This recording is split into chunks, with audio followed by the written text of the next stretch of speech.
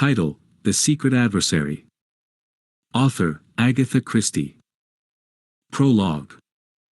It was 2 p.m. on the afternoon of May 7, 1915. The Lusitania had been struck by 2 torpedoes in succession and was sinking rapidly, while the boats were being launched with all possible speed. The women and children were being lined up awaiting their turn. Some still clung desperately to husbands and fathers, others clutched their children closely to their breasts. One girl stood alone, slightly apart from the rest. She was quite young, not more than 18. She did not seem afraid, and her grave, steadfast eyes looked straight ahead. "I beg your pardon." A man's voice beside her made her start and turn. She had noticed the speaker more than once amongst the first-class passengers. There had been a hint of mystery about him which had appealed to her imagination. He spoke to no one.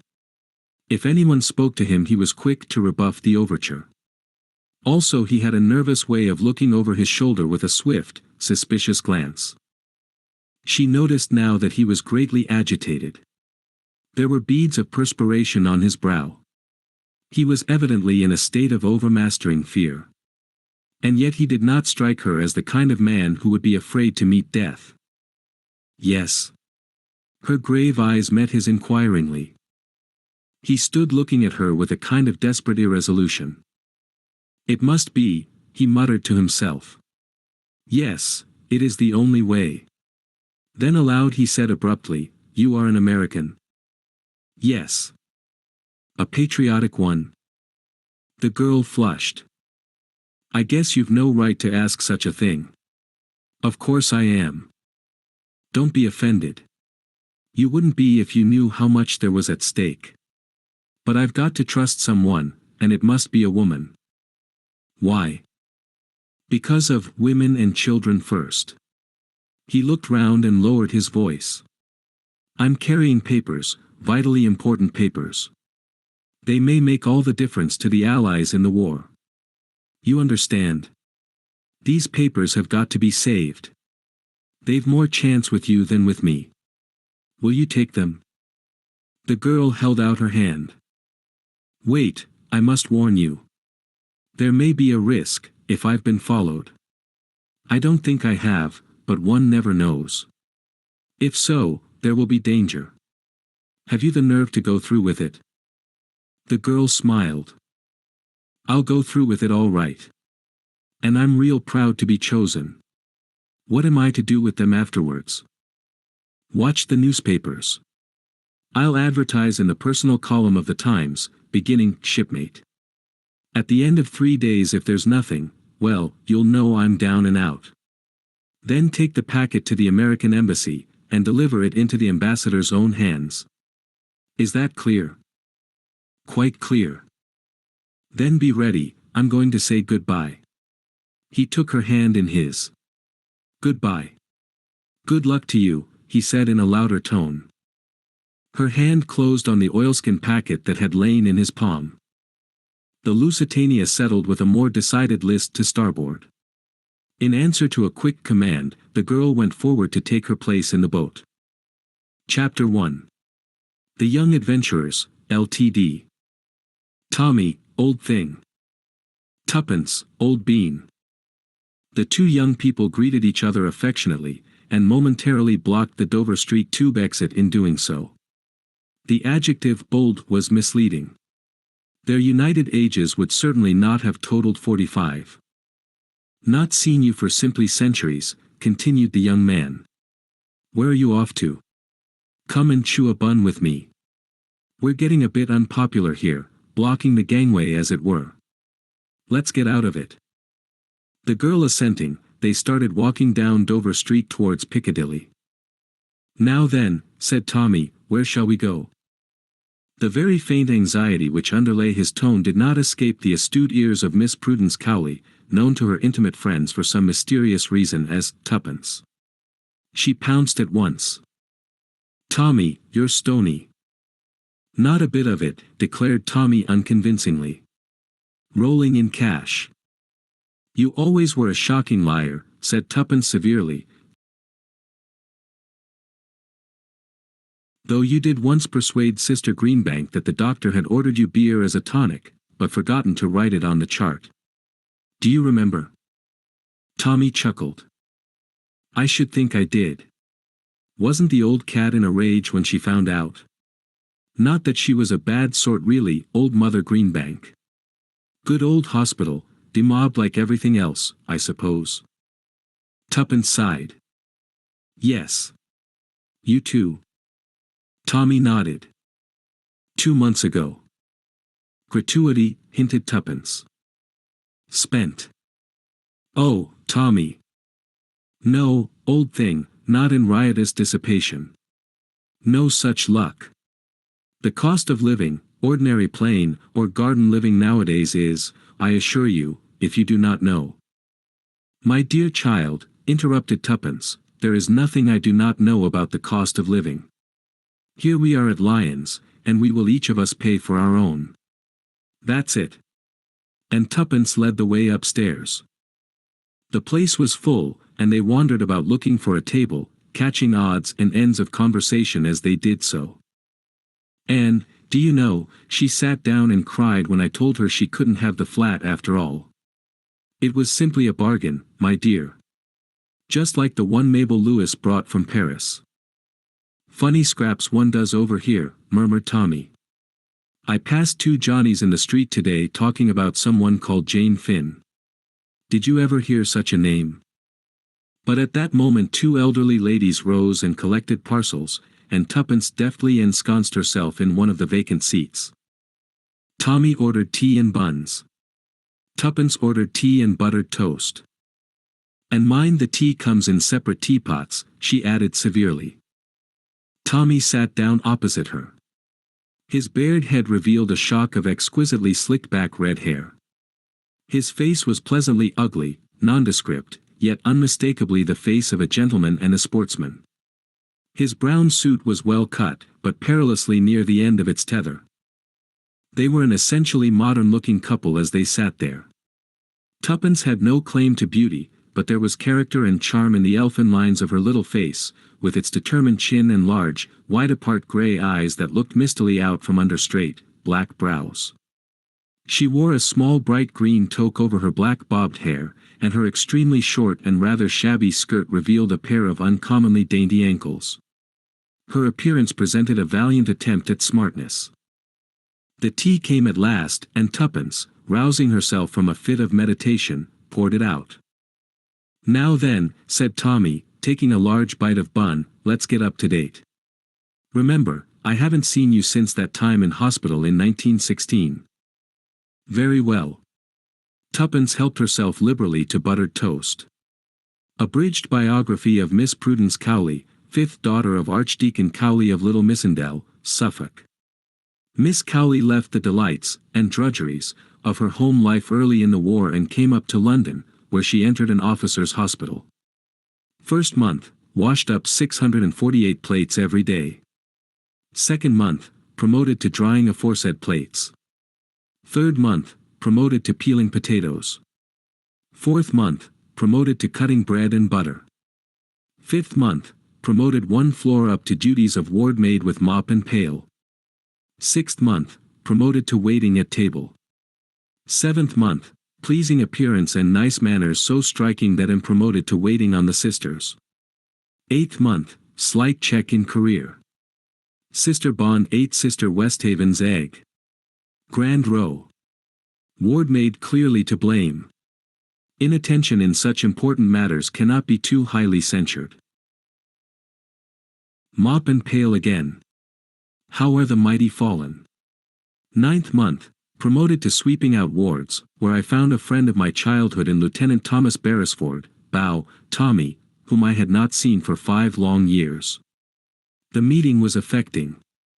10th month, reproved by matron for visiting the pictures in company with one of the patients, namely, the aforementioned Lieutenant Thomas Beresford.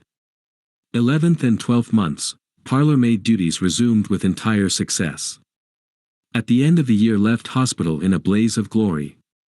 After that, the talented Miss Cowley drove successively a trade delivery van, a motor lorry, and a general. The last was the pleasantest. He was quite a young general. What blighter was that? Inquired Tommy. Perfectly sickening the way those brass hats drove from the War Office to the Savoy, and from the Savoy to the War Office. I've forgotten his name now, confessed Tuppence. To resume, that was in a way the apex of my career. I next entered a government office. We had several very enjoyable tea parties. I had intended to become a land girl, a postwoman, and a bus conductress by way of rounding off my career, but the armistice intervened. I clung to the office with the true limpet touch for many long months, but, alas, I was combed out at last. Since then I've been looking for a job. Now then, your turn. There's not so much promotion in mine, said Tommy regretfully, and a great deal less variety. I went out to France again, as you know.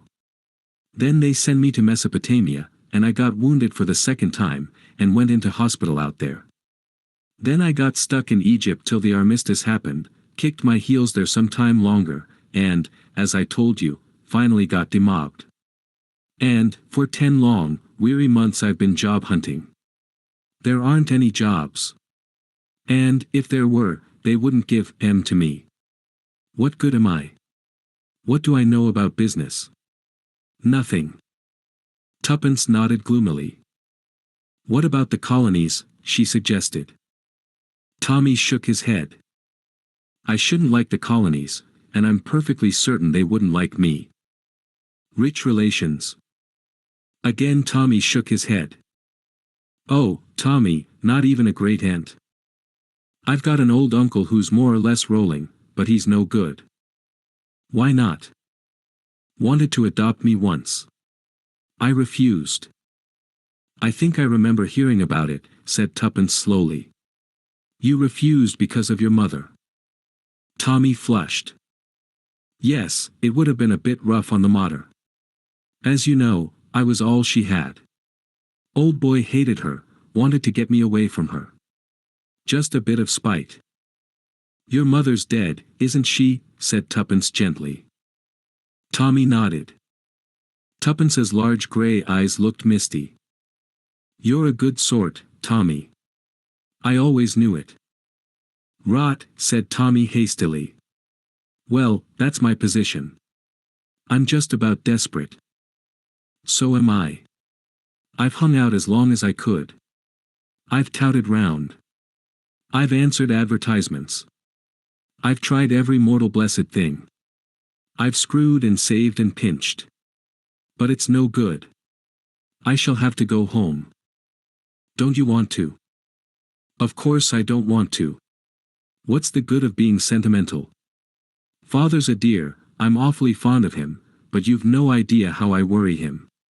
He has that delightful early Victorian view that short skirts and smoking are immoral. You can imagine what a thorn in the flesh I am to him. He just heaved a sigh of relief when the war took me off. You see, there are 7 of us at home. It's awful. All housework and mother's meetings. I have always been the changeling. I don't want to go back, but, oh, Tommy, what else is there to do? Tommy shook his head sadly. There was a silence, and then Tuppence burst out. Money, money, money. I think about money morning, noon, and night. I dare say it's mercenary of me, but there it is. Same here, agreed Tommy with feeling.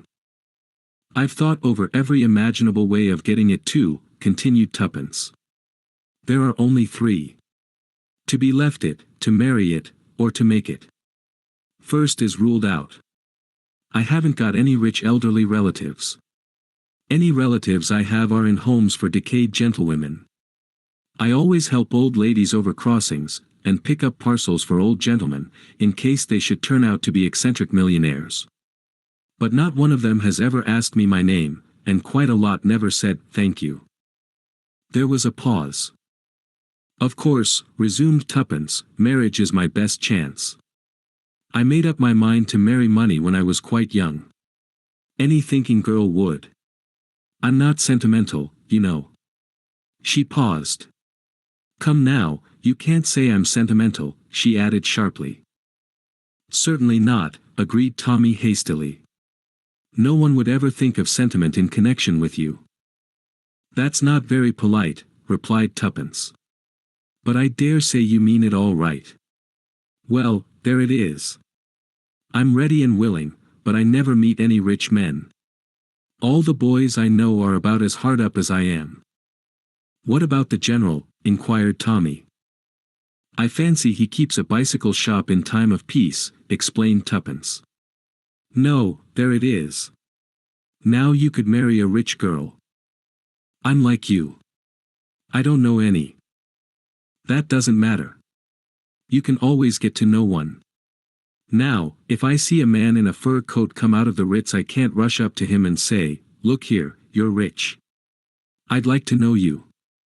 Do you suggest that I should do that to a similarly garbed female? Don't be silly. You tread on her foot, or pick up her handkerchief, or something like that. If she thinks you want to know her, she's flattered, and will manage it for you somehow. You overrate my manly charms, murmured Tommy. On the other hand, proceeded Tuppence, my millionaire would probably run for his life. No, marriage is fraught with difficulties. Remains, to make money. We've tried that, and failed, Tommy reminded her. We've tried all the orthodox ways, yes. But suppose we try the unorthodox. Tommy, let's be adventurers. Certainly, replied Tommy cheerfully. How do we begin? That's the difficulty. If we could make ourselves known, people might hire us to commit crimes for them. Delightful, commented Tommy. Especially coming from a clergyman's daughter. The moral guilt, Tuppence pointed out, would be theirs, not mine. You must admit that there's a difference between stealing a diamond necklace for yourself and being hired to steal it. There wouldn't be the least difference if you were caught. Perhaps not. But I shouldn't be caught. I'm so clever. Modesty always was your besetting sin, remarked Tommy. Don't rag. Look here, Tommy, shall we really? Shall we form a business partnership? Form a company for the stealing of diamond necklaces? That was only an illustration. Let's have a, what do you call it in bookkeeping? Don't know. Never did any. I have, but I always got mixed up, and used to put credit entries on the debit side, and vice versa, so they fired me out. Oh, I know, a joint venture. It struck me as such a romantic phrase to come across in the middle of musty old figures. It's got an Elizabethan flavor about it, makes one think of galleons and doubloons. A joint venture. Trading under the name of the Young Adventurers, Limited? Is that your idea, Tuppence? It's all very well to laugh, but I feel there might be something in it. How do you propose to get in touch with your would-be employers? Advertisement, replied Tuppence promptly. Have you got a bit of paper and a pencil? Men usually seem to have. Just like we have hairpins and powder puffs. Tommy handed over a rather shabby green notebook, and Tuppence began writing busily. Shall we begin, young officer, twice wounded in the war? Certainly not. Oh, very well, my dear boy. But I can assure you that that sort of thing might touch the heart of an elderly spinster, and she might adopt you, and then there would be no need for you to be a young adventurer at all. I don't want to be adopted. I forgot you had a prejudice against it. I was only ragging you. The papers are full up to the brim with that type of thing. Now listen, how's this? 2 young adventurers for hire. Willing to do anything, go anywhere. Pay must be good. We might as well make that clear from the start. Then we might add, no reasonable offer refused, like flats and furniture. I should think any offer we get in answer to that would be a pretty unreasonable one. Tommy. You're a genius. That's ever so much more chic. No unreasonable offer refused, if pay is good. How's that? I shouldn't mention pay again. It looks rather eager. It couldn't look as eager as I feel. But perhaps you are right. Now I'll read it straight through. Two young adventurers for hire. Willing to do anything, go anywhere. Pay must be good. No unreasonable offer refused. How would that strike you if you read it? It would strike me as either being a hoax or else written by a lunatic. It's not half so insane as a thing I read this morning beginning Petunia and signed, Best Boy. She tore out the leaf and handed it to Tommy. There you are. Times, I think. Reply to box so-and-so. I expect it will be about 5 shillings. Here's half a crown for my share. Tommy was holding the paper thoughtfully. His face burned a deeper red.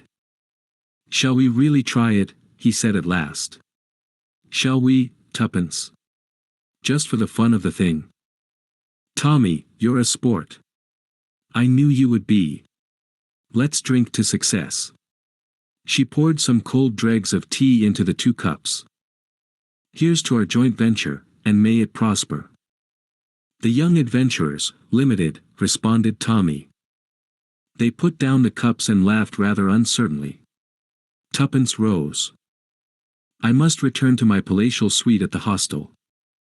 Perhaps it is time I strolled round to the Ritz, agreed Tommy with a grin. Where shall we meet? And when? 12 o'clock tomorrow. Piccadilly Tube Station. Will that suit you? My time is my own, replied Mr. Beresford magnificently. So long, then. Goodbye, old thing. The 2 young people went off in opposite directions. Tuppence's hostel was situated in what was charitably called Southern Belgravia. For reasons of economy she did not take a bus. She was halfway across St. James's Park, when a man's voice behind her made her start. Excuse me, it said. But may I speak to you for a moment? Chapter 2. Mr. Whittington's Offer. Tuppence turned sharply, but the words hovering on the tip of her tongue remained unspoken, for the man's appearance and manner did not bear out her first and most natural assumption. She hesitated. As if he read her thoughts, the man said quickly. I can assure you I mean no disrespect. Tuppence believed him. Although she disliked and distrusted him instinctively, she was inclined to acquit him of the particular motive which she had at first attributed to him. She looked him up and down. He was a big man, clean-shaven, with a heavy jowl. His eyes were small and cunning, and shifted their glance under her direct gaze. Well, what is it? She asked. The man smiled. I happened to overhear part of your conversation with the young gentleman in Lyons. Well, what of it? Nothing, except that I think I may be of some use to you. Another inference forced itself into Tuppence's mind. You followed me here. I took that liberty. And in what way do you think you could be of use to me? The man took a card from his pocket and handed it to her with a bow. Tuppence took it and scrutinized it carefully.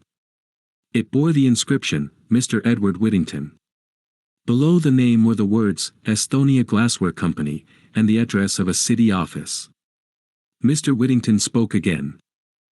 If you will call upon me tomorrow morning at 11 o'clock, I will lay the details of my proposition before you.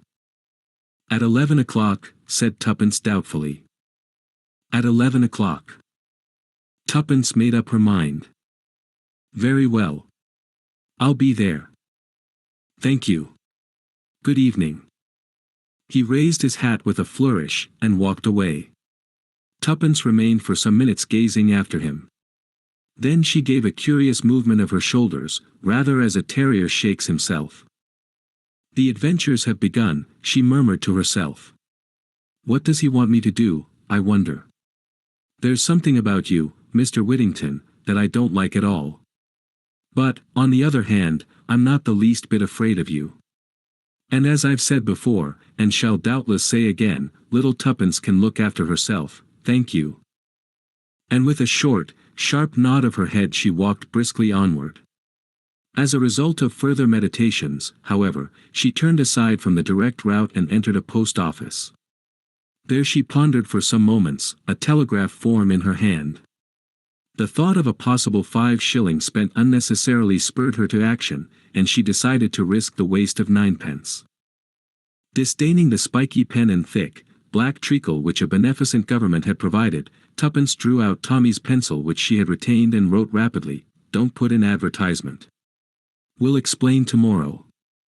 She addressed it to Tommy at his club, from which in 1 short month he would have to resign, unless a kindly fortune permitted him to renew his subscription. "It may catch him," she murmured. "Anyway, it's worth trying."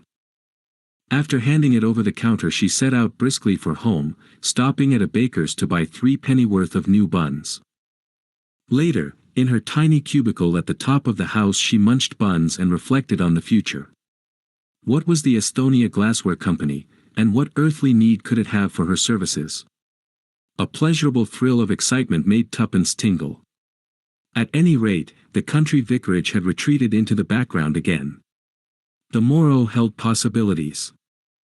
It was a long time before Tuppence went to sleep that night, and, when at length she did, she dreamed that Mr. Whittington had set her to washing up a pile of Estonia glassware, which bore an unaccountable resemblance to hospital plates.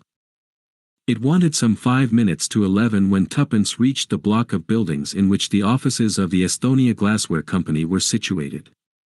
To arrive before the time would look overeager. So Tuppence decided to walk to the end of the street and back again. She did so. On the stroke of 11 she plunged into the recesses of the building. The Estonia Glassware Company was on the top floor. There was a lift, but Tuppence chose to walk up. Slightly out of breath, she came to a halt outside the ground glass door with the legend painted across it, Estonia Glassware Company. Tuppence knocked. In response to a voice from within, she turned the handle and walked into a small rather dirty outer office. A middle-aged clerk got down from a high stool at a desk near the window and came towards her inquiringly. "I have an appointment with Mr. Whittington," said Tuppence. "Will you come this way, please?" He crossed to a partition door with "Private" on it, knocked, then opened the door and stood aside to let her pass in.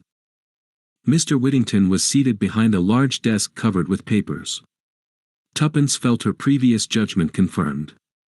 There was something wrong about Mr. Whittington. The combination of his sleek prosperity and his shifty eye was not attractive. He looked up and nodded. "So you've turned up all right? That's good. Sit down, will you?" Tuppence sat down on the chair facing him. She looked particularly small and demure this morning. She sat there meekly with downcast eyes whilst Mr. Whittington sorted and rustled amongst his papers. Finally he pushed them away, and leaned over the desk. "Now, my dear young lady, let us come to business." His large face broadened into a smile. "You want work? Well, I have work to offer you. What should you say now to £100 down, and all expenses paid?" Mr. Whittington leaned back in his chair, and thrust his thumbs into the armholes of his waistcoat. Tuppence eyed him warily. "And the nature of the work?" she demanded. "Nominal, purely nominal. A pleasant trip, that is all." "Where to?" Mr. Whittington smiled again. "Paris." "Oh," said Tuppence thoughtfully. To herself she said, "Of course, if father heard that he would have a fit. But somehow I don't see Mr. Whittington in the role of the gay deceiver." "Yes," continued Whittington. "What could be more delightful? To put the clock back a few years, a very few, I am sure, and re-enter one of those charming pensionnats de jeunes filles with which Paris abounds." Tuppence interrupted him. "A pensionnat?" "Exactly. Madame Colombier's in the Avenue de Neuilly." Tuppence knew the name well. Nothing could have been more select. She had had several American friends there.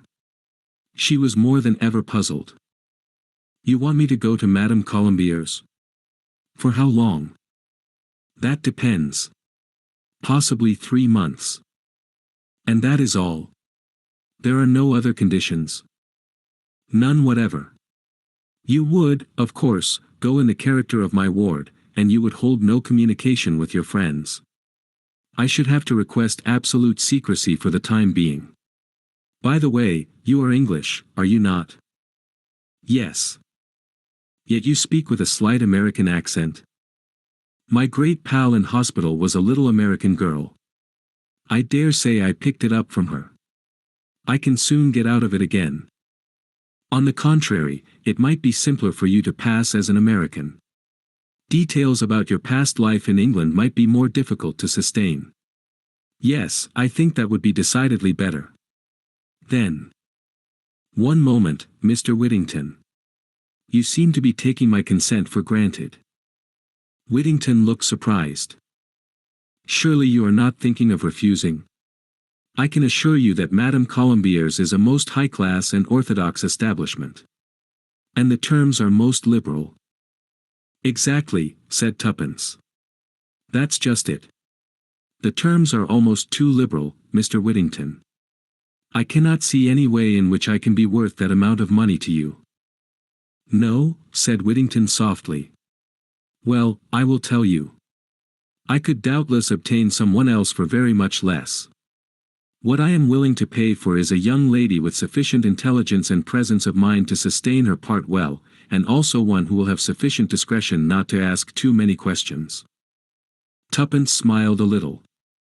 She felt that Whittington had scored. There's another thing. So far there has been no mention of Mr. Beresford. Where does he come in? Mr. Beresford? My partner, said Tuppence with dignity. You saw us together yesterday. Ah, yes. But I'm afraid we shan't require his services. Then it's off. Tuppence rose. It's both or neither. Sorry, but that's how it is. Good morning, Mr. Whittington. Wait a minute. Let us see if something can't be managed. Sit down again, miss, he paused interrogatively. Tuppence's conscience gave her a passing twinge as she remembered the Archdeacon. She seized hurriedly on the first name that came into her head. Jane Finn, she said hastily, and then paused open-mouthed at the effect of those two simple words. All the geniality had faded out of Whittington's face. It was purple with rage, and the veins stood out on the forehead. And behind it all there lurked a sort of incredulous dismay. He leaned forward and hissed savagely. So that's your little game, is it? Tuppence, though utterly taken aback, nevertheless kept her head.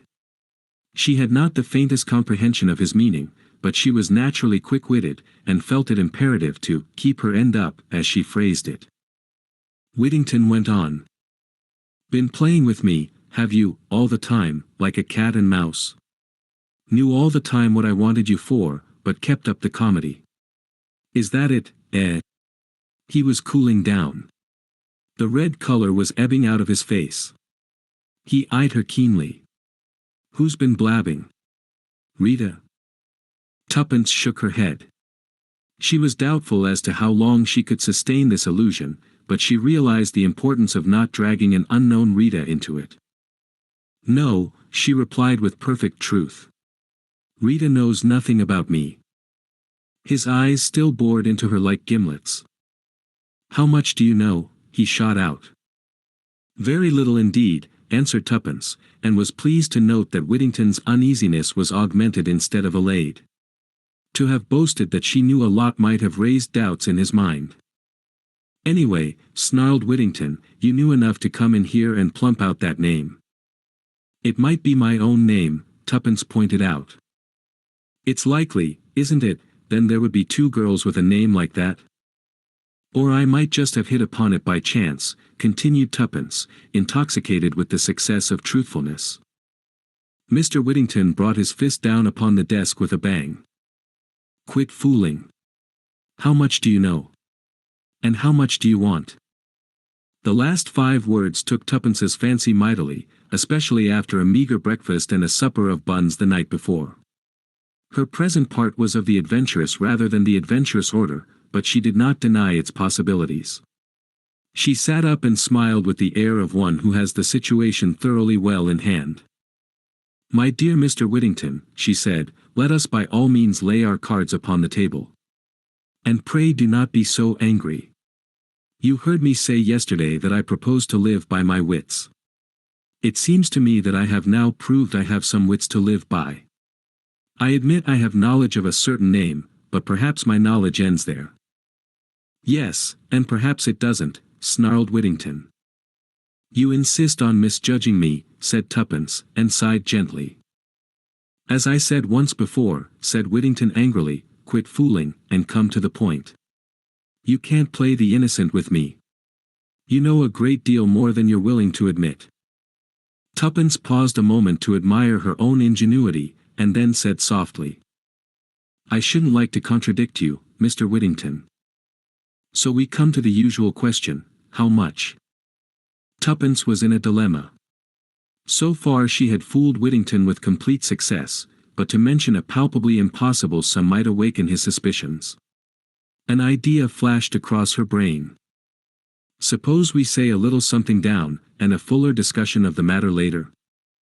Whittington gave her an ugly glance. Blackmail, eh? Tuppence smiled sweetly. Oh no. Shall we say payment of services in advance? Whittington grunted. You see, explained Tuppence still sweetly, I'm so very fond of money. You're about the limit, that's what you are, growled Whittington, with a sort of unwilling admiration. You took me in all right. Thought you were quite a meek little kid with just enough brains for my purpose. Life, moralized Tuppence, is full of surprises. All the same, continued Whittington, someone's been talking. You say it isn't Rita. Was it? Oh, come in. The clerk followed his discreet knock into the room, and laid a paper at his master's elbow.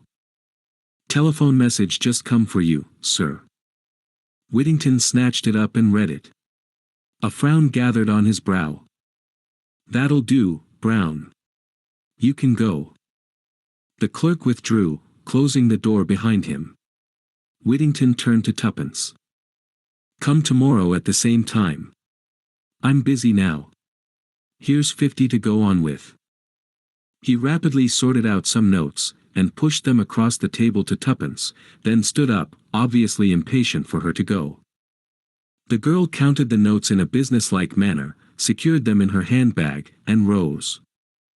Good morning, Mr. Whittington, she said politely. At least, au revoir, I should say. Exactly. Au revoir. Whittington looked almost genial again, a reversion that aroused in Tuppence a faint misgiving. Au revoir, my clever and charming young lady. Tuppence sped lightly down the stairs. A wild elation possessed her. A neighboring clock showed the time to be 5 minutes to 12. Let's give Tommy a surprise, murmured Tuppence, and hailed a taxi. The cab drew up outside the tube station. Tommy was just within the entrance. His eyes opened to their fullest extent as he hurried forward to assist Tuppence to alight. She smiled at him affectionately, and remarked in a slightly affected voice. Pay the thing, will you, old bean? I've got nothing smaller than a £5 note. Chapter 3. A setback. The moment was not quite so triumphant as it ought to have been. To begin with, the resources of Tommy's pockets were somewhat limited. In the end the fare was managed, the lady recollecting a plebeian twopence, and the driver, still holding the varied assortment of coins in his hand, was prevailed upon to move on, which he did after one last hoarse demand as to what the gentleman thought he was giving him. I think you've given him too much, Tommy, said Tuppence innocently. I fancy he wants to give some of it back. It was possibly this remark which induced the driver to move away. Well, said Mr. Beresford, at length able to relieve his feelings, what the dickens did you want to take a taxi for? I was afraid I might be late and keep you waiting, said Tuppence gently. Afraid you might be late. Oh, Lord, I give it up, said Mr. Beresford. And really and truly, continued Tuppence, opening her eyes very wide, I haven't got anything smaller than a £5 note. You did that part of it very well, old bean, but all the same the fellow wasn't taken in, not for a moment. No, said Tuppence thoughtfully, he didn't believe it. That's the curious part about speaking the truth. No one does believe it. I found that out this morning. Now let's go to lunch. How about the Savoy? Tommy grinned. How about the Ritz? On second thoughts, I prefer the Piccadilly. It's nearer. We shan't have to take another taxi. Come along. Is this a new brand of humor? Or is your brain really unhinged? Inquired Tommy. Your last supposition is the correct one. I have come into money, and the shock has been too much for me. For that particular form of mental trouble, an eminent physician recommends unlimited hors d'oeuvre, lobster à l'américaine, chicken Newburg, and Pecci Melba. Let's go and get them. Tuppence, old girl, what has really come over you? Oh, unbelieving one. Tuppence wrenched open her bag. Look here, and here, and here. Great Jehoshaphat. My dear girl, don't wave fishers aloft like that. They're not fishers. They're 5 times better than fishers, and this one's 10 times better. Tommy groaned. I must have been drinking unawares. Am I dreaming, Tuppence, or do I really behold a large quantity of 5-pound notes being waved about in a dangerous fashion? Even so, O King. Now, will you come and have lunch? I'll come anywhere. But what have you been doing? Holding up a bank? All in good time. What an awful place Piccadilly Circus is. There's a huge bus bearing down on us. It would be too terrible if they killed the 5-pound notes. Grill room? Inquired Tommy, as they reached the opposite pavement in safety. The other's more expensive, demurred Tuppence. That's mere wicked wanton extravagance. Come on below. Are you sure I can get all the things I want there? That extremely unwholesome menu you were outlining just now. Of course you can, or as much as is good for you, anyway. And now tell me, said Tommy, unable to restrain his pent-up curiosity any longer, as they sat in state surrounded by the many hors d'oeuvre of Tuppence's dreams. Miss Cowley told him. And the curious part of it is, she ended, that I really did invent the name of Jane Finn. I didn't want to give my own because of poor father, in case I should get mixed up in anything shady. Perhaps that's so, said Tommy slowly. But you didn't invent it. What? No. I told it to you. Don't you remember, I said yesterday I'd overheard 2 people talking about a female called Jane Finn? That's what brought the name into your mind so pat. So you did. I remember now. How extraordinary, Tuppence tailed off into silence. Suddenly she aroused herself. Tommy. Yes. What were they like, the 2 men you passed? Tommy frowned in an effort at remembrance. One was a big fat sort of chap, clean-shaven, I think, and dark. That's him, cried Tuppence, in an ungrammatical squeal. That's Whittington. What was the other man like? I can't remember. I didn't notice him particularly. It was really the outlandish name that caught my attention. And people say that coincidences don't happen. Tuppence tackled her Pecci Melba happily. But Tommy had become serious. Look here, Tuppence, old girl, what is this going to lead to? More money, replied his companion. I know that. You've only got one idea in your head. What I mean is, what about the next step? How are you going to keep the game up?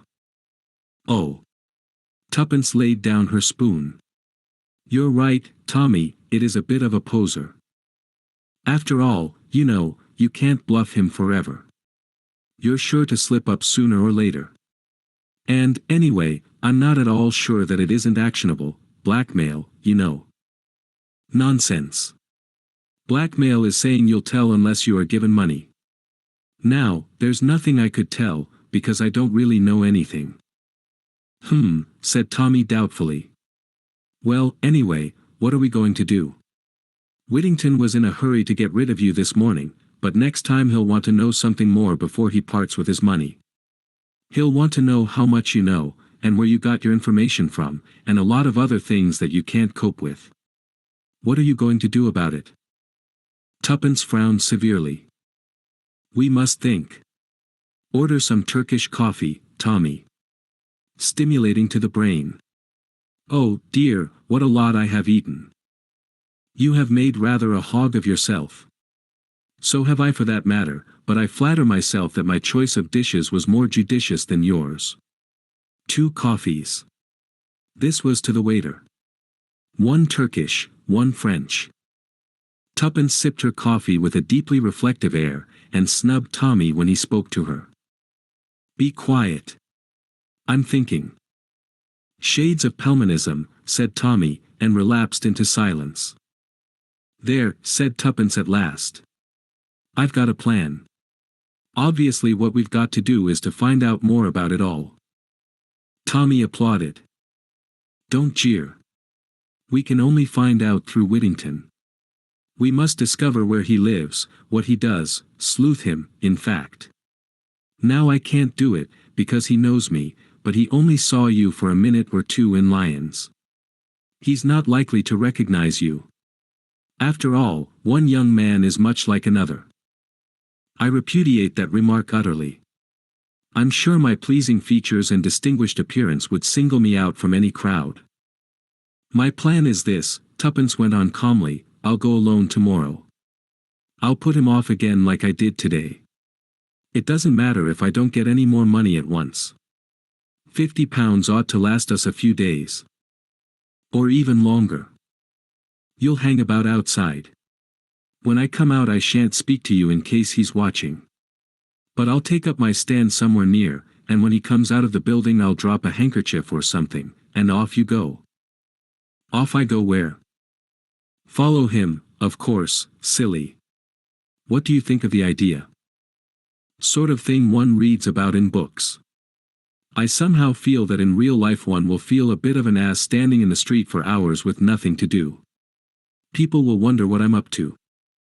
Not in the city. Everyone's in such a hurry. Probably no one will even notice you at all. That's the second time you've made that sort of remark. Never mind, I forgive you. Anyway, it will be rather a lark. What are you doing this afternoon? Well, said Tuppence meditatively. I had thought of hats. Or perhaps silk stockings. Or perhaps. Hold hard, admonished Tommy. There's a limit to £50. But let's do dinner and a show tonight at all events. Rather. The day passed pleasantly. The evening even more so. 2 of the £5 notes were now irretrievably dead. They met by arrangement the following morning and proceeded citywards. Tommy remained on the opposite side of the road while Tuppence plunged into the building. Tommy strolled slowly down to the end of the street, then back again. Just as he came abreast of the building, Tuppence darted across the road. Tommy. Yes. What's up? The place is shut. I can't make anyone hear. That's odd. Isn't it? Come up with me, and let's try again. Tommy followed her. As they passed the 3rd floor landing, a young clerk came out of an office.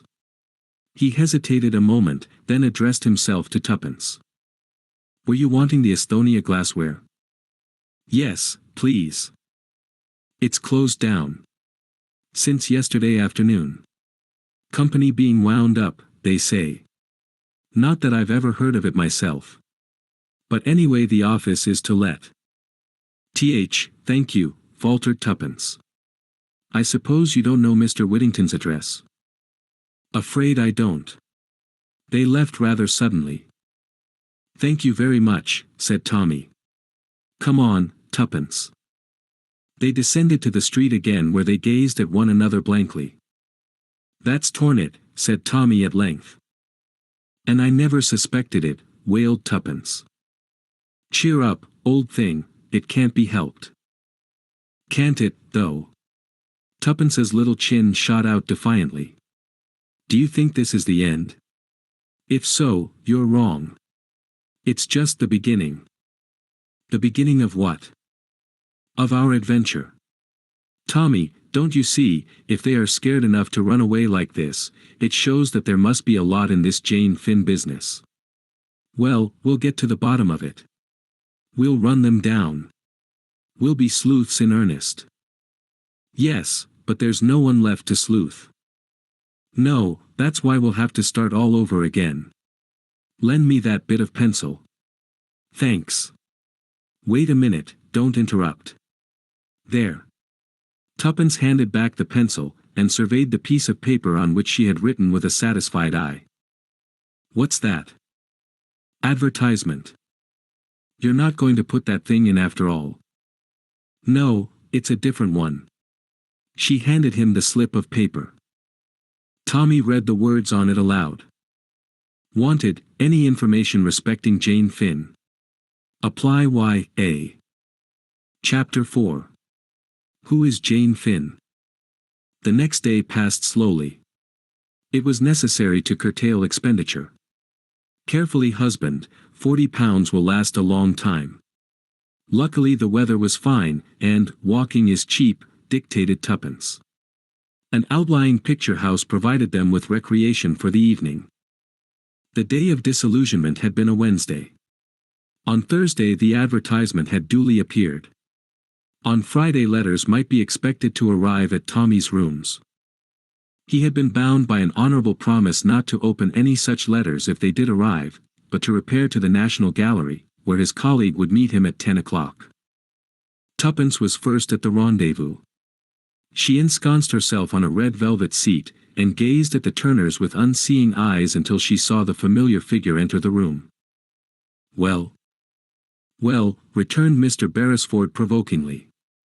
Which is your favorite picture? Don't be a wretch. Aren't there any answers? Tommy shook his head with a deep and somewhat overacted melancholy. I didn't want to disappoint you, old thing, by telling you right off. It's too bad. Good money wasted. He sighed. Still, there it is. The advertisement has appeared, and there are only two answers. Tommy, you devil, almost screamed Tuppence. Give them to me. How could you be so mean? Your language, Tuppence, your language. They're very particular at the National Gallery. Government show, you know. And do remember, as I have pointed out to you before, that is a clergyman's daughter. I ought to be on the stage, finished Tuppence with a snap. That is not what I intended to say. But if you are sure that you have enjoyed to the full the reaction of joy after despair with which I have kindly provided you free of charge, let us get down to our mail, as the saying goes. Tuppence snatched the two precious envelopes from him unceremoniously, and scrutinized them carefully. Thick paper, this one. It looks rich. We'll keep it to the last and open the other first. Right you are. 1, 2, 3, go. Tuppence's little thumb ripped open the envelope, and she extracted the contents. Dear Sir. Referring to your advertisement in this morning's paper, I may be able to be of some use to you. Perhaps you could call and see me at the above address at 11 o'clock tomorrow morning. Yours truly. A. Carter. 27, Carshalton Gardens, said Tuppence, referring to the address. That's Gloucester Road way. Plenty of time to get there if we tube. The following, said Tommy, is the plan of campaign. It is my turn to assume the offensive. Ushered into the presence of Mr. Carter, he and I wish each other good morning as is customary. He then says, please take a seat, Mr.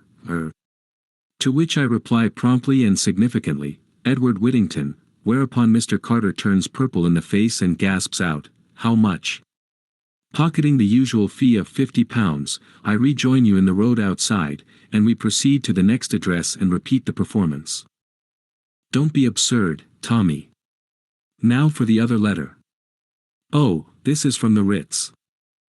£100 instead of 50. I'll read it. Dear Sir.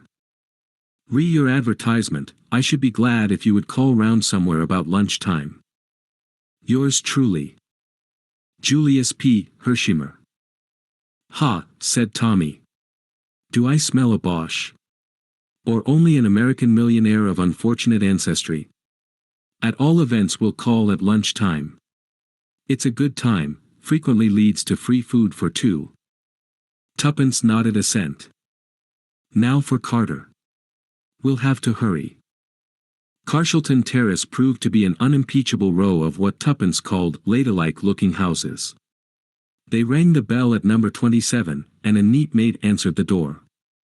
She looked so respectable that Tuppence's heart sank. Upon Tommy's request for Mr. Carter, she showed them into a small study on the ground floor where she left them.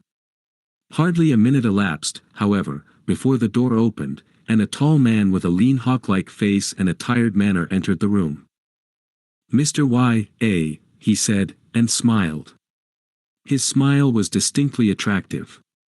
Do sit down, both of you. They obeyed. He himself took a chair opposite to Tuppence and smiled at her encouragingly. There was something in the quality of his smile that made the girl's usual readiness desert her. As he did not seem inclined to open the conversation, Tuppence was forced to begin. We wanted to know, that is, would you be so kind as to tell us anything you know about Jane Finn? Jane Finn. Ah. Mr. Carter appeared to reflect. Well, the question is, what do you know about her? Tuppence drew herself up. I don't see that that's got anything to do with it. No. But it has, you know, really it has. He smiled again in his tired way, and continued reflectively. So that brings us down to it again. What do you know about Jane Finn? Come now, he continued, as Tuppence remained silent. You must know something to have advertised as you did. He leaned forward a little, his weary voice held a hint of persuasiveness. Suppose you tell me. There was something very magnetic about Mr. Carter's personality. Tuppence seemed to shake herself free of it with an effort, as she said. We couldn't do that, could we, Tommy? But to her surprise, her companion did not back her up. His eyes were fixed on Mr. Carter, and his tone when he spoke held an unusual note of deference. I dare say the little we know won't be any good to you, sir. But such as it is, you're welcome to it. Tommy, cried out Tuppence in surprise. Mr. Carter slewed round in his chair. His eyes asked a question. Tommy nodded. Yes, sir, I recognized you at once.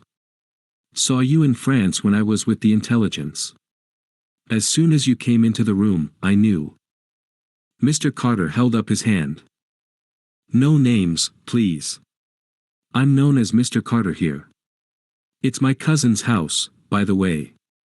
She's willing to lend it to me sometimes when it's a case of working on strictly unofficial lines. Well, now, he looked from one to the other, who's going to tell me the story? Fire ahead, Tuppence, directed Tommy. It's your yarn. Yes, little lady, out with it. And obediently Tuppence did out with it, telling the whole story from the forming of the Young Adventurers, Limited, downwards. Mr. Carter listened in silence with a resumption of his tired manner.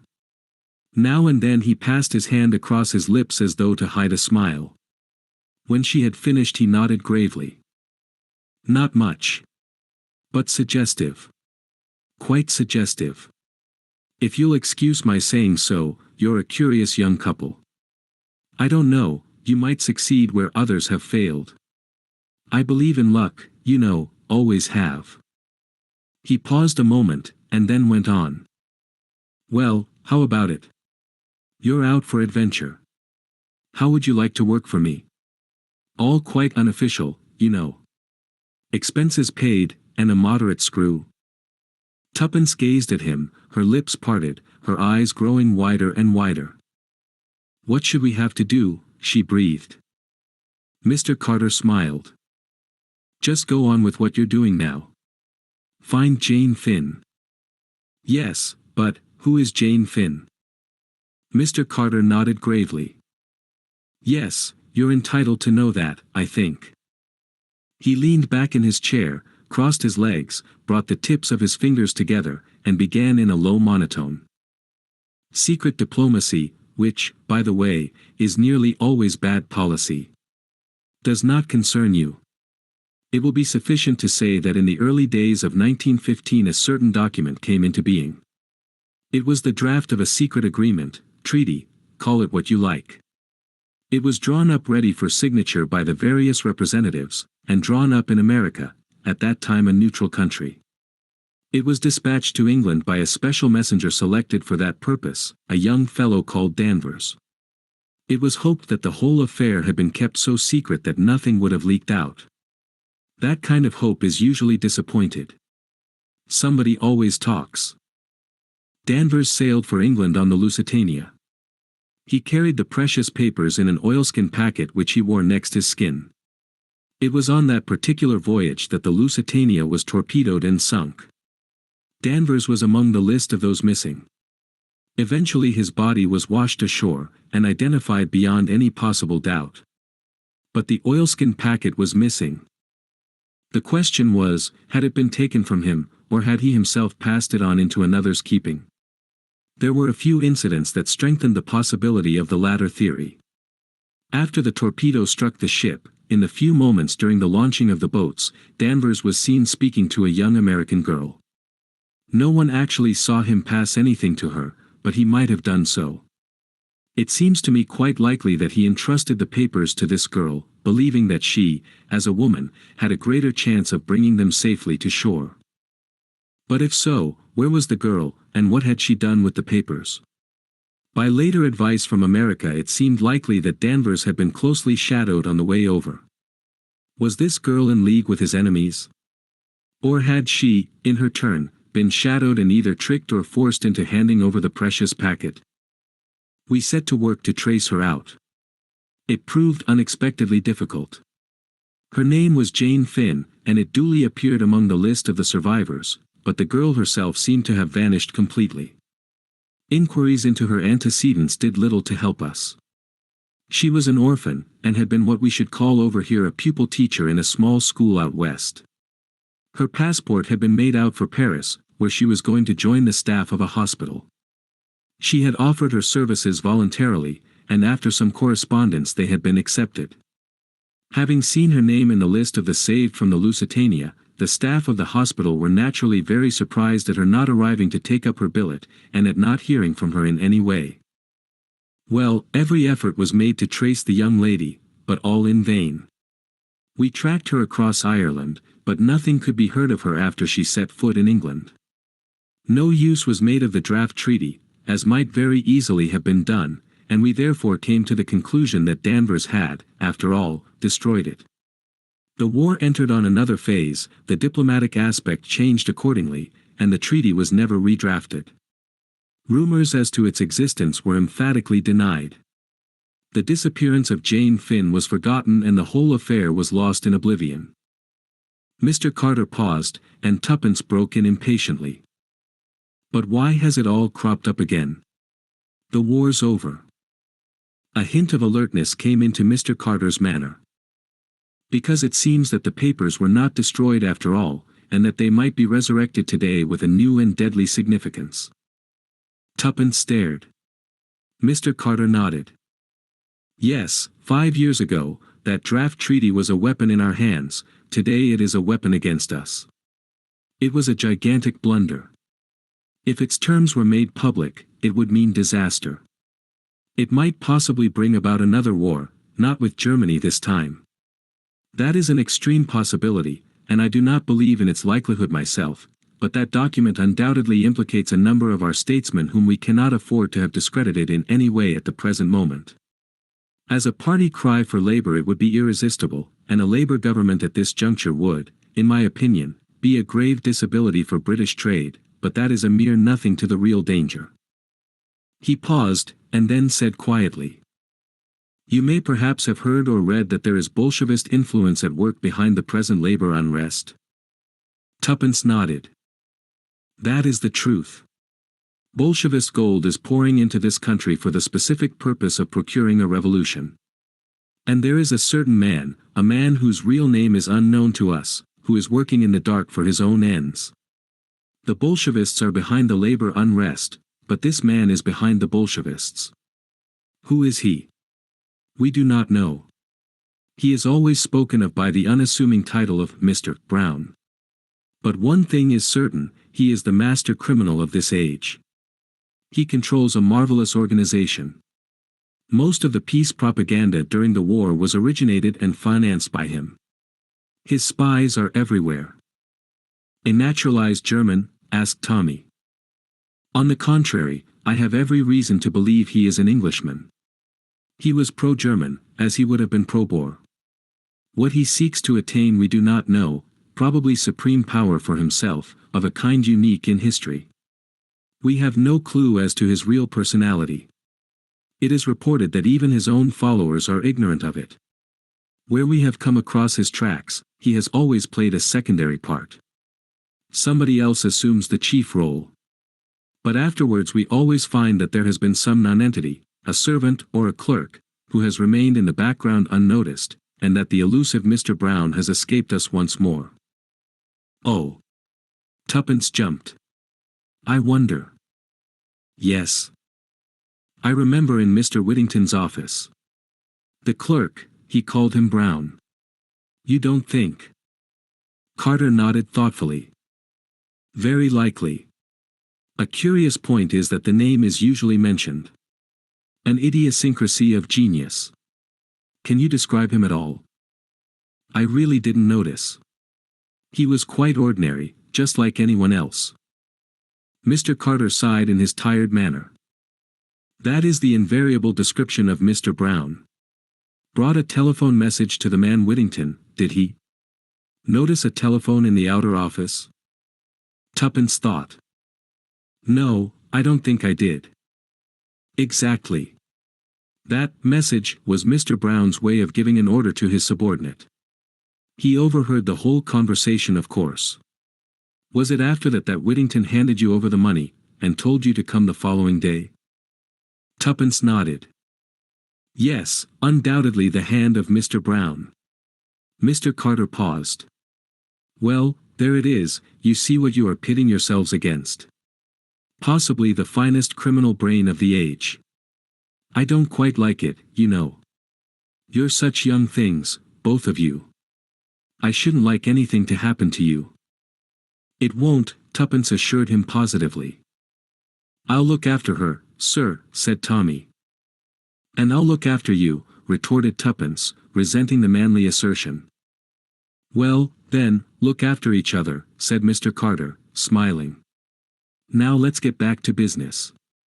There's something mysterious about this draft treaty that we haven't fathomed yet. We've been threatened with it, in plain and unmistakable terms. The revolutionary element as good as declare that it's in their hands, and that they intend to produce it at a given moment. On the other hand, they are clearly at fault about many of its provisions. The government consider it as mere bluff on their part, and, rightly or wrongly, have stuck to the policy of absolute denial. I'm not so sure. There have been hints, indiscreet allusions, that seem to indicate that the menace is a real one. The position is much as though they had got hold of an incriminating document, but couldn't read it because it was in cipher, but we know that the draft treaty wasn't in cipher, couldn't be in the nature of things, so that won't wash. But there's something. Of course, Jane Finn may be dead for all we know, but I don't think so. The curious thing is that they're trying to get information about the girl from us. What? Yes.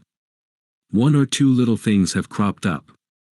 And your story, little lady, confirms my idea. They know we're looking for Jane Finn. Well, they'll produce a Jane Finn of their own, say at a pensionnat in Paris. Tuppence gasped, and Mr. Carter smiled. No one knows in the least what she looks like, so that's all right. She's primed with a trumped-up tale, and her real business is to get as much information as possible out of us. See the idea? Then you think, Tuppence paused to grasp the supposition fully, that it was as Jane Finn that they wanted me to go to Paris? Mr. Carter smiled more wearily than ever. I believe in coincidences, you know, he said. Chapter 5. Mr. Julius P. Hershimer. Well, said Tuppence, recovering herself, it really seems as though it were meant to be. Carter nodded. I know what you mean. I'm superstitious myself. Luck, and all that sort of thing. Fate seems to have chosen you out to be mixed up in this. Tommy indulged in a chuckle. My word. I don't wonder Whittington got the wind-up when Tuppence plumped out that name. I should have myself. But look here, sir, we're taking up an awful lot of your time. Have you any tips to give us before we clear out? I think not. My experts, working in stereotyped ways, have failed. You will bring imagination and an open mind to the task. Don't be discouraged if that too does not succeed. For one thing, there is a likelihood of the pace being forced. Tuppence frowned uncomprehendingly. When you had that interview with Whittington, they had time before them. I have information that the big coup was planned for early in the new year. But the government is contemplating legislative action which will deal effectually with the strike menace. They'll get wind of it soon, if they haven't already, and it's possible that that may bring things to a head. I hope it will myself. The less time they have to mature their plans the better. I'm just warning you that you haven't much time before you, and that you needn't be cast down if you fail. It's not an easy proposition anyway. That's all. Tuppence rose. I think we ought to be businesslike. What exactly can we count upon you for, Mr. Carter? Mr. Carter's lips twitched slightly, but he replied succinctly, funds within reason, detailed information on any point, and no official recognition. I mean that if you get yourselves into trouble with the police, I can't officially help you out of it. You're on your own. Tuppence nodded sagely. I quite understand that. I'll write out a list of the things I want to know when I've had time to think. Now, about money. Yes, Miss Tuppence. Do you want to say how much? Not exactly. We've got plenty to go with for the present, but when we want more, it will be waiting for you. Yes, but, I'm sure I don't want to be rude about the government if you've got anything to do with it, but no one really has the devil of a time getting anything out of it. And if we have to fill up a blue form and send it in, and then, after 3 months, they send us a green one, and so on, well, that won't be much use, will it? Mr. Carter laughed outright. Don't worry, Miss Tuppence. You will send a personal demand to me here, and the money, in notes, shall be sent by return of post. As to salary, shall we say at the rate of 300 a year? And an equal sum for Mr. Beresford, of course. Tuppence beamed upon him. How lovely. You are kind. I do love money. I'll keep beautiful accounts of our expenses, all debit and credit, and the balance on the right side, and red line drawn sideways with the totals the same at the bottom. I really know how to do it when I think. I'm sure you do. Well, goodbye, and good luck to you both. He shook hands with them, and in another minute they were descending the steps of 27, Carshalton Terrace with their heads in a whirl. Tommy. Tell me at once, who is Mr. Carter? Tommy murmured a name in her ear. Oh, said Tuppence, impressed. And I can tell you, old bean, he's IT. Oh, said Tuppence again. Then she added reflectively. I like him, don't you? He looks so awfully tired and bored, and yet you feel that underneath he's just like steel, all keen and flashing. Oh. She gave a skip. Pinch me, Tommy, do pinch me. I can't believe it's real. Mr. Beresford obliged. Ow. That's enough. Yes, we're not dreaming. We've got a job. And what a job. The joint venture has really begun. It's more respectable than I thought it would be, said Tuppence thoughtfully. Luckily I haven't got your craving for crime. What time is it? Let's have lunch, oh. The same thought sprang to the minds of each. Tommy voiced it first. Julius P. Hershimer.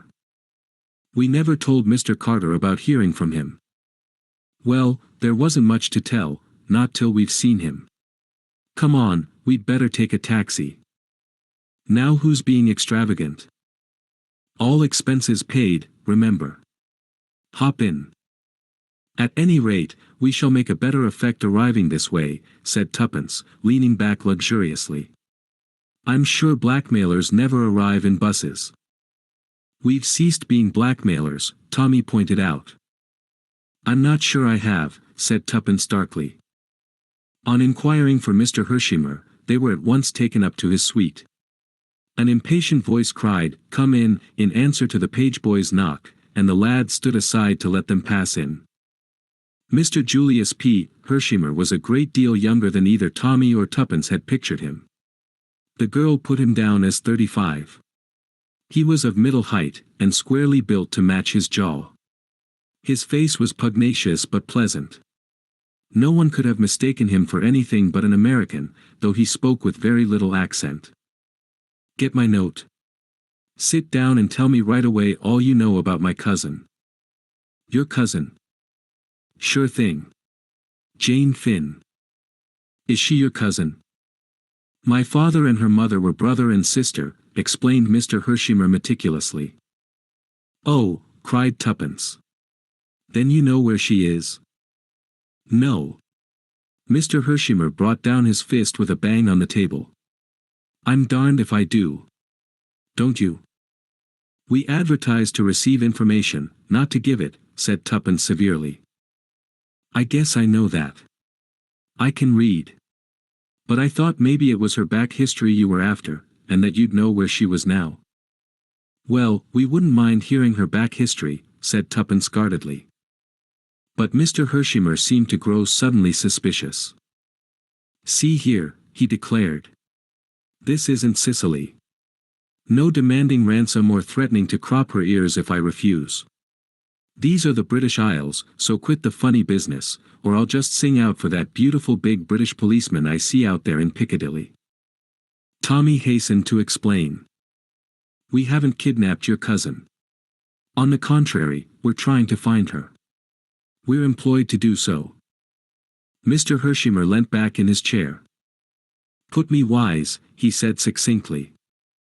Tommy fell in with this demand in so far as he gave him a guarded version of the disappearance of Jane Finn, and of the possibility of her having been mixed up unawares in some political show. He alluded to Tuppence and himself as private inquiry agents commissioned to find her, and added that they would therefore be glad of any details Mr. Hersheimer could give them. That gentleman nodded approval. I guess that's all right. I was just a mite hasty. But London gets my goat. I only know little old New York. Just trot out your questions and I'll answer. For the moment this paralyzed the young adventurers, but Tuppence, recovering herself, plunged boldly into the breach with a reminiscence culled from detective fiction. When did you last see the Dees, your cousin, I mean? Never seen her, responded Mr. Hersheimer. What? Demanded Tommy, astonished. Hersheimer turned to him. No, sir. As I said before, my father and her mother were brother and sister, just as you might be. Tommy did not correct this view of their relationship, but they didn't always get on together. And when my aunt made up her mind to marry Amos Finn, who was a poor school teacher out west, my father was just mad. Said if he made his pile, as he seemed in a fair way to do, she'd never see a cent of it. Well, the upshot was that Aunt Jane went out west and we never heard from her again. The old man did pile it up. He went into oil, and he went into steel, and he played a bit with railroads, and I can tell you he made Wall Street sit up. He paused. Then he died, last fall, and I got the dollars. Well, would you believe it, my conscience got busy. Kept knocking me up and saying, what about your Aunt Jane, way out west? It worried me some. You see, I figured it out that Amos Finn would never make good. He wasn't the sort. End of it was, I hired a man to hunt her down. Result, she was dead, and Amos Finn was dead, but they'd left a daughter, Jane, who'd been torpedoed in the Lusitania. On her way to Paris. She was saved all right, but they didn't seem able to hear of her over this side. I guessed they weren't hustling any, so I thought I'd come along over, and speed things up. I phoned Scotland Yard and the Admiralty first thing. The Admiralty rather choked me off, but Scotland Yard were very civil, said they would make inquiries, even sent a man round this morning to get her photograph. I'm off to Paris tomorrow, just to see what the prefecture is doing. I guess if I go to and fro hustling them, they ought to get busy. The energy of Mr. Hershimer was tremendous. They bowed before it. But say now, he ended, you're not after her for anything? Contempt of court, or something British? A proud-spirited young American girl might find your rules and regulations in wartime rather irksome, and get up against it. If that's the case, and there's such a thing as graft in this country, I'll buy her off. Tuppence reassured him. That's good. Then we can work together. What about some lunch? Shall we have it up here, or go down to the restaurant? Tuppence expressed a preference for the latter, and Julius bowed to her decision. Oysters had just given place to sole Colbert when a card was brought to Hershimer. Inspector Japp, CID Scotland Yard again. Another man this time. What does he expect I can tell him that I didn't tell the first chap? I hope they haven't lost that photograph. That Western photographer's place was burned down and all his negatives destroyed. This is the only copy in existence. I got it from the principal of the college there. An unformulated dread swept over Tuppence. You don't know the name of the man who came this morning? Yes, I do. No, I don't. Half a second. It was on his card. Oh, I know.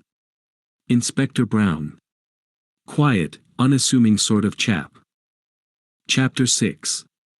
A plan of campaign. A veil might with profit be drawn over the events of the next half hour. Suffice it to say that no such person as Inspector Brown was known to Scotland Yard. The photograph of Jane Finn, which would have been of the utmost value to the police in tracing her, was lost beyond recovery. Once again, Mr. Brown had triumphed. The immediate result of this setback was to effect a rapprochement between Julius Hershimer and the young adventurers. All barriers went down with a crash, and Tommy and Tuppence felt they had known the young American all their lives. They abandoned the discreet reticence of private inquiry agents, and revealed to him the whole history of the joint venture, whereat the young man declared himself tickled to death. He turned to Tuppence at the close of the narration. I've always had a kind of idea that English girls were just a mite moss-grown. Old-fashioned and sweet, you know, but scared to move round without a footman or a maiden aunt. I guess I'm a bit behind the times. The upshot of these confidential relations was that Tommy and Tuppence took up their abode forthwith at the Ritz, in order, as Tuppence put it, to keep in touch with Jane Finn's only living relation. And put like that, she added confidentially to Tommy, nobody could boggle at the expense. Nobody did, which was the great thing. And now, said the young lady on the morning after their installation, to work. Mr. Beresford put down the Daily Mail, which he was reading, and applauded with somewhat unnecessary vigor. He was politely requested by his colleague not to be an ass. Dash it all, Tommy, we've got to do something for our money. Tommy sighed. Yes, I fear even the dear old government will not support us at the Ritz in idleness forever. Therefore, as I said before, we must do something. Well, said Tommy, picking up the Daily Mail again, do it. I shan't stop you. You see, continued Tuppence. I've been thinking. She was interrupted by a fresh bout of applause. It's all very well for you to sit there being funny, Tommy. It would do you no harm to do a little brain work too. My union, Tuppence, my union. It does not permit me to work before 11 a.m. Tommy, do you want something thrown at you? It is absolutely essential that we should without delay map out a plan of campaign. Here. Well, let's do it.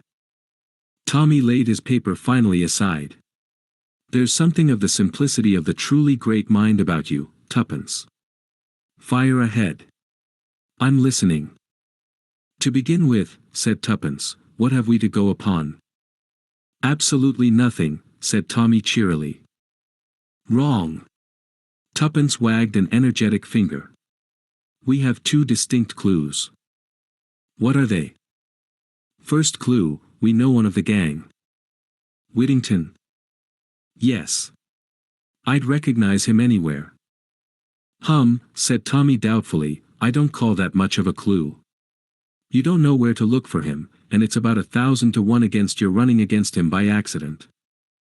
I'm not so sure about that, replied Tuppence thoughtfully. I've often noticed that once coincidences start happening they go on happening in the most extraordinary way.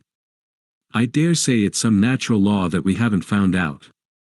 Still, as you say, we can't rely on that.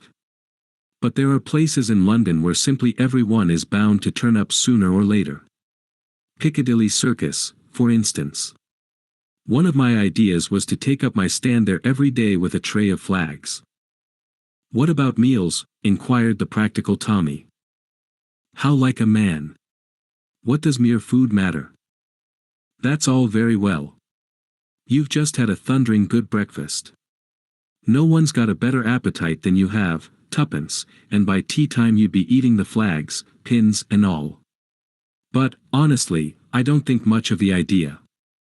Whittington mayn't be in London at all. That's true.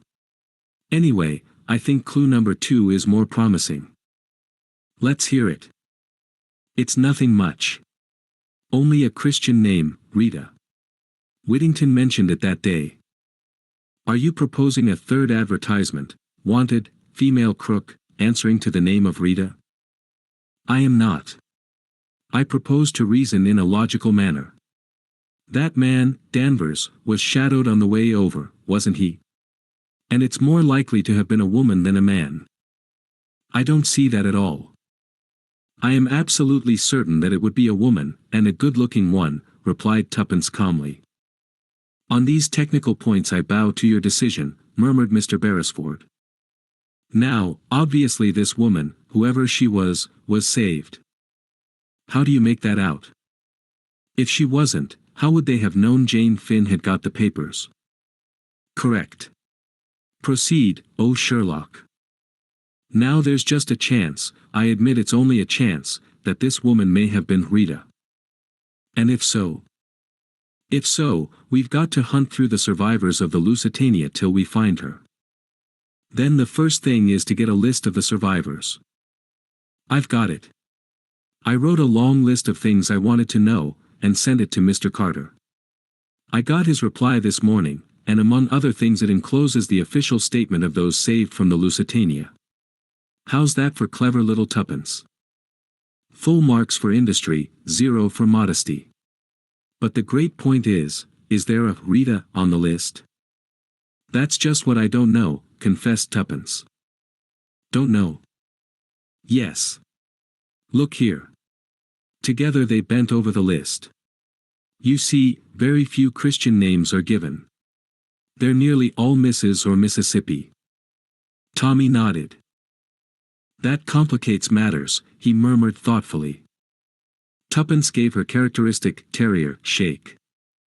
Well, we've just got to get down to it, that's all. We'll start with the London area. Just note down the addresses of any of the females who live in London or roundabout, while I put on my hat. 5 minutes later the young couple emerged into Piccadilly, and a few seconds later a taxi was bearing them to the Laurels, Glendower Road, and Point 7, the residence of Mrs. Edgar Keith, whose name figured first in a list of 7 reposing in Tommy's pocketbook. The Laurels was a dilapidated house, standing back from the road with a few grimy bushes to support the fiction of a front garden. Tommy paid off the taxi, and accompanied Tuppence to the front door bell. As she was about to ring it, he arrested her hand. What are you going to say? What am I going to say? Why, I shall say, oh dear, I don't know. It's very awkward. I thought as much, said Tommy with satisfaction. How like a woman. No foresight. Now just stand aside, and see how easily the mere male deals with the situation. He pressed the bell. Tuppence withdrew to a suitable spot. A slatternly-looking servant, with an extremely dirty face and a pair of eyes that did not match, answered the door. Tommy had produced a notebook and pencil. "Good morning," he said briskly and cheerfully. "From the Hampstead Borough Council. The new voting register. Mrs. Edgar Keith lives here, does she not?" "Yes," said the servant. "Christian name?" asked Tommy, his pencil poised. "Mrs. Eleanor Jane." "Eleanor," spelt Tommy. "Any sons or daughters over 21? Now. Thank you." Tommy closed the notebook with a brisk snap. "Good morning." The servant volunteered her first remark. "I thought perhaps as you'd come about the gas," she observed cryptically, and shut the door. Tommy rejoined his accomplice. "You see, Tuppence," he observed. "Child's play to the masculine mind. I don't mind admitting that for once you've scored handsomely. I should never have thought of that. Good wheeze, wasn't it? And we can repeat it ad lib." Lunchtime found the young couple attacking a steak and chips in an obscure hostelry with avidity. They had collected a Gladys Mary and a Marjorie, been baffled by one change of address, and had been forced to listen to a long lecture on universal suffrage from a vivacious American lady whose Christian name had proved to be Sadie. "Ah," said Tommy, imbibing a long draught of beer, "I feel better. Where's the next draw?" The notebook lay on the table between them. Tuppence picked it up. "Mrs. Vandermeyer," she read, 20 South Audley Mansions. "Miss Wheeler, 43, Clapington Road, Battersea. She's a lady's maid, as far as I remember, so probably won't be there, and, anyway, she's not likely. Then the Mayfair lady is clearly indicated as the first port of call. Tommy, I'm getting discouraged. Buck up, old bean. We always knew it was an outside chance. And, anyway, we're only starting. If we draw a blank in London, there's a fine tour of England, Ireland and Scotland before us." "True," said Tuppence, her flagging spirits reviving. "And all expenses paid. But, oh, Tommy, I do like things to happen quickly. So far, adventure has succeeded adventure, but this morning has been dull as dull. You must stifle this longing for vulgar sensation, Tuppence. Remember that if Mr. Brown is all he is reported to be, it's a wonder that he has not ere now done us to death. That's a good sentence, quite a literary flavor about it. You're really more conceited than I am, with less excuse. Ahem. But it certainly is queer that Mr. Brown has not yet wreaked vengeance upon us. You see, I can do it too. We pass on our way unscathed. Perhaps he doesn't think us worth bothering about, suggested the young man simply. Tuppence received the remark with great disfavor. How horrid you are, Tommy. Just as though we didn't count. Sorry, Tuppence. What I meant was that we work like moles in the dark, and that he has no suspicion of our nefarious schemes. Ha ha. Ha ha, echoed Tuppence approvingly, as she rose. South Audley Mansions was an imposing-looking block of flats just off Park Lane. Number 20 was on the second floor. Tommy had by this time the glibness born of practice. He rattled off the formula to the elderly woman, looking more like a housekeeper than a servant, who opened the door to him. Christian name? Margaret. Tommy spelt it, but the other interrupted him. No, Gue. Oh, Marguerite, French way, I see. He paused, then plunged boldly. We had her down as Rita Vandermeyer, but I suppose that's incorrect. She's mostly called that, sir, but Marguerite's her name. Thank you. That's all. Good morning. Hardly able to contain his excitement, Tommy hurried down the stairs. Tuppence was waiting at the angle of the turn. You heard? Yes. Oh, Tommy. Tommy squeezed her arm sympathetically. I know, old thing. I feel the same. It's so lovely to think of things, and then for them really to happen, cried Tuppence enthusiastically. Her hand was still in Tommy's. They had reached the entrance hall. There were footsteps on the stairs above them, and voices. Suddenly, to Tommy's complete surprise, Tuppence dragged him into the little space by the side of the lift where the shadow was deepest. What the? Hush! Two men came down the stairs and passed out through the entrance.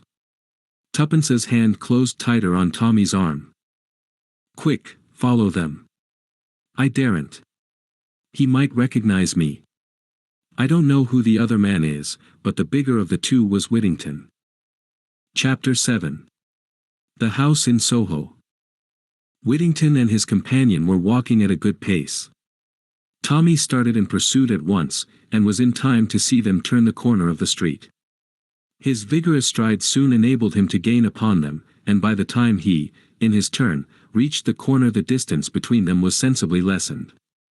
The small Mayfair streets were comparatively deserted, and he judged it wise to content himself with keeping them in sight. The sport was a new one to him. Though familiar with the technicalities from a course of novel reading, he had never before attempted to follow anyone, and it appeared to him at once that, in actual practice, the proceeding was fraught with difficulties. Supposing, for instance, that they should suddenly hail a taxi. In books, you simply leapt into another, promised the driver a sovereign, or its modern equivalent, and there you were. In actual fact, Tommy foresaw that it was extremely likely there would be no second taxi. Therefore he would have to run. What happened in actual fact to a young man who ran incessantly and persistently through the London streets? In a main road he might hope to create the illusion that he was merely running for a bus. But in these obscure aristocratic byways he could not but feel that an officious policeman might stop him to explain matters. At this juncture in his thoughts a taxi with flag erect turned the corner of the street ahead. Tommy held his breath. Would they hail it? He drew a sigh of relief as they allowed it to pass unchallenged. Their course was a zigzag one designed to bring them as quickly as possible to Oxford Street. When at length they turned into it, proceeding in an easterly direction, Tommy slightly increased his pace. Little by little he gained upon them. On the crowded pavement there was little chance of his attracting their notice, and he was anxious if possible to catch a word or two of their conversation. In this he was completely foiled. They spoke low and the din of the traffic drowned their voices effectually.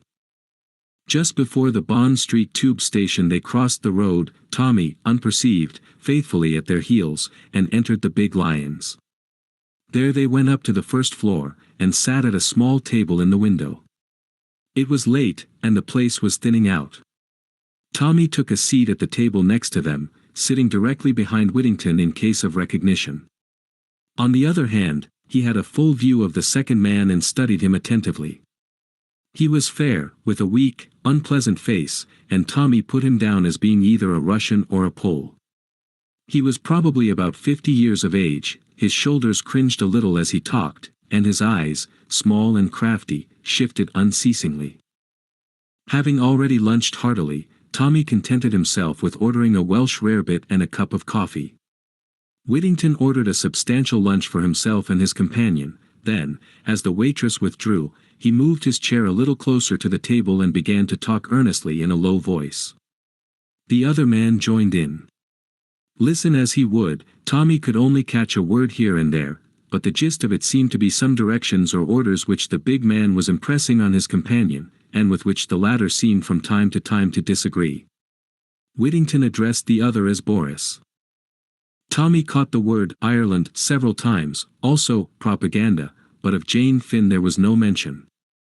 Suddenly, in a lull in the clatter of the room, he got one phrase entire. Whittington was speaking. Ah, but you don't know Flossie. She's a marvel. An archbishop would swear she was his own mother. She gets the voice right every time, and that's really the principal thing. Tommy did not hear Boris's reply, but in response to it Whittington said something that sounded like, of course, only in an emergency. Then he lost the thread again. But presently the phrases became distinct again, whether because the other two had insensibly raised their voices, or because Tommy's ears were getting more attuned, he could not tell. But two words certainly had a most stimulating effect upon the listener. They were uttered by Boris, and they were, Mr. Brown. Whittington seemed to remonstrate with him, but he merely laughed. Why not, my friend? It is a name most respectable, most common. Did he not choose it for that reason? Ah, I should like to meet him, Mr. Brown. There was a steely ring in Whittington's voice as he replied. Who knows? You may have met him already. Bah, retorted the other. That is children's talk, a fable for the police. Do you know what I say to myself sometimes?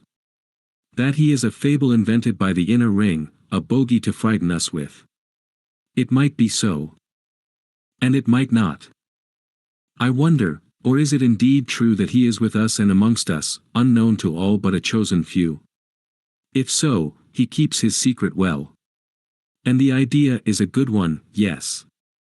We never know. We look at each other, one of us is Mr. Brown, which? He commands, but also he serves. Among us, in the midst of us. And no one knows which he is. With an effort the Russian shook off the vagary of his fancy. He looked at his watch. Yes, said Whittington. We might as well go. He called the waitress and asked for his bill. Tommy did likewise, and a few moments later was following the two men down the stairs. Outside, Whittington hailed a taxi, and directed the driver to go to Waterloo. Taxis were plentiful here, and before Whittington's had driven off another was drawing up to the curb in obedience to Tommy's peremptory hand. Follow that other taxi, directed the young man. Don't lose it. The elderly chauffeur showed no interest. He merely grunted and jerked down his flag. The drive was uneventful. Tommy's taxi came to rest at the departure platform just after Whittington's. Tommy was behind him at the booking office. He took a first-class single ticket to Bournemouth. Tommy did the same. As he emerged, Boris remarked, glancing up at the clock, "You are early. You have nearly half an hour." Boris's words had aroused a new train of thought in Tommy's mind. Clearly Whittington was making the journey alone, while the other remained in London. Therefore he was left with a choice as to which he would follow. Obviously, he could not follow both of them unless, like Boris, he glanced up at the clock, and then to the announcement board of the trains. The Bournemouth train left at 3:30.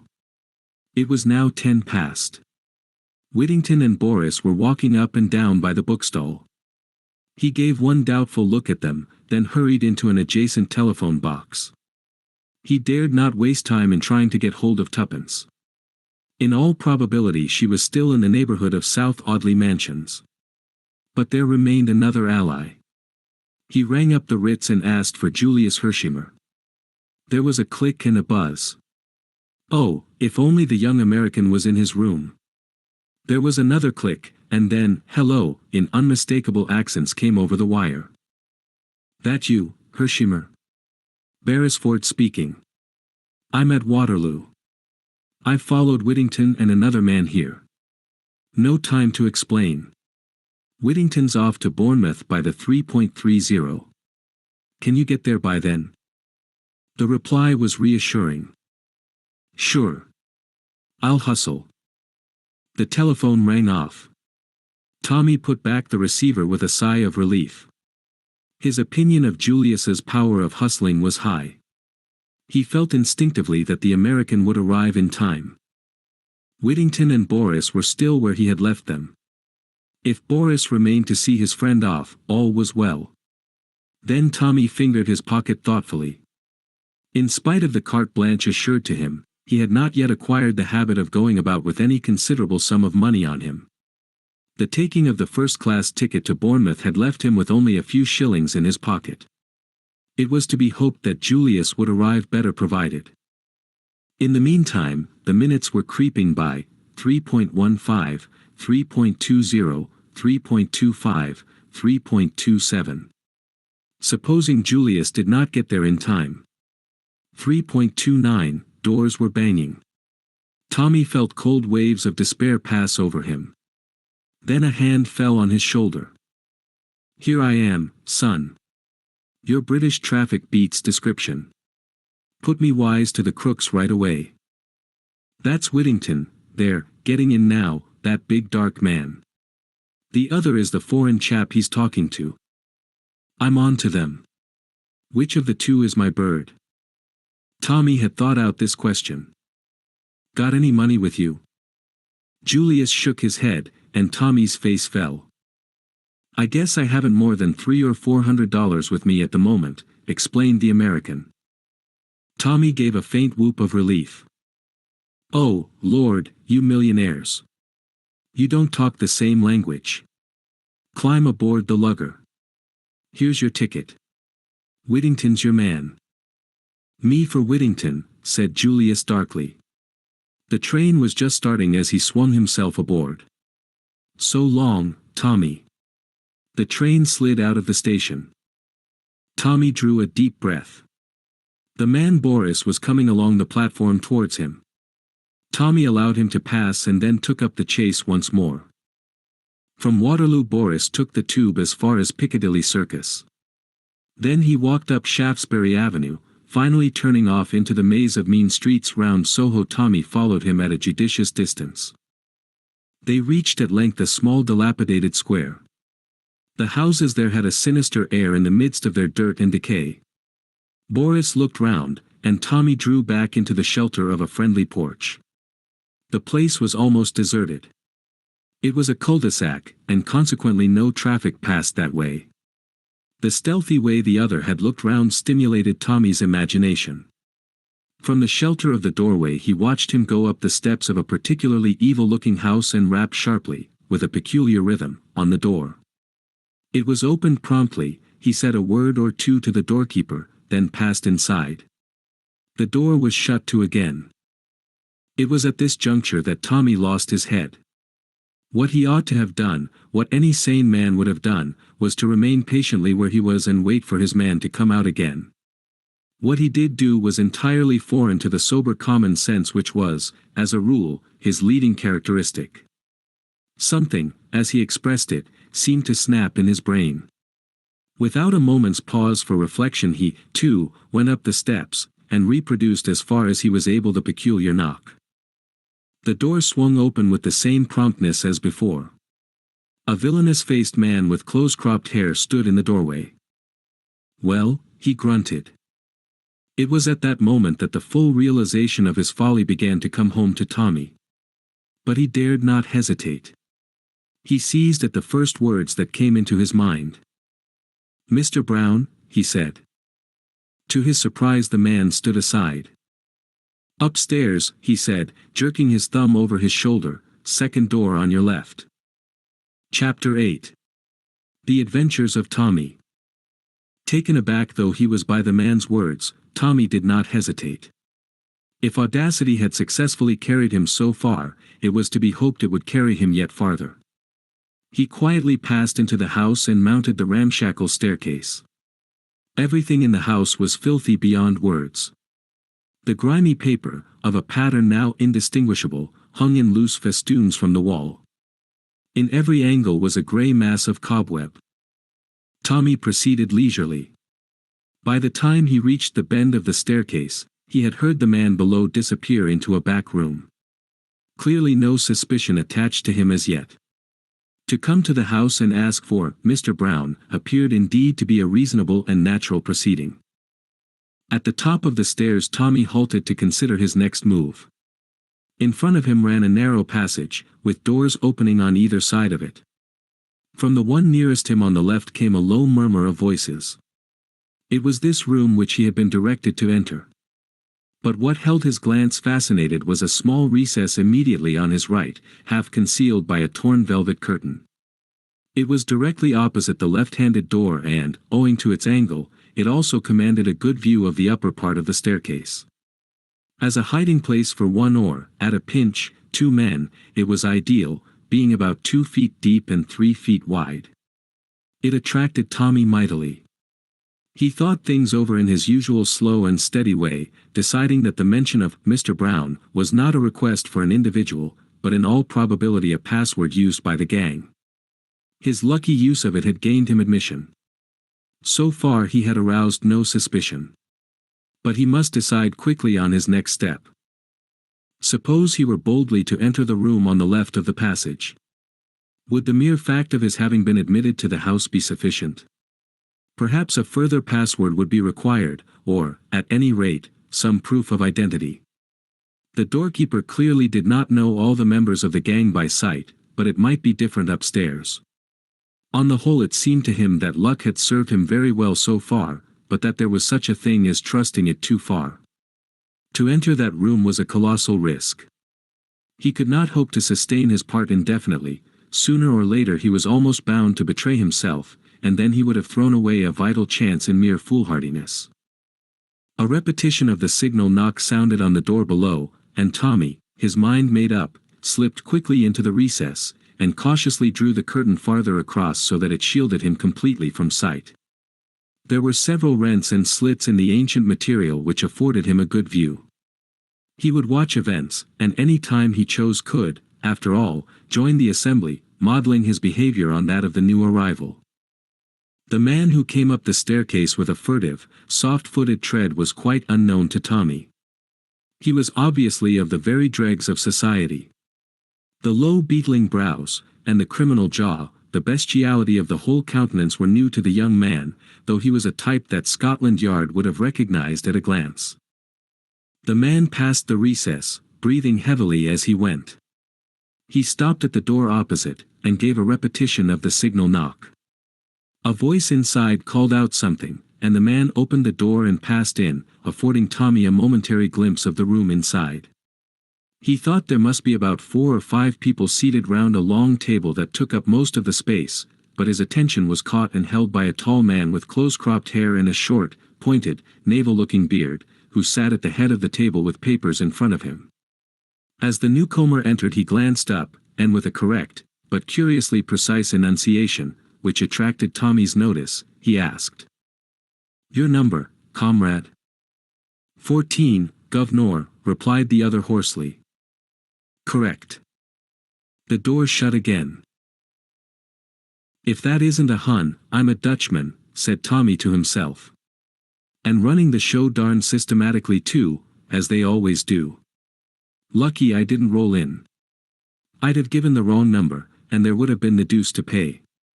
No, this is the place for me. Hello, here's another knock." This visitor proved to be of an entirely different type to the last.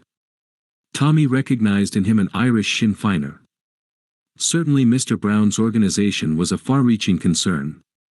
The common criminal, the well-bred Irish gentleman, the pale Russian, and the efficient German master of the ceremonies.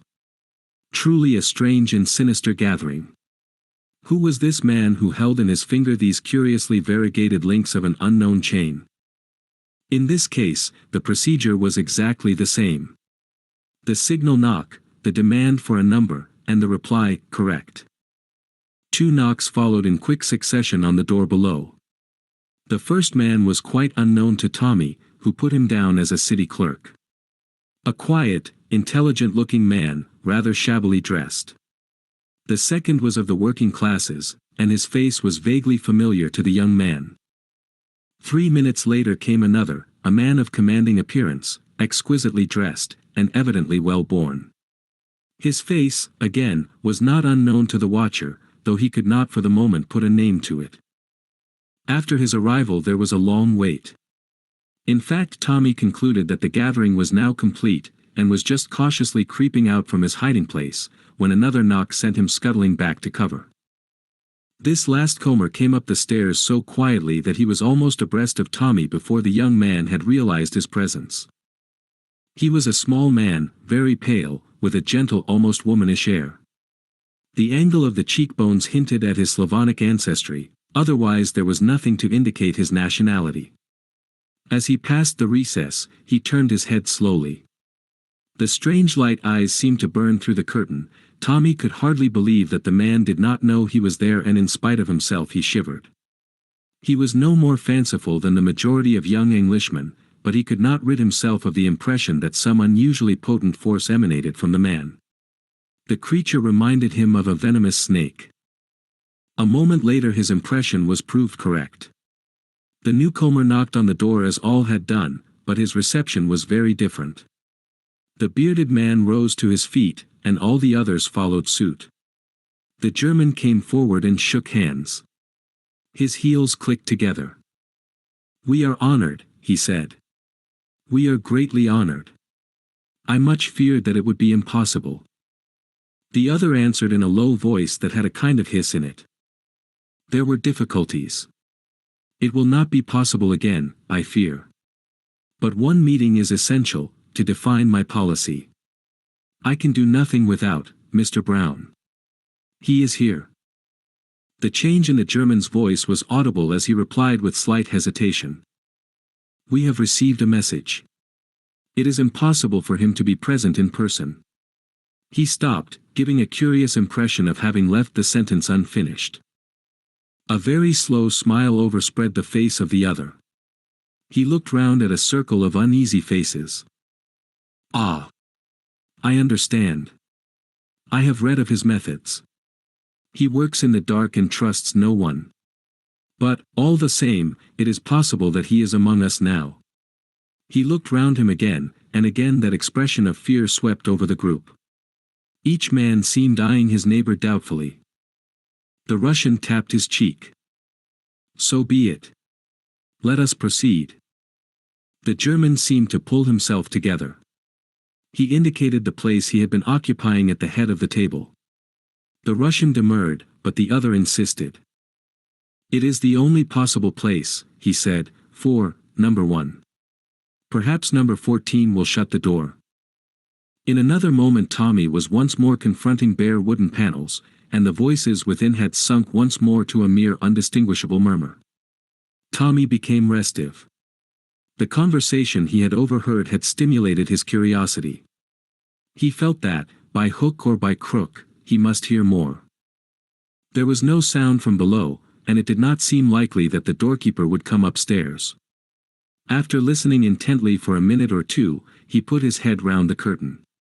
The passage was deserted.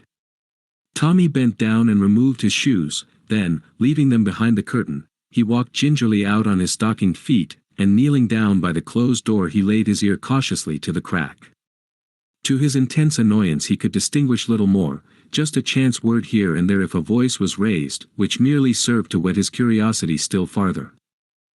He eyed the handle of the door tentatively. Could he turn it by degrees so gently and imperceptibly that those in the room would notice nothing? He decided that with great care it could be done. Very slowly, a fraction of an inch at a time, he moved it round, holding his breath in his excessive care. A little more still, would it never be finished? Ah! At last it would turn no farther. He stayed so for a minute or two, then drew a deep breath, and pressed it ever so slightly inward. The door did not budge. Tommy was annoyed. If he had to use too much force, it would almost certainly creak. He waited until the voices rose a little, then he tried again. Still nothing happened. He increased the pressure. Had the beastly thing stuck? Finally, in desperation, he pushed with all his might. But the door remained firm, and at last the truth dawned upon him. It was locked or bolted on the inside. For a moment or two Tommy's indignation got the better of him. "Well, I'm damned," he said. "What a dirty trick." As his indignation cooled, he prepared to face the situation. Clearly the first thing to be done was to restore the handle to its original position. If he let it go suddenly, the men inside would be almost certain to notice it, so, with the same infinite pains, he reversed his former tactics. All went well, and with a sigh of relief the young man rose to his feet. There was a certain bulldog tenacity about Tommy that made him slow to admit defeat. Checkmated for the moment, he was far from abandoning the conflict. He still intended to hear what was going on in the locked room. As one plan had failed, he must hunt about for another. He looked round him. A little farther along the passage on the left was a second door. He slipped silently along to it. He listened for a moment or two, then tried the handle.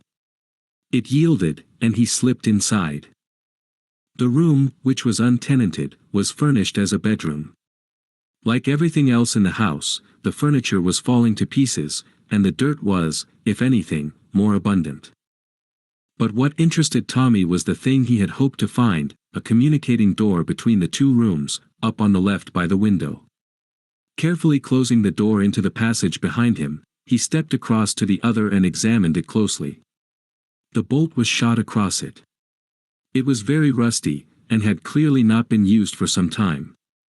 By gently wriggling it to and fro, Tommy managed to draw it back without making too much noise. Then he repeated his former maneuvers with the handle, this time with complete success. The door swung open, a crack, a mere fraction, but enough for Tommy to hear what went on. There was a velvet portiere on the inside of this door which prevented him from seeing, but he was able to recognize the voices with a reasonable amount of accuracy. The Sinn Féiner was speaking. His rich Irish voice was unmistakable. "That's all very well. But more money is essential. No money, no results." Another voice which Tommy rather thought was that of Boris replied. "Will you guarantee that there are results?" "In a month from now, sooner or later as you wish, I will guarantee you such a reign of terror in Ireland as shall shake the British Empire to its foundations." There was a pause, and then came the soft, sibilant accents of number one. "Good. You shall have the money. Boris, you will see to that." Boris asked a question. "Via the Irish Americans, and Mr. Potter as usual?" "I guess that'll be all right," said a new voice, with a transatlantic intonation, "though I'd like to point out, here and now, that things are getting a mite difficult. There's not the sympathy there was, and a growing disposition to let the Irish settle their own affairs without interference from America." Tommy felt that Boris had shrugged his shoulders as he answered.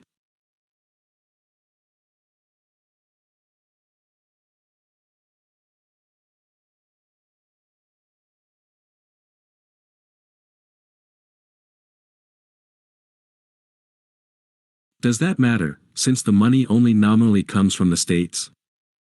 "The chief difficulty is the landing of the ammunition," said the Sinn Féiner. "The money is conveyed in easily enough, thanks to our colleague here."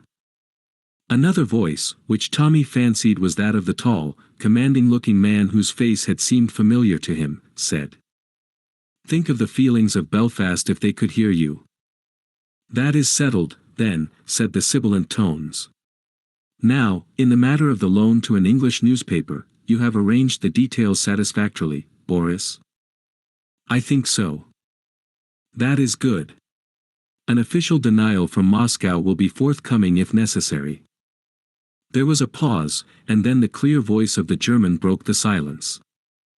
"I am directed by Mr. Brown to place the summaries of the reports from the different unions before you.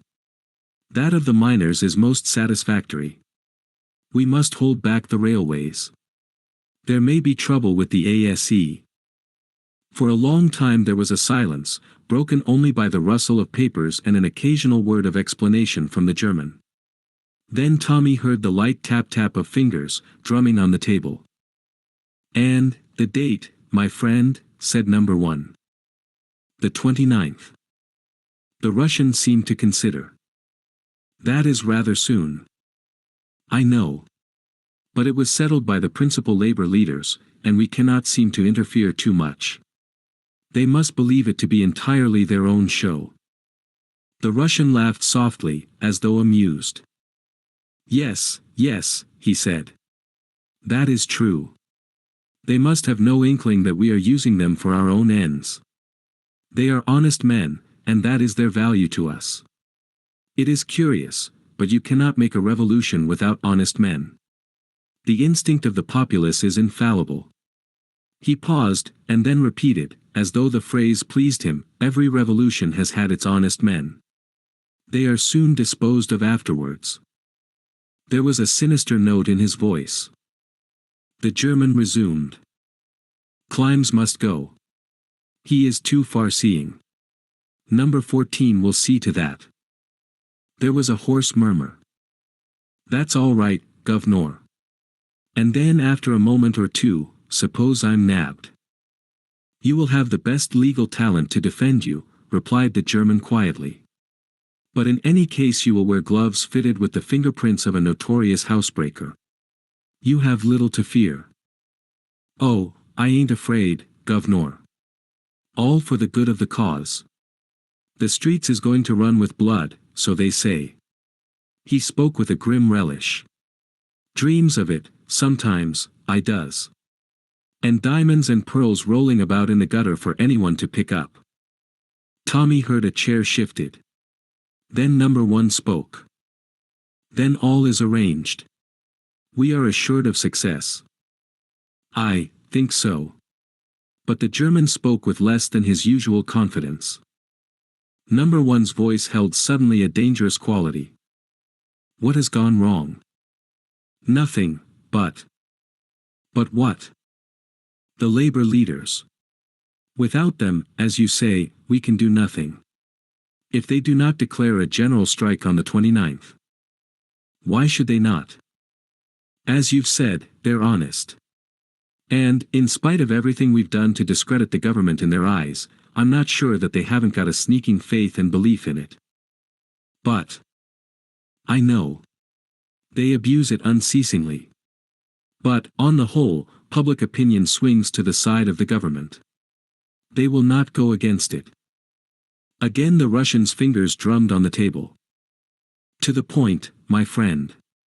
I was given to understand that there was a certain document in existence which assured success. That is so. If that document were placed before the leaders, the result would be immediate. They would publish it broadcast throughout England, and declare for the revolution without a moment's hesitation. The government would be broken finally and completely. Then what more do you want? The document itself, said the German bluntly. Ah. It is not in your possession. But you know where it is? No. Does anyone know where it is? One person, perhaps. And we are not sure of that even. Who is this person? A girl. Tommy held his breath. A girl? The Russian's voice rose contemptuously. And you have not made her speak. In Russia we have ways of making a girl talk. This case is different, said the German sullenly. How, different? He paused a moment, then went on, where is the girl now? The girl? Yes. She is.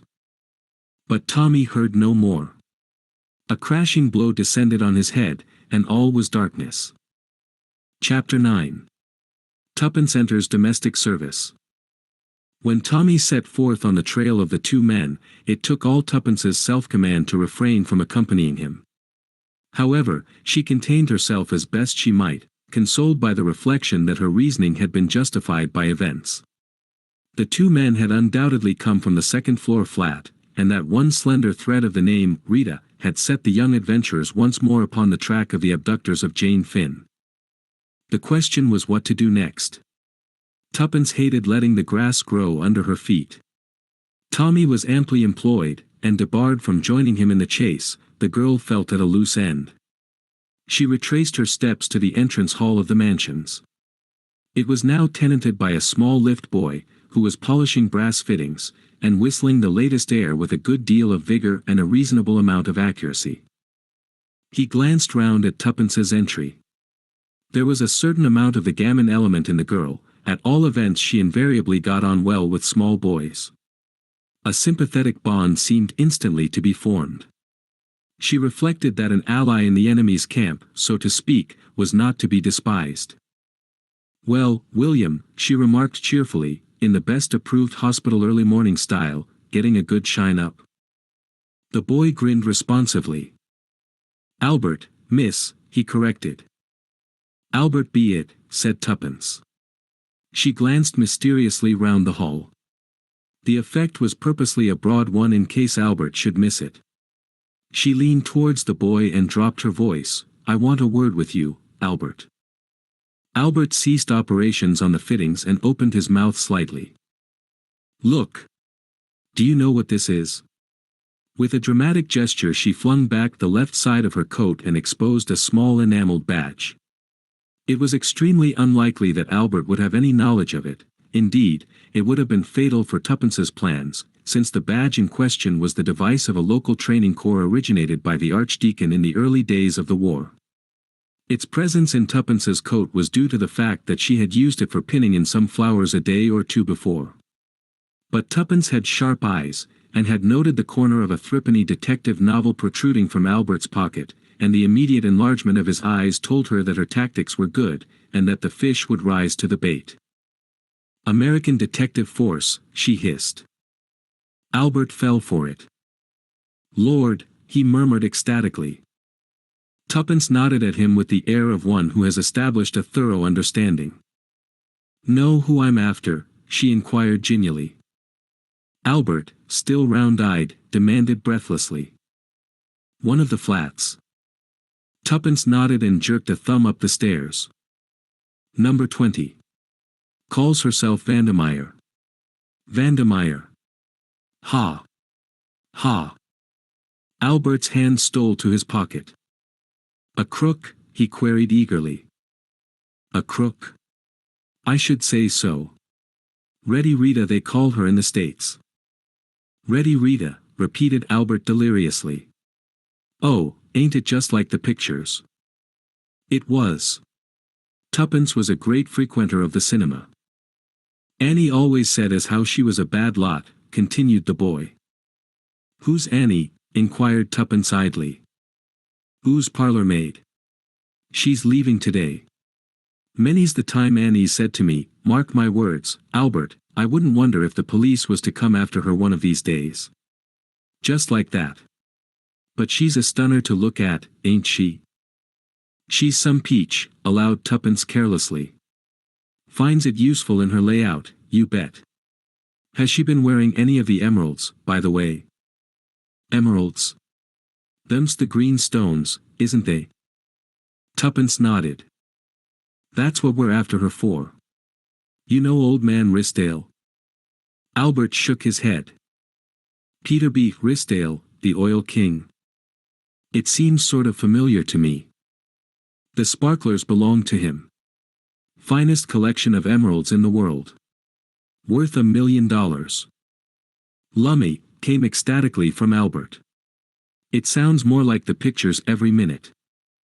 Tuppence smiled, gratified at the success of her efforts. "We haven't exactly proved it yet. But we're after her. And," she produced a long drawn-out wink, "I guess she won't get away with the goods this time." Albert uttered another ejaculation indicative of delight. "Mind you, Sonny, not a word of this," said Tuppence suddenly. "I guess I oughtn't to have put you wise, but in the States we know a real smart lad when we see one." "I'll not breathe a word," protested Albert eagerly. "Ain't there anything I could do? A bit of shadowing, maybe, or such like?" Tuppence affected to consider, then shook her head. "Not at the moment, but I'll bear you in mind, son. What's this about the girl you say is leaving?" "Annie. Regular turn up, they add. As Annie said, servants is someone nowadays, and to be treated accordingly, and, what with her passing the word round, she won't find it so easy to get another."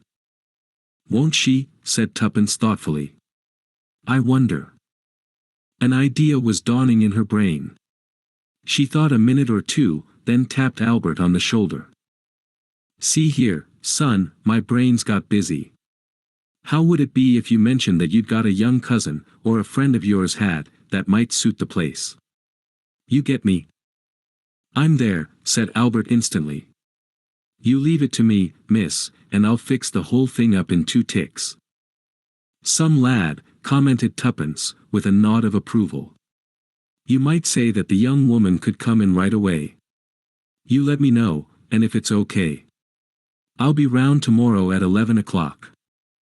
Where am I to let you know to?" "Ritz," replied Tuppence laconically. "Name of Cowley." Albert eyed her enviously. "It must be a good job," this tech business. It sure is, drawled Tuppence, especially when old man Risdale backs the bill. But don't fret, son. If this goes well, you shall come in on the ground floor. With which promise she took leave of her new ally, and walked briskly away from South Audley Mansions, well pleased with her morning's work. But there was no time to be lost. She went straight back to the Ritz and wrote a few brief words to Mr. Carter. Having dispatched this, and Tommy not having yet returned, which did not surprise her, she started off on a shopping expedition which, with an interval for tea and assorted creamy cakes, occupied her until well after 6 o'clock, and she returned to the hotel jaded, but satisfied with her purchases. Starting with a cheap clothing store, and passing through one or two second-hand establishments, she had finished the day at a well-known hairdresser's. Now, in the seclusion of her bedroom, she unwrapped that final purchase. 5 minutes later she smiled contentedly at her reflection in the glass. With an actress's pencil she had slightly altered the line of her eyebrows, and that, taken in conjunction with the new luxuriant growth of fair hair above, so changed her appearance that she felt confident that even if she came face to face with Whittington he would not recognize her. She would wear elevators in her shoes, and the cap and apron would be an even more valuable disguise. From hospital experience she knew only too well that a nurse out of uniform is frequently unrecognized by her patients. "Yes," said Tuppence aloud, nodding at the pert reflection in the glass, "you'll do." She then resumed her normal appearance. Dinner was a solitary meal. Tuppence was rather surprised at Tommy's non-return. Julius, too, was absent, but that to the girl's mind was more easily explained. His hustling activities were not confined to London, and his abrupt appearances and disappearances were fully accepted by the young adventurers as part of the day's work. It was quite on the cards that Julius P. Hersheimer had left for Constantinople at a moment's notice if he fancied that a clue to his cousin's disappearance was to be found there. The energetic young man had succeeded in making the lives of several Scotland Yard men unbearable to them, and the telephone girls at the Admiralty had learned to know and dread the familiar "hello." He had spent 3 hours in Paris hustling the prefecture, and had returned from there imbued with the idea, possibly inspired by a weary French official, that the true clue to the mystery was to be found in Ireland. "I dare say he's dashed off there now," thought Tuppence. "All very well, but this is very dull for me. Here I am bursting with news, and absolutely no one to tell it to. Tommy might have wired, or something. I wonder where he is. Anyway, he can't have lost the trail, as they say. That reminds me," and Miss Cowley broke off in her meditations, and summoned a small boy. 10 minutes later the lady was ensconced comfortably on her bed, smoking cigarettes and deep in the perusal of Garnaby Williams, the boy detective, which, with other threepenny works of lurid fiction, she had sent out to purchase. She felt, and rightly, that before the strain of attempting further intercourse with Albert, it would be as well to fortify herself with a good supply of local color. The morning brought a note from Mr. Carter. "Dear Miss Tuppence, you have made a splendid start, and I congratulate you. I feel, though, that I should like to point out to you once more the risks you are running, especially if you pursue the course you indicate. Those people are absolutely desperate and incapable of either mercy or pity. I feel that you probably underestimate the danger, and therefore warn you again that I can promise you no protection. You have given us valuable information, and if you choose to withdraw now no one could blame you. At any rate, think the matter over well before you decide. If, in spite of my warnings, you make up your mind to go through with it, you will find everything arranged. You have lived for 2 years with Miss Dufferin, the parsonage, Llanelli, and Mrs. Vandermeyer can apply to her for a reference. May I be permitted a word or two of advice? Stick as near to the truth as possible, it minimizes the danger of slips. I suggest that you should represent yourself to be what you are, a former VAD, who has chosen domestic service as a profession. There are many such at the present time. That explains away any incongruities of voice or manner which otherwise might awaken suspicion. Whichever way you decide, good luck to you. Your sincere friend, Mr. Carter. Tuppence's spirits rose mercurially. Mr. Carter's warnings passed unheeded. The young lady had far too much confidence in herself to pay any heed to them. With some reluctance she abandoned the interesting part she had sketched out for herself. Although she had no doubts of her own powers to sustain a role indefinitely, she had too much common sense not to recognize the force of Mr. Carter's arguments. There was still no word or message from Tommy, but the Morning Post brought a somewhat dirty postcard with the words, "It's okay," scrawled upon it. At 10:30 Tuppence surveyed with pride a slightly battered tin trunk containing her new possessions. It was artistically corded. It was with a slight blush that she rang the bell and ordered it to be placed in a taxi. She drove to Paddington, and left the box in the cloak-room. She then repaired with a handbag to the fastnesses of the ladies' waiting room. 10 minutes later a metamorphosed Tuppence walked demurely out of the station and entered a bus. It was a few minutes past 11 when Tuppence again entered the hall of South Audley Mansions. Albert was on the lookout, attending to his duties in a somewhat desultory fashion. He did not immediately recognize Tuppence. When he did, his admiration was unbounded. "Blessed if I'd have known you. That rig-out's top hole." "Glad you like it, Albert," replied Tuppence modestly. "By the way, am I your cousin, or am I not?" "Your voice too," cried the delighted boy. "It's as English as anything." "No, I said as a friend of mine knew a young gal." Annie wasn't best pleased. "She stopped on till today, to oblige," she said, "but really it's so as to put you against the place." "Nice girl," said Tuppence. Albert suspected no irony. "She's style about her, and keeps her silver a treat, but, my word, ain't she got a temper. Are you going up now, miss? Step inside the lift. Number 20 did you say?" And he winked. Tuppence quelled him with a stern glance, and stepped inside. As she rang the bell of number 20 she was conscious of Albert's eyes slowly descending beneath the level of the floor. A smart young woman opened the door. "I've come about the place," said Tuppence. "It's a rotten place," said the young woman without hesitation. "Regular old cat, always interfering. Accused me of tampering with her letters. Me. The flap was half undone anyway. There's never anything in the wastepaper basket, she burns everything. She's a wrong hun, that's what she is. Swell clothes, but no class. Cook knows something about her, but she won't tell, scared to death of her. And suspicious. She's on to you in a minute if you as much as speak to a fellow. I can tell you." But what more Annie could tell, Tuppence was never destined to learn, for at that moment a clear voice with a peculiarly steely ring to it called, "Annie." The smart young woman jumped as if she had been shot. "Yes, ma'am." "Who are you talking to?" "It's a young woman about the situation, ma'am." "Show her in then." "At once." "Yes, ma'am." Tuppence was ushered into a room on the right of the long passage. A woman was standing by the fireplace. She was no longer in her first youth, and the beauty she undeniably possessed was hardened and coarsened. In her youth she must have been dazzling.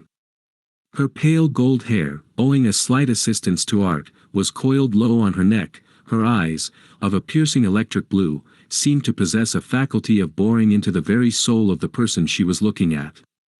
Her exquisite figure was enhanced by a wonderful gown of indigo charmeuse. And yet, despite her swaying grace, and the almost ethereal beauty of her face, you felt instinctively the presence of something hard and menacing, a kind of metallic strength that found expression in the tones of her voice and in that gimlet-like quality of her eyes. For the first time Tuppence felt afraid.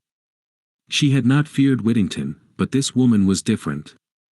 As if fascinated, she watched the long cruel line of the red curving mouth, and again she felt that sensation of panic pass over her. Her usual self-confidence deserted her. Vaguely she felt that deceiving this woman would be very different to deceiving Whittington. Mr. Carter's warning recurred to her mind. Here, indeed, she might expect no mercy.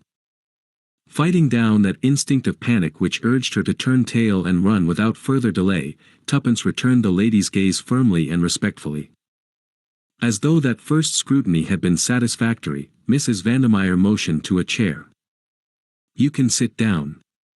How did you hear I wanted a house parlour-maid?" "Through a friend who knows the lift boy here. He thought the place might suit me." Again that basilisk glance seemed to pierce her through. "You speak like an educated girl." Glibly enough, Tuppence ran through her imaginary career on the lines suggested by Mr. Carter. It seemed to her, as she did so, that the tension of Mrs. Vandermeyer's attitude relaxed. "I see," she remarked at length. "Is there anyone I can write to for a reference? I lived last with a Miss Dufferin, the parsonage, Llanelli. I was with her 2 years. And then you thought you would get more money by coming to London, I suppose? Well, it doesn't matter to me. I will give you £50, £60, whatever you want.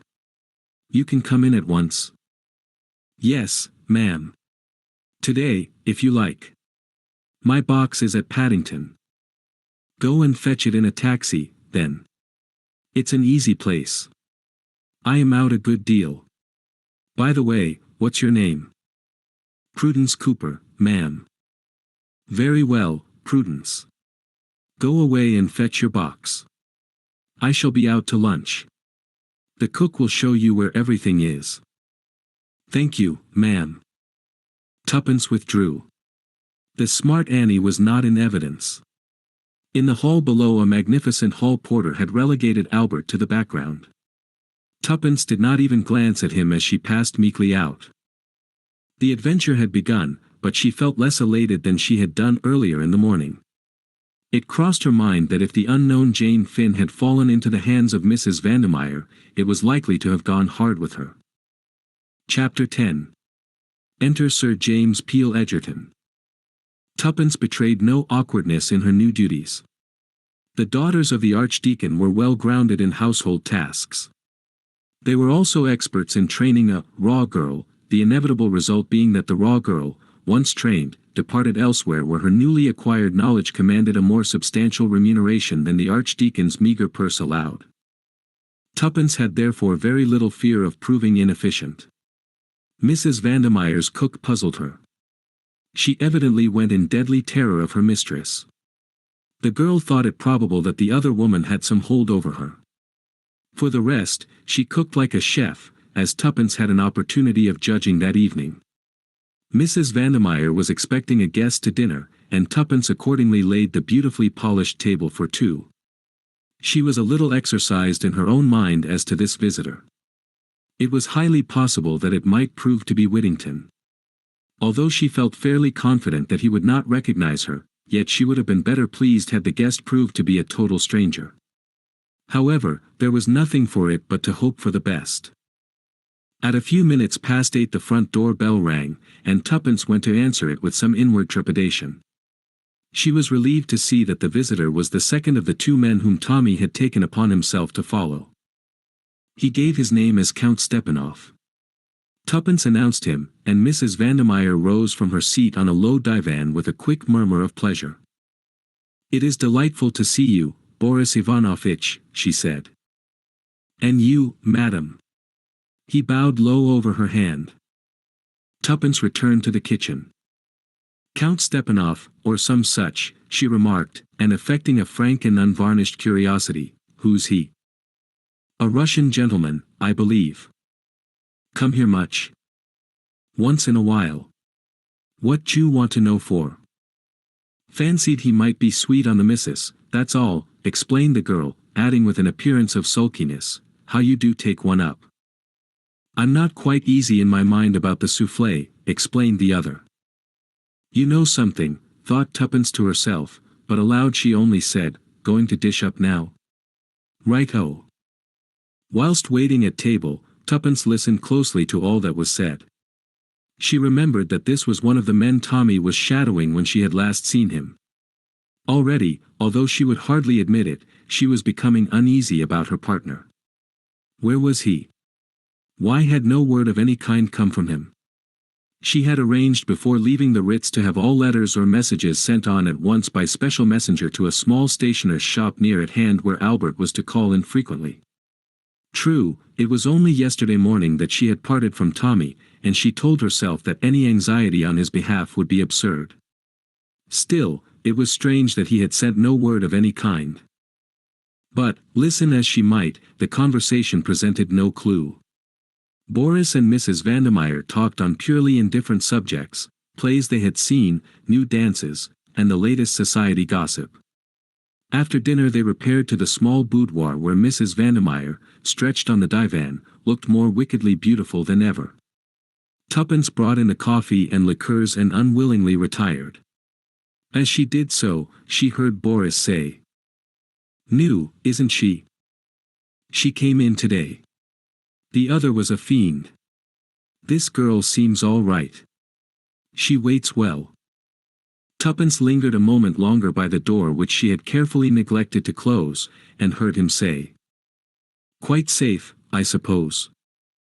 "Really, Boris, you are absurdly suspicious. I believe she's the cousin of the hall porter, or something of the kind.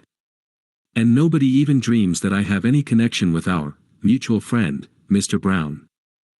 For heaven's sake, be careful, Rita. That door isn't shut." "Well, shut it then," laughed the woman. Tuppence removed herself speedily. She dared not absent herself longer from the back premises, but she cleared away and washed up with a breathless speed acquired in hospital. Then she slipped quietly back to the boudoir door. The cook, more leisurely, was still busy in the kitchen and, if she missed the other, would only suppose her to be turning down the beds. Alas! The conversation inside was being carried on in too low a tone to permit of her hearing anything of it. She dared not reopen the door, however gently. Mrs. Vandermeyer was sitting almost facing it, and Tuppence respected her mistress's lynx-eyed powers of observation. Nevertheless, she felt she would give a good deal to overhear what was going on. Possibly, if anything unforeseen had happened, she might get news of Tommy. For some moments she reflected desperately, then her face brightened. She went quickly along the passage to Mrs. Vandermeyer's bedroom, which had long French windows leading on to a balcony that ran the length of the flat. Slipping quickly through the window, Tuppence crept noiselessly along till she reached the boudoir window. As she had thought, it stood a little ajar, and the voices within were plainly audible. Tuppence listened attentively, but there was no mention of anything that could be twisted to apply to Tommy. Mrs. Vandermeyer and the Russian seemed to be at variance over some matter, and finally the latter exclaimed bitterly, "With your persistent recklessness, you will end by ruining us." "Bah," laughed the woman. "Notoriety of the right kind is the best way of disarming suspicion. You will realize that one of these days, perhaps sooner than you think. In the meantime, you are going about everywhere with Peel Egerton. Not only is he, perhaps, the most celebrated K.C. in England, but his special hobby is criminology. It is madness." "I know that his eloquence has saved untold men from the gallows," said Mrs. Vandermeyer calmly. "What of it? I may need his assistance in that line myself some day. If so, how fortunate to have such a friend at court, or perhaps it would be more to the point to say in court." Boris got up and began striding up and down. He was very excited. "You are a clever woman, Rita, but you are also a fool. Be guided by me, and give up Peel Egerton." Mrs. Vandermeyer shook her head gently. "I think not." "You refuse?" There was an ugly ring in the Russian's voice. "I do." "Then, by heaven," snarled the Russian, "we will see." But Mrs. Vandermeyer also rose to her feet, her eyes flashing. "You forget, Boris," she said. "I am accountable to no one. I take my orders only from Mr. Brown." The other threw up his hands in despair. "You are impossible," he muttered. "Impossible. Already it may be too late. They say Peel Egerton can smell a criminal. How do we know what is at the bottom of his sudden interest in you? Perhaps even now his suspicions are aroused. He guesses. Mrs. Vandermeyer eyed him scornfully. Reassure yourself, my dear Boris. He suspects nothing. With less than your usual chivalry, you seem to forget that I am commonly accounted a beautiful woman. I assure you that is all that interests Peel Egerton. Boris shook his head doubtfully. He has studied crime as no other man in this kingdom has studied it. Do you fancy that you can deceive him? Mrs. Vandermeyer's eyes narrowed. If he is all that you say, it would amuse me to try.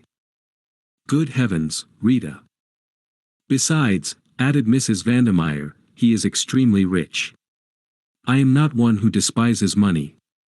The sinews of war, you know, Boris. Money, money. That is always the danger with you, Rita. I believe you would sell your soul for money.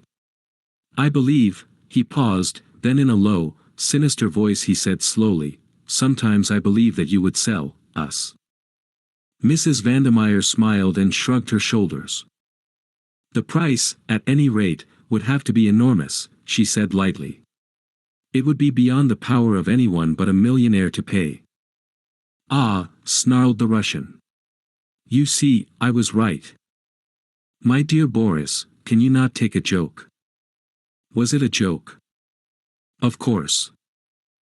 Then all I can say is that your ideas of humor are peculiar, my dear Rita.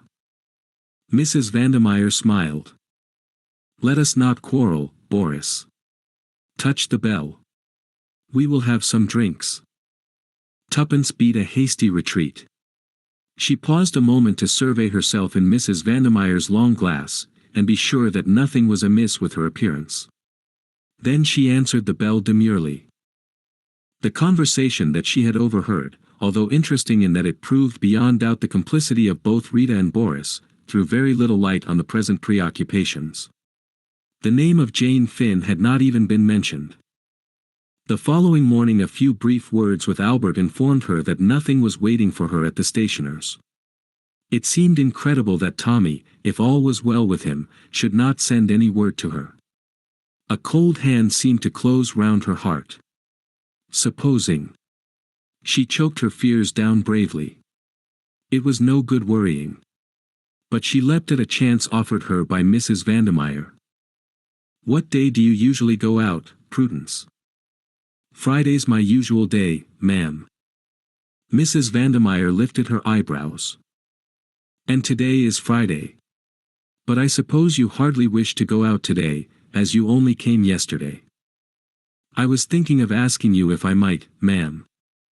Mrs. Vandermeyer looked at her a minute longer, and then smiled. I wish Count Stepanov could hear you. He made a suggestion about you last night. Her smile broadened, cat-like. Your request is very typical. I am satisfied. You do not understand all this, but you can go out today. It makes no difference to me, as I shall not be dining at home. Thank you, ma'am. Tuppence felt a sensation of relief once she was out of the other's presence. Once again she admitted to herself that she was afraid, horribly afraid, of the beautiful woman with the cruel eyes. In the midst of a final desultory polishing of her silver, Tuppence was disturbed by the ringing of the front door bell, and went to answer it. This time the visitor was neither Whittington nor Boris, but a man of striking appearance. Just a shade over average height, he nevertheless conveyed the impression of a big man.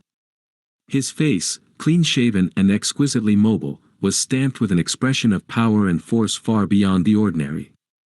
Magnetism seemed to radiate from him. Tuppence was undecided for the moment whether to put him down as an actor or a lawyer, but her doubts were soon solved as he gave her his name, Sir James Peel Egerton. She looked at him with renewed interest. This, then, was the famous K.C. whose name was familiar all over England. She had heard it said that he might one day be Prime Minister. He was known to have refused office in the interests of his profession, preferring to remain a simple member for a Scotch constituency. Tuppence went back to her pantry thoughtfully. The great man had impressed her. She understood Boris's agitation. Peel Egerton would not be an easy man to deceive. In about a quarter of an hour the bell rang, and Tuppence repaired to the hall to show the visitor out. He had given her a piercing glance before. Now, as she handed him his hat and stick, she was conscious of his eyes raking her through. As she opened the door and stood aside to let him pass out, he stopped in the doorway. "Not been doing this long, eh?" Tuppence raised her eyes, astonished.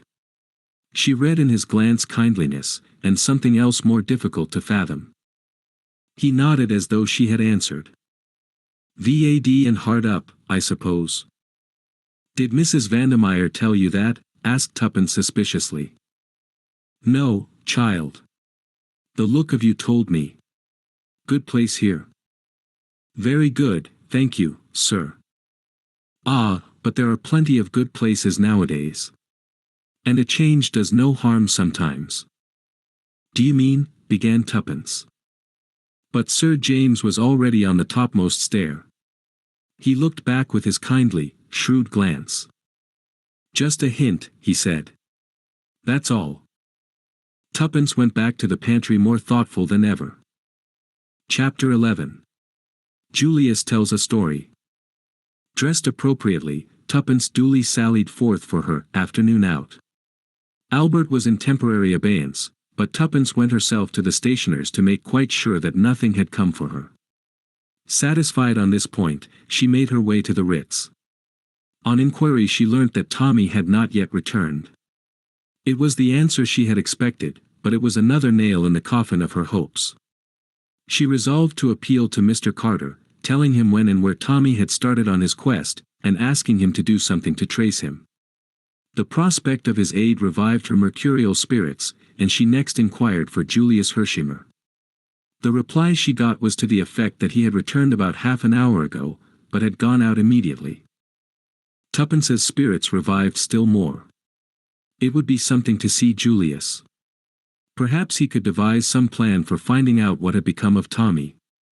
She wrote her note to Mr. Carter in Julius's sitting room, and was just addressing the envelope when the door burst open. "What the hell," began Julius, but checked himself abruptly. "I beg your pardon, Miss Tuppence. Those fools down at the office would have it that Beresford wasn't here any longer, hadn't been here since Wednesday. Is that so?" Tuppence nodded. "You don't know where he is?" she asked faintly. How should I know? I haven't had one darned word from him, though I wired him yesterday morning." "I expect your wires at the office unopened." "But where is he?" "I don't know. I hoped you might. I tell you I haven't had one darned word from him since we parted at the depot on Wednesday." "What depot?" "Waterloo. Your London and South Western Road." "Waterloo?" frowned Tuppence. "Why, yes. Didn't he tell you?" "I haven't seen him either," replied Tuppence impatiently. "Go on about Waterloo. What were you doing there?" "He gave me a call. Over the phone. Told me to get a move on, and hustle. Said he was trailing two crooks." "Oh," said Tuppence, her eyes opening. "I see. Go on." "I hurried along right away. Beresford was there. He pointed out the crooks. The big one was mine, the guy you bluffed. Tommy shoved a ticket into my hand and told me to get aboard the cars. He was going to sleuth the other crook." Julius paused. "I thought for sure you'd know all this." "Julius," said Tuppence firmly, "stop walking up and down. It makes me giddy. Sit down in that armchair, and tell me the whole story with as few fancy turns of speech as possible."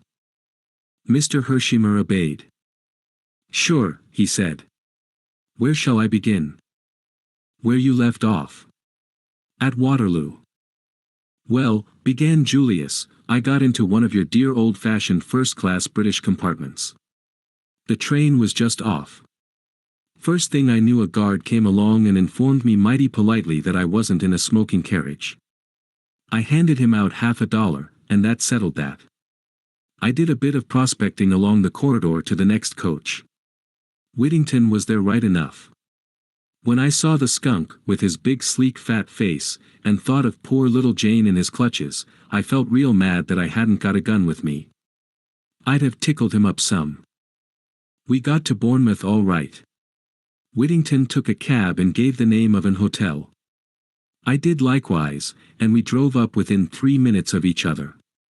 He hired a room, and I hired one too. So far it was all plain sailing. He hadn't the remotest notion that anyone was on to him. Well, he just sat around in the hotel lounge, reading the papers and so on, till it was time for dinner. He didn't hurry any over that either. I began to think that there was nothing doing, that he'd just come on the trip for his health, but I remembered that he hadn't changed for dinner, though it was by way of being a slap-up hotel, so it seemed likely enough that he'd be going out on his real business afterwards. Sure enough, about 9 o'clock, so he did. Took a car across the town, mighty pretty place by the way, I guess I'll take Jane there for a spell when I find her, and then paid it off and struck out along those pine woods on the top of the cliff. I was there too, you understand. We walked, maybe, for half an hour. There's a lot of villas all the way along, but by degrees they seemed to get more and more thinned out, and in the end we got to one that seemed the last of the bunch. Big house it was, with a lot of piney grounds around it. It was a pretty black night, and the carriage drive up to the house was dark as pitch. I could hear him ahead, though I couldn't see him. I had to walk carefully in case he might get onto it that he was being followed. I turned a curve and I was just in time to see him ring the bell and get admitted to the house. I just stopped where I was. It was beginning to rain, and I was soon pretty near soaked through. Also, it was almighty cold. Whittington didn't come out again, and by I got kind of restive, and began to mouch around. All the ground floor windows were shuttered tight, but upstairs, on the first floor, it was a 2-storied house, I noticed a window with a light burning and the curtains not drawn. Now, just opposite to that window, there was a tree growing. It was about 30 foot away from the house, maybe, and I sort of got it into my head that, if I climbed up that tree, I'd very likely be able to see into that room. Of course, I knew there was no reason why Whittington should be in that room rather than in any other, less reason, in fact, for the betting would be on his being in one of the reception rooms downstairs. But I guess I'd got the hump from standing so long in the rain, and anything seemed better than going on doing nothing. So I started up. It wasn't so easy, by a long chalk. The rain had made the boughs mighty slippery, and it was all I could do to keep a foothold, but bit by bit I managed it, until at last there I was level with the window. But then I was disappointed. I was too far to the left. I could only see sideways into the room. A bit of curtain and a yard of wallpaper was all I could command. Well, that wasn't any manner of good to me, but just as I was going to give it up, and climb down ignominiously, someone inside moved and threw his shadow on my little bit of wall, and, by gum, it was Whittington. After that, my blood was up. I just got to get a look into that room. It was up to me to figure out how. I noticed that there was a long branch running out from the tree in the right direction. If I could only swarm about halfway along it, the proposition would be solved. But it was mighty uncertain whether it would bear my weight. I decided I'd just got to risk that, and I started. Very cautiously, inch by inch, I crawled along. The bough creaked and swayed in a nasty fashion, and it didn't do to think of the drop below, but at last I got safely to where I wanted to be.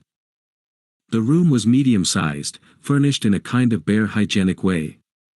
There was a table with a lamp on it in the middle of the room, and sitting at that table, facing towards me, was Whittington right enough. He was talking to a woman dressed as a hospital nurse. She was sitting with her back to me, so I couldn't see her face. Although the blinds were up, the window itself was shut, so I couldn't catch a word of what they said. Whittington seemed to be doing all the talking, and the nurse just listened. Now and then she nodded, and sometimes she'd shake her head, as though she were answering questions. He seemed very emphatic. Once or twice he beat with his fist on the table. The rain had stopped now, and the sky was clearing in that sudden way it does. Presently, he seemed to get to the end of what he was saying. He got up, and so did she. He looked towards the window and asked something. I guess it was whether it was raining. Anyway, she came right across and looked out. Just then the moon came out from behind the clouds. I was scared the woman would catch sight of me, for I was full in the moonlight. I tried to move back a bit. The jerk I gave was too much for that rotten old branch. With an almighty crash, down it came, and Julius P. Hershimer with it. "Oh, Julius," breathed Tuppence, "how exciting. Go on."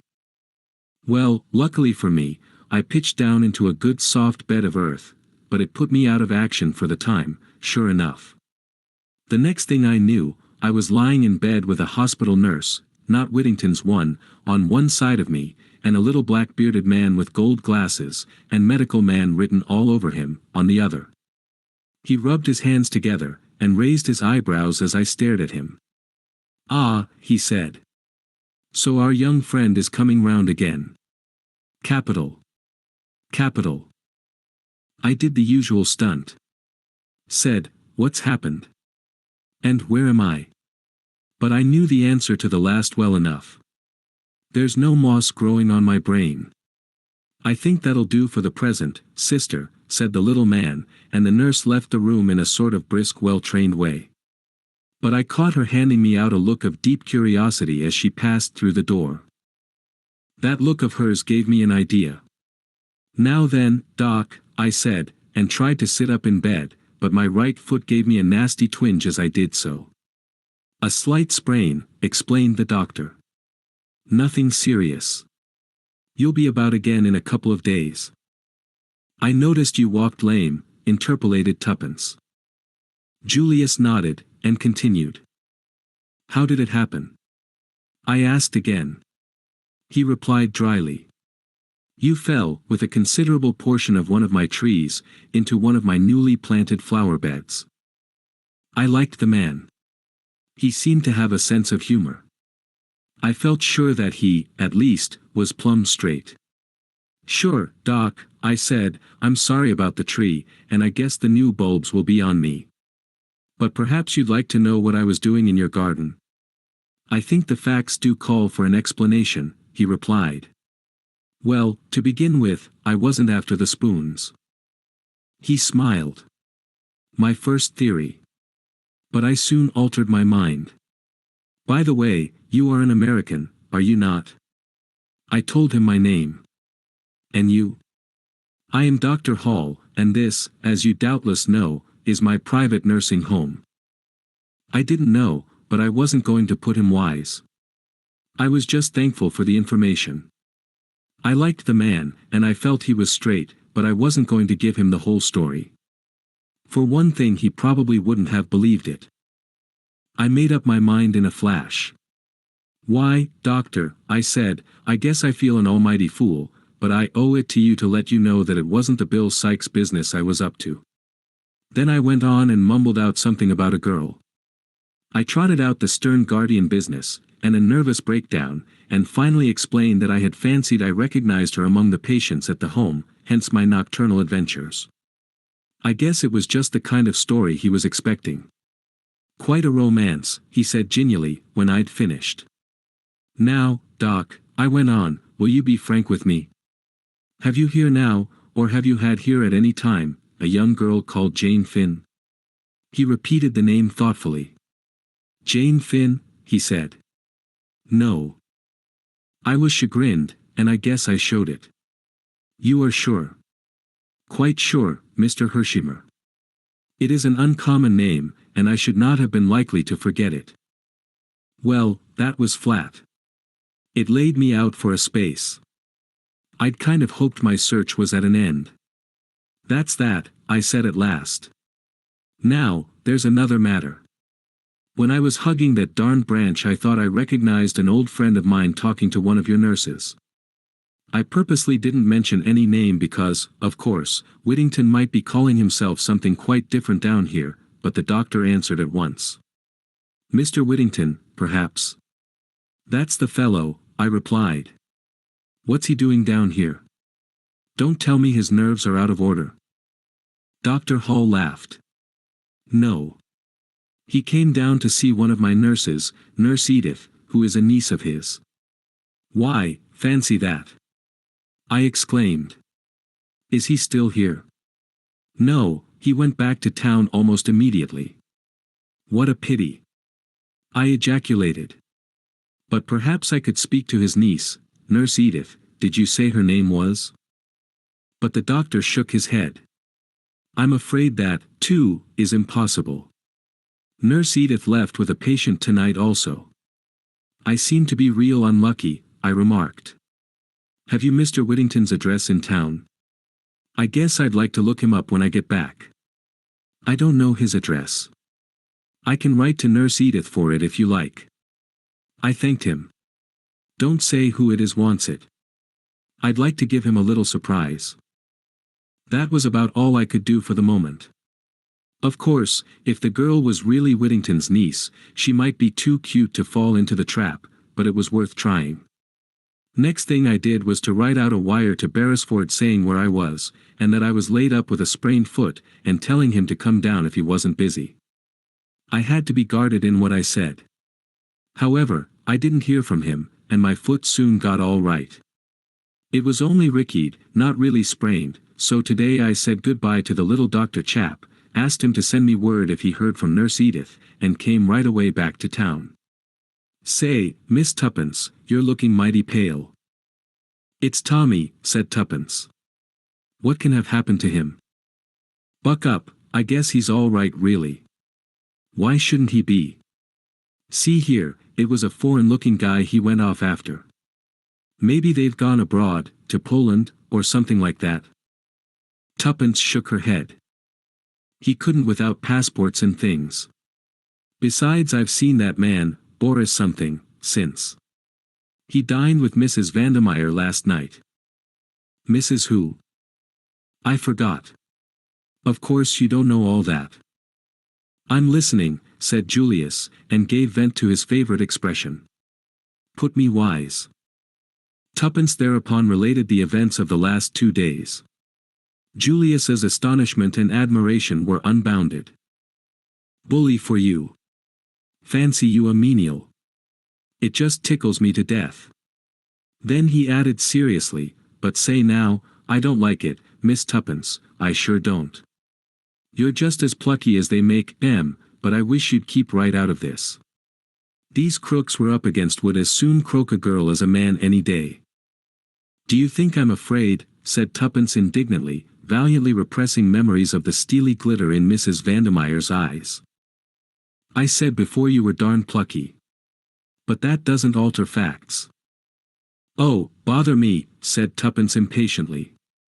Let's think about what can have happened to Tommy. I've written to Mr. Carter about it, she added, and told him the gist of her letter. Julius nodded gravely. I guess that's good as far as it goes. But it's for us to get busy and do something. What can we do? Asked Tuppence, her spirits rising. I guess we'd better get on the track of Boris. You say he's been to your place. Is he likely to come again? He might. I really don't know. I see. Well, I guess I'd better buy a car, a slap-up one, dress as a chauffeur and hang about outside. Then if Boris comes, you could make some kind of signal, and I'd trail him. How's that? Splendid, but he mightn't come for weeks. We'll have to chance that. I'm glad you like the plan. He rose. Where are you going? To buy the car, of course, replied Julius, surprised. What make do you like? I guess you'll do some riding in it before we've finished. Oh, said Tuppence faintly, I like Rolls-Royces, but... Sure, agreed Julius. What you say goes. I'll get one. But you can't at once, cried Tuppence. People wait ages sometimes. Little Julius doesn't, affirmed Mr. Hershimer. Don't you worry any. I'll be round in the car in half an hour. Tuppence got up. You're awfully good, Julius. But I can't help feeling that it's rather a forlorn hope. I'm really pinning my faith to Mr. Carter. Then I shouldn't. Why? Just an idea of mine. Oh, but he must do something. There's no one else. By the way, I forgot to tell you of a queer thing that happened this morning. And she narrated her encounter with Sir James Peel Egerton. Julius was interested. What did the guy mean, do you think? He asked. I don't quite know, said Tuppence meditatively. But I think that, in an ambiguous, legal, without prejudice lawyer's way, he was trying to warn me. Why should he? I don't know, confessed Tuppence. But he looked kind, and simply awfully clever. I wouldn't mind going to him and telling him everything. Somewhat to her surprise, Julius negatived the idea sharply. See here, he said, we don't want any lawyers mixed up in this. That guy couldn't help us any. Well, I believe he could, reiterated Tuppence obstinately. Don't you think it? So long. I'll be back in half an hour. 35 minutes had elapsed when Julius returned. He took Tuppence by the arm, and walked her to the window. There she is. Oh, said Tuppence with a note of reverence in her voice, as she gazed down at the enormous car. She's some pacemaker, I can tell you, said Julius complacently. How did you get it? Gasped Tuppence. She was just being sent home to some bigwig. Well, I went round to his house, said Julius. I said that I reckoned a car like that was worth every penny of $20,000. Then I told him that it was worth just about $50,000 to me if he'd get out. Well, said Tuppence, intoxicated. Well, returned Julius, he got out, that's all. Chapter 12. A Friend in Need. Friday and Saturday passed uneventfully.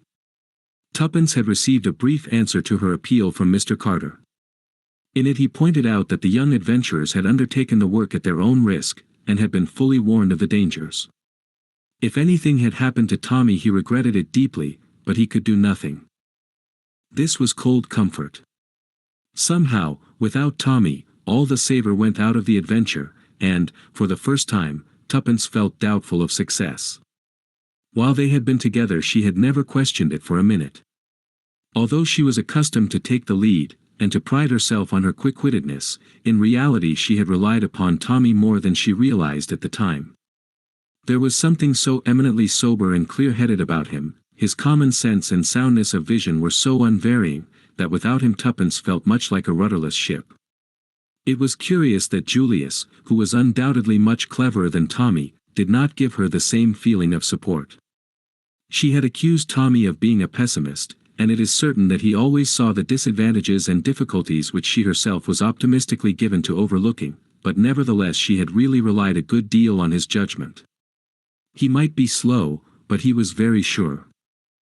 It seemed to the girl that, for the first time, she realized the sinister character of the mission they had undertaken so light-heartedly. It had begun like a page of romance. Now, shorn of its glamour, it seemed to be turning to grim reality. Tommy, that was all that mattered. Many times in the day Tuppence blinked the tears out of her eyes resolutely. Little fool, she would apostrophize herself, don't snivel. Of course you're fond of him.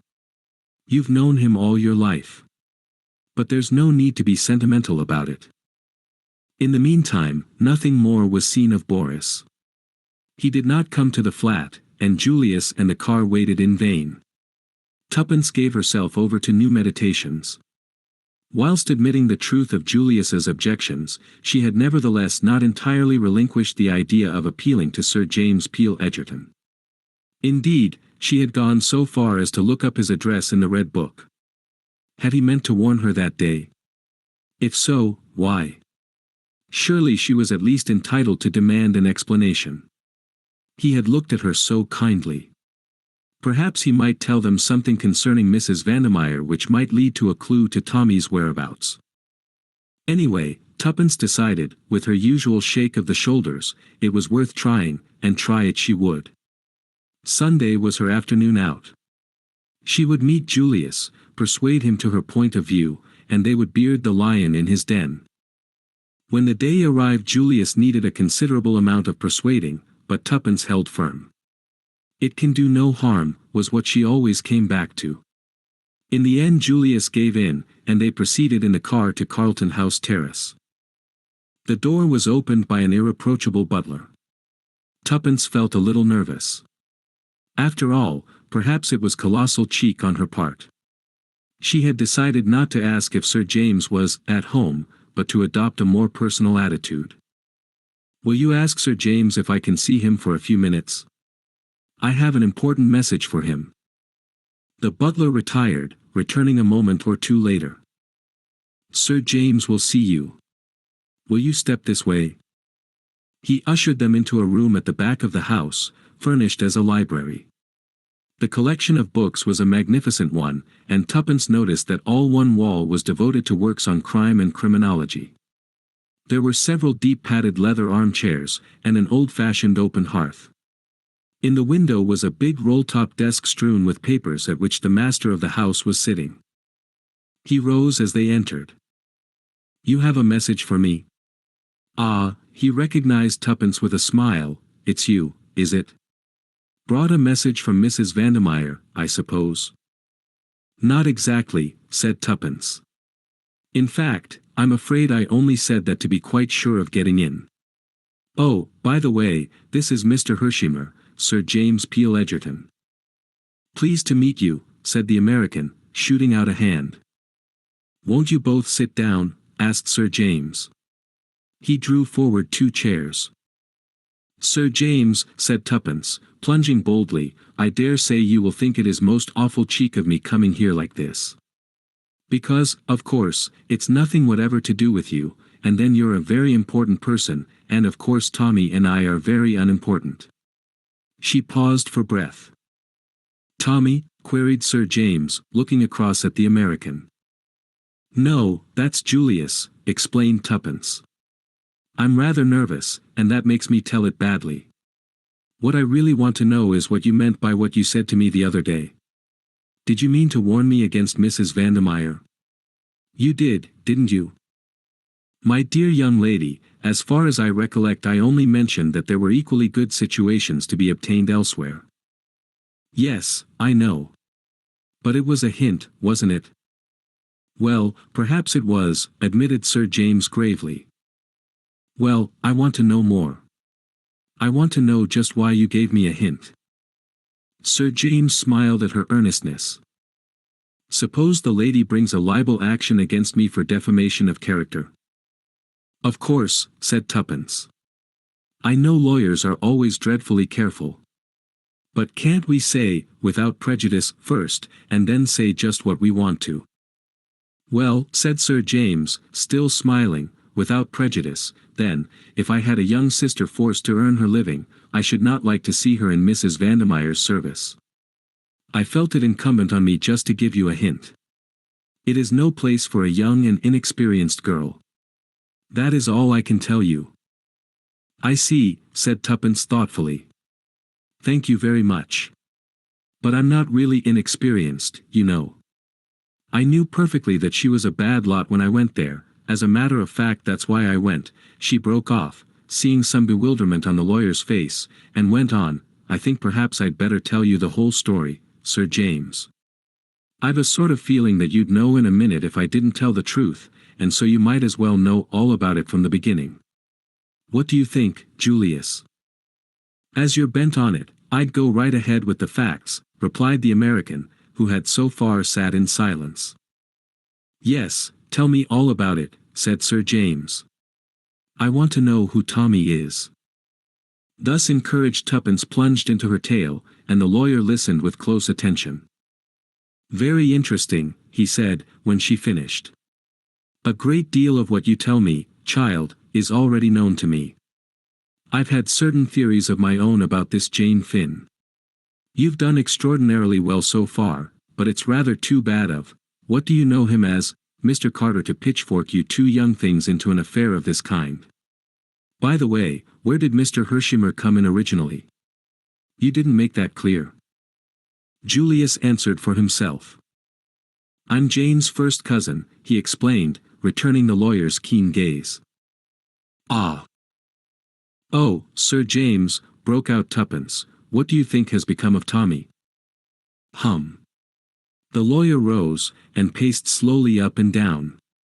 When you arrived, young lady, I was just packing up my traps. Going to Scotland by the night train for a few days fishing. But there are different kinds of fishing. I've a good mind to stay, and see if we can't get on the track of that young chap. Oh.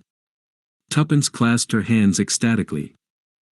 All the same, as I said before, it's too bad of Carter to set you two babies on a job like this.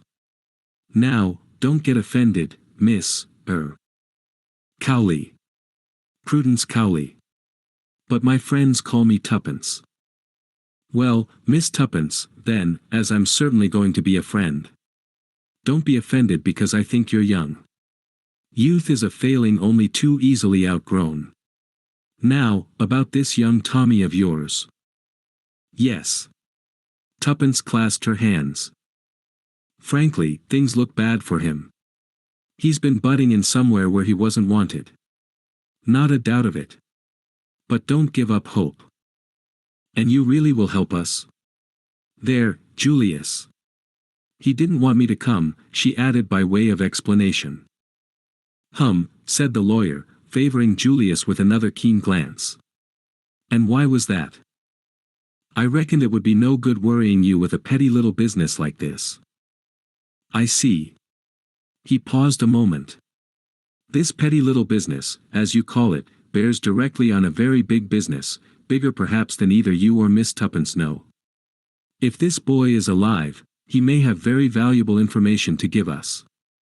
Therefore, we must find him. Yes, but how? Cried Tuppence. I've tried to think of everything. Sir James smiled. And yet there's one person quite near at hand who in all probability knows where he is, or at all events where he is likely to be. Who is that? Asked Tuppence, puzzled. Mrs. Vandermeyer. Yes, but she'd never tell us. Ah, that is where I come in. I think it quite likely that I shall be able to make Mrs. Vandermeyer tell me what I want to know.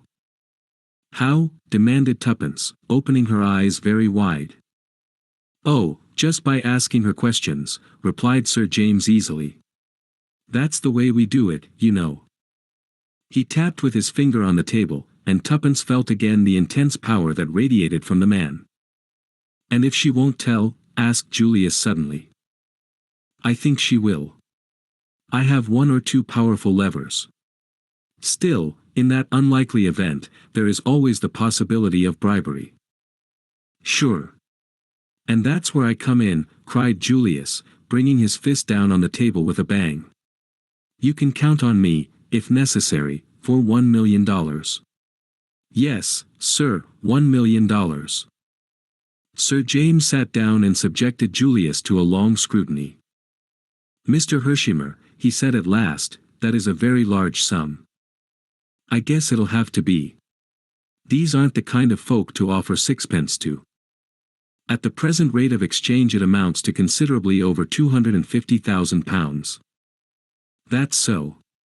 Maybe you think I'm talking through my hat, but I can deliver the goods all right, with enough over to spare for your fee. Sir James flushed slightly.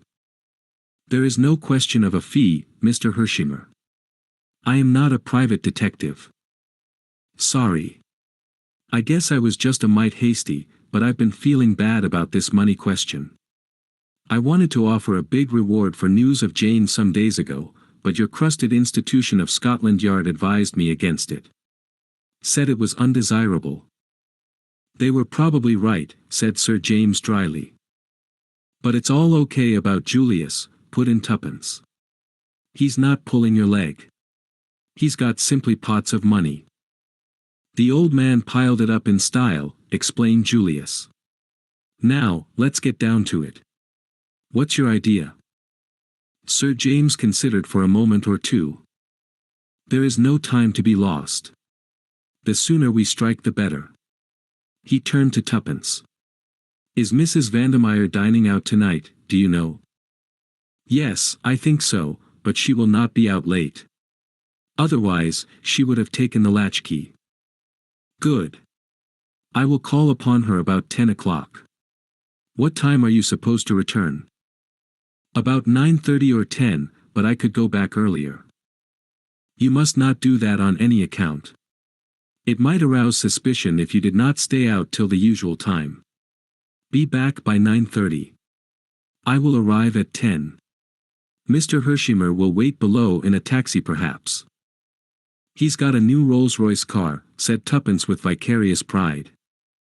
Even better. If I succeed in obtaining the address from her, we can go there at once, taking Mrs. Vandermeyer with us if necessary. You understand? Yes. Tuppence rose to her feet with a skip of delight. Oh, I feel so much better. Don't build on it too much, Miss Tuppence. Go easy. Julius turned to the lawyer. Say, then. I'll call for you in the car round about 9:30. Is that right? Perhaps that will be the best plan. It would be unnecessary to have two cars waiting about. Now, Miss Tuppence, my advice to you is to go and have a good dinner, a really good one, mind. And don't think ahead more than you can help. He shook hands with them both, and a moment later they were outside. Isn't he a duck? Inquired Tuppence ecstatically, as she skipped down the steps. Oh, Julius, isn't he just a duck?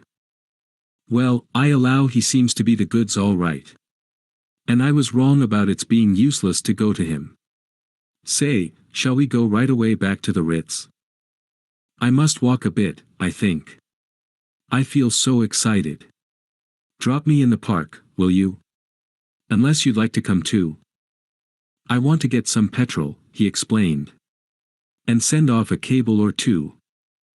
All right. I'll meet you at the Ritz at 7. We'll have to dine upstairs. I can't show myself in these glad rags. Sure. I'll get Felix help me choose the menu. He's some head waiter, that. So long. Tuppence walked briskly along towards the Serpentine, first glancing at her watch. It was nearly 6 o'clock. She remembered that she had had no tea, but felt too excited to be conscious of hunger.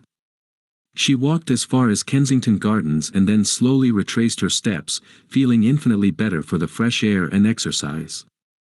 It was not so easy to follow Sir James's advice, and put the possible events of the evening out of her head. As she drew nearer and nearer to Hyde Park Corner, the temptation to return to South Audley Mansions was almost irresistible. At any rate, she decided, it would do no harm just to go and look at the building. Perhaps, then, she could resign herself to waiting patiently for 10 o'clock. South Audley Mansions looked exactly the same as usual. What Tuppence had expected she hardly knew, but the sight of its red brick stolidity slightly assuaged the growing and entirely unreasonable uneasiness that possessed her. She was just turning away when she heard a piercing whistle, and the faithful Albert came running from the building to join her. Tuppence frowned. It was no part of the program to have attention called to her presence in the neighborhood, but Albert was purple with suppressed excitement. I say, miss, she's going. Who's going? Demanded Tuppence sharply. The crook. Ready Rita. Mrs. Vandermeyer. She's packing up, and she's just sent down word for me to get her a taxi. What? Tuppence clutched his arm. It's the truth, miss. I thought maybe as you didn't know about it. Albert, cried Tuppence, you're a brick. If it hadn't been for you we'd have lost her. Albert flushed with pleasure at this tribute. There's no time to lose, said Tuppence, crossing the road. I've got to stop her. At all costs I must keep her here until, she broke off.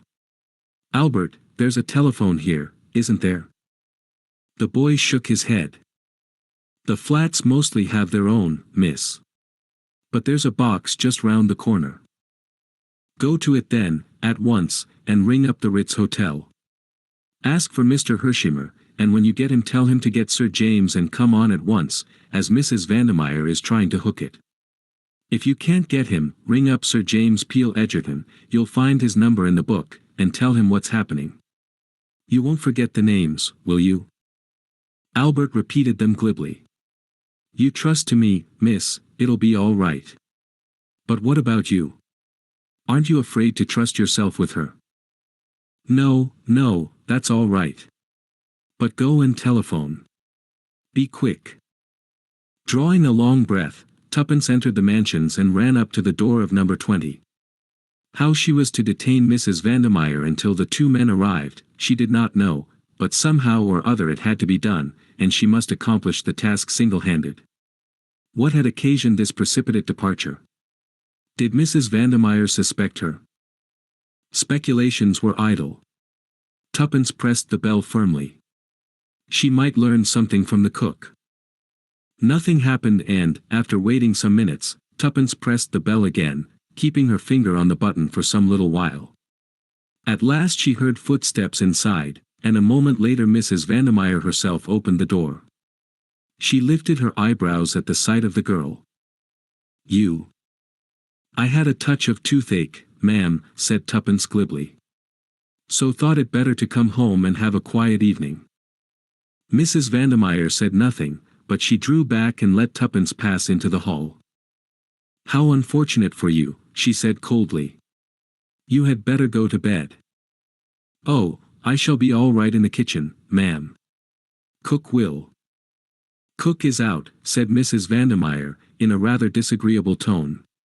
I sent her out. So you see you had better go to bed. Suddenly Tuppence felt afraid. There was a ring in Mrs. Vandermeyer's voice that she did not like at all. Also, the other woman was slowly edging her up the passage. Tuppence turned at bay. I don't want. Then, in a flash, a rim of cold steel touched her temple, and Mrs. Vandermeyer's voice rose cold and menacing. You damned little fool. Do you think I don't know? No, don't answer. If you struggle or cry out, I'll shoot you like a dog. The rim of steel pressed a little harder against the girl's temple. Now then, march, went on Mrs. Vandermeyer. This way, into my room. In a minute, when I've done with you, you'll go to bed as I told you to. And you'll sleep, oh yes, my little spy, you'll sleep all right. There was a sort of hideous geniality in the last words which Tuppence did not at all like. For the moment there was nothing to be done, and she walked obediently into Mrs. Vandermeyer's bedroom. The pistol never left her forehead. The room was in a state of wild disorder, clothes were flung about right and left, a suitcase and a hat box, half-packed, stood in the middle of the floor. Tuppence pulled herself together with an effort. Her voice shook a little, but she spoke out bravely. Come now, she said. This is nonsense. You can't shoot me. Why, everyone in the building would hear the report. I'd risk that, said Mrs. Vandermeyer cheerfully.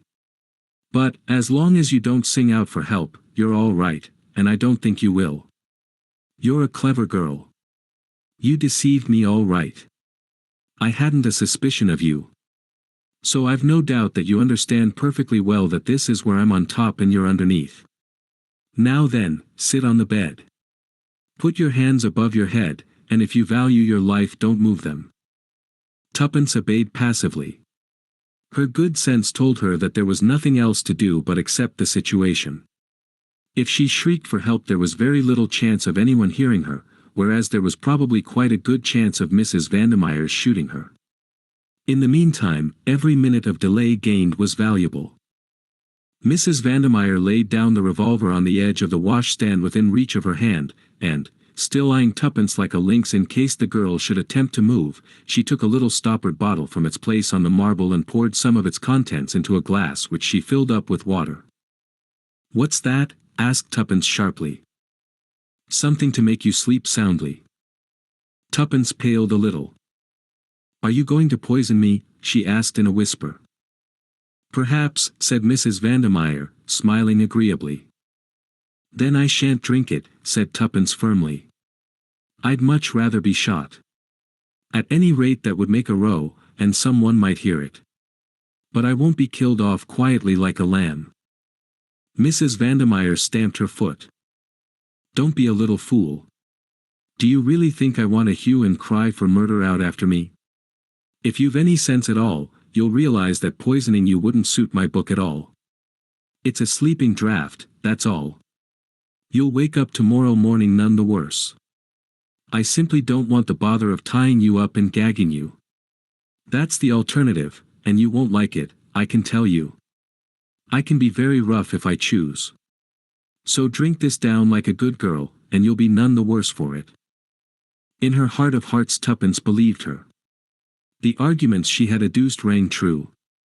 It was a simple and effective method of getting her out of the way for the time being. Nevertheless, the girl did not take kindly to the idea of being tamely put to sleep without as much as one bid for freedom. She felt that once Mrs. Vandermeyer gave them the slip, the last hope of finding Tommy would be gone. Tuppence was quick in her mental processes. All these reflections passed through her mind in a flash, and she saw where a chance, a very problematical chance, lay, and she determined to risk all in one supreme effort. Accordingly, she lurched suddenly off the bed and fell on her knees before Mrs. Vandermeyer, clutching her skirts frantically. "I don't believe it," she moaned. "It's poison, I know it's poison. Oh, don't make me drink it," her voice rose to a shriek, "don't make me drink it." Mrs. Vandermeyer, glass in hand, looked down with a curling lip at this sudden collapse. "Get up, you little idiot. Don't go on driveling there. How you ever had the nerve to play your part as you did I can't think." She stamped her foot. "Get up, I say." But Tuppence continued to cling and sob, interjecting her sobs with incoherent appeals for mercy. Every minute gained was to the good. Moreover, as she grovelled, she moved imperceptibly nearer to her objective. Mrs. Vandermeyer gave a sharp impatient exclamation, and jerked the girl to her knees. "Drink it at once." Imperiously she pressed the glass to the girl's lips. Tuppence gave one last despairing moan. "You swear it won't hurt me," she temporized. "Of course it won't hurt you. Don't be a fool. Will you swear it?" "Yes, yes," said the other impatiently. "I swear it." Tuppence raised a trembling left hand to the glass. "Very well." Her mouth opened meekly. Mrs. Vandermeyer gave a sigh of relief, off her guard for the moment. Then, quick as a flash, Tuppence jerked the glass upward as hard as she could. The fluid in it splashed into Mrs. Vandermeyer's face, and during her momentary gasp, Tuppence's right hand shot out and grasped the revolver where it lay on the edge of the washstand. The next moment she had sprung back a pace, and the revolver pointed straight at Mrs. Vandermeyer's heart, with no unsteadiness in the hand that held it. In the moment of victory, Tuppence betrayed a somewhat unsportsmanlike triumph. "Now who's on top and who's underneath?" she crowed. The other's face was convulsed with rage. For a minute Tuppence thought she was going to spring upon her, which would have placed the girl in an unpleasant dilemma, since she meant to draw the line at actually letting off the revolver. However, with an effort Mrs. Vandermeyer controlled herself, and at last a slow evil smile crept over her face. "Not a fool, then, after all. You did that well, girl. But you shall pay for it, oh, yes, you shall pay for it. I have a long memory." "I'm surprised you should have been gulled so easily," said Tuppence scornfully. "Did you really think I was the kind of girl to roll about on the floor and whine for mercy?" "You may do, some day," said the other significantly. The cold malignity of her manner sent an unpleasant chill down Tuppence's spine, but she was not going to give in to it. "Supposing we sit down," she said pleasantly. "Our present attitude is a little melodramatic." "No, not on the bed. Draw a chair up to the table, that's right. Now I'll sit opposite you with the revolver in front of me, just in case of accidents." "Splendid. Now, let's talk." "What about?" said Mrs. Vandermeyer sullenly. Tuppence eyed her thoughtfully for a minute. She was remembering several things. Boris's words, "I believe you would sell us," and her answer, "The price would have to be enormous," given lightly, it was true, yet might not there be a substratum of truth in it? Long ago, had not Whittington asked, "Who's been blabbing?" "Rita." Would Rita Vandermeyer prove to be the weak spot in the armor of Mr. Brown? Keeping her eyes fixed steadily on the other's face, Tuppence replied quietly. Money. Mrs. Vandermeyer started. Clearly, the reply was unexpected. What do you mean? I'll tell you. You said just now that you had a long memory. A long memory isn't half as useful as a long purse. I dare say it relieves your feelings a good deal to plan out all sorts of dreadful things to do to me, but is that practical? Revenge is very unsatisfactory. Everyone always says so. But money, Tuppence warmed to her pet creed. Well, there's nothing unsatisfactory about money, is there? Do you think, said Mrs. Vandermeyer scornfully, that I am the kind of woman to sell my friends? Yes, said Tuppence promptly. If the price was big enough. A paltry £100 or so. No, said Tuppence. I should suggest, 100,000. Her economical spirit did not permit her to mention the whole $1,000,000 suggested by Julius. A flush crept over Mrs. Vandermeyer's face. What did you say? She asked, her fingers playing nervously with a brooch on her breast. In that moment Tuppence knew that the fish was hooked, and for the first time she felt a horror of her own money-loving spirit. It gave her a dreadful sense of kinship to the woman fronting her. £100,000, repeated Tuppence. The light died out of Mrs. Vandermeyer's eyes. She leaned back in her chair. Bah, she said. You haven't got it. No, admitted Tuppence, I haven't, but I know someone who has. Who? A friend of mine. Must be a millionaire, remarked Mrs. Vandermeyer unbelievingly. As a matter of fact he is. He's an American. He'll pay you that without a murmur. You can take it from me that it's a perfectly genuine proposition. Mrs. Vandermeyer sat up again. I'm inclined to believe you, she said slowly. There was silence between them for some time, then Mrs. Vandermeyer looked up. What does he want to know, this friend of yours? Tuppence went through a momentary struggle, but it was Julius's money, and his interests must come first. He wants to know where Jane Finn is, she said boldly. Mrs. Vandermeyer showed no surprise. I'm not sure where she is at the present moment, she replied. But you could find out. Oh, yes, returned Mrs. Vandermeyer carelessly.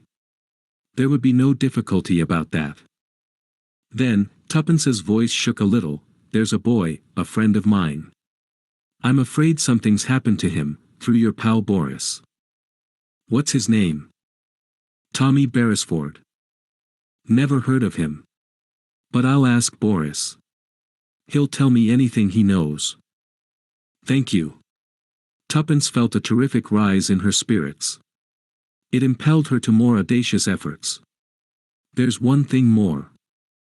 Well? Tuppence leaned forward and lowered her voice. Who is Mr. Brown? Her quick eyes saw the sudden paling of the beautiful face.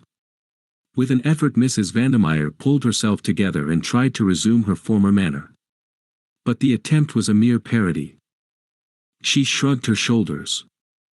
You can't have learned much about us if you don't know that nobody knows who Mr. Brown is. You do, said Tuppence quietly. Again the color deserted the other's face. What makes you think that? I don't know, said the girl truthfully. But I'm sure. Mrs. Vandermeyer stared in front of her for a long time.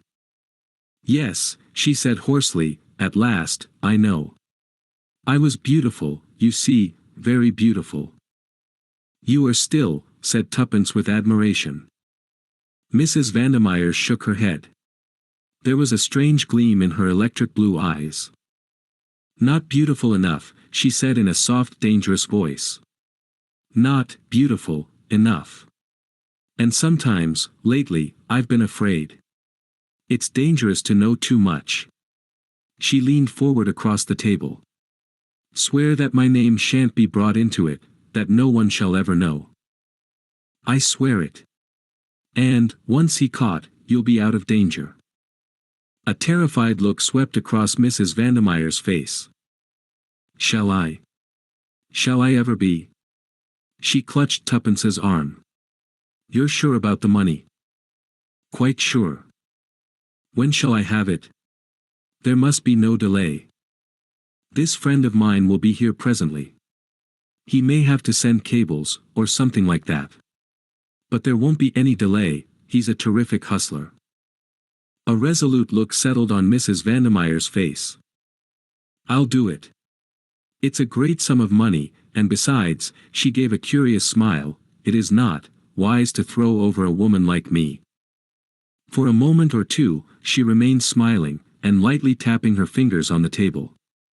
Suddenly she started, and her face blanched. What was that?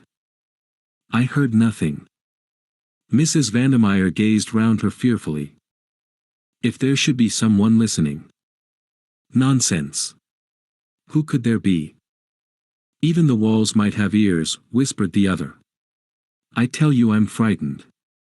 You don't know him. Think of the £100,000, said Tuppence soothingly. Mrs. Vandemeyer passed her tongue over her dried lips.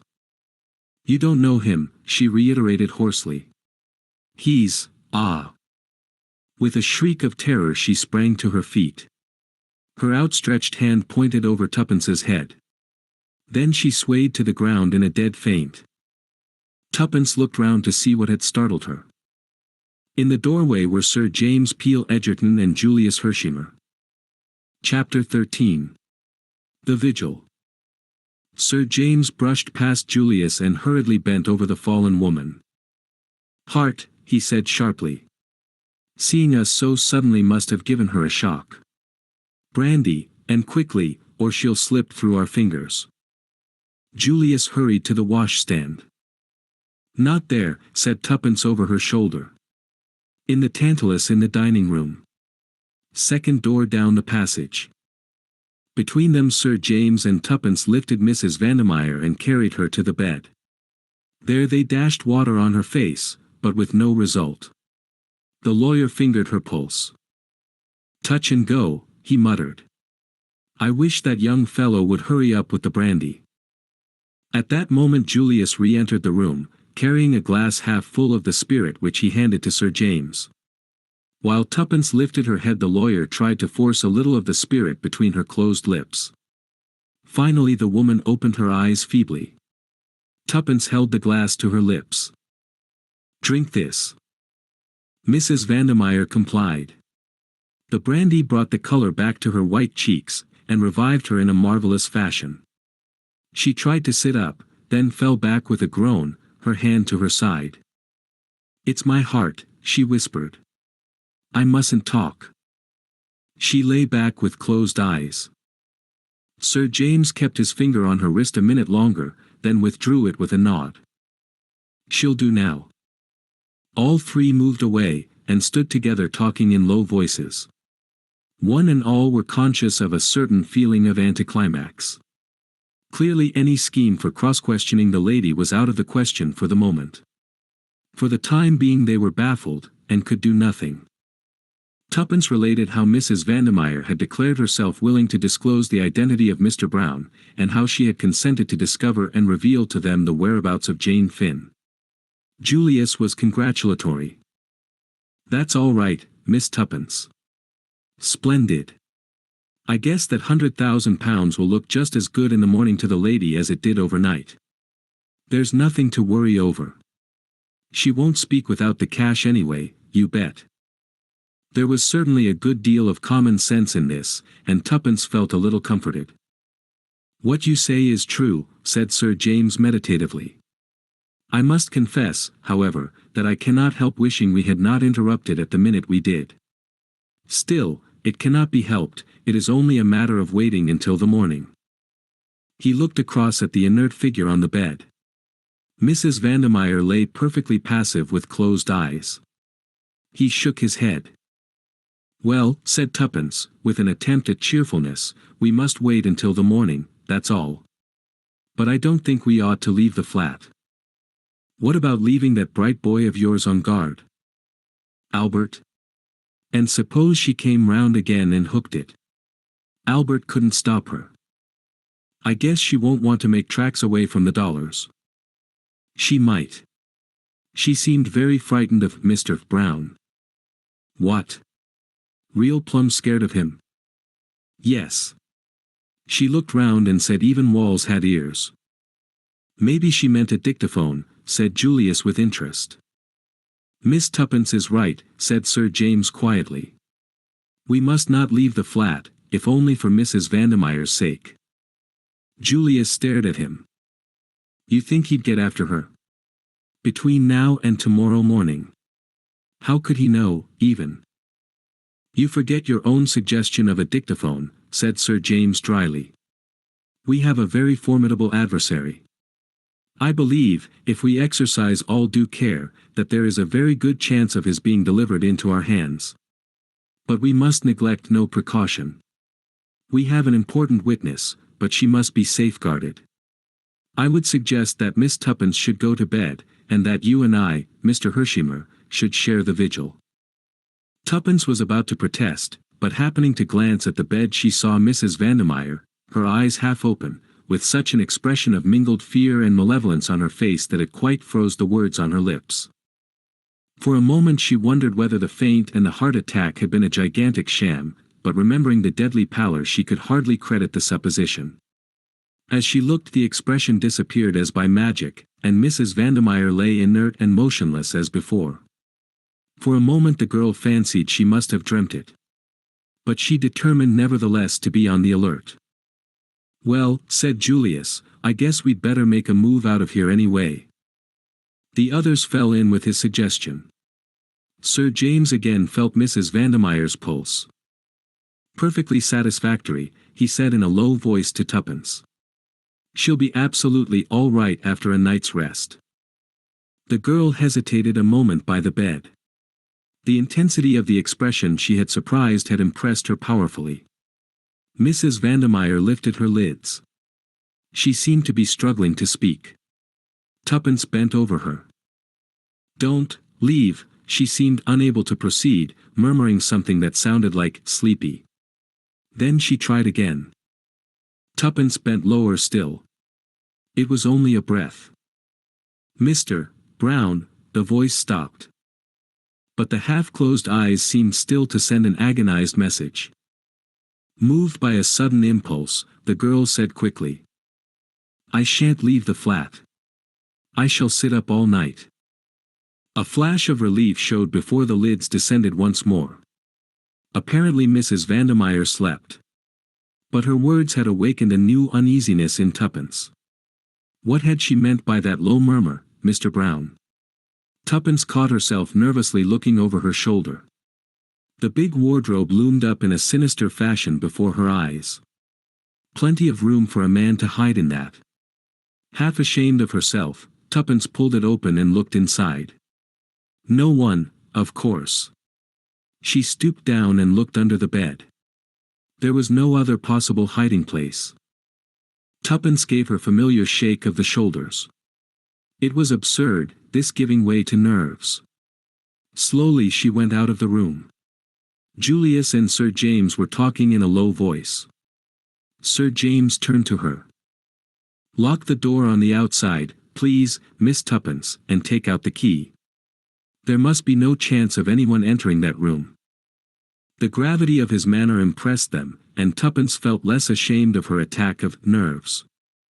Say, remarked Julius suddenly, there's Tuppence's bright boy. I guess I'd better go down and ease his young mind. That's some lad, Tuppence. How did you get in, by the way? Asked Tuppence suddenly. I forgot to ask. Well, Albert got me on the phone all right. I ran round for Sir James here, and we came right on. The boy was on the lookout for us, and was just a mite worried about what might have happened to you. He'd been listening outside the door of the flat, but couldn't hear anything. Anyhow he suggested sending us up in the coal lift instead of ringing the bell. And sure enough we landed in the scullery and came right along to find you. Albert's still below, and must be just hopping mad by this time. With which Julius departed abruptly. Now then, Miss Tuppence, said Sir James, you know this place better than I do. Where do you suggest we should take up our quarters? Tuppence considered for a moment or two. I think Mrs. Vandemeyer's boudoir would be the most comfortable, she said at last, and led the way there. Sir James looked round approvingly. This will do very well, and now, my dear young lady, do go to bed and get some sleep. Tuppence shook her head resolutely. I couldn't, thank you, Sir James. I should dream of Mr. Brown all night.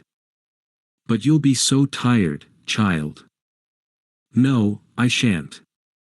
I'd rather stay up, really. The lawyer gave in. Julius reappeared some minutes later, having reassured Albert and rewarded him lavishly for his services. Having in his turn failed to persuade Tuppence to go to bed, he said decisively. At any rate, you've got to have something to eat right away. Where's the larder? Tuppence directed him, and he returned in a few minutes with a cold pie and 3 plates. After a hearty meal, the girl felt inclined to pooh-pooh her fancies of half an hour before. The power of the money bribe could not fail. And now, Miss Tuppence, said Sir James, we want to hear your adventures. That's so, agreed Julius. Tuppence narrated her adventures with some complacence. Julius occasionally interjected an admiring bully. Sir James said nothing until she had finished, when his quiet, well done, Miss Tuppence, made her flush with pleasure. There's one thing I don't get clearly, said Julius. What put her up to clearing out? I don't know, confessed Tuppence. Sir James stroked his chin thoughtfully. The room was in great disorder. That looks as though her flight was unpremeditated. Almost as though she got a sudden warning to go from someone. Mr. Brown, I suppose, said Julius scoffingly. The lawyer looked at him deliberately for a minute or two. Why not, he said. Remember, you yourself have once been worsted by him. Julius flushed with vexation. I feel just mad when I think of how I handed out Jane's photograph to him like a lamb. Gee, if I ever lay hands on it again, I'll freeze onto it like hell. That contingency is likely to be a remote one, said the other dryly. I guess you're right, said Julius frankly. And, in any case, it's the original I'm out after. Where do you think she can be, Sir James? The lawyer shook his head. Impossible to say. But I've a very good idea where she has been. You have? Where? Sir James smiled. At the scene of your nocturnal adventures, the Bournemouth nursing home. There. Impossible. I asked. No, my dear sir, you asked if anyone of the name of Jane Finn had been there. Now, if the girl had been placed there it would almost certainly be under an assumed name. Bully for you, cried Julius. I never thought of that. It was fairly obvious, said the other. Perhaps the doctor's in it too, suggested Tuppence. Julius shook his head. I don't think so. I took to him at once. No, I'm pretty sure Dr. Hall's all right. Hall, did you say? Asked Sir James. That is curious, really very curious. Why? Demanded Tuppence. Because I happened to meet him this morning. I've known him slightly on and off for some years, and this morning I ran across him in the street. Staying at the Metropole, he told me. He turned to Julius. Didn't he tell you he was coming up to town? Julius shook his head. Curious, mused Sir James. You did not mention his name this afternoon, or I would have suggested your going to him for further information with my card as introduction. I guess I'm a mutt, said Julius with unusual humility. I ought to have thought of the false name stunt. How could you think of anything after falling out of that tree? Cried Tuppence. I'm sure anyone else would have been killed right off. Well, I guess it doesn't matter now, anyway, said Julius. We've got Mrs. Vandemeyer on a string, and that's all we need. Yes, said Tuppence, but there was a lack of assurance in her voice. A silence settled down over the party. Little by little the magic of the night began to gain a hold on them. There were sudden creaks of the furniture, imperceptible rustlings in the curtains. Suddenly Tuppence sprang up with a cry. "I can't help it. I know Mr. Brown's somewhere in the flat. I can feel him." "Sure, Tuppence, how could he be? This door's open into the hall. No one could have come in by the front door without our seeing and hearing him. I can't help it. I feel he's here." She looked appealingly at Sir James, who replied gravely. "With due deference to your feelings, Miss Tuppence, and mine as well for that matter, I do not see how it is humanly possible for anyone to be in the flat without our knowledge." The girl was a little comforted by his words. "Sitting up at night is always rather jumpy," she confessed. "Yes," said Sir James. "We are in the condition of people holding a séance. Perhaps if a medium were present we might get some marvelous results." "Do you believe in spiritualism?" asked Tuppence, opening her eyes wide. The lawyer shrugged his shoulders. "There is some truth in it, without a doubt. But most of the testimony would not pass muster in the witness box." The hours drew on. With the first faint glimmerings of dawn, Sir James drew aside the curtains. They beheld, what few Londoners see, the slow rising of the sun over the sleeping city. Somehow, with the coming of the light, the dreads and fancies of the past night seemed absurd. Tuppence's spirits revived to the normal. "Hooray," she said. "It's going to be a gorgeous day. And we shall find Tommy. And Jane Finn. And everything will be lovely. I shall ask Mr. Carter if I can't be made a dame." At 7 o'clock Tuppence volunteered to go and make some tea. She returned with a tray, containing the teapot and 4 cups. "Who's the other cup for?" inquired Julius. "The prisoner, of course. I suppose we might call her that." "Taking her tea seems a kind of anticlimax to last night," said Julius thoughtfully. "Yes, it does," admitted Tuppence. "But, anyway, here goes.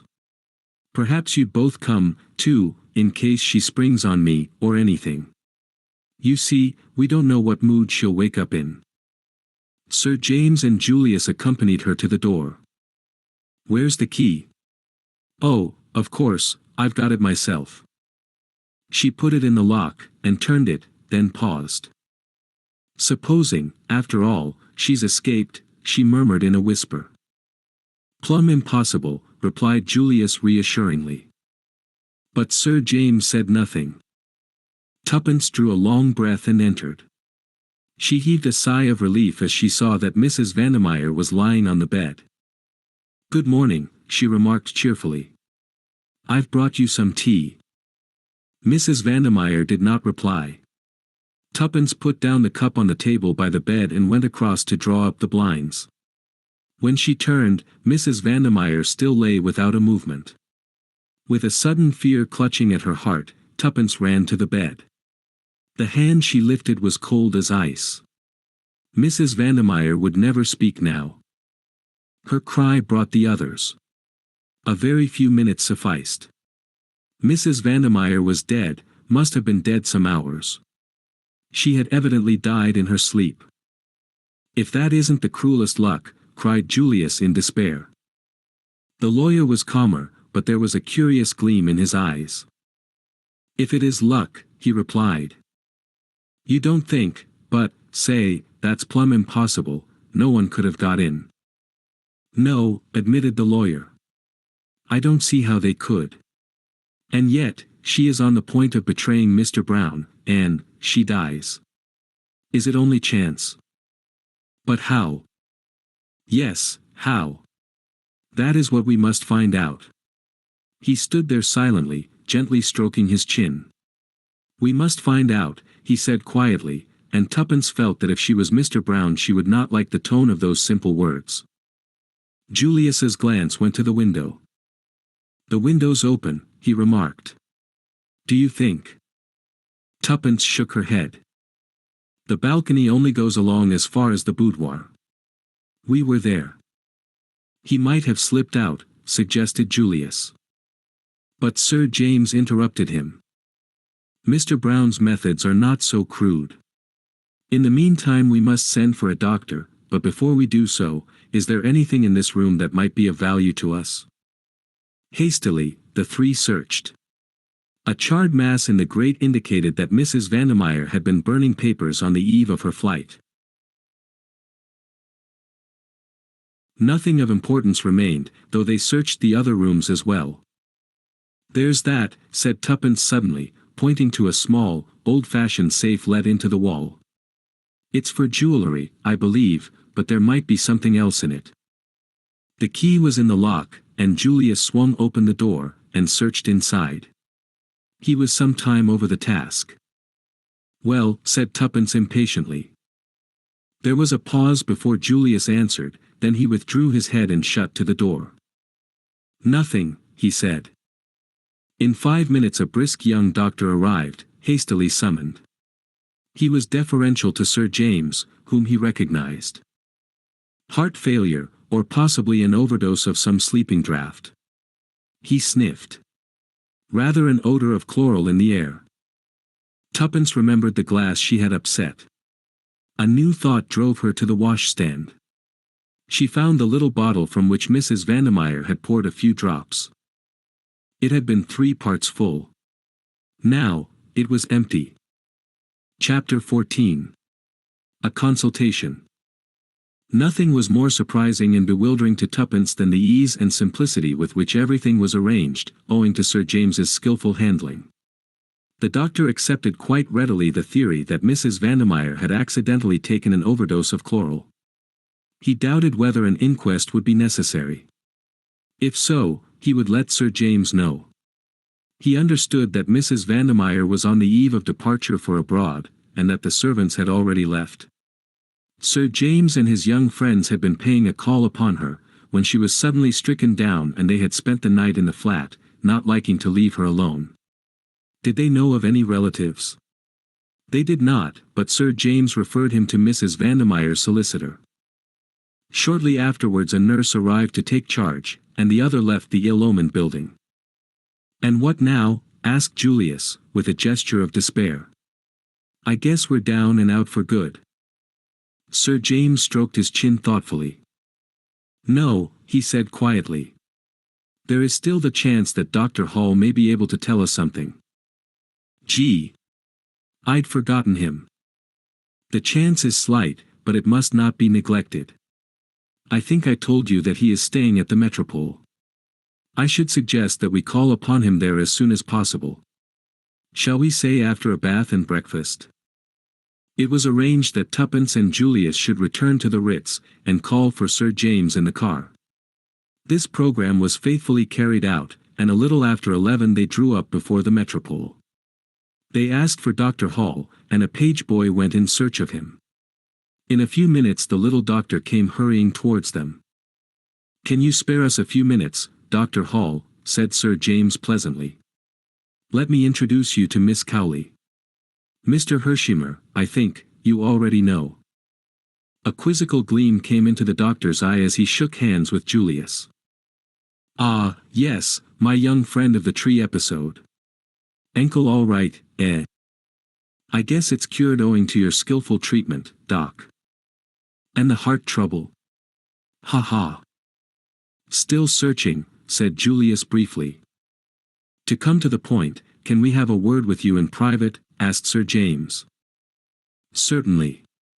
I think there is a room here where we shall be quite undisturbed." He led the way, and the others followed him. They sat down, and the doctor looked inquiringly at Sir James.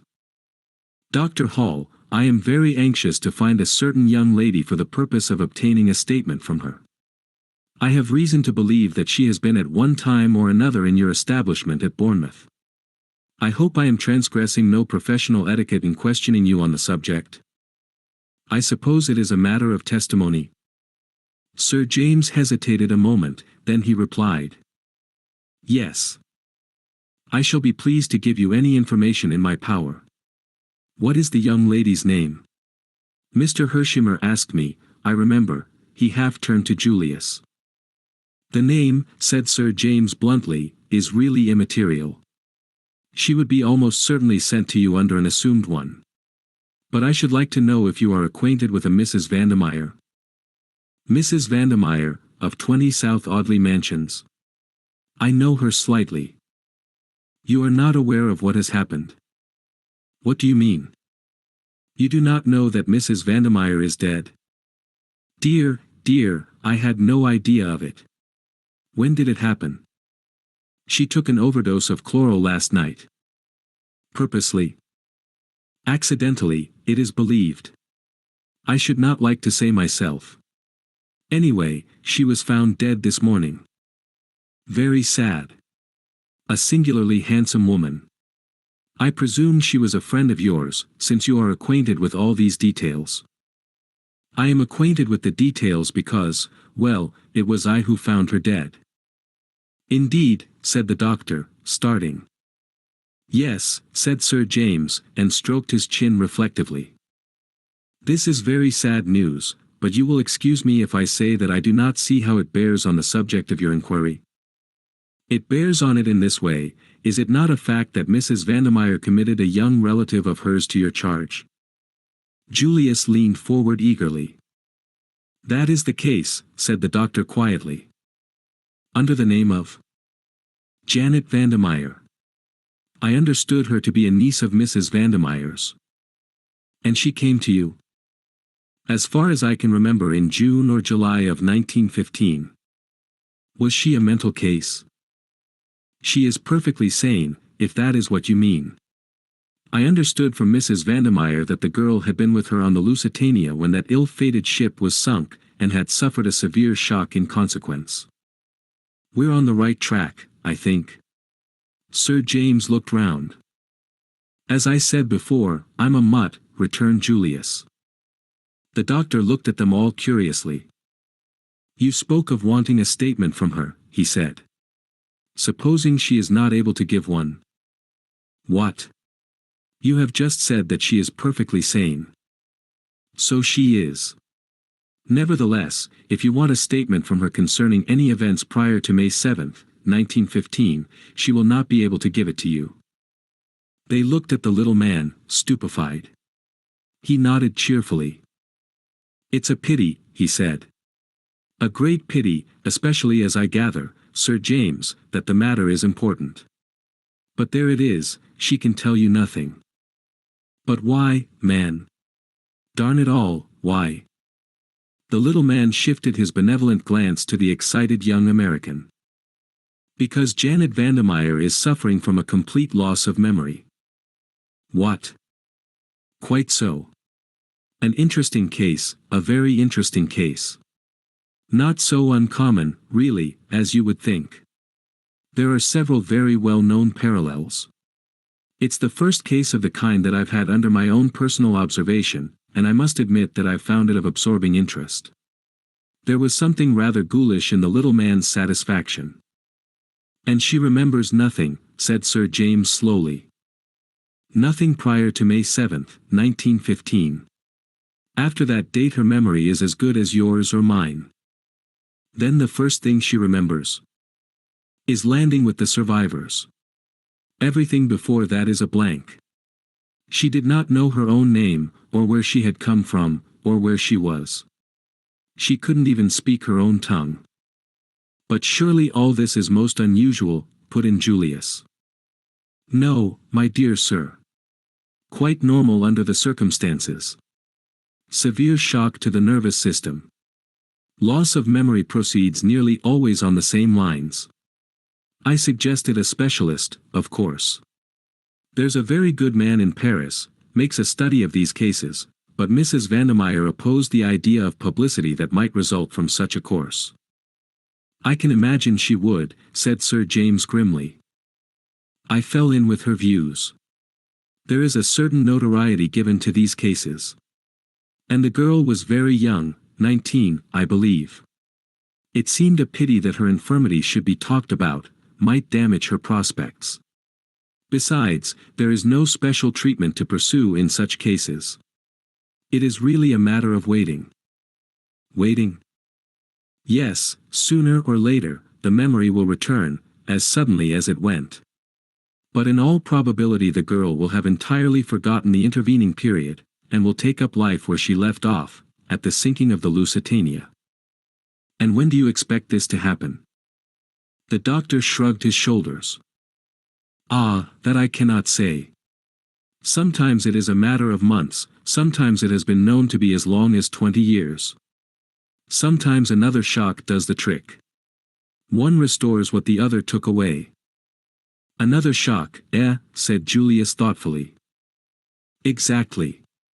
There was a case in Colorado. The little man's voice trailed on, voluble, mildly enthusiastic. Julius did not seem to be listening. He had relapsed into his own thoughts and was frowning. Suddenly he came out of his brown study, and hit the table such a resounding bang with his fist that everyone jumped, the doctor most of all. I've got it. I guess, Doc, I'd like your medical opinion on the plan I'm about to outline. Say Jane was to cross the herring pond again, and the same thing was to happen. The submarine, the sinking ship, everyone to take to the boats, and so on.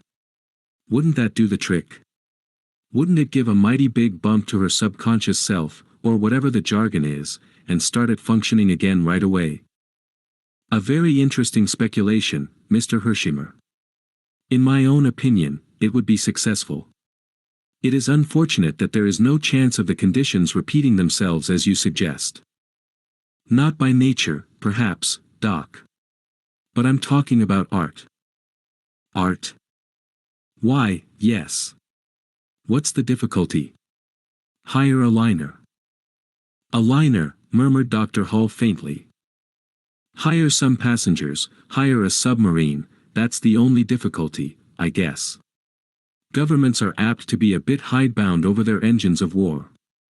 They won't sell to the first comer. Still, I guess that can be got over. Ever heard of the word graft, sir? Well, graft gets there every time. I reckon that we shan't really need to fire a torpedo.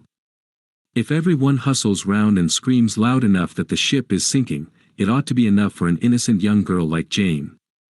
By the time she's got a life belt on her, and is being hustled into a boat, with a well-drilled lot of artistes doing the hysterical stunt on deck, why, she ought to be right back where she was in May, 1915. How's that for the bare outline? Dr. Hall looked at Julius. Everything that he was for the moment incapable of saying was eloquent in that look. No, said Julius, in answer to it, I'm not crazy. The thing's perfectly possible. It's done every day in the States for the movies. Haven't you seen trains in collision on the screen?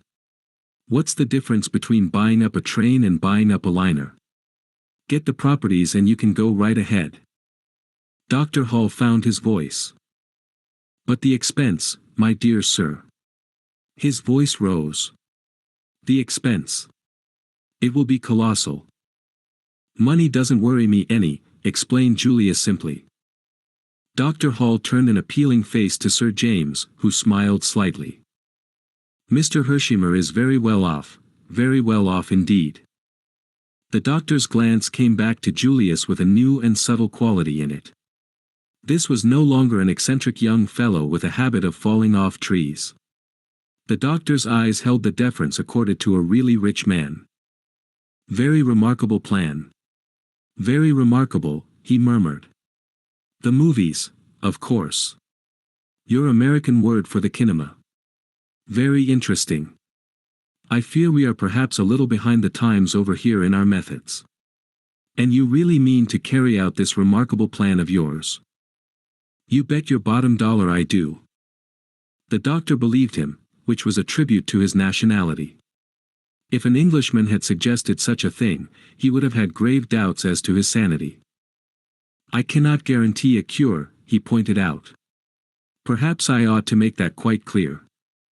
Sure, that's all right, said Julius.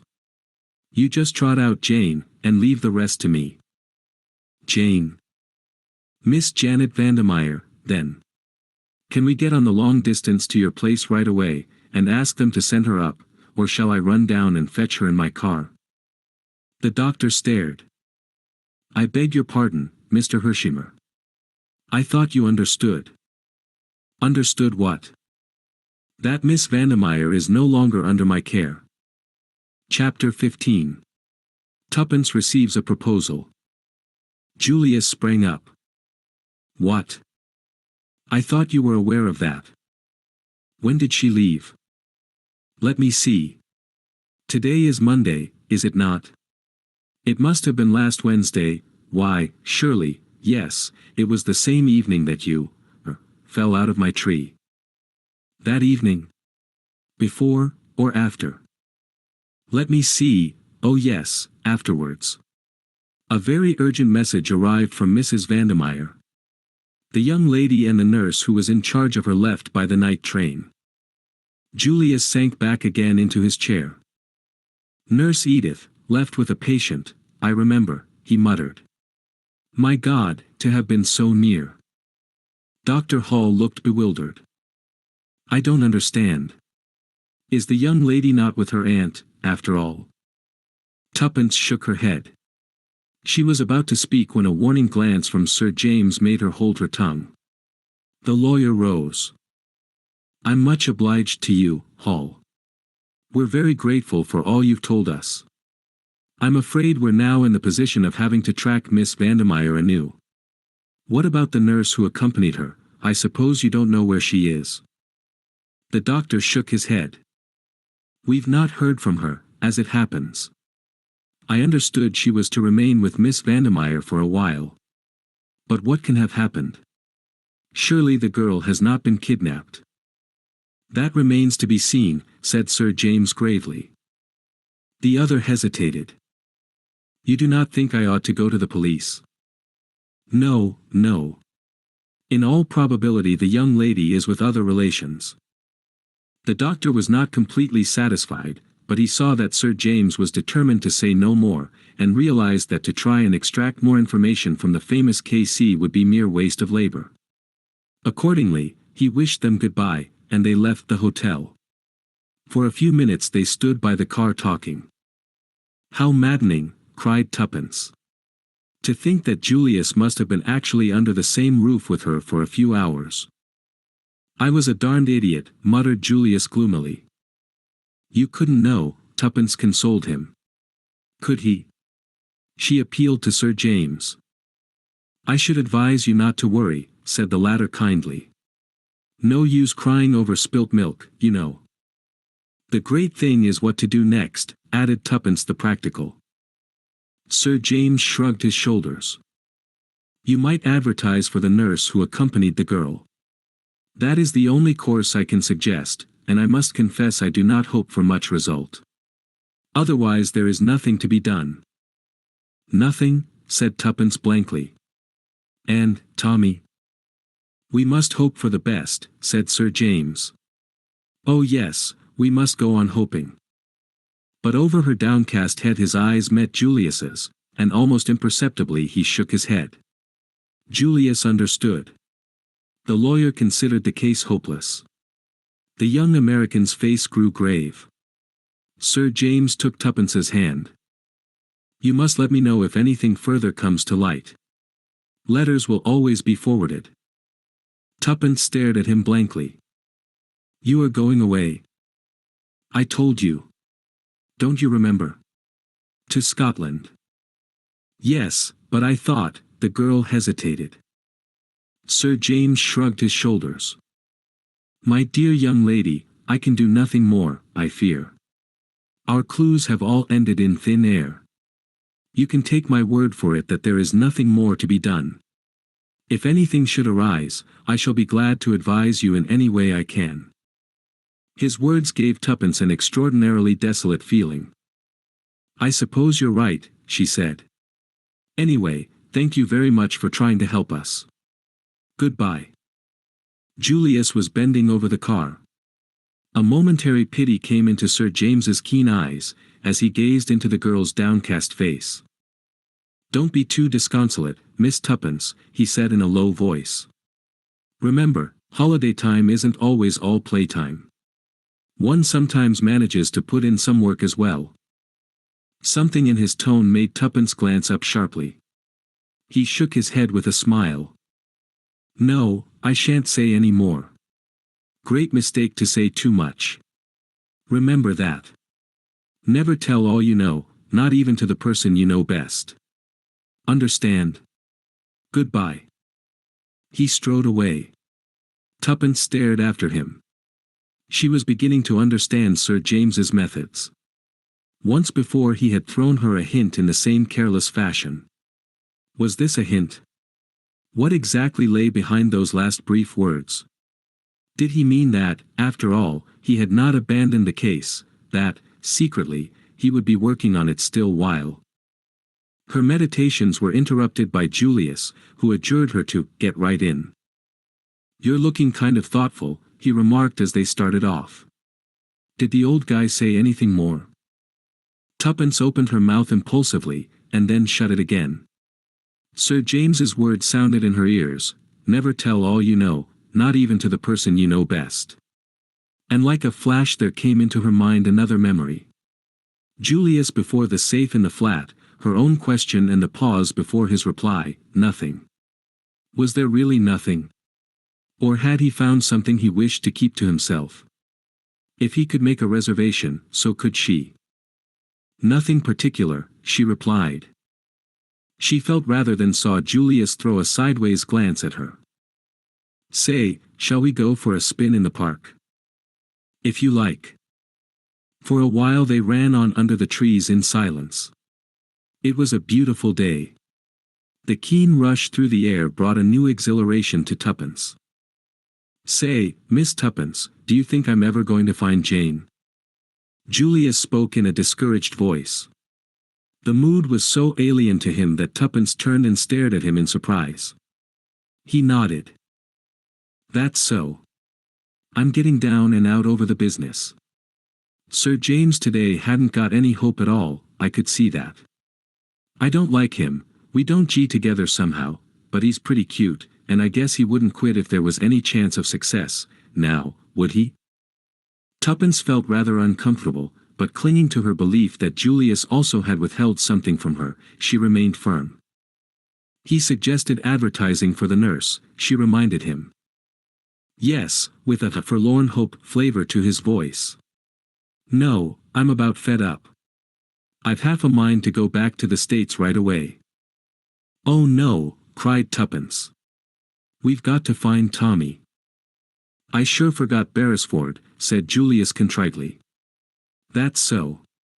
We must find him. But after, well, I've been daydreaming ever since I started on this trip, and these dreams are rotten poor business. I'm quit of them. Say, Miss Tuppence, there's something I'd like to ask you. Yes. You and Beresford. What about it? I don't understand you, replied Tuppence with dignity, adding rather inconsequently, and, anyway, you're wrong. Not got a sort of kindly feeling for one another? Certainly not, said Tuppence with warmth. Tommy and I are friends, nothing more. I guess every pair of lovers has said that sometime or another, observed Julius. Nonsense, snapped Tuppence. Do I look the sort of girl that's always falling in love with every man she meets? You do not. You look the sort of girl that's mighty often getting fallen in love with. Oh, said Tuppence, rather taken aback. That's a compliment, I suppose. Sure. Now let's get down to this. Supposing we never find Beresford N. All right, say it. I can face facts.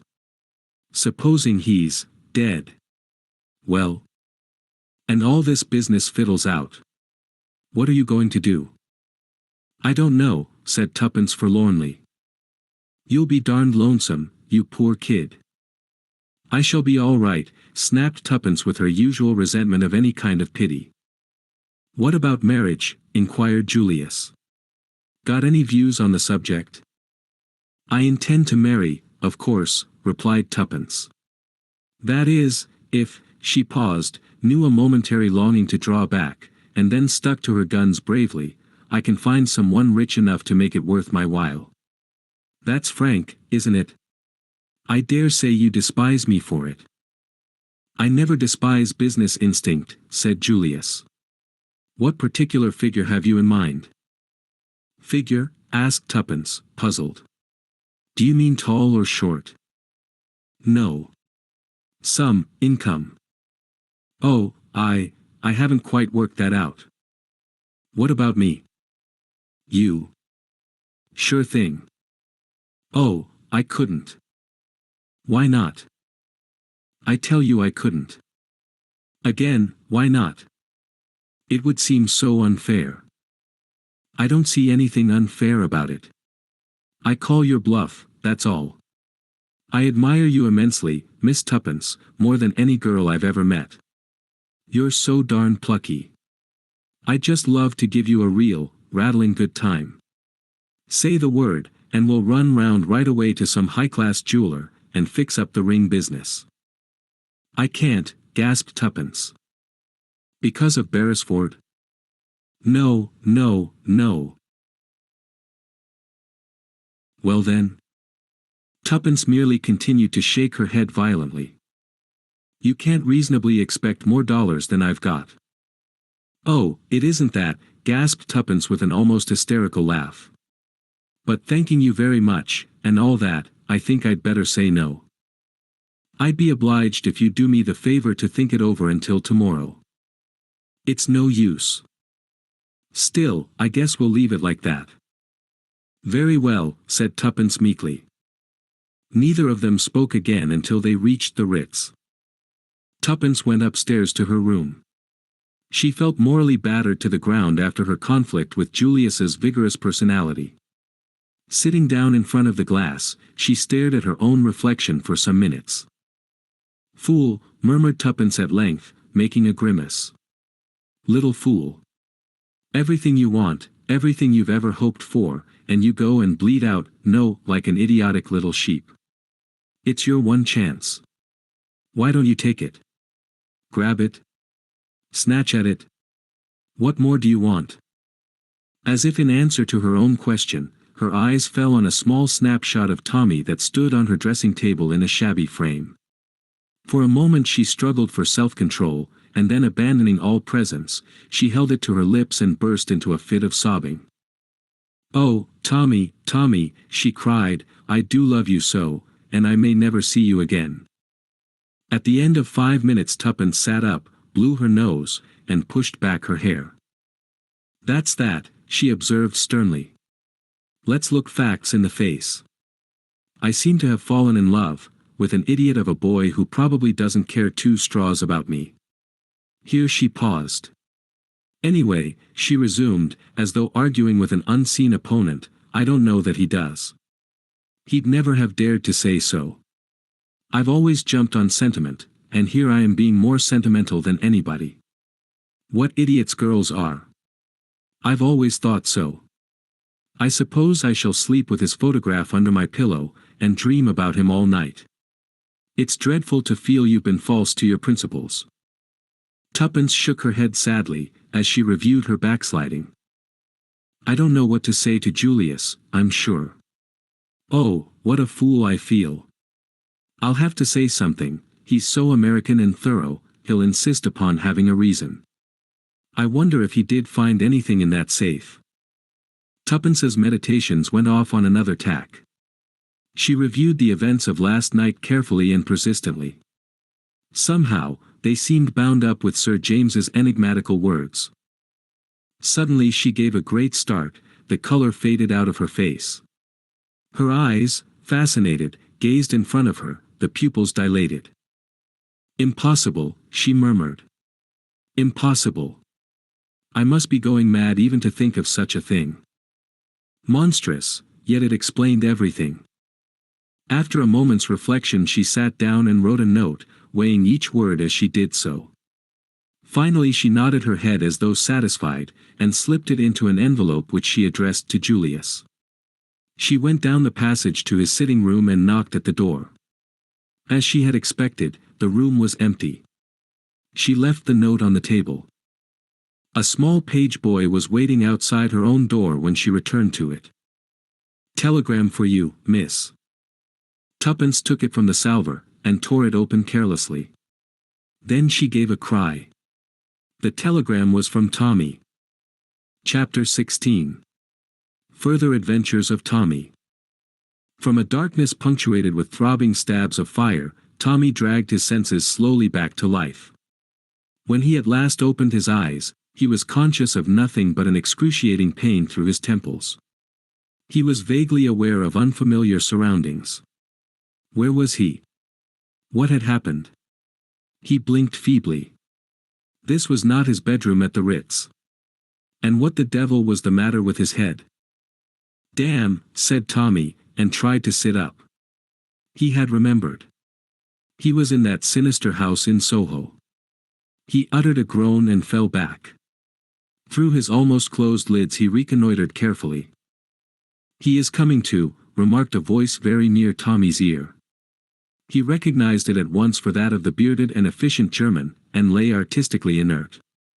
He felt that it would be a pity to come round too soon, and until the pain in his head became a little less acute, he felt quite incapable of collecting his wits. Painfully he tried to puzzle out what had happened.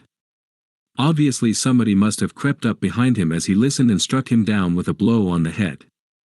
They knew him now for a spy, and would in all probability give him short shrift. Undoubtedly he was in a tight place. Nobody knew where he was, therefore he need expect no outside assistance, and must depend solely on his own wits.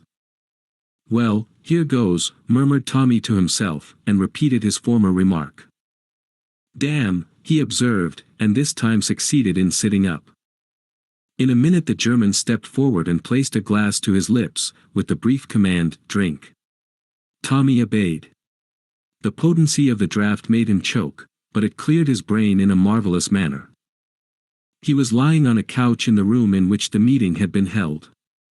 On one side of him was the German, on the other the villainous-faced doorkeeper who had let him in. The others were grouped together at a little distance away. But Tommy missed one face. The man known as Number One was no longer of the company. "Feel better?" asked the German, as he removed the empty glass. "Yes, thanks," returned Tommy cheerfully. "Ah, my young friend, it is lucky for you your skull is so thick." The good Conrad struck hard. He indicated the evil-faced doorkeeper by a nod. The man grinned. Tommy twisted his head round with an effort. "Oh," he said, "so you're Conrad, are you? It strikes me the thickness of my skull was lucky for you too. When I look at you I feel it's almost a pity I've enabled you to cheat the hangman." The man snarled, and the bearded man said quietly, "He would have run no risk of that." "Just as you like," replied Tommy. "I know it's the fashion to run down the police. I rather believe in them myself." His manner was nonchalant to the last degree. Tommy Beresford was one of those young Englishmen not distinguished by any special intellectual ability, but who are emphatically at their best in what is known as a tight place. Their natural diffidence and caution fall from them like a glove. Tommy realized perfectly that in his own wits lay the only chance of escape, and behind his casual manner he was racking his brains furiously. The cold accents of the German took up the conversation. "Have you anything to say before you are put to death as a spy?" "Simply lots of things," replied Tommy with the same urbanity as before. "Do you deny that you were listening at that door?" "I do not. I must really apologize, but your conversation was so interesting that it overcame my scruples." "How did you get in?" "Dear old Conrad here." Tommy smiled deprecatingly at him. "I hesitate to suggest pensioning off a faithful servant, but you really ought to have a better watchdog." Conrad snarled impotently, and said sullenly, as the man with the beard swung round upon him. "He gave the word. How was I to know?" "Yes," Tommy chimed in. "How was he to know? Don't blame the poor fellow. His hasty action has given me the pleasure of seeing you all face to face." He fancied that his words caused some discomposure among the group, but the watchful German stilled it with a wave of his hand. "Dead men tell no tales," he said evenly. "Ah," said Tommy, "but I'm not dead yet." "You soon will be, my young friend," said the German. An assenting murmur came from the others. Tommy's heart beat faster, but his casual pleasantness did not waver. "I think not," he said firmly. "I should have a great objection to dying." He had got them puzzled, he saw that by the look on his captor's face.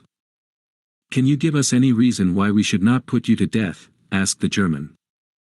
"Several," replied Tommy.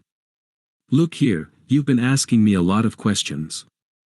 Let me ask you one for a change. Why didn't you kill me off at once before I regained consciousness?" The German hesitated, and Tommy seized his advantage. "Because you didn't know how much I knew, and where I obtained that knowledge. If you kill me now, you never will know." But here the emotions of Boris became too much for him. He stepped forward waving his arms. "You hellhound of a spy," he screamed. "We will give you short shrift. Kill him. Kill him." There was a roar of applause. "You hear?" said the German, his eyes on Tommy. "What have you to say to that?" "Say." Tommy shrugged his shoulders. "Pack of fools. Let them ask themselves a few questions. How did I get into this place? Remember what dear old Conrad said, with your own password, wasn't it? How did I get hold of that? You don't suppose I came up those steps haphazard and said the first thing that came into my head?" Tommy was pleased with the concluding words of this speech. His only regret was that Tuppence was not present to appreciate its full flavor. "That is true," said the working man suddenly. "Comrades, we have been betrayed." An ugly murmur arose. Tommy smiled at them encouragingly. "That's better. How can you hope to make a success of any job if you don't use your brains?" "You will tell us who has betrayed us," said the German. "But that shall not save you, oh, no. You shall tell us all that you know. Boris, here, knows pretty ways of making people speak." "Bah," said Tommy scornfully, fighting down a singularly unpleasant feeling in the pit of his stomach. "You will neither torture me nor kill me." "And why not?" asked Boris. "Because you'd kill the goose that lays the golden eggs," replied Tommy quietly. There was a momentary pause. It seemed as though Tommy's persistent assurance was at last conquering. They were no longer completely sure of themselves. The man in the shabby clothes stared at Tommy searchingly. "He's bluffing you, Boris," he said quietly. Tommy hated him. Had the man seen through him? The German, with an effort, turned roughly to Tommy. "What do you mean?"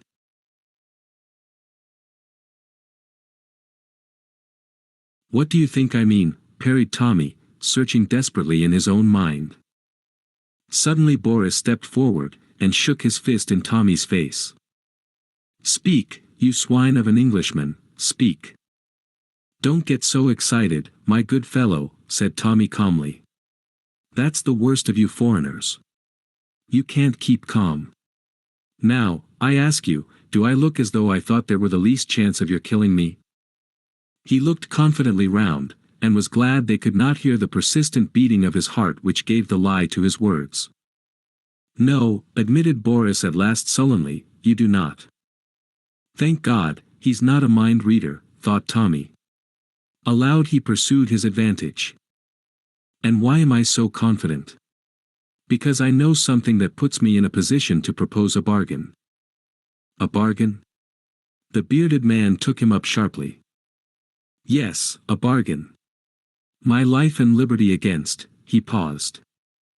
"Against what?" The group pressed forward. You could have heard a pin drop. Slowly Tommy spoke.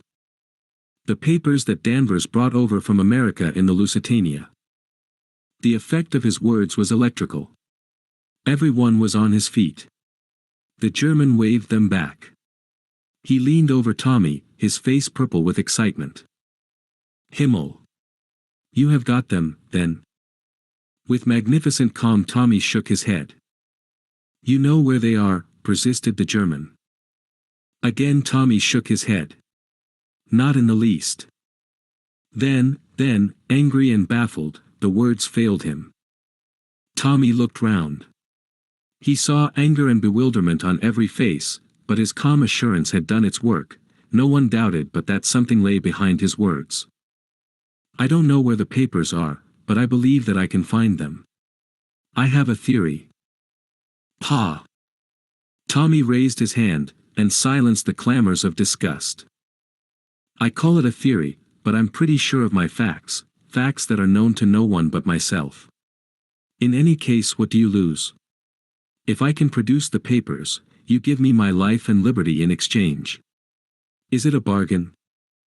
And if we refuse, said the German quietly.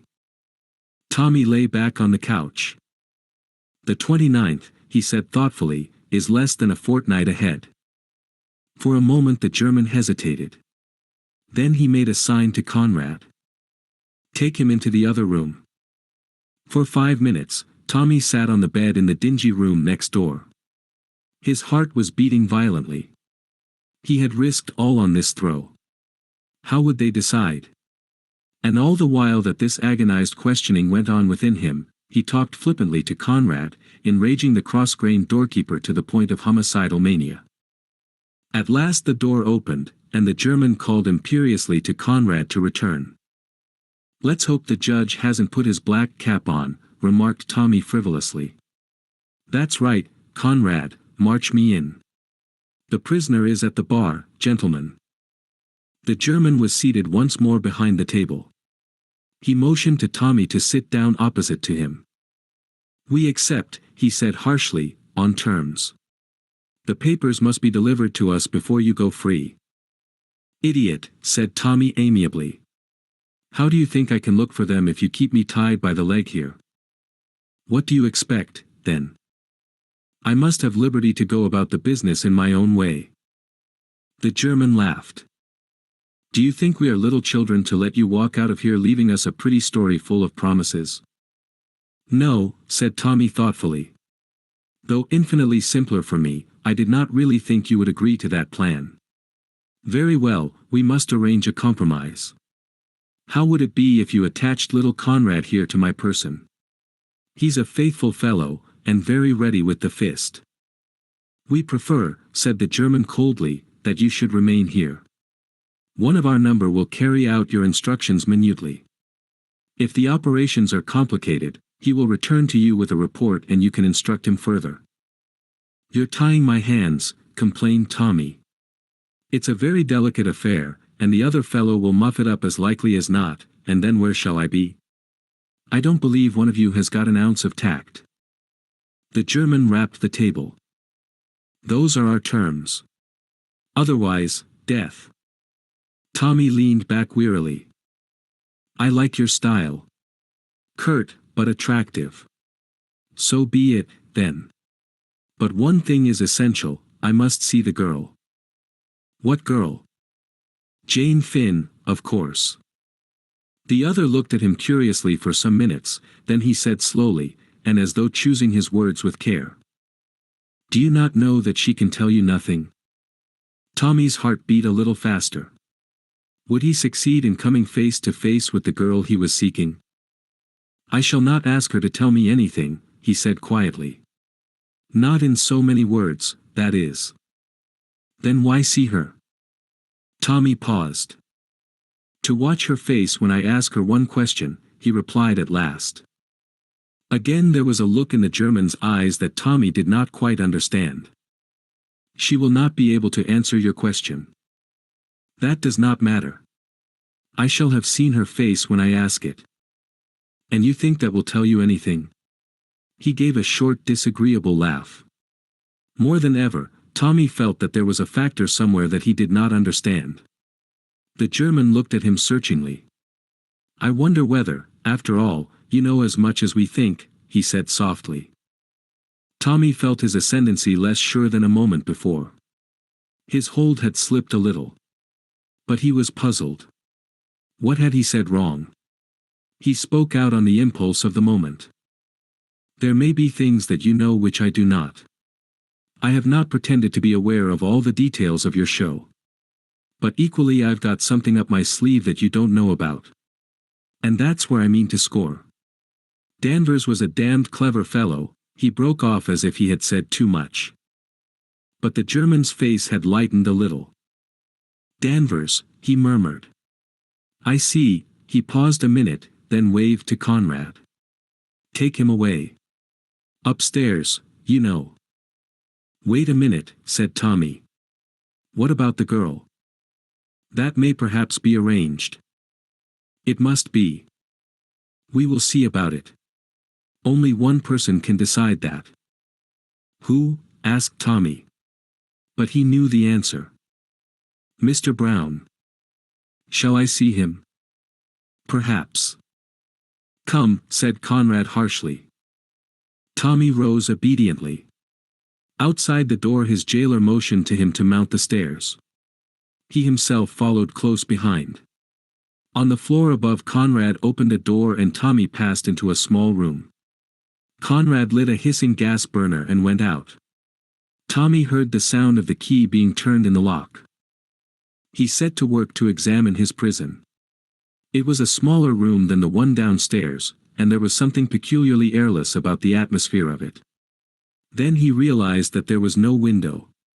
He walked round it. The walls were filthily dirty, as everywhere else. 4 pictures hung crookedly on the wall representing scenes from Faust.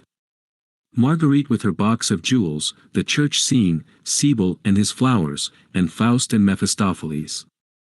The latter brought Tommy's mind back to Mr. Brown again. In this sealed and closed chamber, with its close-fitting heavy door, he felt cut off from the world, and the sinister power of the arch-criminal seemed more real. Shout as he would, no one could ever hear him. The place was a living tomb. With an effort Tommy pulled himself together. He sank onto the bed and gave himself up to reflection. His head ached badly, also, he was hungry. The silence of the place was dispiriting. Anyway, said Tommy, trying to cheer himself, I shall see the chief, the mysterious Mr. Brown, and with a bit of luck in bluffing I shall see the mysterious Jane Finn also. After that Tommy was forced to admit the prospect looked dreary. Chapter 17. Annette. The troubles of the future, however, soon faded before the troubles of the present. And of these, the most immediate and pressing was that of hunger. Tommy had a healthy and vigorous appetite. The steak and chips partaken of for lunch seemed now to belong to another decade. He regretfully recognized the fact that he would not make a success of a hunger strike. He prowled aimlessly about his prison. Once or twice he discarded dignity, and pounded on the door. But nobody answered the summons. Hang it all, said Tommy indignantly. They can't mean to starve me to death. A newborn fear passed through his mind that this might, perhaps, be one of those pretty ways of making a prisoner speak, which had been attributed to Boris. But on reflection he dismissed the idea.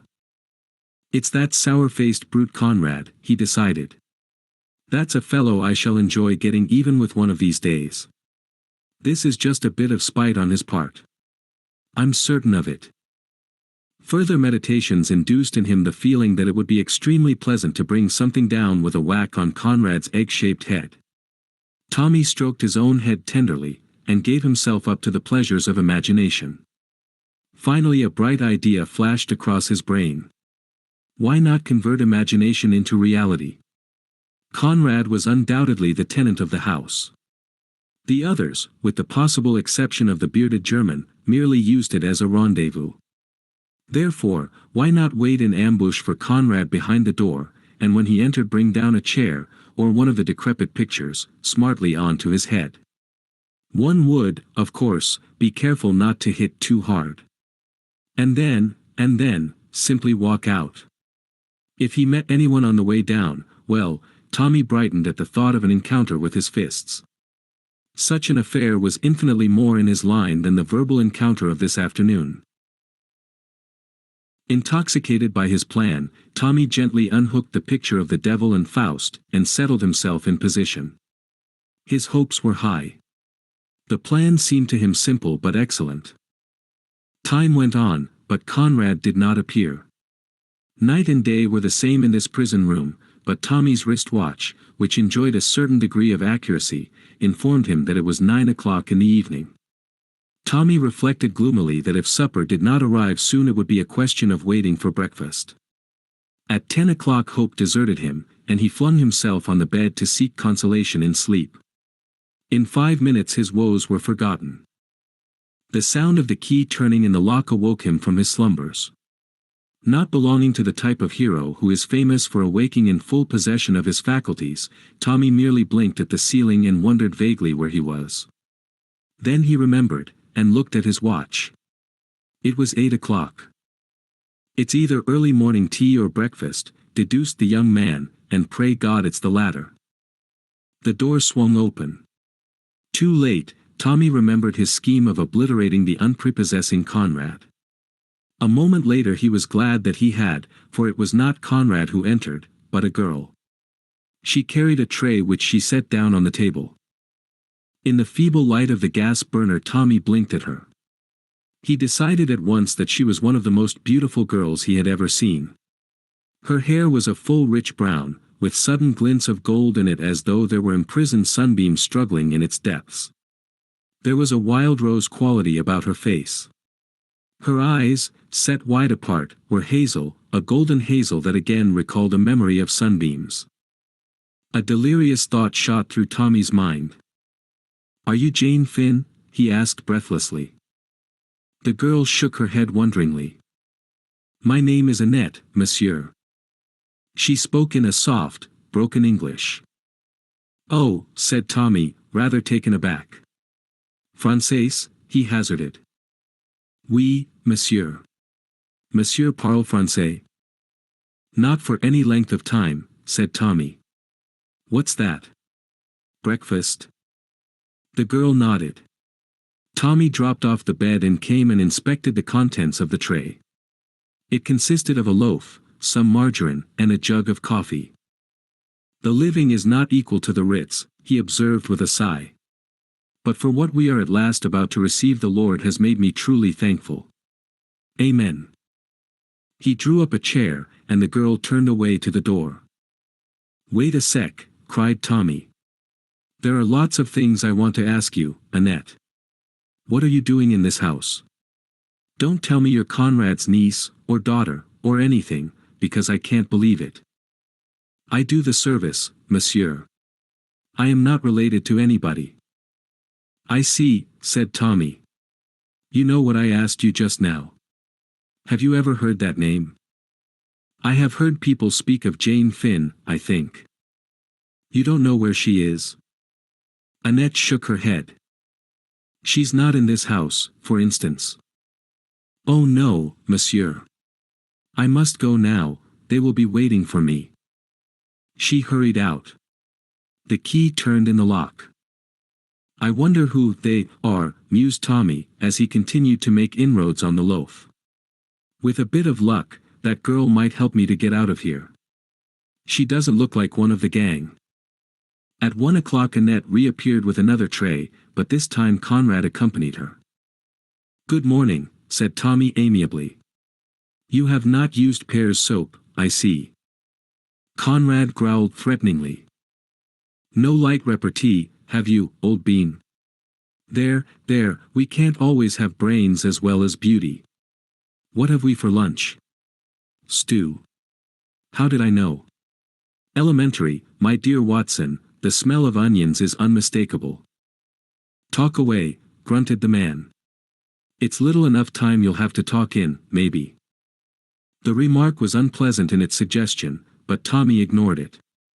He sat down at the table. "Retire, varlet," he said, with a wave of his hand. "Prate not to thy betters."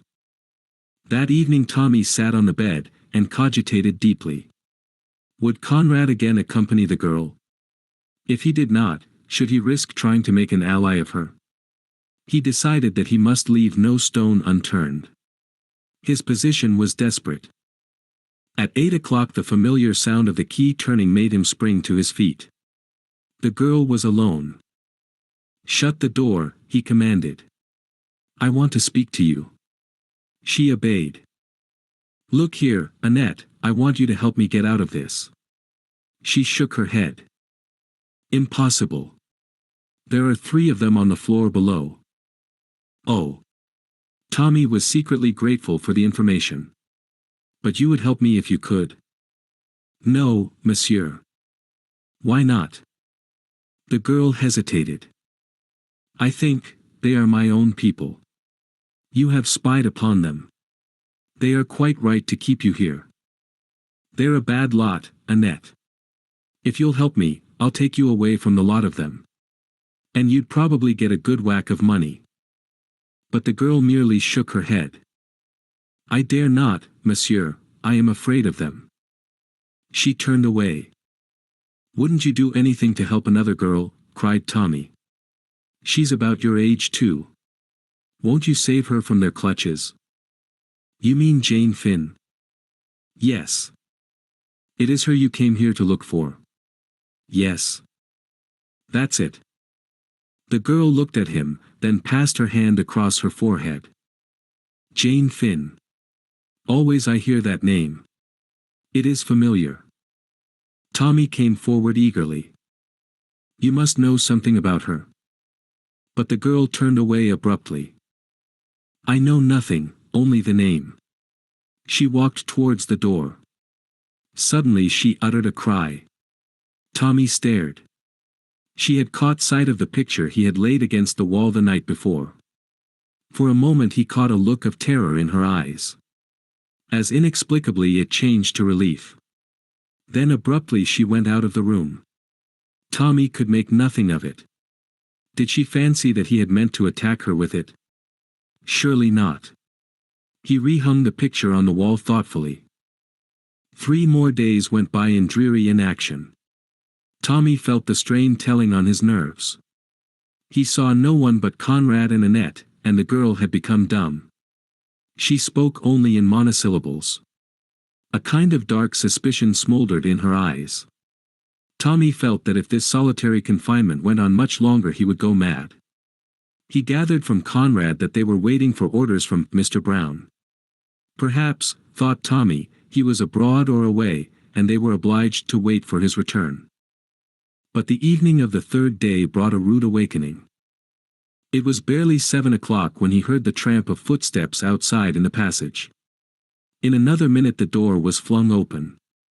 Conrad entered. With him was the evil-looking number 14. Tommy's heart sank at the sight of them. Evenin', governor, said the man with a leer. Got those ropes, mate? The silent Conrad produced a length of fine cord. The next minute number 14's hands, horribly dexterous, were winding the cord round his limbs, while Conrad held him down. What the devil, began Tommy. But the slow, speechless grin of the silent Conrad froze the words on his lips. Number 14 proceeded deftly with his task. In another minute Tommy was a mere helpless bundle. Then at last Conrad spoke.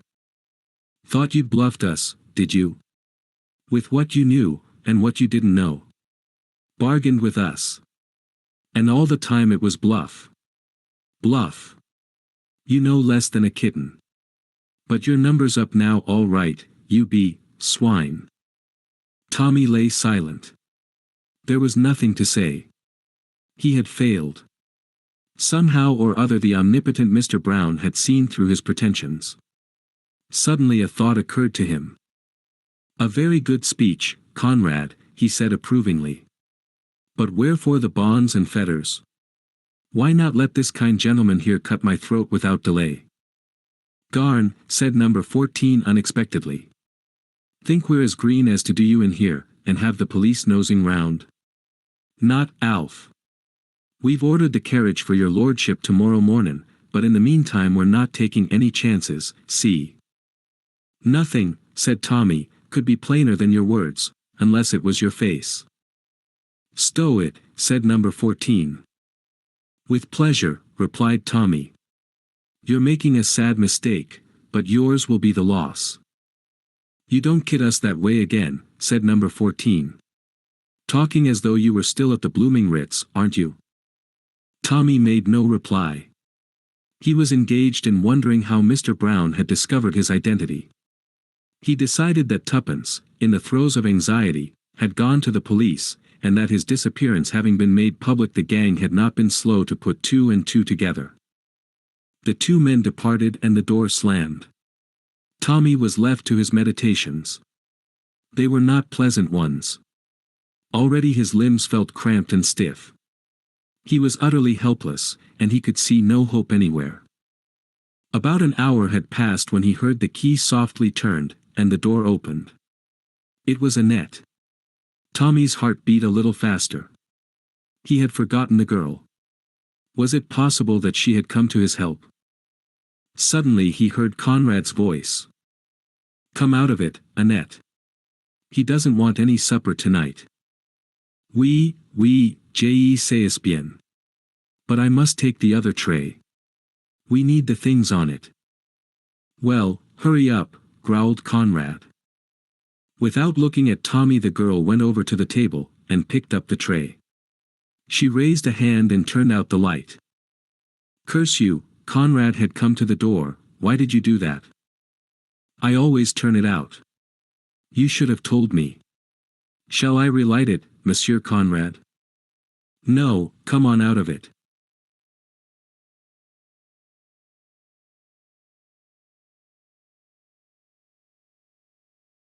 "Le beau petit monsieur," cried Annette, pausing by the bed in the darkness. "You have tied him up well, Hein. He is like a trussed chicken."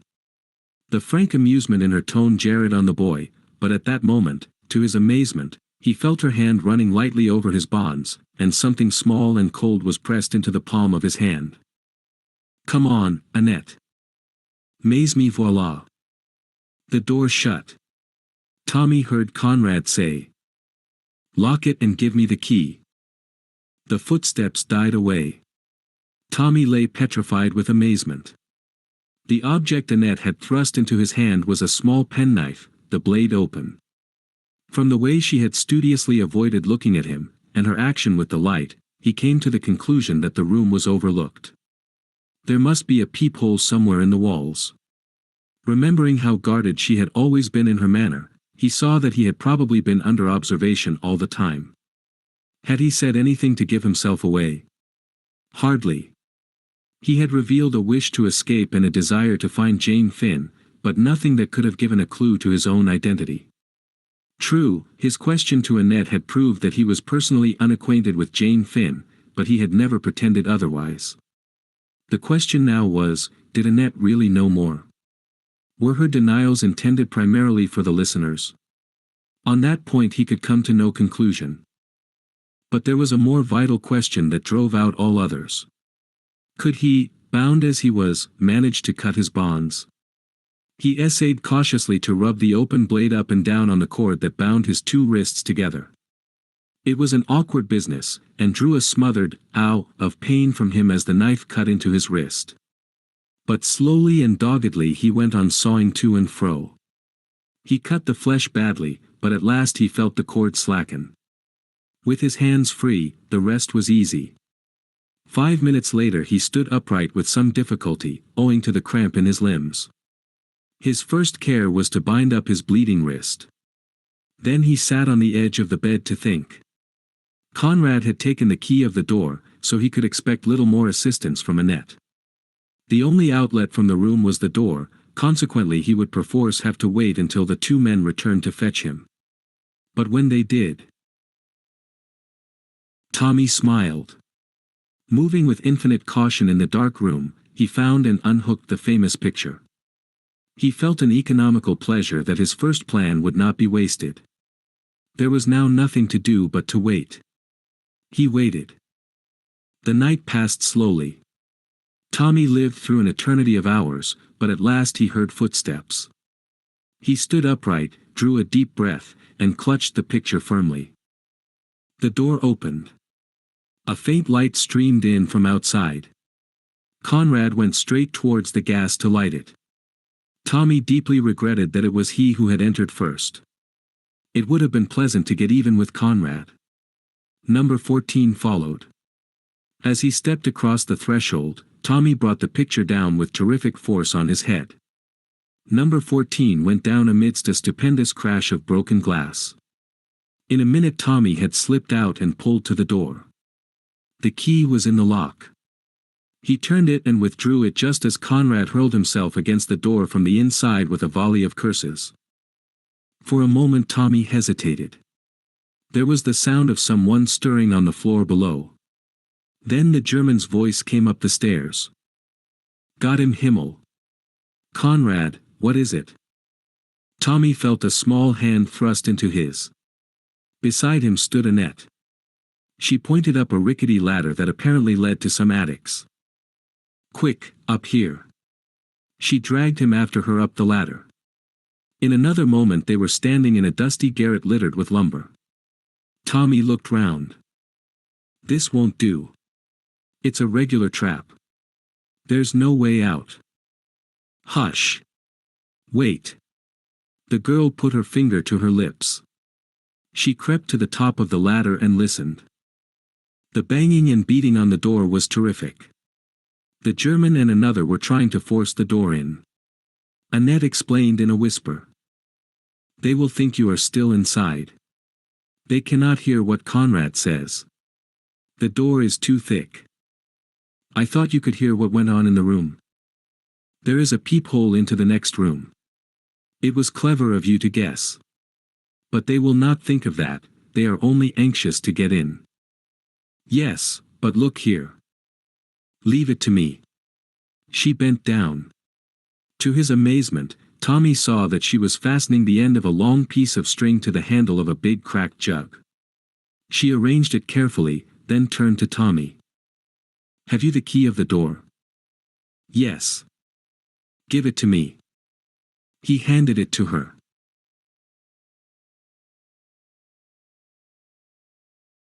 Tommy nodded.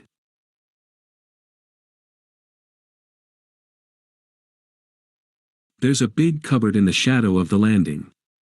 Stand behind it. Take the end of this string in your hand. When I've let the others out, pull." Before he had time to ask her anything more, she had flitted lightly down the ladder and was in the midst of the group with a loud cry. "Mon Dieu! Mon Dieu! Tu es ce The German turned on her with an oath. "Get out of this. Go to your room." Very cautiously Tommy swung himself down the back of the ladder. So long as they did not turn round, all was well. He crouched behind the cupboard.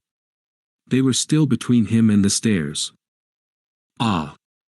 Annette appeared to stumble over something. She stooped. "Mon Dieu, voilà la clef." The German snatched it from her. He unlocked the door. Conrad stumbled out, swearing. "Where is he? Have you got him?" "We have seen no one," said the German sharply. His face paled. "Who do you mean?" Conrad gave vent to another oath. "He's got away."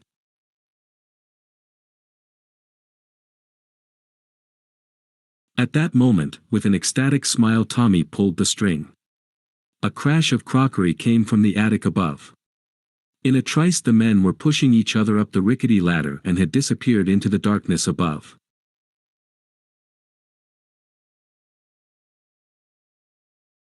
Quick as a flash Tommy leapt from his hiding place and dashed down the stairs, pulling the girl with him. There was no one in the hall.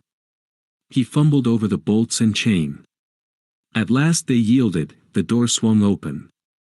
He turned. Annette had disappeared. Tommy stood spellbound. Had she run upstairs again? What madness possessed her? He fumed with impatience, but he stood his ground. He would not go without her. And suddenly there was an outcry overhead, an exclamation from the German, and then Annette's voice, clear and high. "Ma foi, he has escaped. And quickly. Who would have thought it?" Tommy still stood rooted to the ground.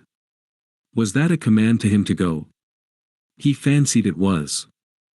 And then, louder still, the words floated down to him. "This is a terrible house. I want to go back to Marguerite. To Marguerite. To Marguerite." Tommy had run back to the stairs. She wanted him to go and leave her. But why? At all costs he must try and get her away with him. Then his heart sank. Conrad was leaping down the stairs, uttering a savage cry at the sight of him. After him came the others. Tommy stopped Conrad's rush with a straight blow with his fist. It caught the other on the point of the jaw and he fell like a log. The second man tripped over his body and fell. From higher up the staircase there was a flash, and a bullet grazed Tommy's ear. He realized that it would be good for his health to get out of this house as soon as possible. As regards Annette, he could do nothing. He had got even with Conrad, which was one satisfaction. The blow had been a good one. He leapt for the door, slamming it behind him. The square was deserted. In front of the house was a baker's van. Evidently he was to have been taken out of London in that, and his body found many miles from the house in Soho. The driver jumped to the pavement and tried to bar Tommy's way. Again Tommy's fist shot out, and the driver sprawled on the pavement. Tommy took to his heels and ran, none too soon. The front door opened and a hail of bullets followed him. Fortunately none of them hit him. He turned the corner of the square. There's one thing, he thought to himself, they can't go on shooting. They'll have the police after them if they do. I wonder they dared to there. He heard the footsteps of his pursuers behind him, and redoubled his own pace. Once he got out of these byways he would be safe. There would be a policeman about somewhere, not that he really wanted to invoke the aid of the police if he could possibly do without it. It meant explanations, and general awkwardness. In another moment he had reason to bless his luck. He stumbled over a prostrate figure, which started up with a yell of alarm and dashed off down the street. Tommy drew back into a doorway. In a minute he had the pleasure of seeing his two pursuers, of whom the German was one, industriously tracking down the red herring. Tommy sat down quietly on the doorstep and allowed a few moments to elapse while he recovered his breath. Then he strolled gently in the opposite direction. He glanced at his watch. It was a little after 5:30. It was rapidly growing light. At the next corner he passed a policeman. The policeman cast a suspicious eye on him. Tommy felt slightly offended. Then, passing his hand over his face, he laughed. He had not shaved or washed for 3 days. What a guy he must look. He betook himself without more ado to a Turkish bath establishment which he knew to be open all night. He emerged into the busy daylight feeling himself once more, and able to make plans. First of all, he must have a square meal. He had eaten nothing since midday yesterday. He turned into an ABC shop and ordered eggs and bacon and coffee. Whilst he ate, he read a morning paper propped up in front of him. Suddenly he stiffened. There was a long article on Kromenin, who was described as the man behind Bolshevism in Russia, and who had just arrived in London, some thought as an unofficial envoy. His career was sketched lightly, and it was firmly asserted that he, and not the figurehead leaders, had been the author of the Russian Revolution. In the center of the page was his portrait. "So that's who number one is," said Tommy with his mouth full of eggs and bacon. "Not a doubt about it, I must push on." He paid for his breakfast, and betook himself to Whitehall. There he sent up his name, and the message that it was urgent. A few minutes later he was in the presence of the man who did not here go by the name of Mr. Carter. There was a frown on his face. "Look here, you've no business to come asking for me in this way." "I thought that was distinctly understood." "It was, sir. But I judged it important to lose no time." And as briefly and succinctly as possible he detailed the experiences of the last few days. Halfway through, Mr. Carter interrupted him to give a few cryptic orders through the telephone. All traces of displeasure had now left his face. He nodded energetically when Tommy had finished. "Quite right. Every moment's of value. Fear we shall be too late anyway." They wouldn't wait. Would clear out at once. Still, they may have left something behind them that will be a clue. "You say you've recognized number one to be Kromenin. That's important. We want something against him badly to prevent the cabinet falling on his neck too freely. What about the others? You say two faces were familiar to you. One's a labor man, you think? Just look through these photos, and see if you can spot him. A minute later, Tommy held one up. Mr. Carter exhibited some surprise. Ah, Westway. Shouldn't have thought it. Poses as being moderate. As for the other fellow, I think I can give a good guess. He handed another photograph to Tommy, and smiled at the other's exclamation. I'm right, then. Who is he? Irishman. Prominent Unionist MP. All a blind, of course. We've suspected it, but couldn't get any proof. Yes, you've done very well, young man. The 29th, you say, is the date. That gives us very little time indeed. But, Tommy hesitated. Mr. Carter read his thoughts. We can deal with the general strike menace, I think. It's a toss-up, but we've got a sporting chance. But if that draft treaty turns up, we're done. England will be plunged in anarchy. Ah, what's that? The car. Come on, Beresford, we'll go and have a look at this house of yours. Two constables were on duty in front of the house in Soho. An inspector reported to Mr. Carter in a low voice. The latter turned to Tommy. The birds have flown, as we thought. We might as well go over it. Going over the deserted house seemed to Tommy to partake of the character of a dream. Everything was just as it had been. The prison room with the crooked pictures, the broken jug in the attic, the meeting room with its long table. But nowhere was there a trace of papers. Everything of that kind had either been destroyed or taken away. And there was no sign of Annette. What you tell me about the girl puzzled me, said Mr. Carter. You believe that she deliberately went back? It would seem so, sir. She ran upstairs while I was getting the door open. She must belong to the gang, then, but, being a woman, didn't feel like standing by to see a personable young man killed. But evidently she's in with them, or she wouldn't have gone back. I can't believe she's really one of them, sir. She seemed so different. Good looking, I suppose, said Mr. Carter with a smile that made Tommy flush to the roots of his hair. He admitted Annette's beauty rather shamefacedly. By the way, observed Mr. Carter, have you shown yourself to Miss Tuppence yet? She's been bombarding me with letters about you. Tuppence.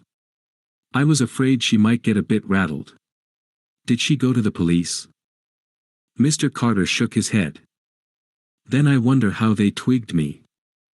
Mr. Carter looked inquiringly at him, and Tommy explained. The other nodded thoughtfully. True, that's rather a curious point. Unless the mention of the Ritz was an accidental remark. It might have been, sir. But they must have found out about me suddenly in some way. Well, said Mr. Carter, looking round him, there's nothing more to be done here. What about some lunch with me? Thanks awfully, sir. But I think I'd better get back and rout out Tuppence. Of course. Give her my kind regards and tell her not to believe you're killed too readily next time. Tommy grinned. I take a lot of killing, sir. So I perceive, said Mr. Carter dryly. Well, goodbye. Remember you're a marked man now, and take reasonable care of yourself. Thank you, sir. Hailing a taxi briskly, Tommy stepped in, and was swiftly borne to the Ritz, dwelling the while on the pleasurable anticipation of startling Tuppence. Wonder what she's been up to. Dogging Rita, most likely. By the way, I suppose that's who Annette meant by Marguerite. I didn't get it at the time. The thought saddened him a little, for it seemed to prove that Mrs. Vandermeyer and the girl were on intimate terms. The taxi drew up at the Ritz. Tommy burst into its sacred portals eagerly, but his enthusiasm received a check. He was informed that Miss Cowley had gone out a quarter of an hour ago. Chapter 18. The Telegram. Baffled for the moment, Tommy strolled into the restaurant, and ordered a meal of surpassing excellence. His 4 days' imprisonment had taught him anew to value good food. He was in the middle of conveying a particularly choice morsel of sole à la Jeanette to his mouth, when he caught sight of Julius entering the room. Tommy waved a menu cheerfully, and succeeded in attracting the other's attention. At the sight of Tommy, Julius's eyes seemed as though they would pop out of his head. He strode across, and pump-handled Tommy's hand with what seemed to the latter quite unnecessary vigor. "Holy snakes," he ejaculated. "Is it really you?" "Of course it is. Why shouldn't it be? Why shouldn't it be? Say, man, don't you know you've been given up for dead? I guess we'd have had a solemn requiem for you in another few days." "Who thought I was dead?" demanded Tommy. "Tuppence." She remembered the proverb about the good dying young, I suppose. There must be a certain amount of original sin in me to have survived. Where is Tuppence, by the way? Isn't she here? No, the fellows at the office said she'd just gone out. Gone shopping, I guess. I dropped her here in the car about an hour ago. But, say, can't you shed that British calm of yours, and get down to it? What on God's earth have you been doing all this time?" "If you're feeding here," replied Tommy, "order now. It's going to be a long story." Julius drew up a chair to the opposite side of the table, summoned a hovering waiter, and dictated his wishes. Then he turned to Tommy. "Fire ahead. I guess you've had some few adventures." "1 or 2, replied Tommy modestly, and plunged into his recital. Julius listened spellbound. Half the dishes that were placed before him he forgot to eat. At the end he heaved a long sigh. "Bully for you. Reads like a dime novel." "And now for the home front," said Tommy, stretching out his hand for a peach. "Well," drawled Julius, "I don't mind admitting we've had some adventures too." He, in his turn, assumed the role of narrator. Beginning with his unsuccessful reconnoitering at Bournemouth, he passed on to his return to London, the buying of the car, the growing anxieties of Tuppence, the call upon Sir James, and the sensational occurrences of the previous night. "But who killed her?" asked Tommy. "I don't quite understand." "The doctor kidded himself, she took it herself," replied Julius dryly. "And Sir James? What did he think?" "Being a legal luminary, he is likewise a human oyster," replied Julius. "I should say he reserved judgment." He went on to detail the events of the morning. "Lost her memory, said Tommy with interest. "By Jove, that explains why they looked at me so queerly when I spoke of questioning her. Bit of a slip on my part, that. But it wasn't the sort of thing a fellow would be likely to guess." "They didn't give you any sort of hint as to where Jane was?" Tommy shook his head regretfully. "Not a word. I'm a bit of an ass, as you know. I ought to have got more out of them somehow. I guess you're lucky to be here at all. That bluff of yours was the goods all right. How you ever came to think of it all so pat beats me to a frazzle." "I was in such a funk I had to think of something," said Tommy simply. There was a moment's pause, and then Tommy reverted to Mrs. Vandemeyer's death.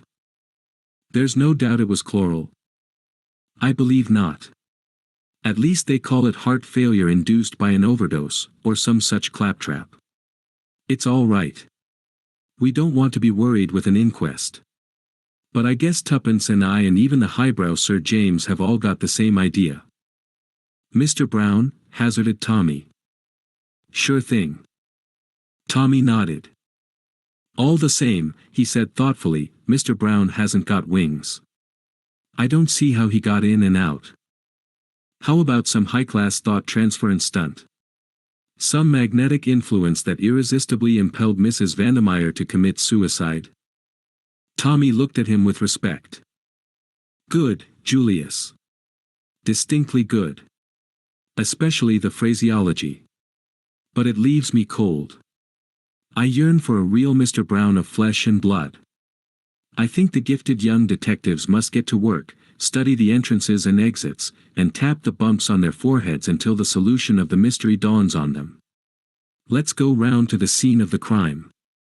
I wish we could get hold of Tuppence.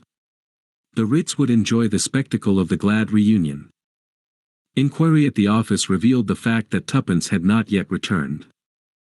All the same, I guess I'll have a look round upstairs, said Julius. She might be in my sitting room. He disappeared. Suddenly a diminutive voice spoke at Tommy's elbow. The young lady, she's gone away by train, I think, sir, he murmured shyly. What? Tommy wheeled round upon him. The small boy became pinker than before. The taxi, sir. I heard her tell the driver Charing Cross and to look sharp. Tommy stared at him, his eyes opening wide in surprise. Emboldened, the small boy proceeded. So I thought, having asked for an ABC and a Bradshaw. Tommy interrupted him. When did she ask for an ABC and a Bradshaw? When I took her the telegram, sir. A telegram? Yes, sir. When was that? About 12:30, sir. Tell me exactly what happened. The small boy drew a long breath. I took up a telegram to number 891, the lady was there. She opened it and gave a gasp, and then she said, very jolly like, bring me up a Bradshaw, and an ABC, and look sharp, Henry. My name isn't Henry, but... Never mind your name, said Tommy impatiently. Go on. Yes, sir. I brought them, and she told me to wait, and looked up something. And then she looks up at the clock, and, hurry up, she says. Tell them to get me a taxi, and she begins shoving on of her hat in front of the glass, and she was down in 2 ticks, almost as quick as I was, and I seed her going down the steps and into the taxi, and I heard her call out what I told you. The small boy stopped and replenished his lungs. Tommy continued to stare at him. At that moment Julius rejoined him. He held an open letter in his hand. I say, Hersheimer, Tommy turned to him, Tuppence has gone off sleuthing on her own. Shucks. Yes, she has. She went off in a taxi to Charing Cross in the deuce of a hurry after getting a telegram. His eye fell on the letter in Julius's hand. Oh, she left a note for you. That's all right. Where's she off to? Almost unconsciously, he held out his hand for the letter, but Julius folded it up and placed it in his pocket. He seemed a trifle embarrassed. I guess this is nothing to do with it. It's about something else, something I asked her that she was to let me know about. Oh. Tommy looked puzzled, and seemed waiting for more. See here, said Julius suddenly, I'd better put you wise. I asked Miss Tuppence to marry me this morning. Oh, said Tommy mechanically. He felt dazed. Julius's words were totally unexpected. For the moment they benumbed his brain. I'd like to tell you, continued Julius, that before I suggested anything of the kind to Miss Tuppence, I made it clear that I didn't want to butt in any way between her and you. Tommy roused himself. That's all right, he said quickly. Tuppence and I have been pals for years. Nothing more. He lit a cigarette with a hand that shook ever so little. That's quite all right. Tuppence always said that she was looking out for. He stopped abruptly, his face crimsoning, but Julius was in no way discomposed. Oh, I guess it'll be the dollars that'll do the trick. Miss Tuppence put me wise to that right away. There's no humbug about her. We ought to gee along together very well.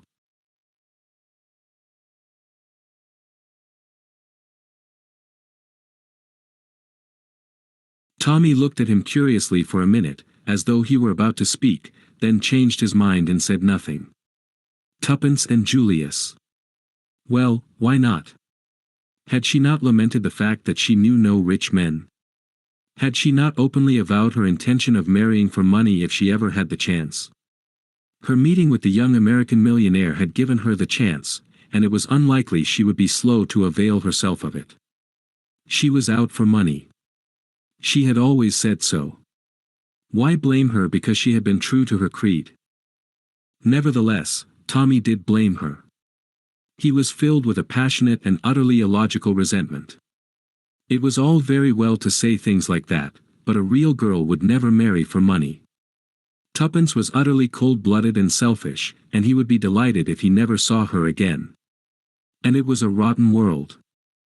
Julius's voice broke in on these meditations. Yes, we ought to get along together very well. I've heard that a girl always refuses you once, a sort of convention. Tommy caught his arm. Refuses? Did you say refuses? Sure thing. Didn't I tell you that? She just rapped out a no without any kind of reason to it. The eternal feminine, the Huns call it, I've heard. But she'll come round right enough. Likely enough, I hustled her some. But Tommy interrupted regardless of decorum. What did she say in that note? He demanded fiercely. The obliging Julius handed it to him. There's no earthly clue in it as to where she's gone, he assured Tommy. But you might as well see for yourself if you don't believe me. The note, in Tuppence's well-known schoolboy writing, ran as follows. Dear Julius. It's always better to have things in black and white. I don't feel I can be bothered to think of marriage until Tommy is found. Let's leave it till then. Yours affectionately. Tuppence. Tommy handed it back, his eyes shining. His feelings had undergone a sharp reaction. He now felt that Tuppence was all that was noble and disinterested. Had she not refused Julius without hesitation? True, the note betokened signs of weakening, but he could excuse that. It read almost like a bribe to Julius to spur him on in his efforts to find Tommy, but he supposed she had not really meant it that way. Darling Tuppence, there was not a girl in the world to touch her. When he saw her, his thoughts were brought up with a sudden jerk. As you say, he remarked, pulling himself together, there's not a hint here as to what she's up to. Hi, Henry. The small boy came obediently. Tommy produced 5 shillings. One thing more. Do you remember what the young lady did with the telegram? Henry gasped and spoke. She crumpled it up into a ball and threw it into the grate, and made a sort of noise like, whoop, sir. Very graphic, Henry, said Tommy. Here's your 5 shillings. Come on, Julius. We must find that telegram. They hurried upstairs. Tuppence had left the key in her door. The room was as she had left it. In the fireplace was a crumpled ball of orange and white. Tommy disentangled it and smoothed out the telegram. Come at once, Moat House, Ebury, Yorkshire, great developments, Tommy. They looked at each other in stupefaction. Julius spoke first. You didn't send it? Of course not. What does it mean? I guess it means the worst, said Julius quietly.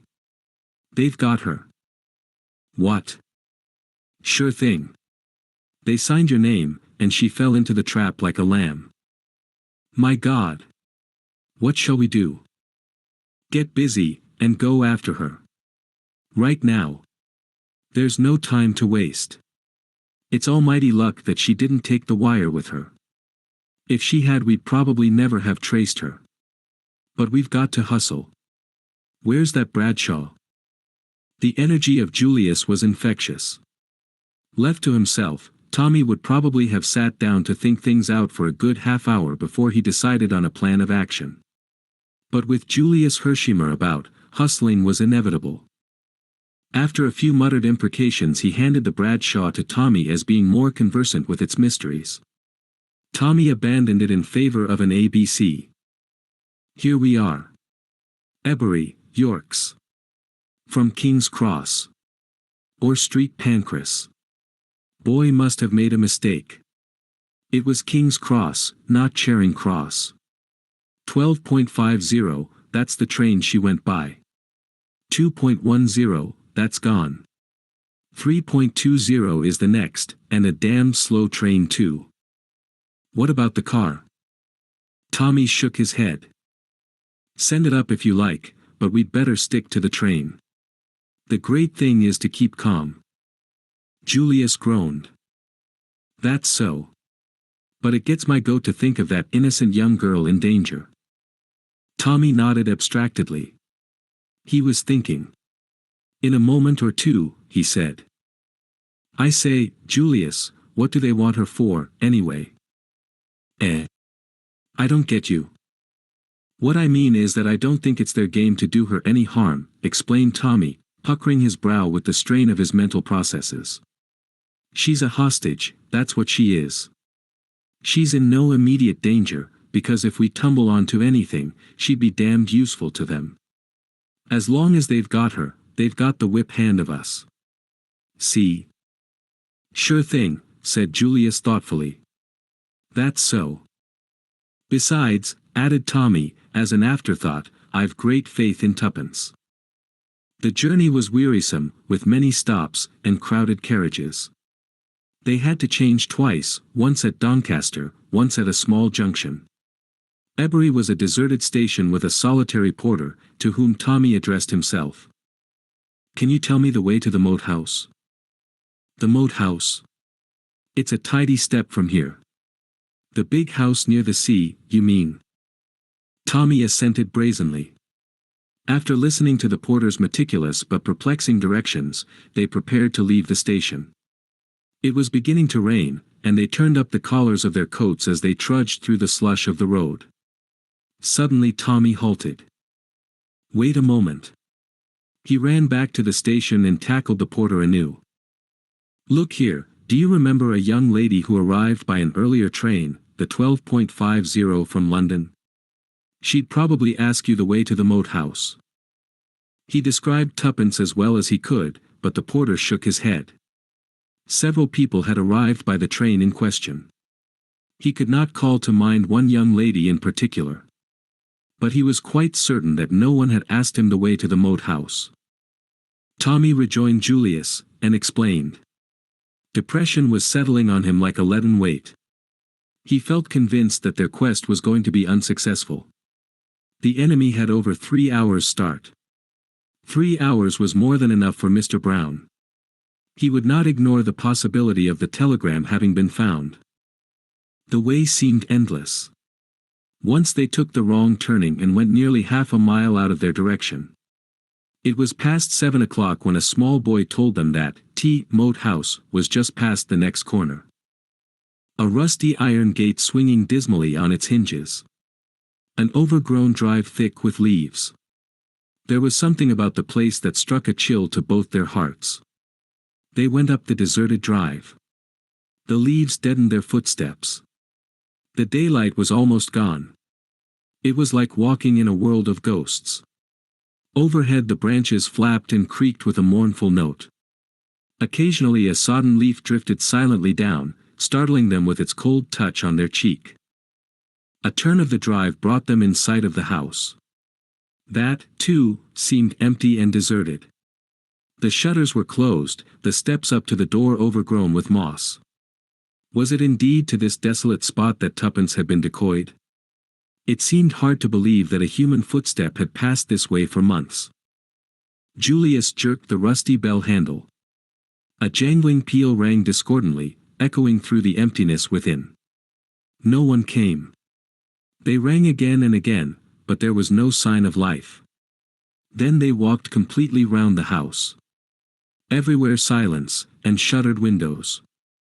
If they could believe the evidence of their eyes, the place was empty. Nothing doing, said Julius.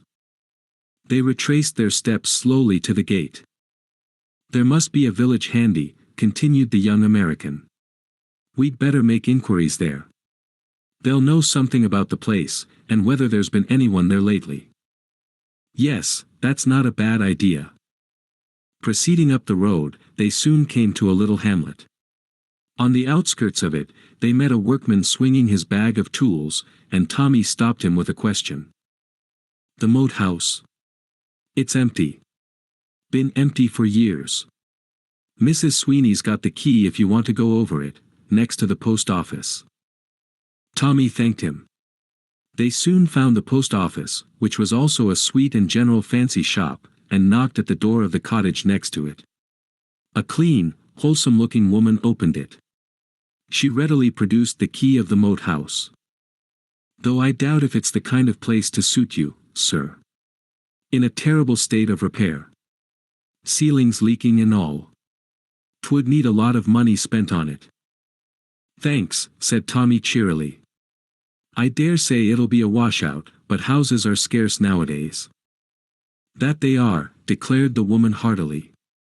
"My daughter and son-in-law have been looking for a decent cottage for I don't know how long. It's all the war. Upset things terribly, it has. But excuse me, sir, it'll be too dark for you to see much of the house. Hadn't you better wait until tomorrow?" "That's all right. We'll have a look around this evening, anyway. We'd have been here before only we lost our way. What's the best place to stay at for the night round here?" Mrs. Sweeney looked doubtful.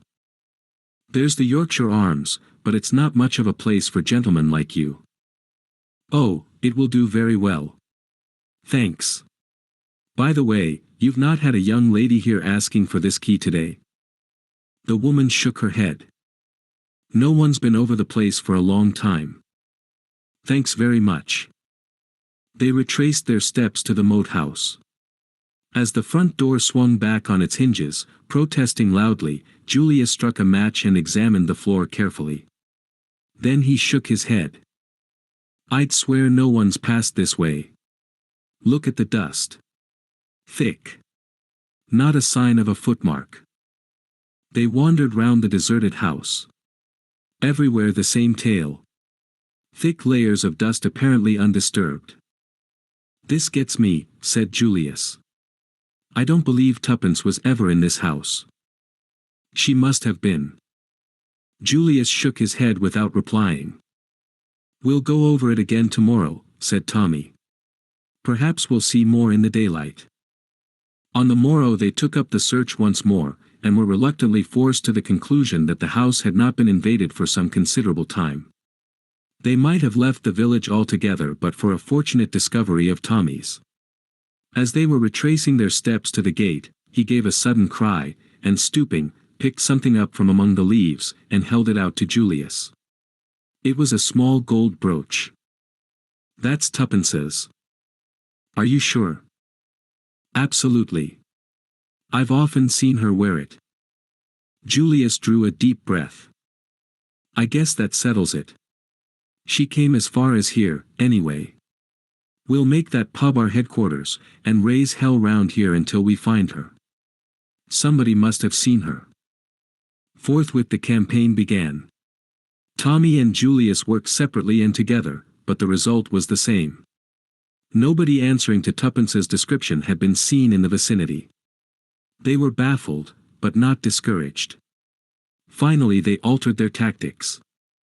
Tuppence had certainly not remained long in the neighborhood of the moat house. That pointed to her having been overcome and carried away in a car. They renewed inquiries. Had anyone seen a car standing somewhere near the moat house that day? Again they met with no success. Julius wired to town for his own car, and they scoured the neighborhood daily with unflagging zeal. A gray limousine on which they had set high hopes was traced to Harrogate, and turned out to be the property of a highly respectable maiden lady. Each day saw them set out on a new quest. Julius was like a hound on the leash. He followed up the slenderest clue. Every car that had passed through the village on the fateful day was tracked down. He forced his way into country properties and submitted the owners of the motors to a searching cross-examination. His apologies were as thorough as his methods, and seldom failed in disarming the indignation of his victims, but, as day succeeded day, they were no nearer to discovering Tuppence's whereabouts. So well had the abduction been planned that the girl seemed literally to have vanished into thin air. And another preoccupation was weighing on Tommy's mind. "Do you know how long we've been here?" he asked one morning as they sat facing each other at breakfast. "A week. We're no nearer to finding tuppence, and next Sunday is the 29th. Shucks, said Julius thoughtfully. I'd almost forgotten about the 29th. I've been thinking of nothing but tuppence. So have I. At least, I hadn't forgotten about the 29th, but it didn't seem to matter a damn in comparison to finding tuppence. But today's the 23rd, and time's getting short. If we're ever going to get hold of her at all, we must do it before the 29th, her life won't be worth an hour's purchase afterwards. The hostage game will be played out by then. I'm beginning to feel that we've made a big mistake in the way we've said about this. We've wasted time and we're no forrader. I'm with you there. We've been a couple of mutts who've bitten off a bigger bit than they can chew. I'm going to quit fooling right away. What do you mean? I'll tell you. I'm going to do what we ought to have done a week ago. I'm going right back to London to put the case in the hands of your British police. We fancied ourselves as sleuths. Sleuths. It was a piece of damn foolishness. I'm through. I've had enough of it. Scotland Yard for me. You're right, said Tommy slowly. I wish to God we'd gone there right away. Better late than never. We've been like a couple of babes playing, here we go round the mulberry bush. Now I'm going right along to Scotland Yard to ask them to take me by the hand and show me the way I should go. I guess the professional always scores over the amateur in the end. Are you coming along with me? Tommy shook his head. What's the good? One of us is enough. I might as well stay here and nose round a bit longer. Something might turn up. One never knows. Sure thing. Well, so long. I'll be back in a couple of shakes with a few inspectors along. I shall tell them to pick out their brightest and best. But the course of events was not to follow the plan Julius had laid down. Later in the day Tommy received a wire. Join me Manchester Midland Hotel. Important news, Julius.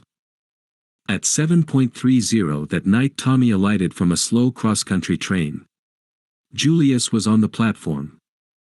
Thought you'd come by this train if you weren't out when my wire arrived. Tommy grasped him by the arm. What is it? Is tuppence found? Julius shook his head. No. But I found this waiting in London. Just arrived. He handed the telegraph form to the other. Tommy's eyes opened as he read. Jane Finn found. Come Manchester Midland Hotel immediately, Peel Edgerton. Julius took the form back and folded it up. Queer, he said thoughtfully. I thought that lawyer chap had quit. Chapter 19. Jane Finn. My train got in half an hour ago, explained Julius, as he led the way out of the station.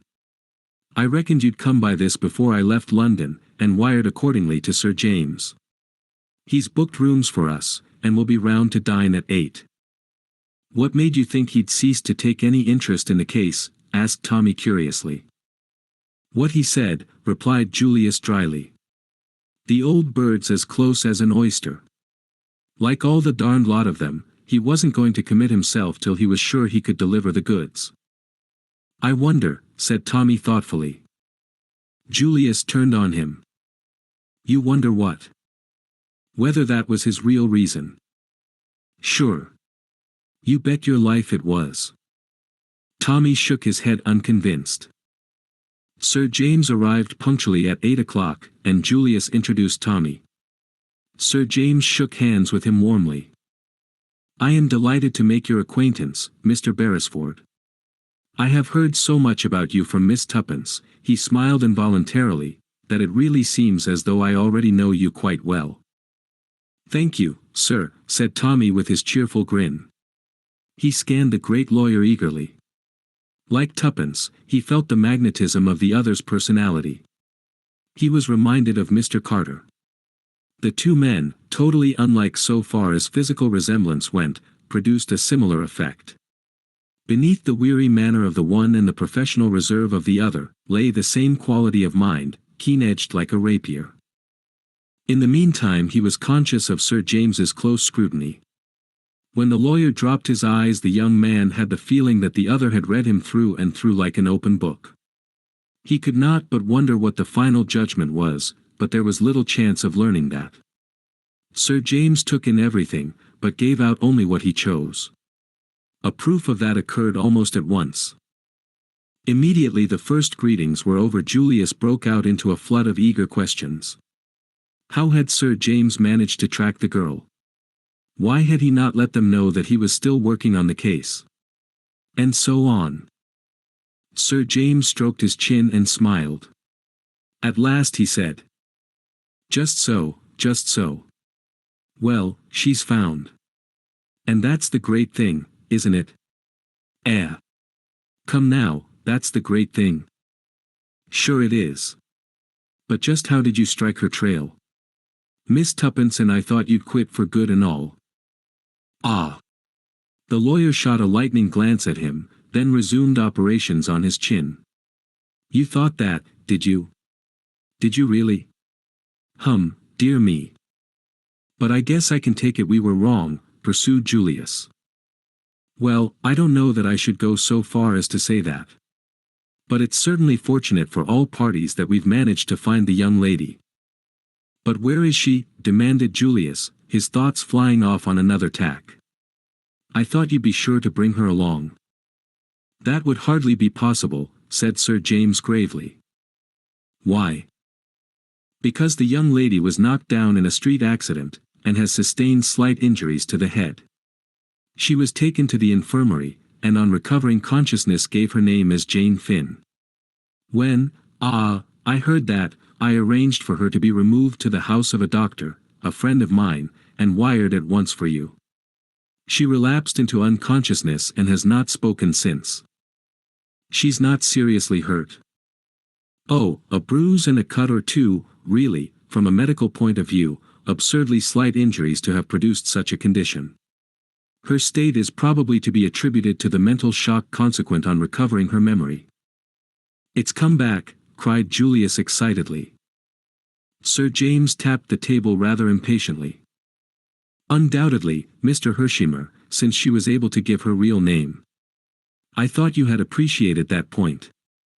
"And you just happened to be on the spot," said Tommy. "Seems quite like a fairy tale." But Sir James was far too wary to be drawn. "Coincidences are curious things," he said dryly. Nevertheless, Tommy was now certain of what he had before only suspected. Sir James's presence in Manchester was not accidental. Far from abandoning the case, as Julius supposed, he had by some means of his own successfully run the missing girl to earth.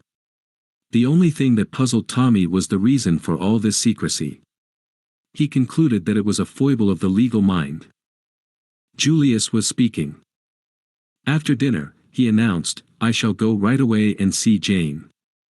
"That will be impossible, I fear," said Sir James. "It is very unlikely they would allow her to see visitors at this time of night. I should suggest tomorrow morning about 10 o'clock. Julius flushed. There was something in Sir James which always stirred him to antagonism. It was a conflict of two masterful personalities. "All the same, I reckon I'll go round there tonight and see if I can't ginger them up to break through their silly rules." "It will be quite useless, Mr. Hersheimer." The words came out like the crack of a pistol, and Tommy looked up with a start.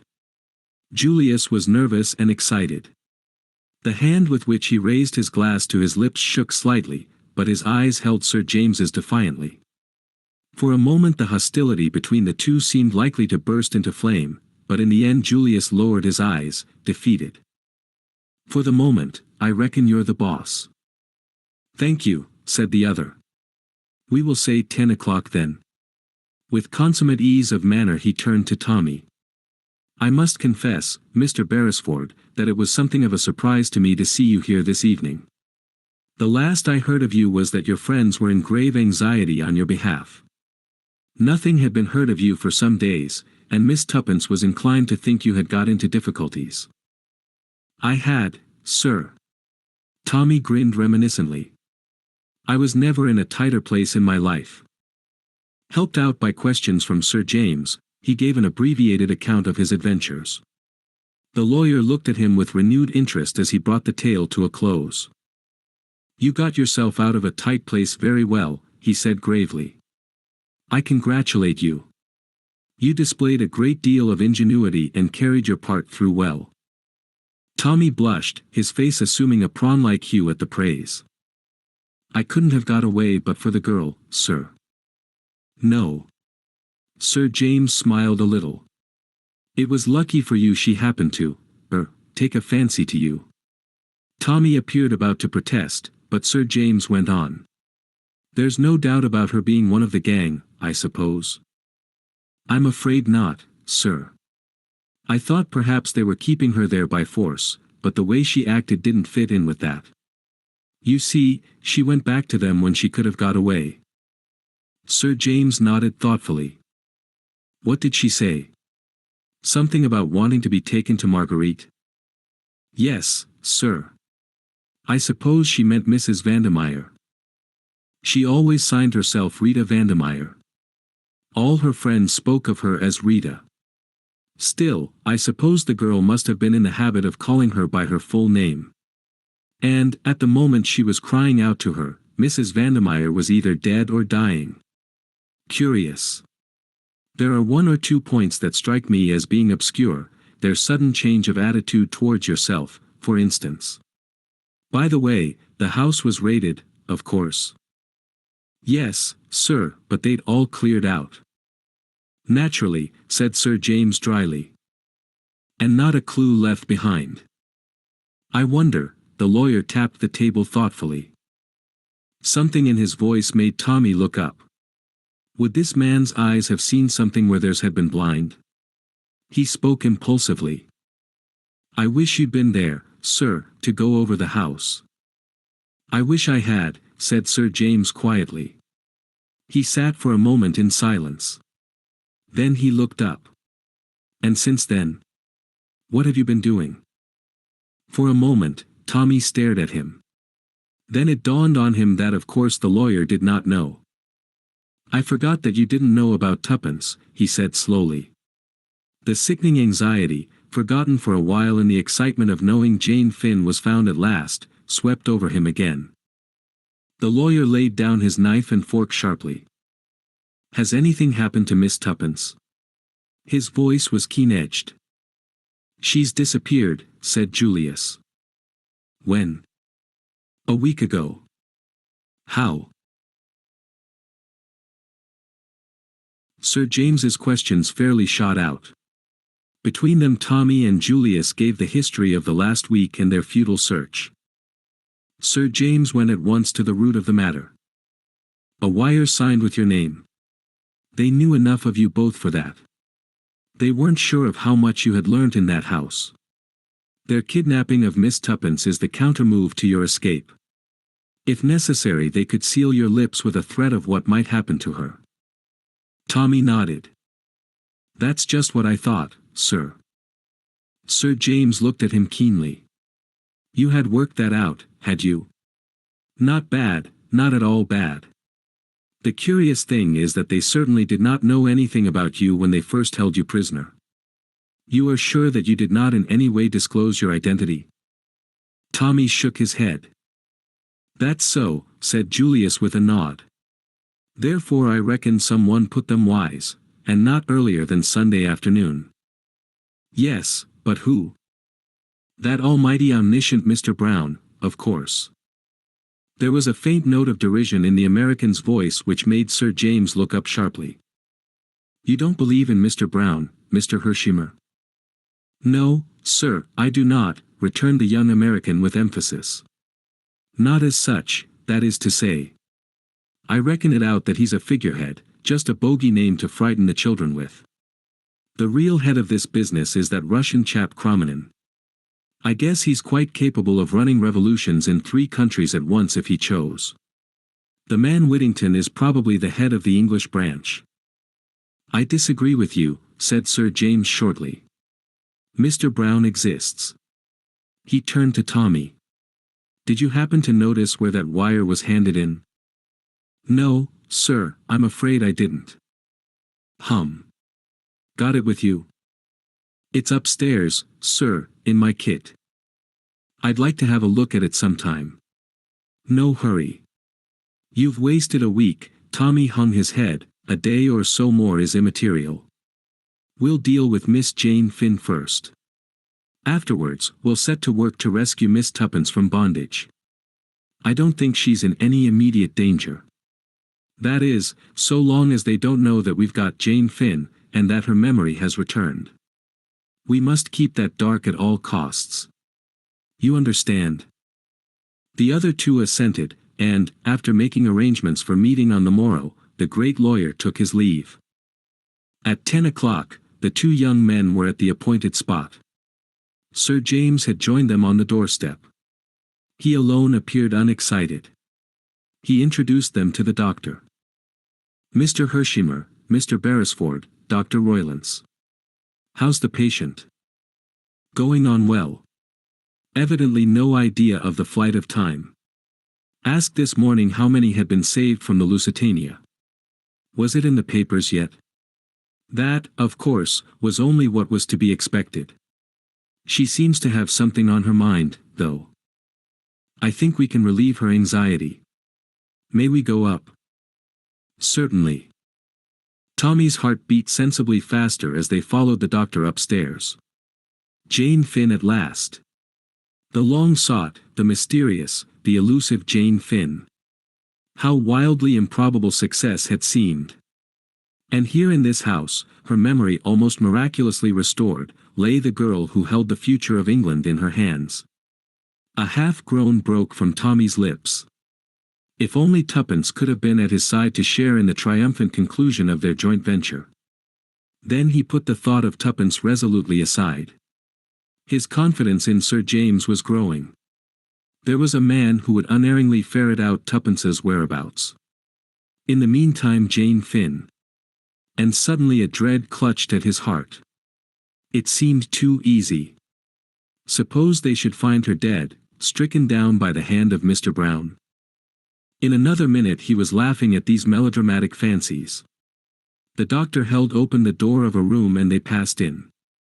On the white bed, bandages round her head, lay the girl. Somehow the whole scene seemed unreal. It was so exactly what one expected that it gave the effect of being beautifully staged. The girl looked from one to the other of them with large wondering eyes. Sir James spoke first. Miss Finn, he said, this is your cousin, Mr. Julius P. Hershimer. A faint flush flitted over the girl's face, as Julius stepped forward and took her hand. How do, Cousin Jane, he said lightly. But Tommy caught the tremor in his voice. Are you really Uncle Hiram's son? She asked wonderingly. Her voice, with the slight warmth of the Western accent, had an almost thrilling quality.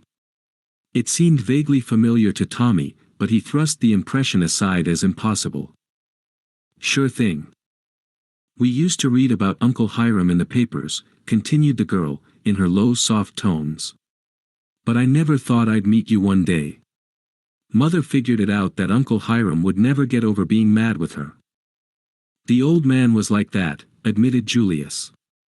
But I guess the new generation's sort of different. Got no use for the family feud business. First thing I thought about, soon as the war was over, was to come along and hunt you up. A shadow passed over the girl's face. They've been telling me things, dreadful things, that my memory went, and that there are years I shall never know about, years lost out of my life. You didn't realize that yourself? The girl's eyes opened wide. Why, no. It seems to me as though it were no time since we were being hustled into those boats. I can see it all now. She closed her eyes with a shudder. Julius looked across at Sir James, who nodded. Don't worry any. It isn't worth it. Now, see here, Jane, there's something we want to know about. There was a man aboard that boat with some mighty important papers on him, and the big guns in this country have got a notion that he passed on the goods to you. Is that so? The girl hesitated, her glance shifting to the other two. Julius understood. Mr. Beresford is commissioned by the British government to get those papers back. Sir James Peel Egerton is an English member of Parliament, and might be a big gun in the cabinet if he liked. It's owing to him that we've ferreted you out at last. So you can go right ahead and tell us the whole story. Did Danvers give you the papers? Yes. He said they'd have a better chance with me, because they would save the women and children first. Just as we thought, said Sir James. He said they were very important, that they might make all the difference to the Allies. But, if it's all so long ago, and the war's over, what does it matter now? I guess history repeats itself, Jane. First there was a great hue and cry over those papers, then it all died down, and now the whole caboodle started all over again, for rather different reasons. Then you can hand them over to us right away. But I can't. What? I haven't got them. You haven't got them? Julius punctuated the words with little pauses. No, I hid them. You hid them? Yes. I got uneasy. People seemed to be watching me. It scared me, badly. She put her hand to her head. It's almost the last thing I remember before waking up in the hospital. Go on, said Sir James, in his quiet penetrating tones. What do you remember? She turned to him obediently. It was at Holyhead. I came that way, I don't remember why. That doesn't matter. Go on. In the confusion on the quay I slipped away. Nobody saw me. I took a car. Told the man to drive me out of the town. I watched when we got on the open road. No other car was following us. I saw a path at the side of the road. I told the man to wait. She paused, then went on. The path led to the cliff, and down to the sea between big yellow gorse bushes. They were like golden flames. I looked round. There wasn't a soul in sight. But just level with my head there was a hole in the rock. It was quite small, I could only just get my hand in, but it went a long way back. I took the oilskin packet from round my neck and shoved it right in as far as I could. Then I tore off a bit of gorse, but it did prick, and plugged the hole with it so that you'd never guess there was a crevice of any kind there. Then I marked the place carefully in my own mind, so that I'd find it again. There was a queer boulder in the path just there, for all the world like a dog sitting up begging. Then I went back to the road. The car was waiting, and I drove back. I just caught the train.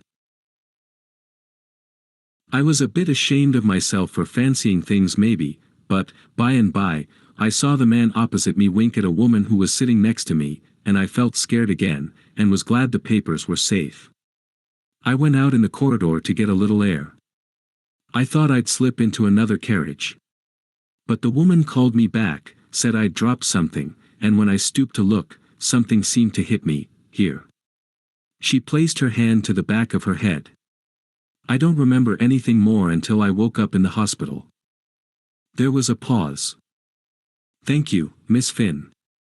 It was Sir James who spoke. I hope we have not tired you. Oh, that's all right.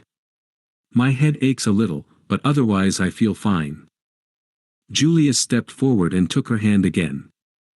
So long, Cousin Jane. I'm going to get busy after those papers, but I'll be back in 2 shakes of a dog's tail, and I'll tote you up to London and give you the time of your young life before we go back to the States. I mean it, so hurry up and get well. Chapter 20. Too late. In the street they held an informal council of war. Sir James had drawn a watch from his pocket. The boat train to Holyhead stops at Chester at 12:14. If you start at once I think you can catch the connection. Tommy looked up, puzzled. Is there any need to hurry, sir? Today is only the 24th. I guess it's always well to get up early in the morning, said Julius, before the lawyer had time to reply. We'll make tracks for the depot right away. A little frown had settled on Sir James's brow. I wish I could come with you. I am due to speak at a meeting at 2 o'clock. It is unfortunate. The reluctance in his tone was very evident. It was clear, on the other hand, that Julius was easily disposed to put up with the loss of the other's company. "I guess there's nothing complicated about this deal," he remarked. "Just a game of hide-and-seek, that's all." "I hope so," said Sir James. "Sure thing. What else could it be? You are still young, Mr. Hersheimer. At my age you will probably have learnt one lesson. Never underestimate your adversary." The gravity of his tone impressed Tommy, but had little effect upon Julius. "You think Mr. Brown might come along and take a hand? If he does, I'm ready for him." He slapped his pocket. "I carry a gun. Little Willie here travels round with me everywhere." He produced a murderous-looking automatic, and tapped it affectionately before returning it to its home. "But he won't be needed this trip. There's nobody to put Mr. Brown wise." The lawyer shrugged his shoulders. There was nobody to put Mr. Brown wise to the fact that Mrs. Vandermeyer meant to betray him. Nevertheless, Mrs. Vandermeyer died without speaking.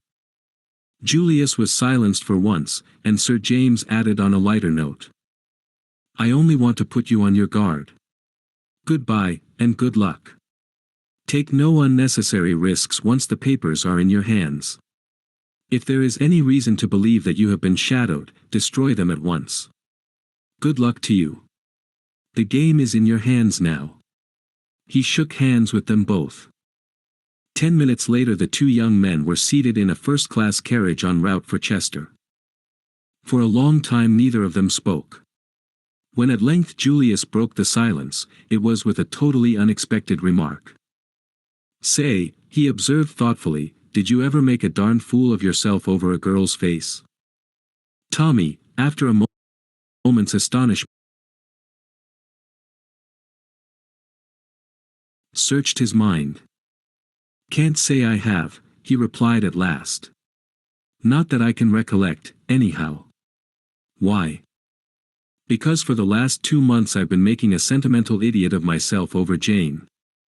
First moment I clapped eyes on her photograph my heart did all the usual stunts you read about in novels. I guess I'm ashamed to admit it, but I came over here determined to find her and fix it all up, and take her back as Mrs. Julius P. Hersheimer." "Oh," said Tommy, amazed. Julius uncrossed his legs brusquely and continued. "Just shows what an almighty fool a man can make of himself. One look at the girl in the flesh, and I was cured." Feeling more tongue-tied than ever, Tommy ejaculated, "Oh," again. "No disparagement to Jane, mind you," continued the other.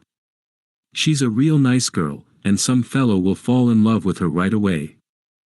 "I thought her a very good-looking girl," said Tommy, finding his tongue. "Sure she is. But she's not like her photo one bit. At least I suppose she is in a way, must be, because I recognized her right off. If I'd seen her in a crowd I'd have said, there's a girl whose face I know right away without any hesitation. But there was something about that photo." Julius shook his head, and heaved a sigh. "I guess romance is a mighty queer thing."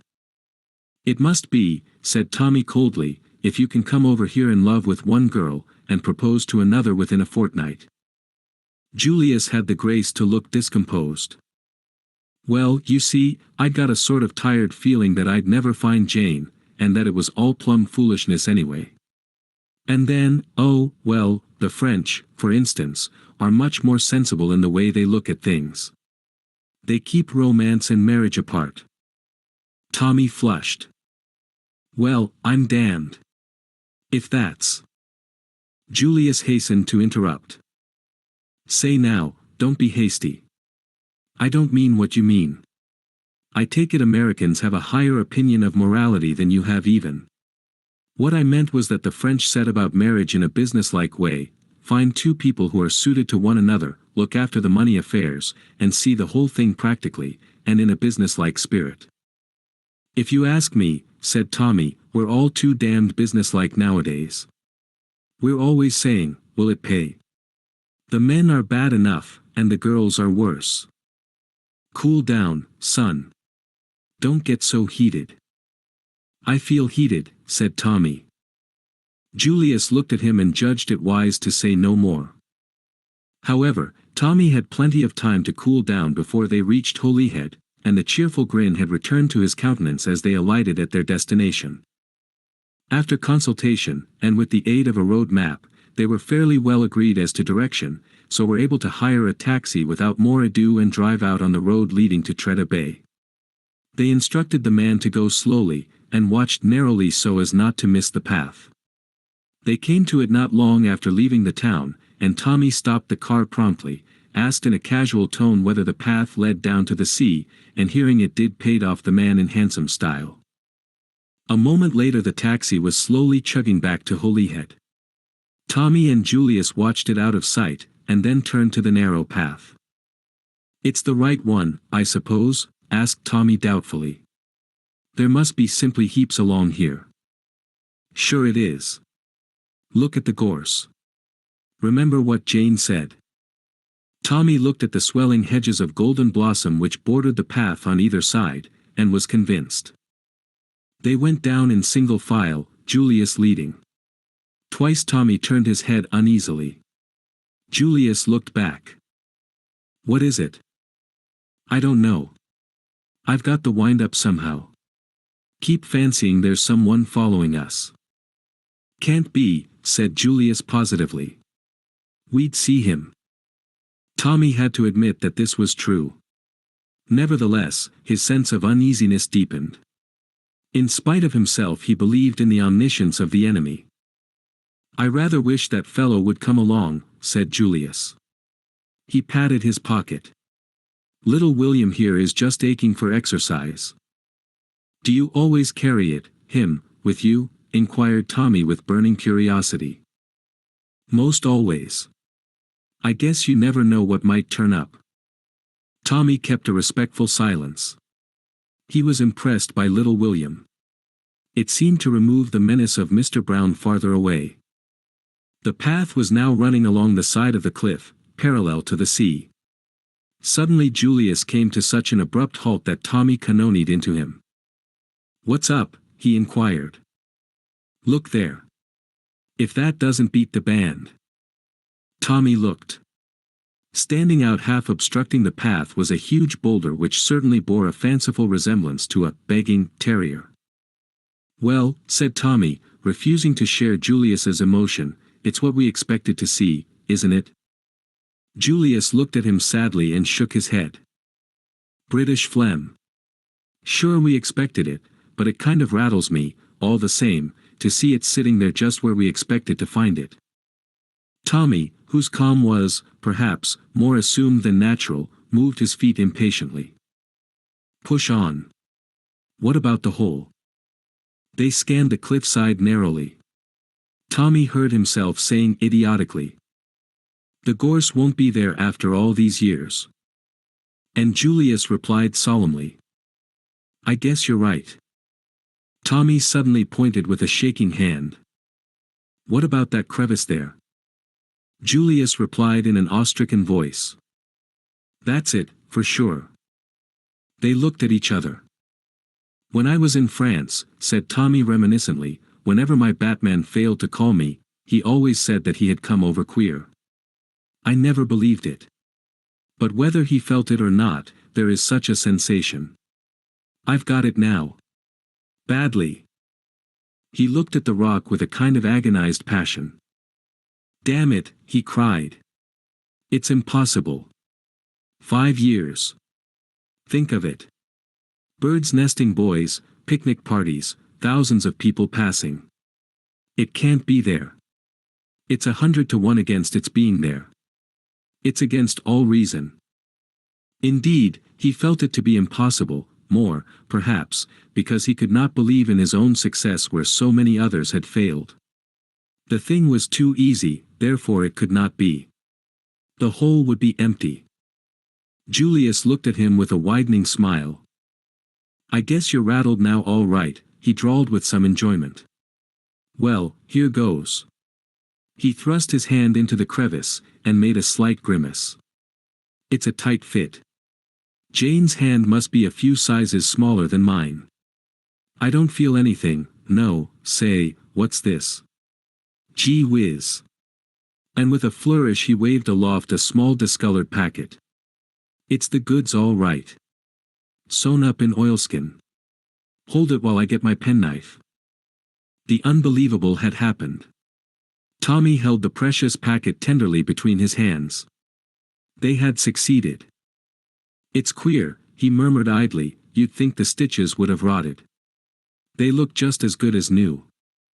They cut them carefully and ripped away the oilskin. Inside was a small folded sheet of paper. With trembling fingers they unfolded it.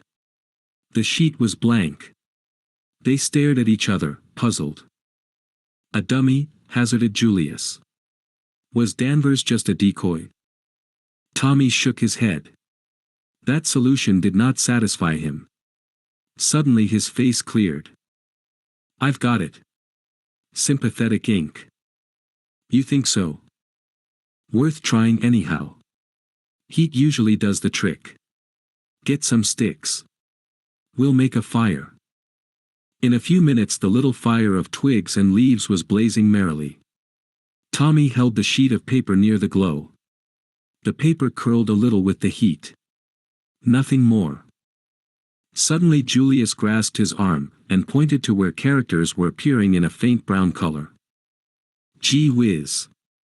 You've got it. Say, that idea of yours was great. It never occurred to me.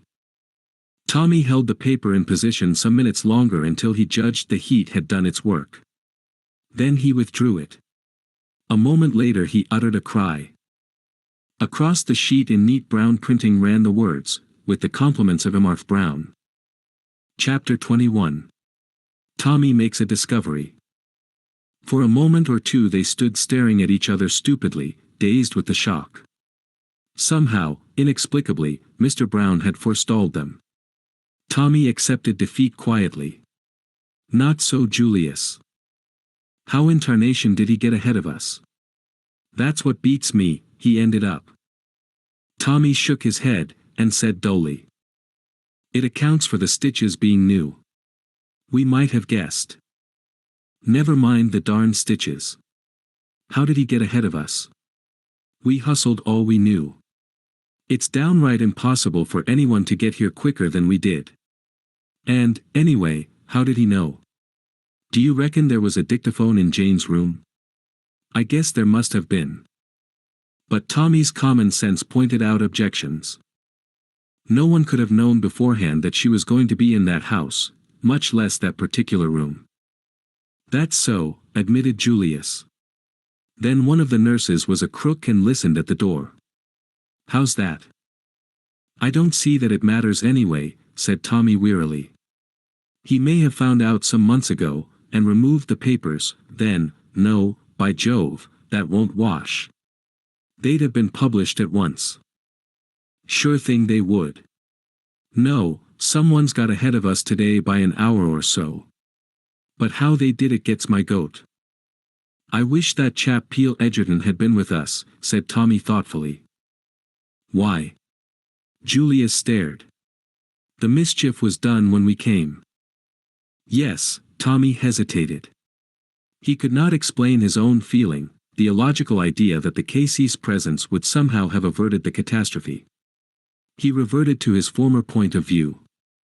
It's no good arguing about how it was done. The game's up. We've failed. There's only one thing for me to do. What's that? Get back to London as soon as possible. Mr. Carter must be warned. It's only a matter of hours now before the blow falls. But, at any rate, he ought to know the worst. The duty was an unpleasant one, but Tommy had no intention of shirking it. He must report his failure to Mr. Carter. After that his work was done. He took the midnight mail to London. Julius elected to stay the night at Holyhead. Half an hour after arrival, haggard and pale, Tommy stood before his chief. I've come to report, sir. I've failed badly. Mr. Carter eyed him sharply.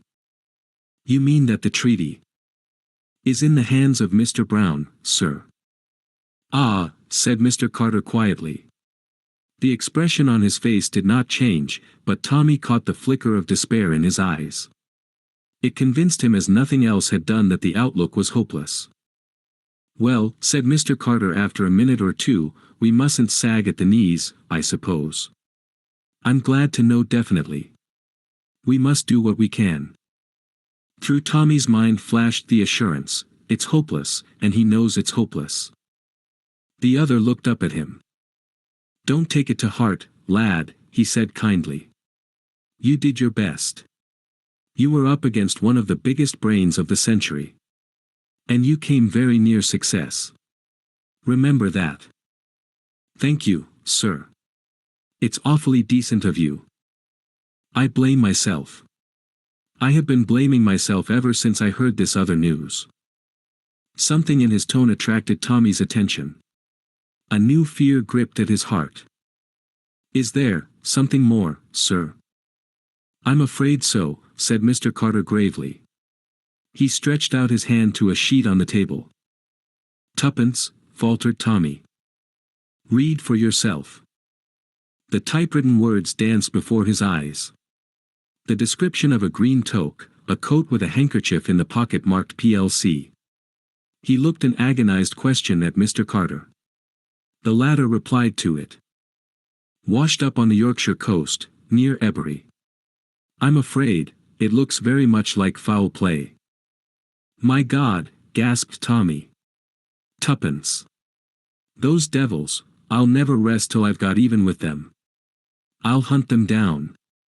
I'll—" The pity on Mr. Carter's face stopped him. "I know what you feel like, my poor boy. But it's no good. You'll waste your strength uselessly. It may sound harsh, but my advice to you is, cut your losses. Time's merciful. You'll forget." "Forget Tuppence? Never." Mr. Carter shook his head.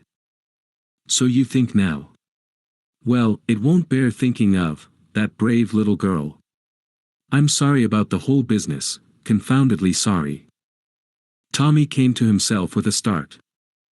"I'm taking up your time, sir," he said with an effort. "There's no need for you to blame yourself. I dare say we were a couple of young fools to take on such a job. You warned us all right.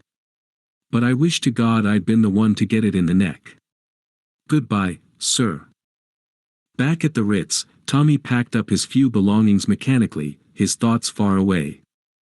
He was still bewildered by the introduction of tragedy into his cheerful commonplace existence. What fun they had had together, he and Tuppence. And now, oh, he couldn't believe it, it couldn't be true. Tuppence, dead. Little Tuppence, brimming over with life. It was a dream, a horrible dream. Nothing more. They brought him a note, a few kind words of sympathy from Peel Edgerton, who had read the news in the paper. There had been a large headline, "EXVAD feared drowned." The letter ended with the offer of a post on a ranch in the Argentine, where Sir James had considerable interests. "Kind old beggar," muttered Tommy, as he flung it aside. The door opened, and Julius burst in with his usual violence. He held an open newspaper in his hand. "Say, what's all this? They seem to have got some fool idea about Tuppence." "It's true," said Tommy quietly. "You mean they've done her in?" Tommy nodded. "I suppose when they got the treaty she wasn't any good to them any longer, and they were afraid to let her go." "Well, I'm darned," said Julius. "Little Tuppence. She sure was the pluckiest little girl."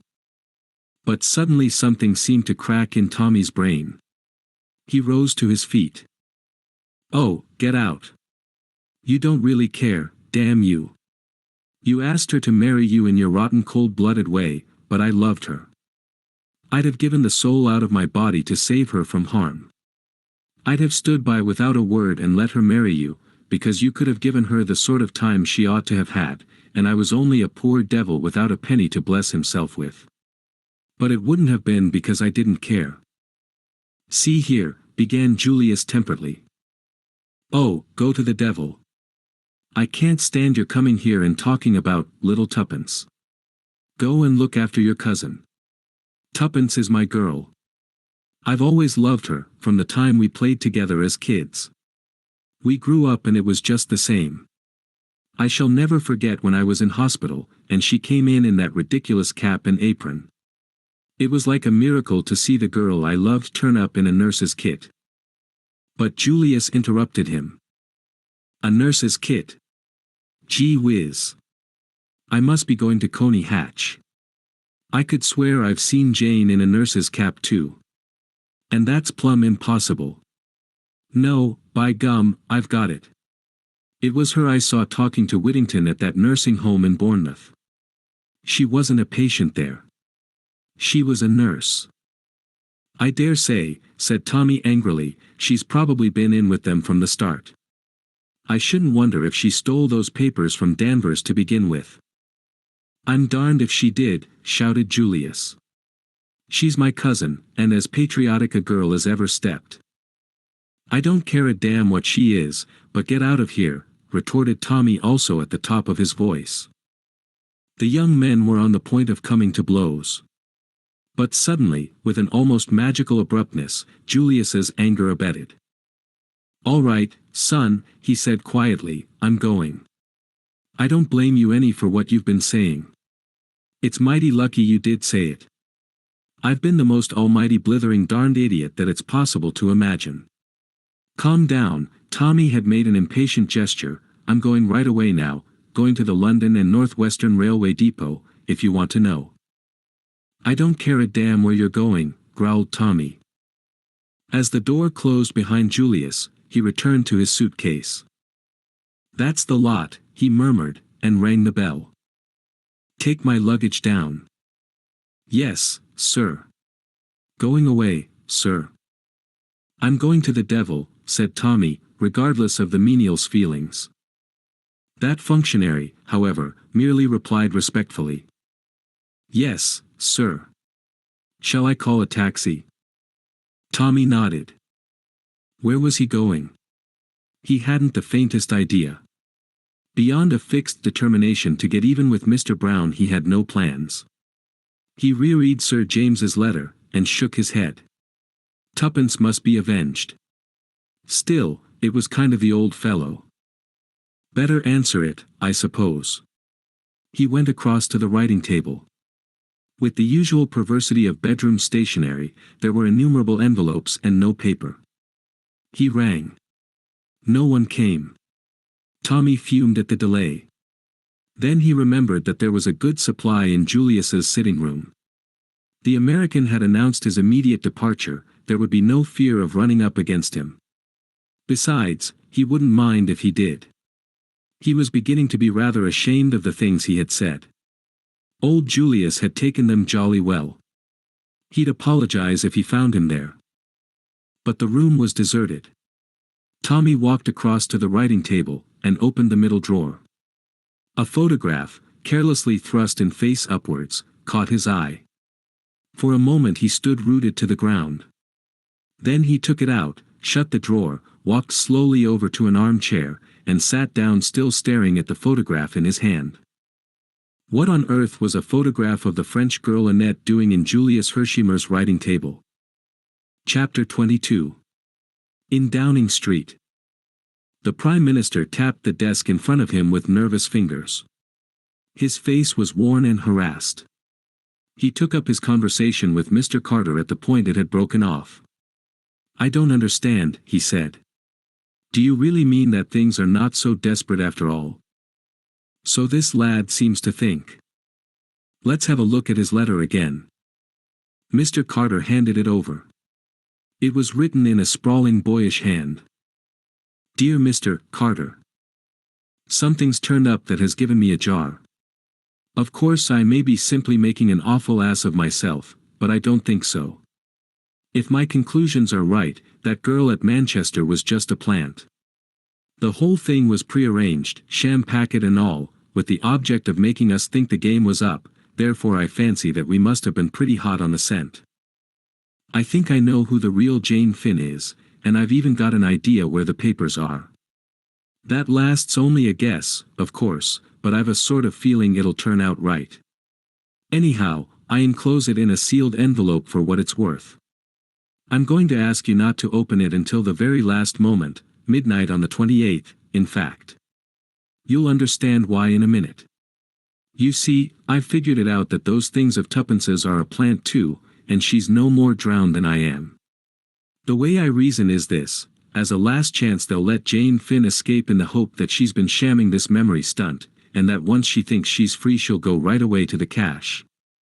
Of course it's an awful risk for them to take, because she knows all about them, but they're pretty desperate to get hold of that treaty. But if they know that the papers have been recovered by us, neither of those two girls' lives will be worth an hour's purchase. I must try and get hold of tuppence before Jane escapes.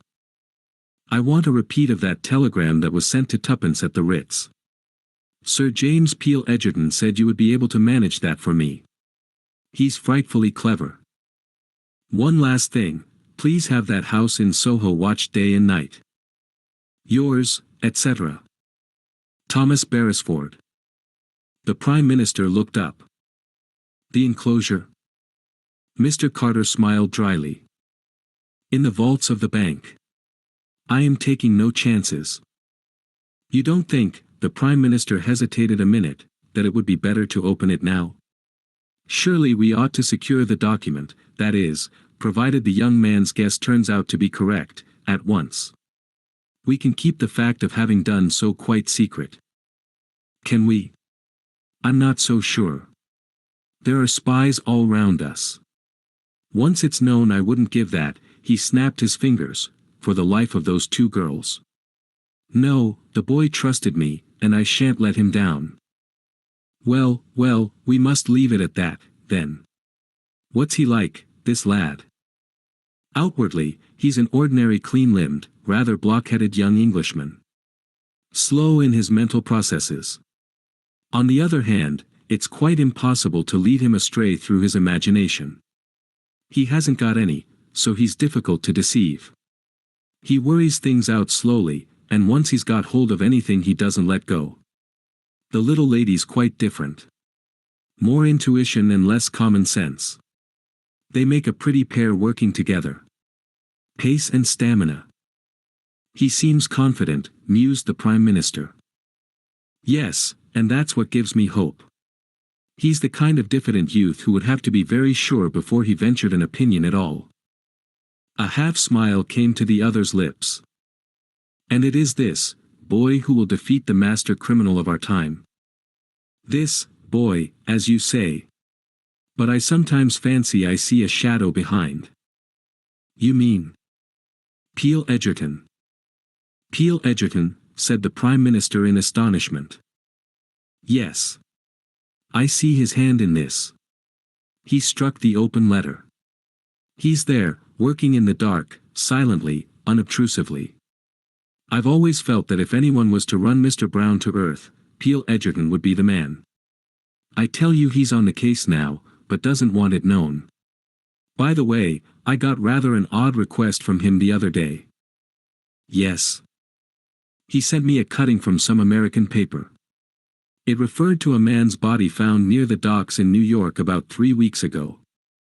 He asked me to collect any information on the subject I could. Well? Carter shrugged his shoulders. I couldn't get much. Young fellow about 35, poorly dressed, face very badly disfigured. He was never identified. And you fancy that the two matters are connected in some way? Somehow I do. I may be wrong, of course. There was a pause, then Mr. Carter continued. I asked him to come round here. Not that we'll get anything out of him he doesn't want to tell. His legal instincts are too strong. But there's no doubt he can throw light on one or two obscure points in young Beresford's letter. Ah, here he is. The two men rose to greet the newcomer. A half-whimsical thought flashed across the Premier's mind. My successor, perhaps. We've had a letter from young Beresford, said Mr. Carter, coming to the point at once. You've seen him, I suppose?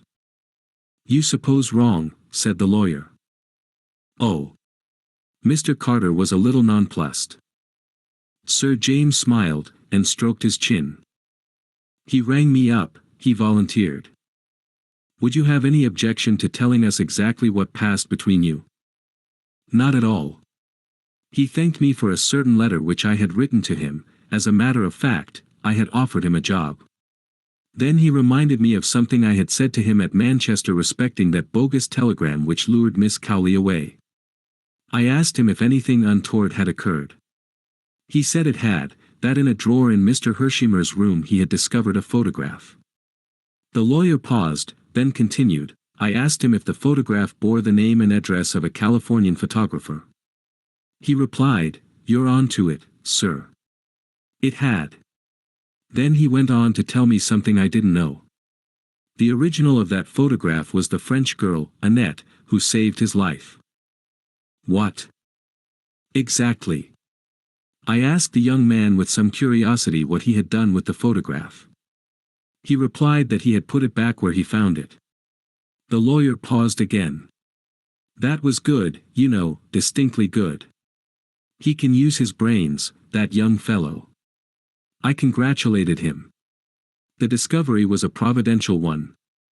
Of course, from the moment that the girl in Manchester was proved to be a plant, everything was altered. Young Beresford saw that for himself without my having to tell it him. But he felt he couldn't trust his judgment on the subject of Miss Cowley.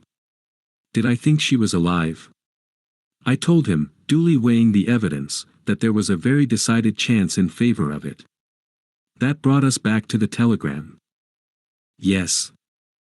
I advised him to apply to you for a copy of the original wire. It had occurred to me as probable that, after Miss Cowley flung it on the floor, certain words might have been erased and altered with the express intention of setting searchers on a false trail. Carter nodded. He took a sheet from his pocket, and read aloud. Come at once, Astley Priors, Gatehouse, Kent. Great developments, Tommy.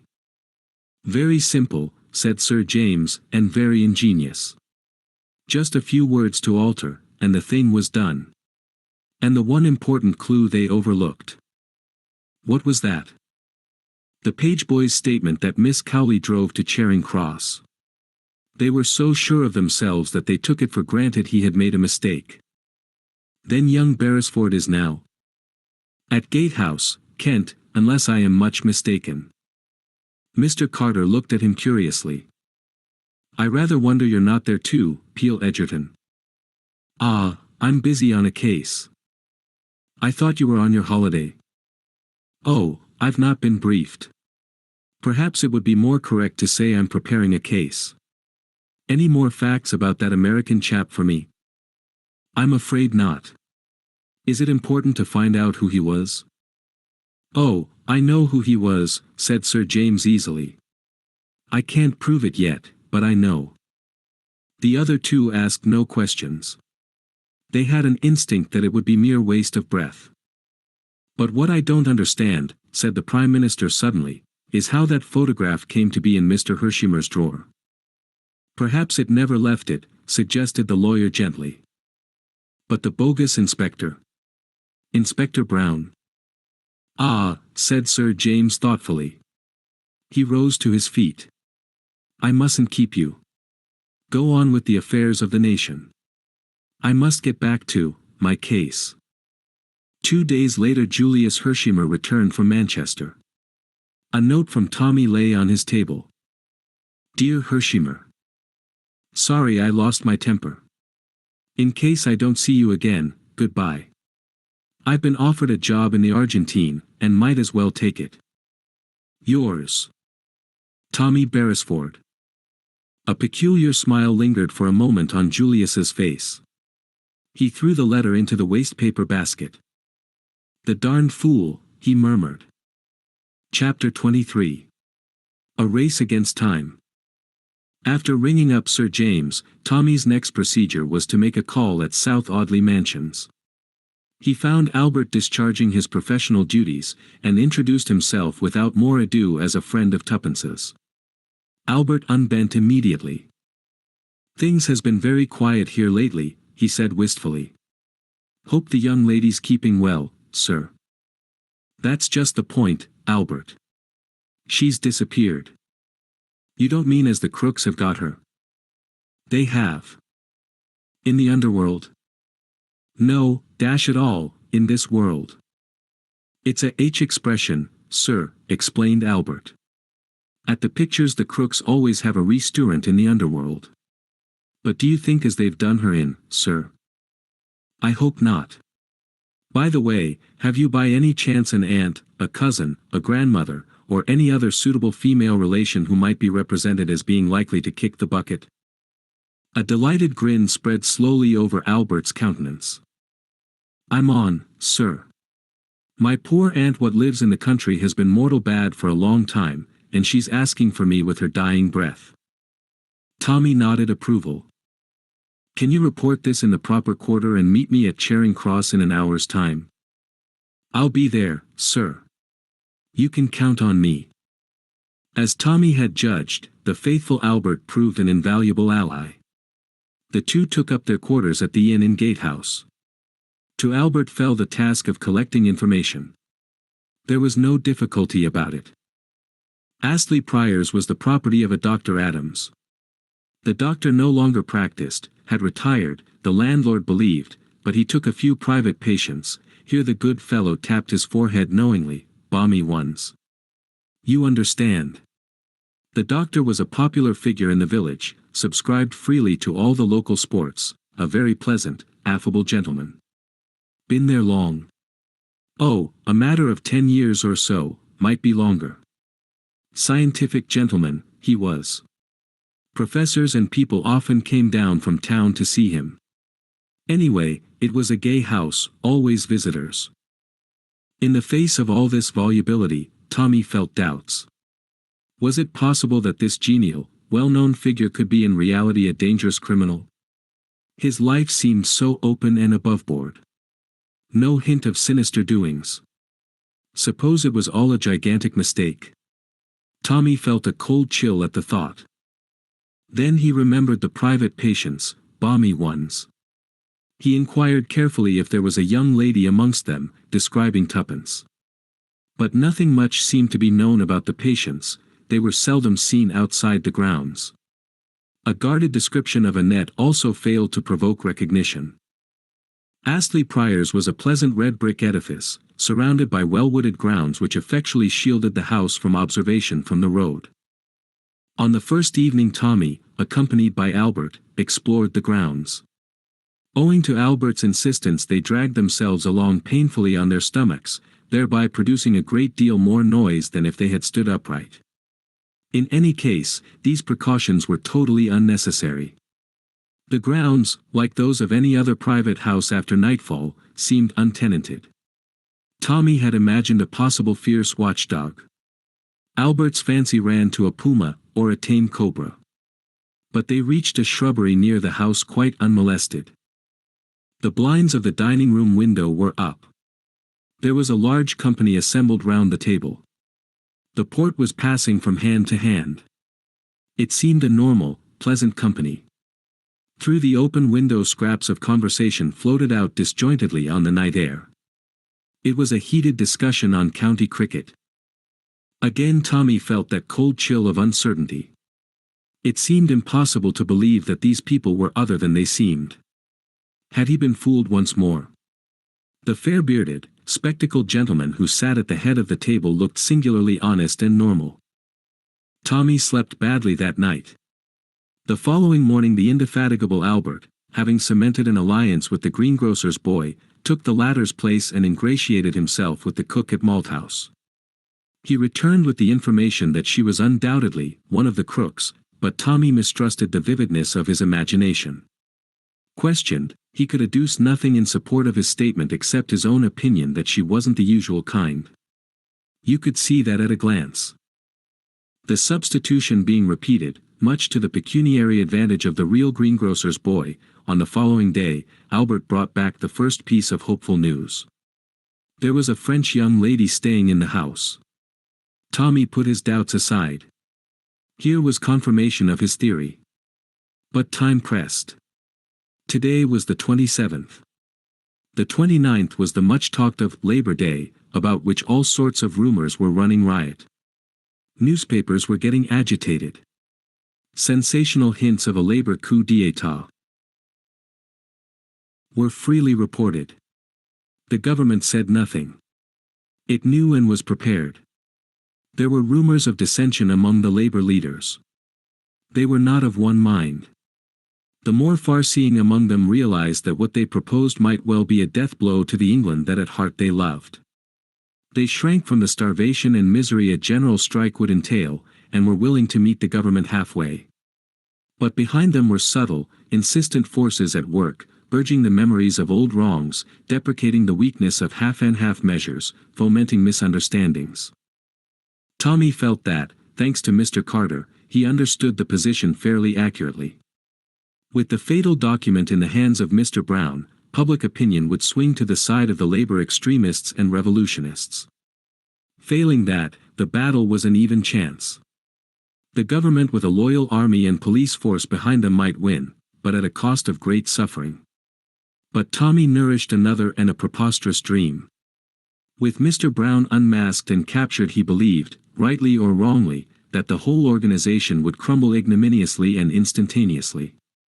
The strange permeating influence of the unseen chief held it together. Without him, Tommy believed an instant panic would set in, and, the honest men left to themselves, an 11th-hour reconciliation would be possible. "This is a one-man show," said Tommy to himself. "The thing to do is to get hold of the man." It was partly in furtherance of this ambitious design that he had requested Mr. Carter not to open the sealed envelope. The draft treaty was Tommy's bait. Every now and then he was aghast at his own presumption. How dared he think that he had discovered what so many wiser and clever men had overlooked? Nevertheless, he stuck tenaciously to his idea. That evening he and Albert once more penetrated the grounds of Astley Priors. Tommy's ambition was somehow or other to gain admission to the house itself. As they approached cautiously, Tommy gave a sudden gasp. On the second-floor window, someone standing between the window and the light in the room threw a silhouette on the blind. It was one Tommy would have recognized anywhere. Tuppence was in that house. He clutched Albert by the shoulder. "Stay here. When I begin to sing, watch that window." He retreated hastily to a position on the main drive, and began in a deep roar, coupled with an unsteady gait, the following ditty. "I am a soldier, a jolly British soldier, you can see that I'm a soldier by my feet." It had been a favorite on the gramophone in Tuppence's hospital days. He did not doubt but that she would recognize it and draw her own conclusions. Tommy had not a note of music in his voice, but his lungs were excellent. The noise he produced was terrific. Presently an unimpeachable butler, accompanied by an equally unimpeachable footman, issued from the front door. The butler remonstrated with him. Tommy continued to sing, addressing the butler affectionately as "Dear Old Whiskers." The footman took him by one arm, the butler by the other. They ran him down the drive, and neatly out of the gate. The butler threatened him with the police if he intruded again. It was beautifully done, soberly and with perfect decorum. Anyone would have sworn that the butler was a real butler, the footman a real footman, only, as it happened, the butler was Whittington. Tommy retired to the inn and waited for Albert's return. At last that worthy made his appearance. "Well," cried Tommy eagerly. "It's all right." While they was a running of you out, the window opened, and something was chucked out. He handed a scrap of paper to Tommy. It was wrapped round a letter weight. On the paper were scrawled 3 words, "Tomorrow, same time." "Good egg," cried Tommy. "We're getting going." "I wrote a message on a piece of paper, wrapped it round a stone, and chucked it through the window," continued Albert breathlessly. Tommy groaned. "Your zeal will be the undoing of us, Albert." "What did you say?" "Said we was staying at the inn. If she could get away, to come there and croak like a frog." "She'll know that's you," said Tommy with a sigh of relief. "Your imagination runs away with you, you know, Albert." "Why, you wouldn't recognize a frog croaking if you heard it. Albert looked rather crestfallen. "Cheer up," said Tommy. "No harm done. That butler's an old friend of mine. I bet he knew who I was, though he didn't let on. It's not their game to show suspicion. That's why we found it fairly plain sailing. They don't want to discourage me altogether. On the other hand, they don't want to make it too easy. I'm a pawn in their game, Albert, that's what I am. You see, if the spider lets the fly walk out too easily, the fly might suspect it was a put-up job. Hence the usefulness of that promising youth, Mr. T. Beresford, who's blundered in just at the right moment for them. But later, Mr. T. Beresford had better look out." Tommy retired for the night in a state of some elation. He had elaborated a careful plan for the following evening. He felt sure that the inhabitants of Astley Priors would not interfere with him up to a certain point. It was after that Tommy proposed to give them a surprise. About 12 o'clock, however, his calm was rudely shaken. He was told that someone was demanding him in the bar. The applicant proved to be a rude-looking carter well coated with mud. "Well, my good fellow, what is it?" asked Tommy. "Might this be for you, sir?" The carter held out a very dirty folded note, on the outside of which was written, "Take this to the gentleman at the inn near Astley Priors. He will give you 10 shillings. The handwriting was twopence. Tommy appreciated her quick-wittedness in realizing that he might be staying at the inn under an assumed name. He snatched at it. "That's all right." The man withheld it. "What about my 10 shillings? Tommy hastily produced a 10-shilling note, and the man relinquished his find. Tommy unfastened it. "Dear Tommy, I knew it was you last night. Don't go this evening. They'll be lying in wait for you. They're taking us away this morning. I heard something about Wales, Holyhead, I think.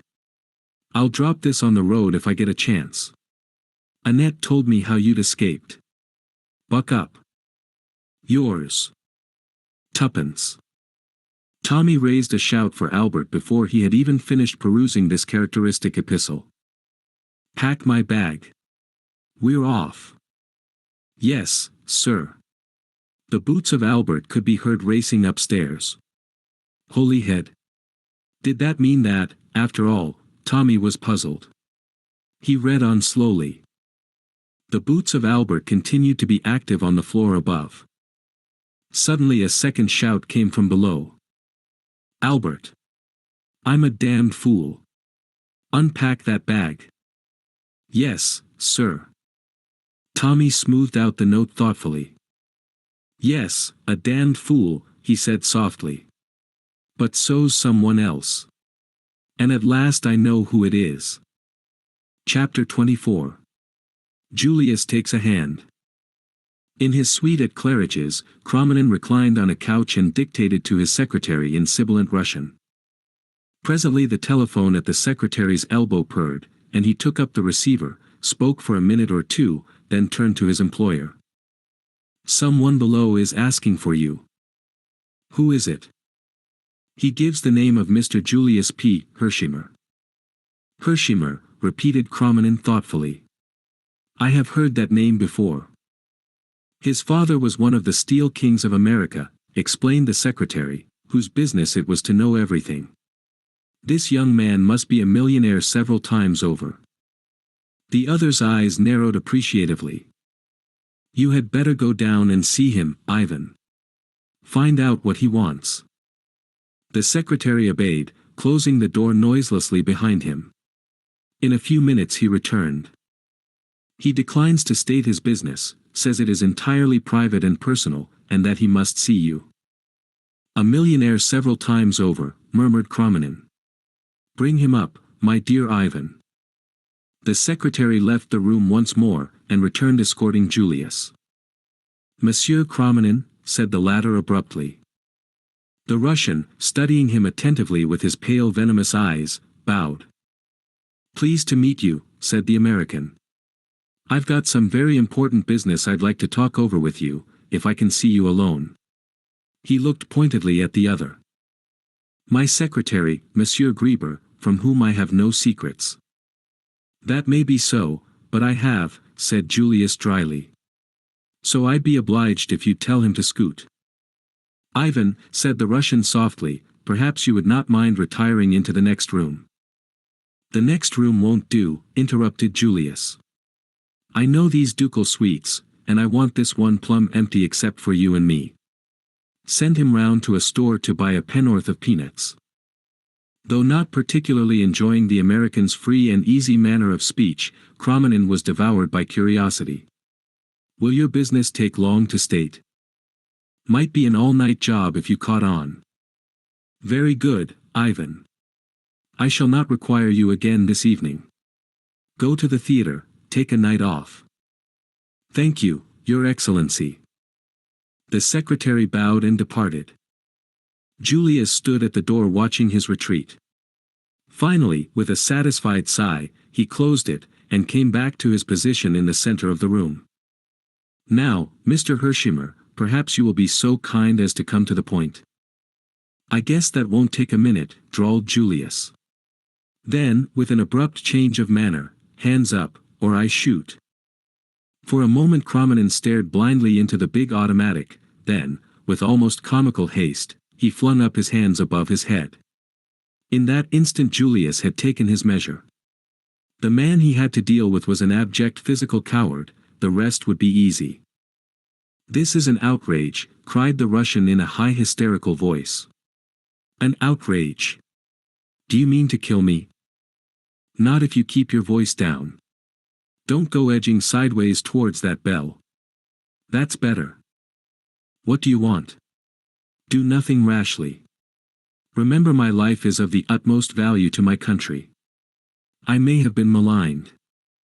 I reckon, said Julius, that the man who let daylight into you would be doing humanity a good turn. But you needn't worry any. I'm not proposing to kill you this trip, that is, if you're reasonable. The Russian quailed before the stern menace in the other's eyes. He passed his tongue over his dry lips. What do you want? Money?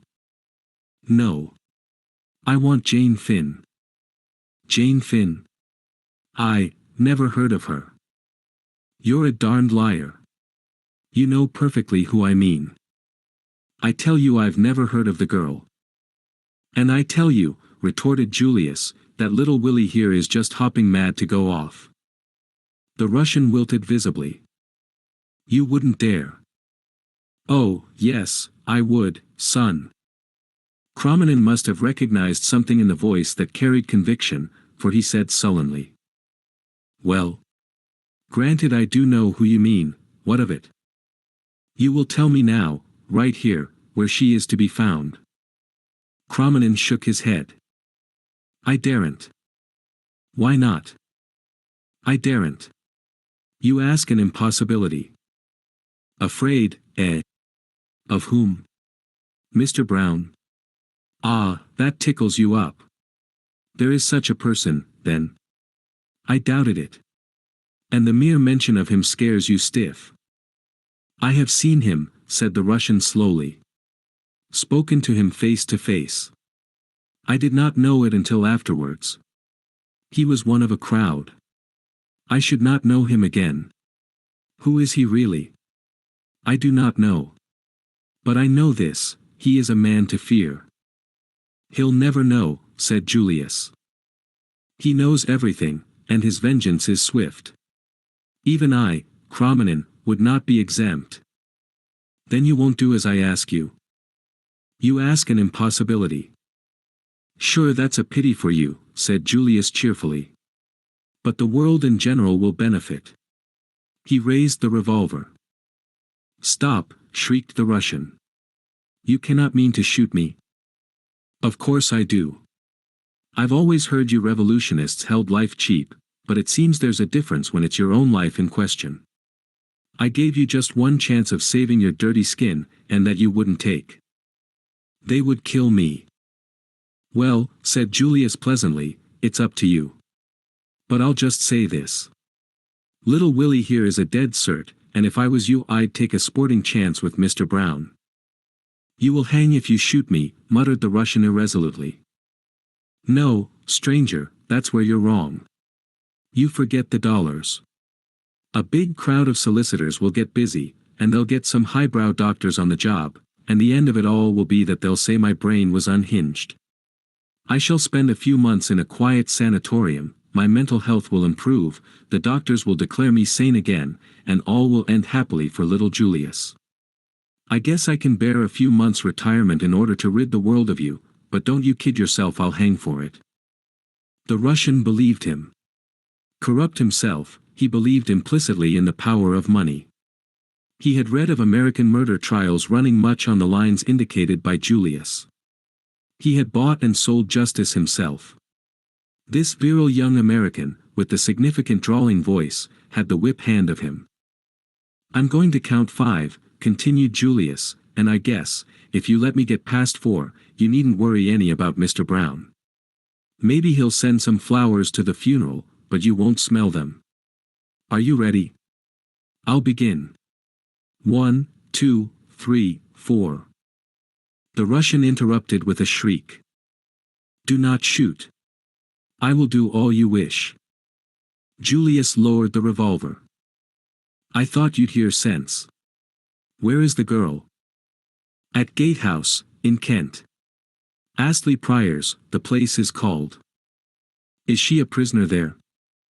She's not allowed to leave the house, though it's safe enough really. The little fool has lost her memory, curse her.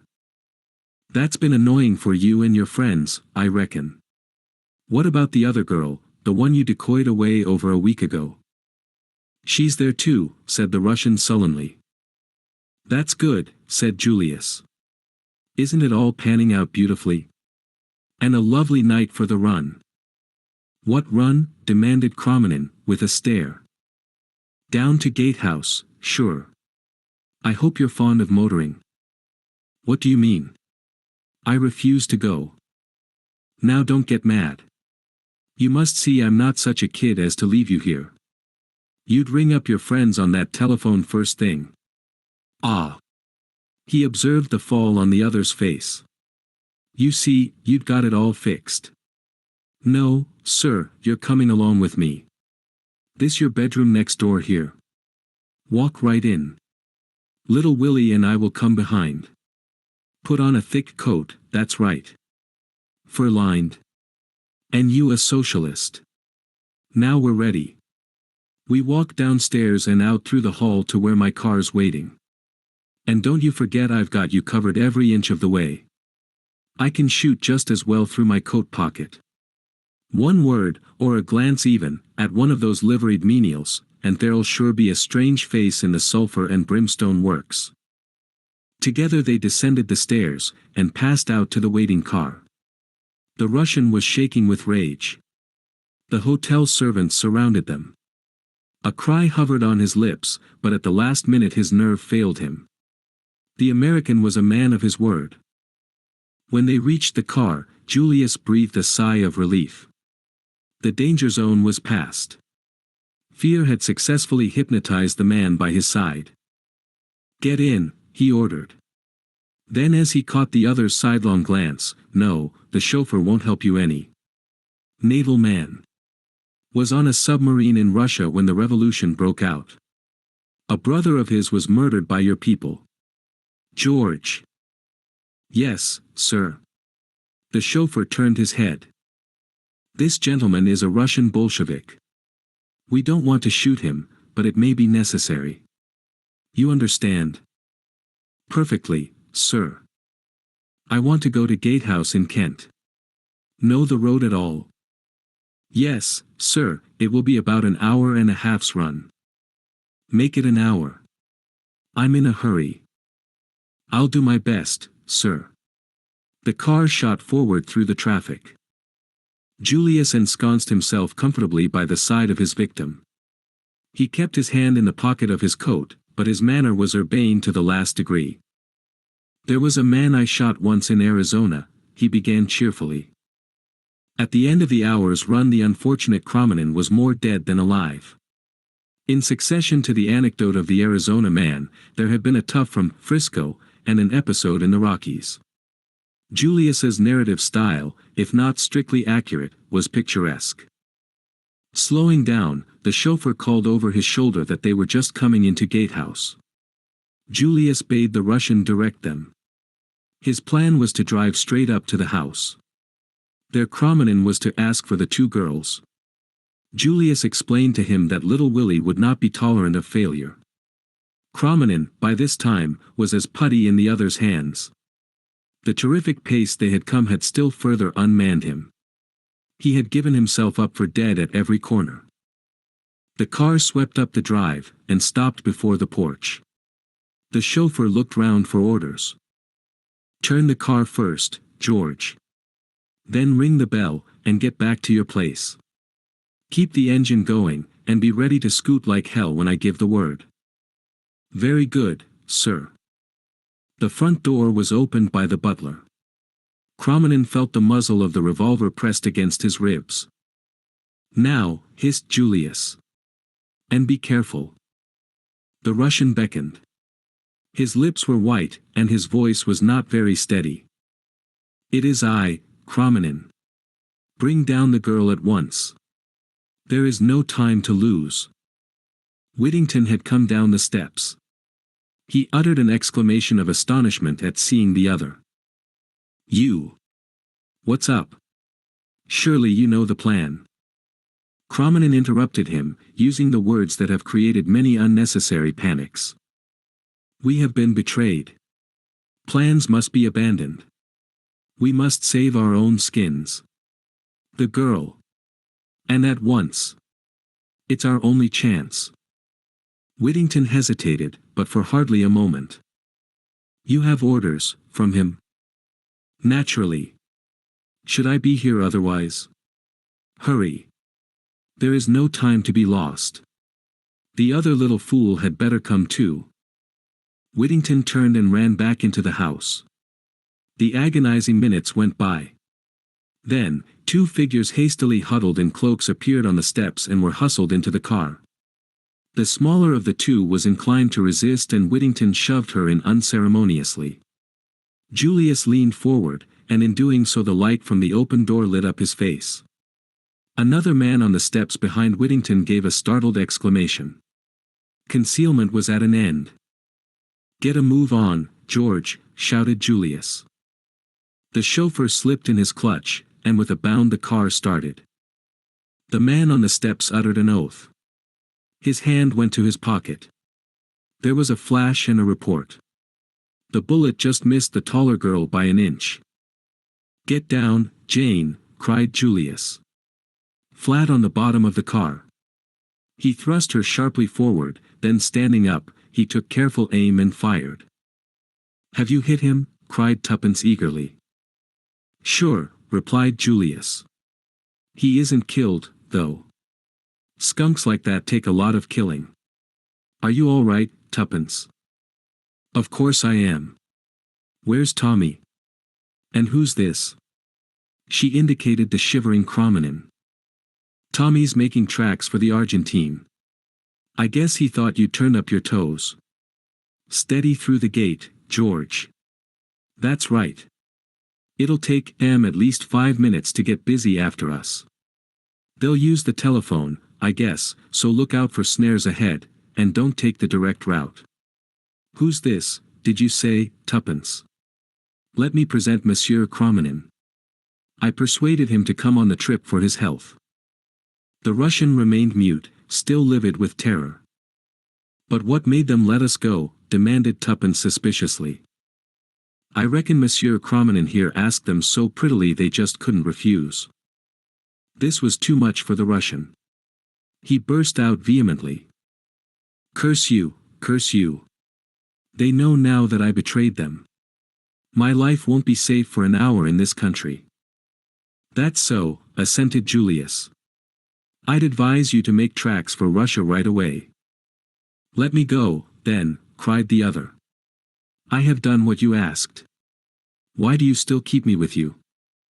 "Not for the pleasure of your company. I guess you can get right off now if you want to. I thought you'd rather I tooled you back to London." "You may never reach London, snarled the other. Let me go here and now. Sure thing.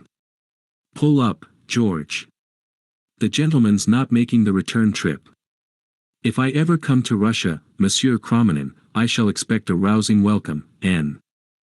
But before Julius had finished his speech, and before the car had finally halted, the Russian had swung himself out and disappeared into the night. Just a mite impatient to leave us, commented Julius, as the car gathered way again. And no idea of saying goodbye politely to the ladies. Say, Jane, you can get up on the seat now. For the first time the girl spoke. How did you persuade him? She asked. Julius tapped his revolver. Little Willie here takes the credit. Splendid, cried the girl. The color surged into her face, her eyes looked admiringly at Julius.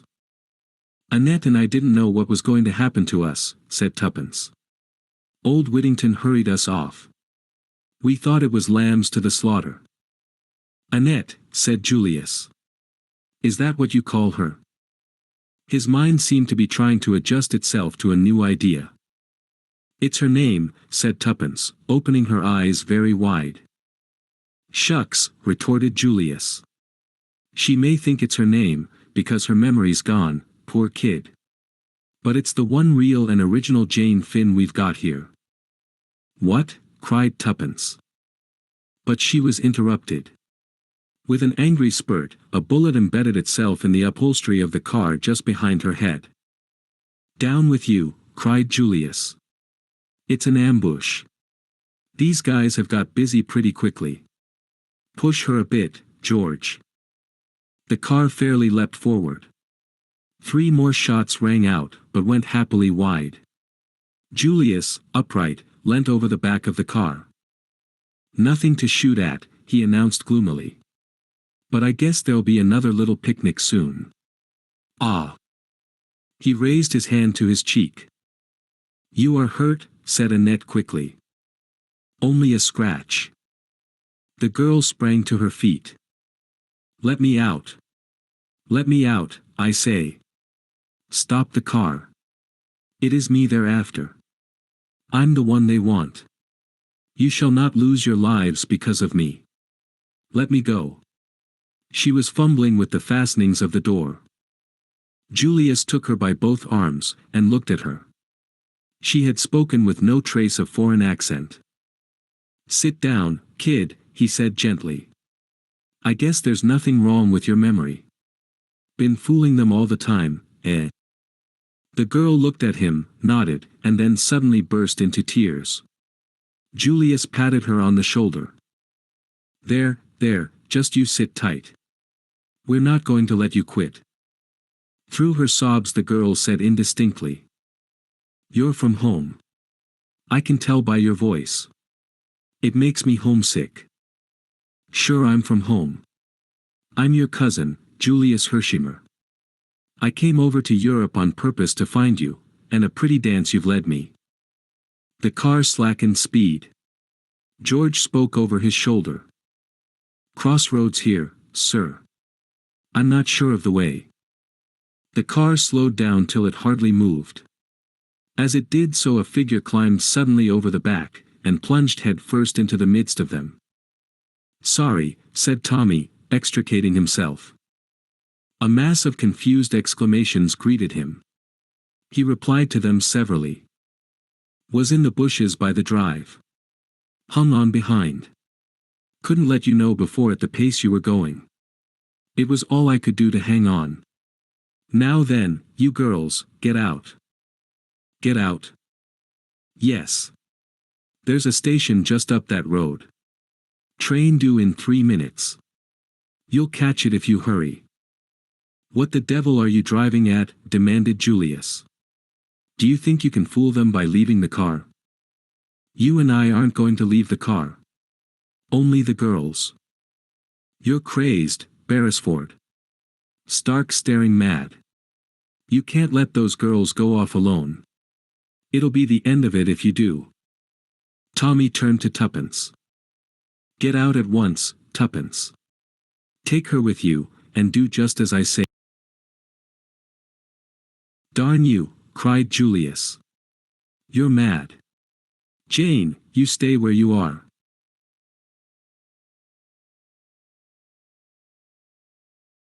With a sudden swift movement, Tommy snatched the revolver from Julius's hand, and leveled it at him.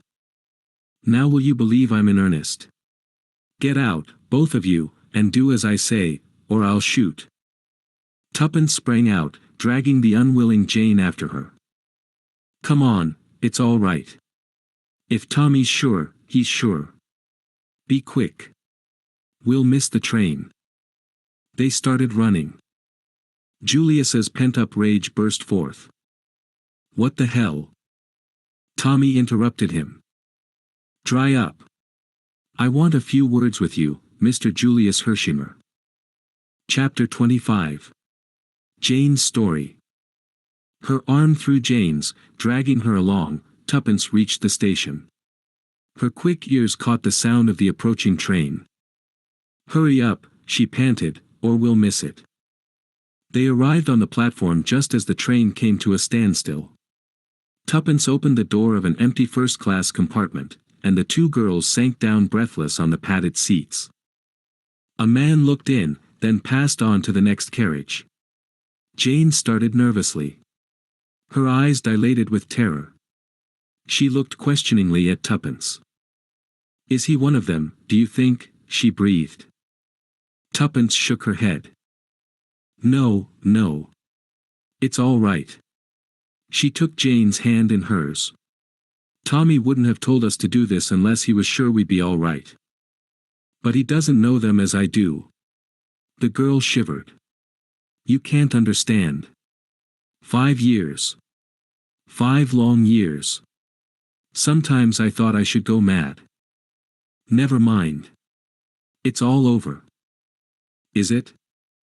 The train was moving now, speeding through the night at a gradually increasing rate. Suddenly Jane Finn started up. What was that? I thought I saw a face, looking in through the window. No, there's nothing. See. Tuppence went to the window, and lifting the strap let the pane down. You're sure? Quite sure. The other seemed to feel some excuse was necessary. I guess I'm acting like a frightened rabbit, but I can't help it. If they caught me now they'd. Her eyes opened wide and staring. Don't, implored Tuppence. Lie back, and don't think. You can be quite sure that Tommy wouldn't have said it was safe if it wasn't. My cousin didn't think so. He didn't want us to do this. No, said Tuppence, rather embarrassed. What are you thinking of? Said Jane sharply. Why? Your voice was so queer. I was thinking of something, confessed Tuppence. But I don't want to tell you, not now. I may be wrong, but I don't think so. It's just an idea that came into my head a long time ago. Tommy's got it too, I'm almost sure he has. But don't you worry, there'll be time enough for that later. And it mayn't be so at all. Do what I tell you, lie back and don't think of anything. I'll try. The long lashes drooped over the hazel eyes. Tuppence, for her part, sat bolt upright, much in the attitude of a watchful terrier on guard. In spite of herself she was nervous. Her eyes flashed continually from one window to the other. She noted the exact position of the communication cord. What it was that she feared, she would have been hard put to it to say. But in her own mind she was far from feeling the confidence displayed in her words. Not that she disbelieved in Tommy, but occasionally she was shaken with doubts as to whether anyone so simple and honest as he was could ever be a match for the fiendish subtlety of the arch-criminal. If they once reached Sir James Peel Egerton in safety, all would be well. But would they reach him? Would not the silent forces of Mr. Brown already be assembling against them? Even that last picture of Tommy, revolver in hand, failed to comfort her. By now he might be overpowered, borne down by sheer force of numbers. Tuppence mapped out her plan of campaign. As the train at length drew slowly into Charing Cross, Jane Finn sat up with a start. Have we arrived? I never thought we should. Oh, I thought we'd get to London all right. If there's going to be any fun, now is when it will begin. Quick, get out. We'll nip into a taxi. In another minute they were passing the barrier, had paid the necessary fares, and were stepping into a taxi. King's Cross, directed Tuppence. Then she gave a jump. A man looked in at the window, just as they started. She was almost certain it was the same man who had got into the carriage next to them. She had a horrible feeling of being slowly hemmed in on every side. You see, she explained to Jane, if they think we're going to Sir James, this will put them off the scent. Now they'll imagine we're going to Mr. Carter. His country place is north of London somewhere. Crossing Holborn there was a block, and the taxi was held up. This was what Tuppence had been waiting for. Quick, she whispered. Open the right-hand door. The two girls stepped out into the traffic. 2 minutes later they were seated in another taxi and were retracing their steps, this time direct to Carlton House Terrace. There, said Tuppence, with great satisfaction, this ought to do them. I can't help thinking that I'm really rather clever. How that other taxi man will swear. But I took his number, and I'll send him a postal order tomorrow, so that he won't lose by it if he happens to be genuine. What's this thing swerving, oh? There was a grinding noise and a bump. Another taxi had collided with them. In a flash Tuppence was out on the pavement. A policeman was approaching. Before he arrived Tuppence had handed the driver 5 shillings, and she and Jane had merged themselves in the crowd. It's only a step or two now, said Tuppence breathlessly. The accident had taken place in Trafalgar Square. Do you think the collision was an accident, or done deliberately? I don't know. It might have been either. Hand in hand, the two girls hurried along. It may be my fancy, said Tuppence suddenly, but I feel as though there was someone behind us. Hurry, murmured the other. Oh, hurry. They were now at the corner of Carlton House Terrace, and their spirits lightened. Suddenly a large and apparently intoxicated man barred their way. Good evening, ladies, he hiccuped. Whither away so fast? Let us pass, please, said Tuppence imperiously. Just a word with your pretty friend here. He stretched out an unsteady hand, and clutched Jane by the shoulder. Tuppence heard other footsteps behind. She did not pause to ascertain whether they were friends or foes. Lowering her head, she repeated a maneuver of childish days, and butted their aggressor full in the capacious middle. The success of these unsportsmanlike tactics was immediate. The man sat down abruptly on the pavement. Tuppence and Jane took to their heels. The house they sought was some way down. Other footsteps echoed behind them. Their breath was coming in choking gasps as they reached Sir James's door. Tuppence seized the bell and Jane the knocker. The man who had stopped them reached the foot of the steps. For a moment he hesitated, and as he did so the door opened. They fell into the hall together. Sir James came forward from the library door.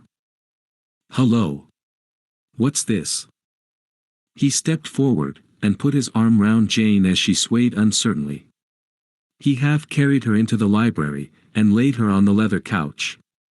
From a tantalus on the table he poured out a few drops of brandy, and forced her to drink them.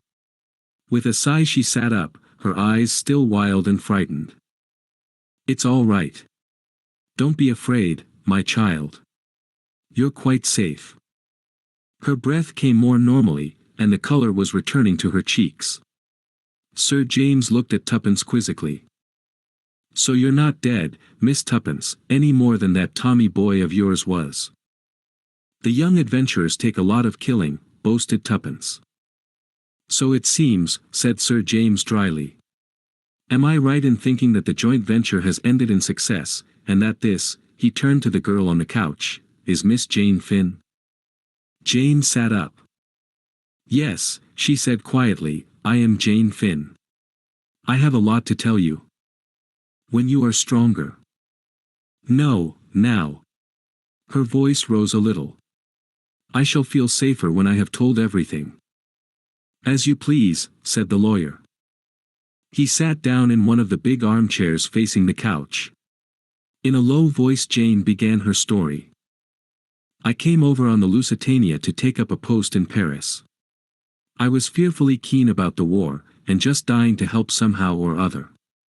I had been studying French, and my teacher said they were wanting help in a hospital in Paris, so I wrote and offered my services, and they were accepted. I hadn't got any folk of my own, so it made it easy to arrange things. When the Lusitania was torpedoed, a man came up to me. I'd noticed him more than once, and I'd figured it out in my own mind that he was afraid of somebody or something. He asked me if I was a patriotic American, and told me he was carrying papers which were just life or death to the Allies. He asked me to take charge of them. I was to watch for an advertisement in the Times. If it didn't appear, I was to take them to the American ambassador. Most of what followed seems like a nightmare still. I see it in my dreams sometimes. I'll hurry over that part. Mr. Danvers had told me to watch out. He might have been shadowed from New York, but he didn't think so. At first I had no suspicions, but on the boat to Holyhead I began to get uneasy. There was one woman who had been very keen to look after me, and chum up with me generally, a Mrs. Vandermeyer. At first I'd been only grateful to her for being so kind to me, but all the time I felt there was something about her I didn't like, and on the Irish boat I saw her talking to some queer-looking men, and from the way they looked I saw that they were talking about me. I remembered that she'd been quite near me on the Lusitania when Mr. Danvers gave me the packet, and before that she tried to talk to him once or twice. I began to get scared, but I didn't quite see what to do. I had a wild idea of stopping at Holyhead, and not going on to London that day, but I soon saw that that would be plumb foolishness. The only thing was to act as though I'd noticed nothing, and hope for the best. I couldn't see how they could get me if I was on my guard. One thing I'd done already as a precaution, ripped open the oilskin packet and substituted blank paper, and then sewn it up again. So, if anyone did manage to rob me of it, it wouldn't matter. What to do with the real thing worried me no end. Finally I opened it out flat, there were only 2 sheets, and laid it between 2 of the advertisement pages of a magazine. I stuck the 2 pages together round the edge with some gum off an envelope. I carried the magazine carelessly stuffed into the pocket of my ulster. At Holyhead I tried to get into a carriage with people that looked all right, but in a queer way there seemed always to be a crowd round me shoving and pushing me just the way I didn't want to go. There was something uncanny and frightening about it. In the end I found myself in a carriage with Mrs. Vandermeyer after all. I went out into the corridor, but all the other carriages were full, so I had to go back and sit down. I consoled myself with the thought that there were other people in the carriage. There was quite a nice-looking man and his wife sitting just opposite. So I felt almost happy about it until just outside London. I had leaned back and closed my eyes. I guess they thought I was asleep, but my eyes weren't quite shut, and suddenly I saw the nice-looking man get something out of his bag and hand it to Mrs. Vandermeyer, and as he did so he winked. I can't tell you how that wink sort of froze me through and through. My only thought was to get out in the corridor as quick as ever I could. I got up, trying to look natural and easy. Perhaps they saw something, I don't know, but suddenly Mrs. Vandermeyer said, "Now," and flung something over my nose and mouth as I tried to scream. At the same moment I felt a terrific blow on the back of my head. She shuddered. Sir James murmured something sympathetically. In a minute she resumed. I don't know how long it was before I came back to consciousness. I felt very ill and sick. I was lying on a dirty bed. There was a screen round it, but I could hear 2 people talking in the room. Mrs. Vandermeyer was one of them. I tried to listen, but at first I couldn't take much in. When at last I did begin to grasp what was going on, I was just terrified. I wonder I didn't scream right out there and then. They hadn't found the papers. They'd got the oilskin packet with the blanks, and they were just mad. They didn't know whether I'd changed the papers, or whether Danvers had been carrying a dummy message, while the real one was sent another way. They spoke of, she closed her eyes, torturing me to find out. I'd never known what fear, really sickening fear, was before.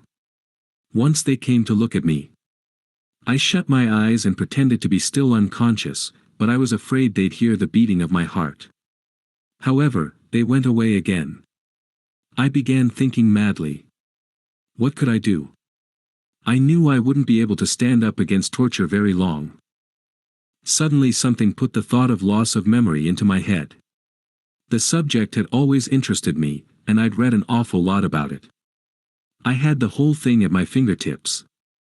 If only I could succeed in carrying the bluff through, it might save me. I said a prayer, and drew a long breath. Then I opened my eyes and started babbling in French. Mrs. Vandermeyer came round the screen at once. Her face was so wicked I nearly died, but I smiled up at her doubtfully, and asked her in French where I was. It puzzled her, I could see. She called the man she had been talking to. He stood by the screen with his face in shadow. He spoke to me in French. His voice was very ordinary and quiet, but somehow, I don't know why, he scared me worse than the woman. I felt he'd seen right through me, but I went on playing my part. I asked again where I was, and then went on that there was something I must remember, only for the moment it was all gone. I worked myself up to be more and more distressed.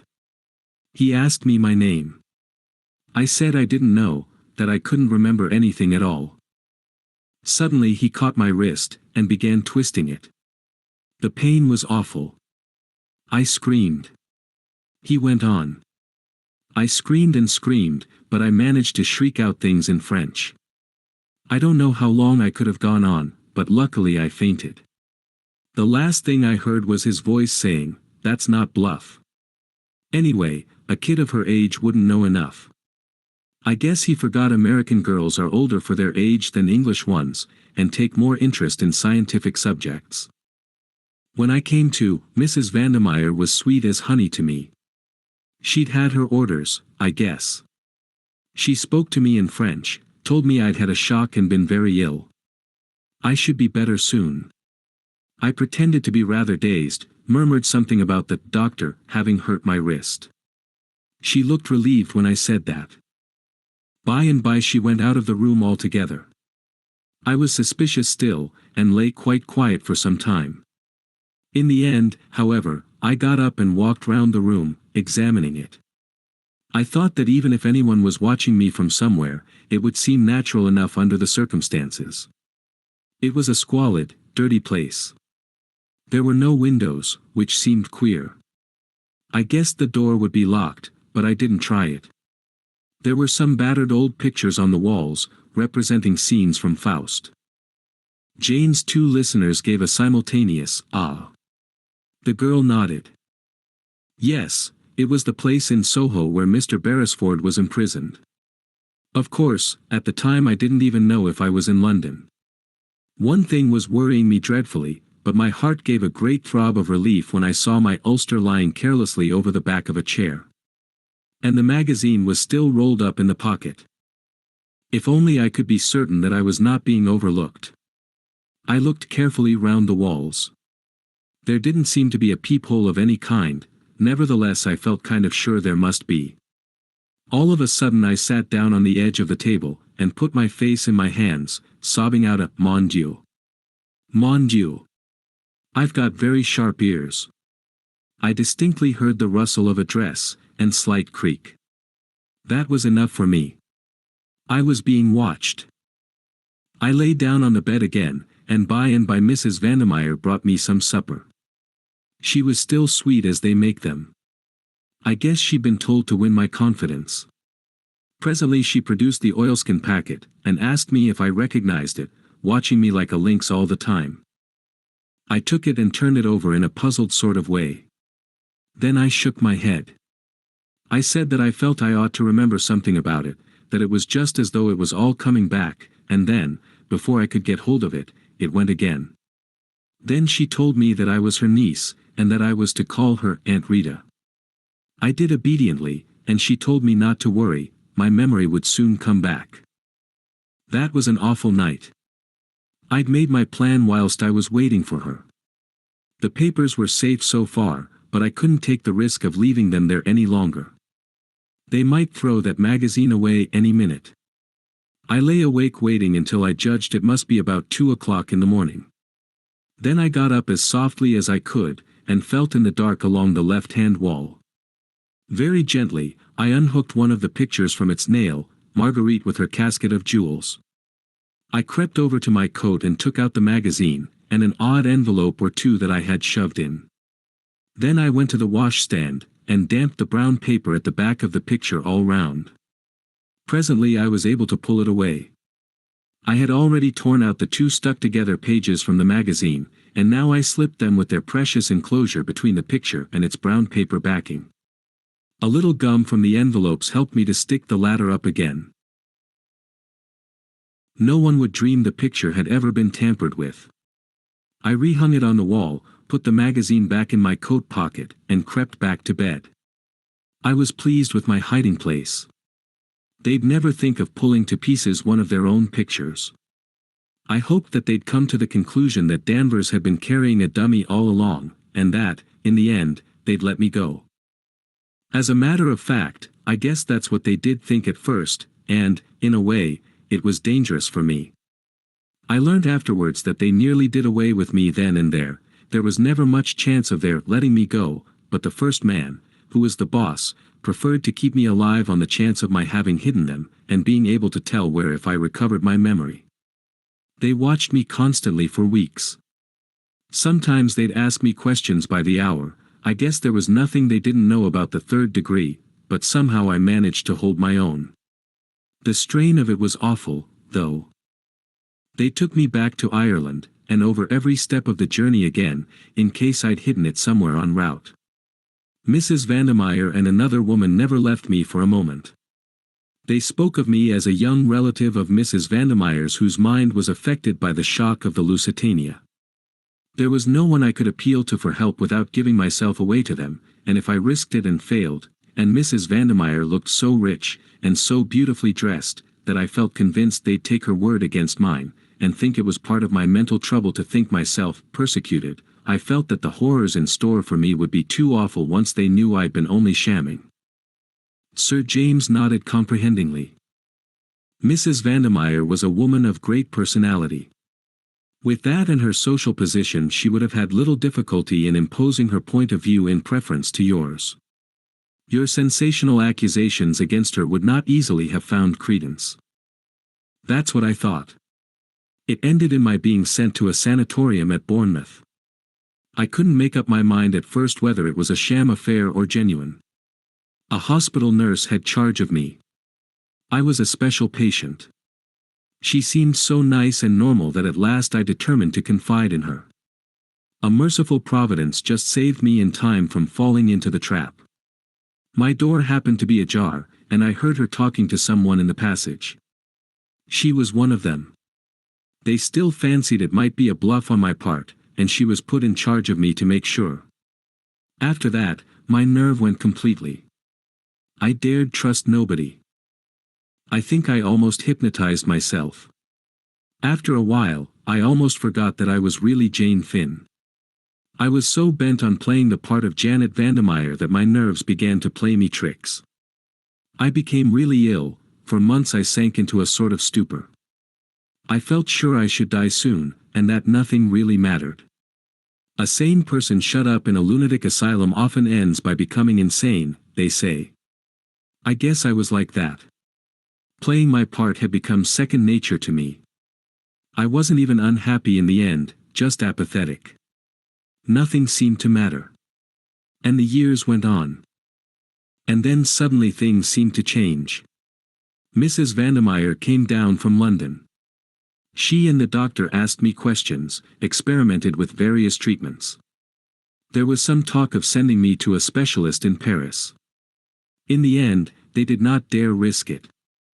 I overheard something that seemed to show that other people, friends, were looking for me. I learned later that the nurse who had looked after me went to Paris, and consulted a specialist, representing herself to be me. He put her through some searching tests, and exposed her loss of memory to be fraudulent, but she had taken a note of his methods and reproduced them on me. I dare say I couldn't have deceived the specialist for a minute. A man who has made a lifelong study of a thing is unique, but I managed once again to hold my own with them. The fact that I'd not thought of myself as Jane Finn for so long made it easier. One night I was whisked off to London at a moment's notice. They took me back to the house in Soho. Once I got away from the sanatorium I felt different, as though something in me that had been buried for a long time was waking up again. They sent me in to wait on Mr. Beresford. Of course I didn't know his name then.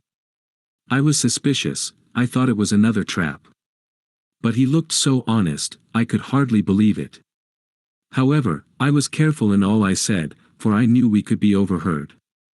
There's a small hole, high up in the wall. But on the Sunday afternoon a message was brought to the house. They were all very disturbed. Without their knowing, I listened. Word had come that he was to be killed. I needn't tell the next part, because you know it. I thought I'd have time to rush up and get the papers from their hiding place, but I was caught. So I screamed out that he was escaping, and I said I wanted to go back to Marguerite. I shouted the name 3 times very loud.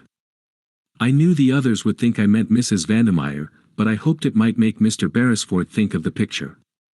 He'd unhooked one the first day, that's what made me hesitate to trust him. She paused. Then the papers, said Sir James slowly, are still at the back of the picture in that room. Yes. The girl had sunk back on the sofa exhausted with the strain of the long story. Sir James rose to his feet. He looked at his watch. Come, he said, we must go at once. Tonight? Queried Tuppence, surprised. Tomorrow may be too late, said Sir James gravely. Besides, by going tonight we have the chance of capturing that great man and super-criminal, Mr. Brown.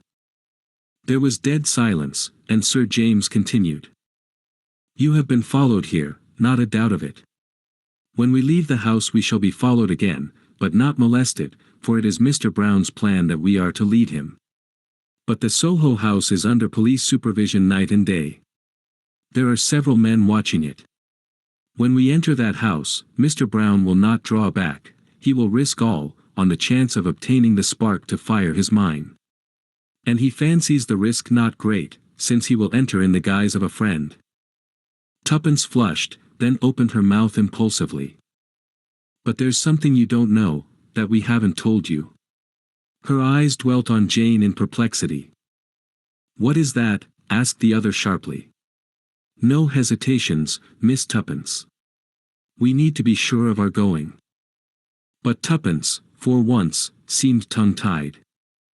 It's so difficult, you see, if I'm wrong, oh, it would be dreadful. She made a grimace at the unconscious Jane. Never forgive me, she observed cryptically. You want me to help you out, eh? Yes, please. You know who Mr. Brown is, don't you? Yes, said Sir James gravely. At last I do. At last? Queried Tuppence doubtfully. Oh, but I thought, she paused. You thought correctly, Miss Tuppence. I have been morally certain of his identity for some time, ever since the night of Mrs. Vandermeyer's mysterious death. Ah, breathed Tuppence. For there we are up against the logic of facts. There are only 2 solutions. Either the chloral was administered by her own hand, which theory I reject utterly, or else. Yes. Or else it was administered in the brandy you gave her. Only 3 people touched that brandy, you, Miss Tuppence, I myself, and one other, Mr. Julius Hersheimmer. Jane Finn stirred and sat up, regarding the speaker with wide astonished eyes. At first, the thing seemed utterly impossible. Mr. Hersheimmer, as the son of a prominent millionaire, was a well-known figure in America. It seemed utterly impossible that he and Mr. Brown could be one and the same. But you cannot escape from the logic of facts. Since the thing was so, it must be accepted. Remember Mrs. Vandermeyer's sudden and inexplicable agitation. Another proof, if proof was needed. I took an early opportunity of giving you a hint. From some words of Mr. Hershimer's at Manchester, I gathered that you had understood and acted on that hint. Then I set to work to prove the impossible possible. Mr. Beresford rang me up and told me, what I had already suspected, that the photograph of Miss Jane Finn had never really been out of Mr. Hershimer's possession. But the girl interrupted. Springing to her feet, she cried out angrily. What do you mean? What are you trying to suggest? That Mr. Brown is Julius? Julius, my own cousin. No, Miss Finn, said Sir James unexpectedly. Not your cousin. The man who calls himself Julius Hershimer is no relation to you whatsoever. Chapter 26. Mr. Brown. Sir James's words came like a bombshell. Both girls looked equally puzzled. The lawyer went across to his desk, and returned with a small newspaper cutting, which he handed to Jane. Tuppence read it over her shoulder. Mr. Carter would have recognized it. It referred to the mysterious man found dead in New York. As I was saying to Miss Tuppence, resumed the lawyer, I set to work to prove the impossible possible. The great stumbling block was the undeniable fact that Julius Hershimer was not an assumed name. When I came across this paragraph, my problem was solved. Julius Hershimer set out to discover what had become of his cousin. He went out west, where he obtained news of her and her photograph to aid him in his search. On the eve of his departure from New York he was set upon and murdered. His body was dressed in shabby clothes, and the face disfigured to prevent identification. Mr. Brown took his place. He sailed immediately for England. None of the real Hershimer's friends or intimates saw him before he sailed, though indeed it would hardly have mattered if they had, the impersonation was so perfect. Since then he had been hand and glove with those sworn to hunt him down. Every secret of theirs has been known to him. Only once did he come near disaster. Mrs. Vandemeyer knew his secret. It was no part of his plan that that huge bribe should ever be offered to her. But for Miss Tuppence's fortunate change of plan, she would have been far away from the flat when we arrived there. Exposure stared him in the face. He took a desperate step, trusting in his assumed character to avert suspicion.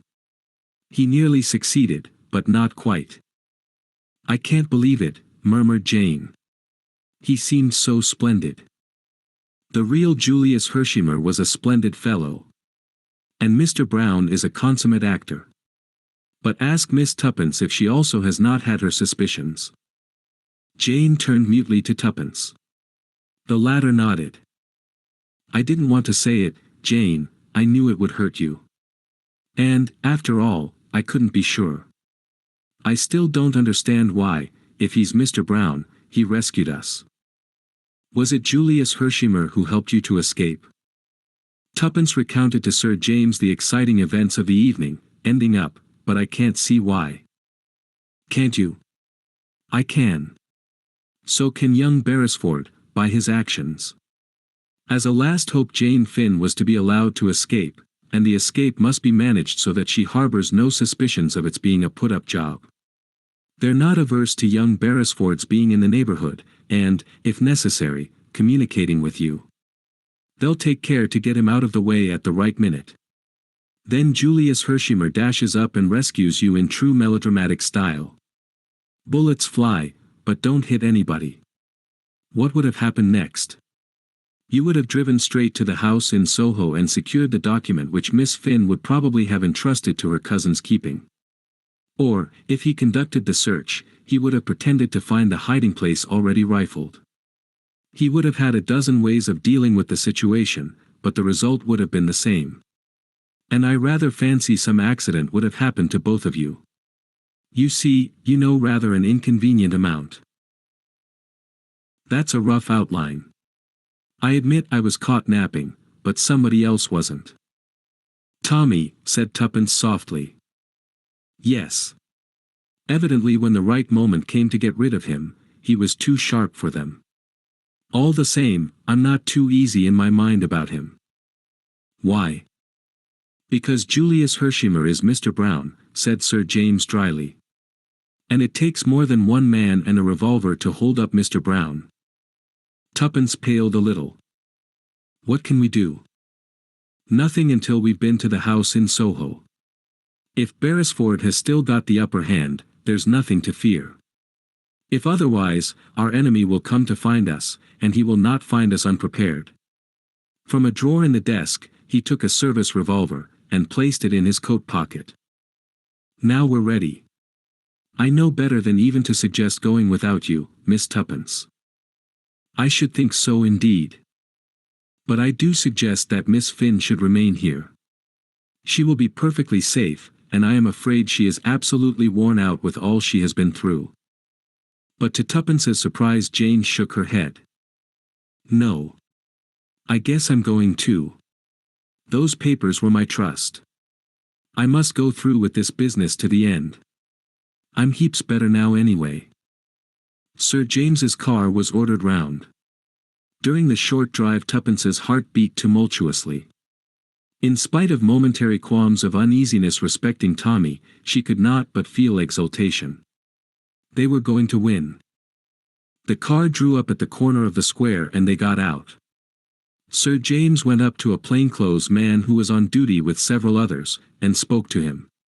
Then he rejoined the girls. No one has gone into the house so far. It is being watched at the back as well, so they are quite sure of that. Anyone who attempts to enter after we have done so will be arrested immediately. Shall we go in? A policeman produced a key. They all knew Sir James well. They had also had orders respecting Tuppence. Only the third member of the party was unknown to them. The three entered the house, pulling the door to behind them. Slowly they mounted the rickety stairs. At the top was the ragged curtain hiding the recess where Tommy had hidden that day. Tuppence had heard the story from Jane in her character of Annette. She looked at the tattered velvet with interest. Even now she could almost swear it moved, as though someone was behind it. So strong was the illusion that she almost fancied she could make out the outline of a form. Supposing Mr. Brown, Julius, was there waiting? Impossible, of course. Yet she almost went back to put the curtain aside and make sure. Now they were entering the prison room. No place for anyone to hide here, thought Tuppence, with a sigh of relief, then chided herself indignantly. She must not give way to this foolish fancying, this curious insistent feeling that Mr. Brown was in the house. Hark! What was that? A stealthy footstep on the stairs? There was someone in the house. Absurd. She was becoming hysterical. Jane had gone straight to the picture of Marguerite. She unhooked it with a steady hand. The dust lay thick upon it, and festoons of cobwebs lay between it and the wall.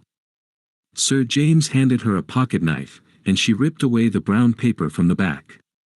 The advertisement page of a magazine fell out. Jane picked it up.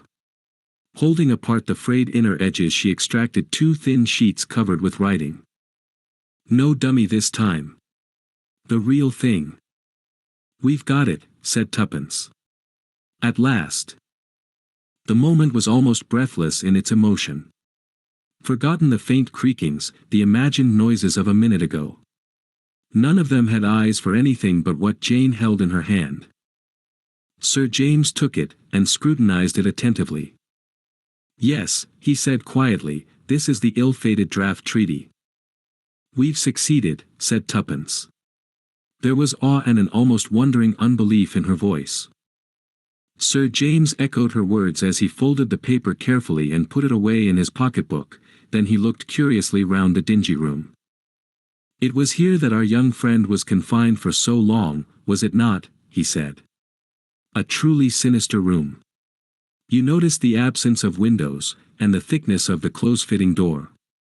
Whatever took place here would never be heard by the outside world. Tuppence shivered. His words woke a vague alarm in her. What if there was someone concealed in the house? Someone who might bar that door on them, and leave them to die like rats in a trap.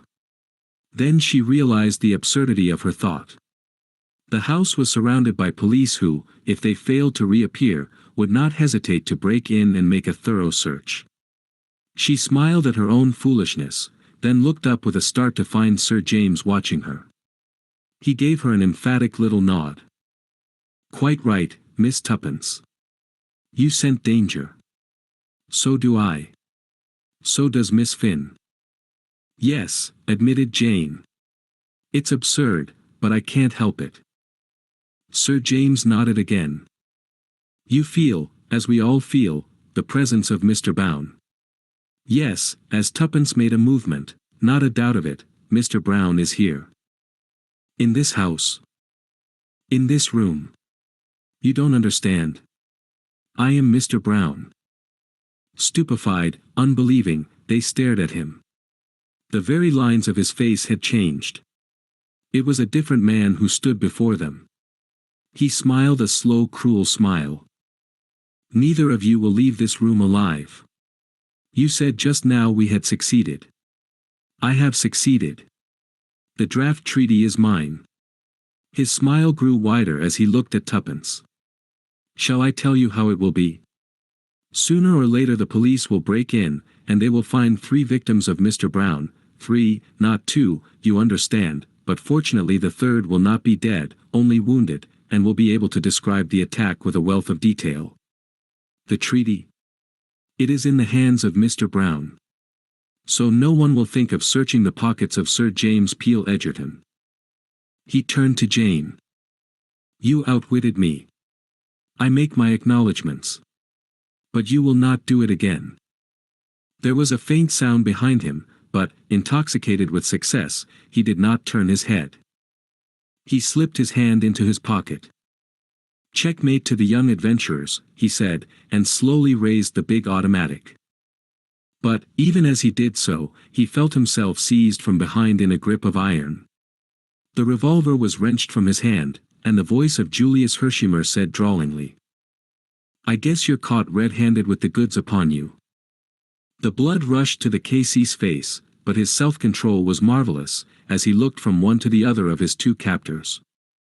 He looked longest at Tommy. "You," he said beneath his breath. "You. I might have known." Seeing that he was disposed to offer no resistance, their grip slackened.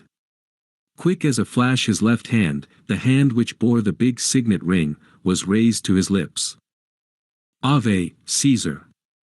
Te morituri salutant," he said, still looking at Tommy. Then his face changed, and with a long convulsive shudder he fell forward in a crumpled heap, whilst an odor of bitter almonds filled the air. Chapter 27. A supper party at the Savoy. The supper party given by Mr. Julius Hershimer to a few friends on the evening of the 30th will long be remembered in catering circles. It took place in a private room, and Mr. Hershimer's orders were brief and forcible. He gave carte blanche, and when a millionaire gives carte blanche he usually gets it. Every delicacy out of season was duly provided. Waiters carried bottles of ancient and royal vintage with loving care. The floral decorations defied the seasons, and fruits of the earth as far apart as May and November found themselves miraculously side by side. The list of guests was small and select. The American ambassador, Mr. Carter, who had taken the liberty, he said, of bringing an old friend, Sir William Beresford, with him, Archdeacon Cowley, Dr. Hall, those 2 youthful adventurers, Miss Prudence Cowley and Mr. Thomas Beresford, and last, but not least, as guest of honor, Miss Jane Finn. Julius had spared no pains to make Jane's appearance a success. A mysterious knock had brought Tuppence to the door of the apartment she was sharing with the American girl. It was Julius. In his hand he held a check. "Say, Tuppence," he began, "will you do me a good turn? Take this, and get Jane regularly togged up for this evening. You're all coming to supper with me at the Savoy. See? Spare no expense. You get me?" "Sure thing," mimicked Tuppence. "We shall enjoy ourselves. It will be a pleasure dressing Jane. She's the loveliest thing I've ever seen." "That's so," agreed Mr. Hershimer fervently. His fervor brought a momentary twinkle to Tuppence's eye. "By the way, Julius," she remarked demurely, "I haven't given you my answer yet." "Answer?" said Julius. His face paled. You know, when you asked me to marry you, faltered Tuppence, her eyes downcast in the true manner of the early Victorian heroine, and wouldn't take no for an answer. I've thought it well over. Yes, said Julius. The perspiration stood on his forehead. Tuppence relented suddenly. You great idiot, she said. What on earth induced you to do it? I could see at the time you didn't care a twopenny dip for me. Not at all. I had, and still have, the highest sentiments of esteem and respect, and admiration for you. Said Tuppence. Those are the kind of sentiments that very soon go to the wall when the other sentiment comes along. Don't they, old thing? I don't know what you mean, said Julius stiffly, but a large and burning blush overspread his countenance. Shucks, retorted Tuppence. She laughed, and closed the door, reopening it to add with dignity, morally, I shall always consider I have been jilted. What was it? Asked Jane as Tuppence rejoined her. Julius. What did he want? Really, I think, he wanted to see you, but I wasn't going to let him. Not until tonight, when you're going to burst upon everyone like King Solomon in his glory. Come on. We're going to shop. To most people the 29th, the much-heralded Labor Day, had passed much as any other day. Speeches were made in the park and Trafalgar Square. Straggling processions, singing the red flag, wandered through the streets in a more or less aimless manner. Newspapers which had hinted at a general strike, and the inauguration of a reign of terror, were forced to hide their diminished heads. The bolder and more astute among them sought to prove that peace had been effected by following their counsels. In the Sunday papers a brief notice of the sudden death of Sir James Peel Egerton, the famous K.C., had appeared. Monday's paper dealt appreciatively with the dead man's career. The exact manner of his sudden death was never made public. Tommy had been right in his forecast of the situation. It had been a one-man show. Deprived of their chief, the organization fell to pieces. Crommelin had made a precipitate return to Russia, leaving England early on Sunday morning. The gang had fled from Astley Priors in a panic, leaving behind, in their haste, various damaging documents which compromised them hopelessly. With these proofs of conspiracy in their hands, aided further by a small brown diary taken from the pocket of the dead man which had contained a full and damning resume of the whole plot, the government had called an 11th-hour conference. The labor leaders were forced to recognize that they had been used as a cat's paw. Certain concessions were made by the government, and were eagerly accepted. It was to be peace, not war. But the cabinet knew by how narrow a margin they had escaped utter disaster. And burnt in on Mr. Carter's brain was the strange scene which had taken place in the house in Soho the night before.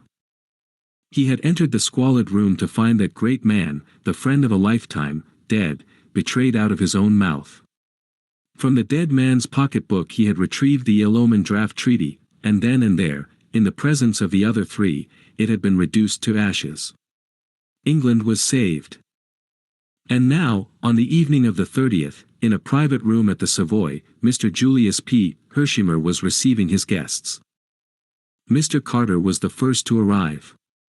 With him was a choleric-looking old gentleman, at sight of whom Tommy flushed up to the roots of his hair. He came forward. "Ha," said the old gentleman, surveying him apoplectically. "So you're my nephew, are you? Not much to look at, but you've done good work, it seems. Your mother must have brought you up well after all. Shall we let bygones be bygones, eh?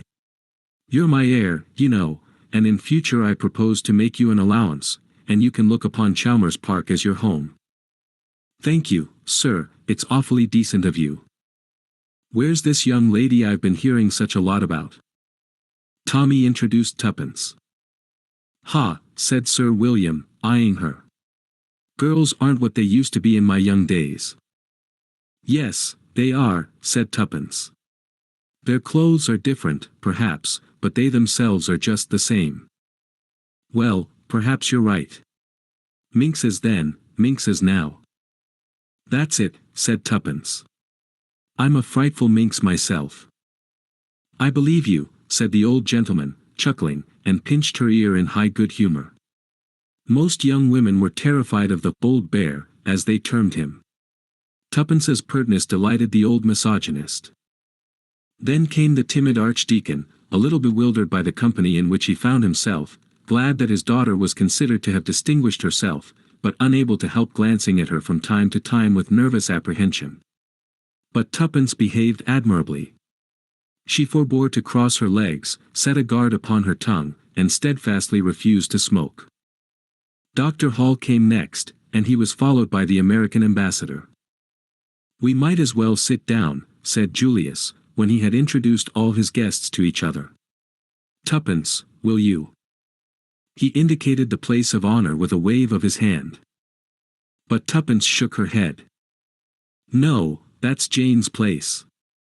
When one thinks of how she's held out all these years, she ought to be made the queen of the feast tonight." Julius flung her a grateful glance, and Jane came forward shyly to the allotted seat. Beautiful as she had seemed before, it was as nothing to the loveliness that now went fully adorned. Tuppence had performed her part faithfully. The model gown supplied by a famous dressmaker had been entitled "A Tiger Lily." It was all golds and reds and browns, and out of it rose the pure column of the girl's white throat, and the bronze masses of hair that crowned her lovely head. There was admiration in every eye, as she took her seat. Soon the supper party was in full swing, and with one accord Tommy was called upon for a full and complete explanation. "You've been too darned close about the whole business," Julius accused him. "You let on to me that you were off to the Argentine, though I guess you had your reasons for that. The idea of both you and Tuppence casting me for the part of Mr. Brown just tickles me to death." "The idea was not original to them," said Mr. Carter gravely. "It was suggested, and the poison very carefully instilled, by a past master in the art. The paragraph in the New York paper suggested the plan to him, and by means of it he wove a web that nearly enmeshed you fatally." "I never liked him," said Julius. "I felt from the first that there was something wrong about him, and I always suspected that it was he who silenced Mrs. Vandermeyer so appositely. But it wasn't till I heard that the order for Tommy's execution came right on the heels of our interview with him that Sunday that I began to tumble to the fact that he was the big bug himself." "I never suspected it at all," lamented Tuppence. "I've always thought I was so much cleverer than Tommy, but he's undoubtedly scored over me handsomely." Julius agreed. "Tommy's been the goods this trip. And, instead of sitting there as dumb as a fish, let him banish his blushes, and tell us all about it." "Here. Here." "There's nothing to tell," said Tommy, acutely uncomfortable. "I was an awful mug, right up to the time I found that photograph of Annette, and realized that she was Jane Finn. Then I remembered how persistently she had shouted out that word, Marguerite, and I thought of the pictures, and, well, that's that.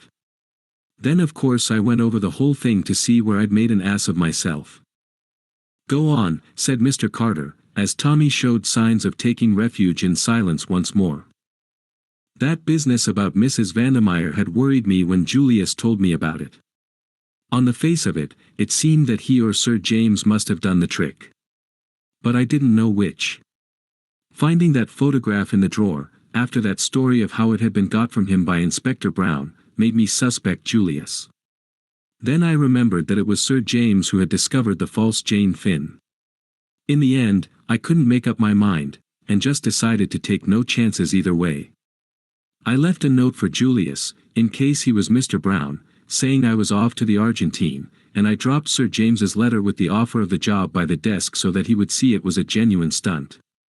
Then I wrote my letter to Mr. Carter and rang up Sir James. Taking him into my confidence would be the best thing either way, so I told him everything except where I believed the papers to be hidden. The way he helped me to get on the track of Tuppence and Annette almost disarmed me, but not quite. I kept my mind open between the two of them. And then I got a bogus note from Tuppence, and I knew. But how? Tommy took the note in question from his pocket and passed it round the table. "It's her handwriting all right, but I knew it wasn't from her because of the signature. She'd never spell her name, Tuppence, but anyone who'd never seen it written might quite easily do so. Julius had seen it, he showed me a note of hers to him once, but Sir James hadn't. After that everything was plain sailing. I sent off Albert post-haste to Mr. Carter. I pretended to go away, but doubled back again. When Julius came bursting up in his car, I felt it wasn't part of Mr. Brown's plan, and that there would probably be trouble. Unless Sir James was actually caught in the act, so to speak, I knew Mr. Carter would never believe it of him on my bare word.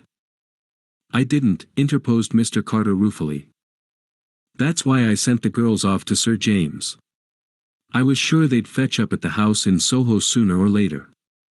I threatened Julius with the revolver, because I wanted Tuppence to repeat that to Sir James, so that he wouldn't worry about us.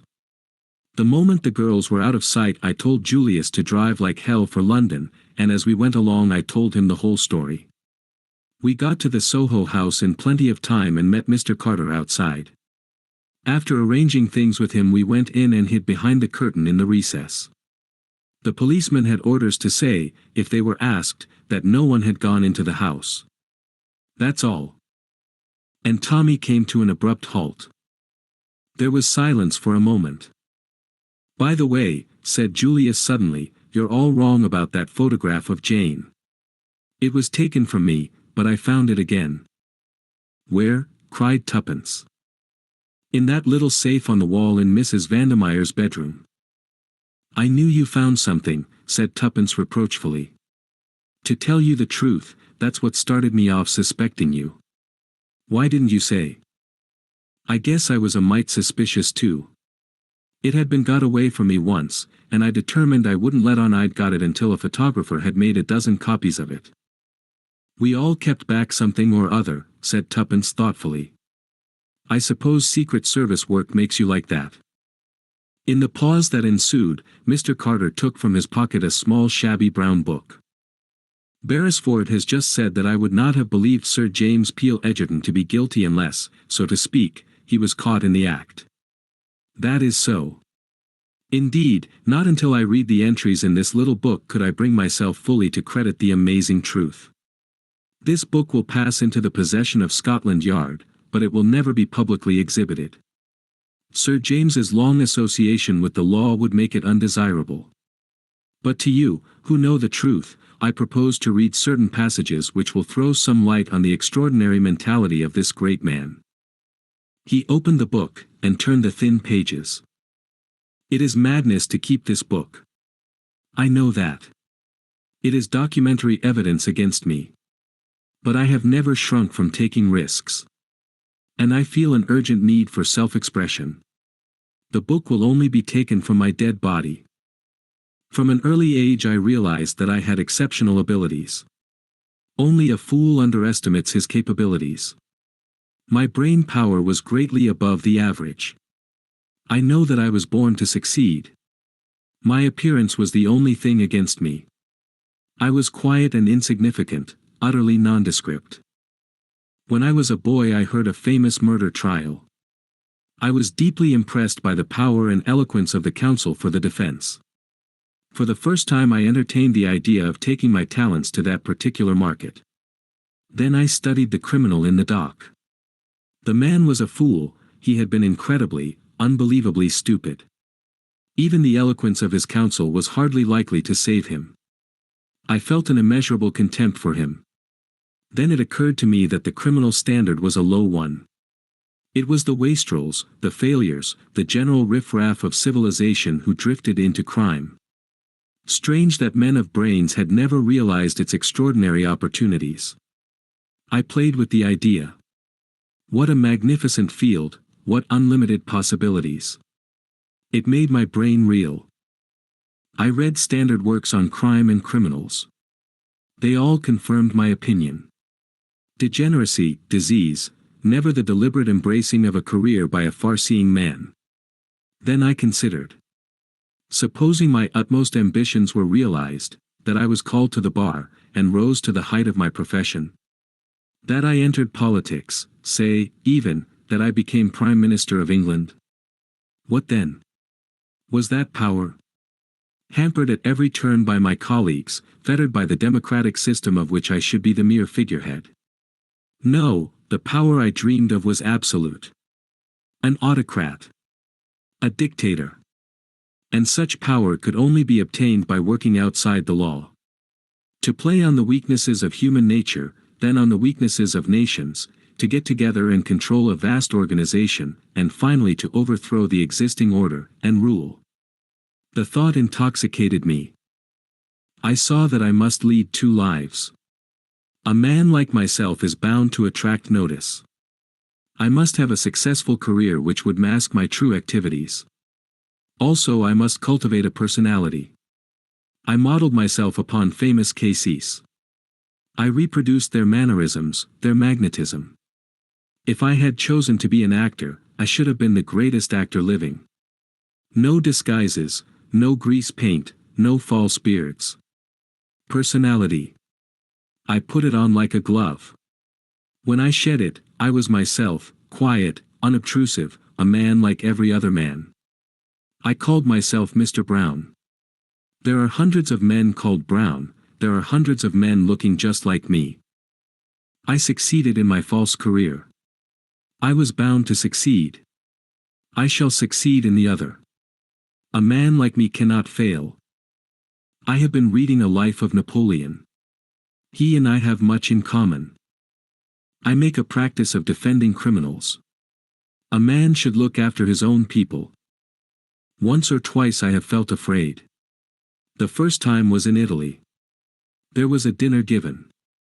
Professor D, the great alienist, was present.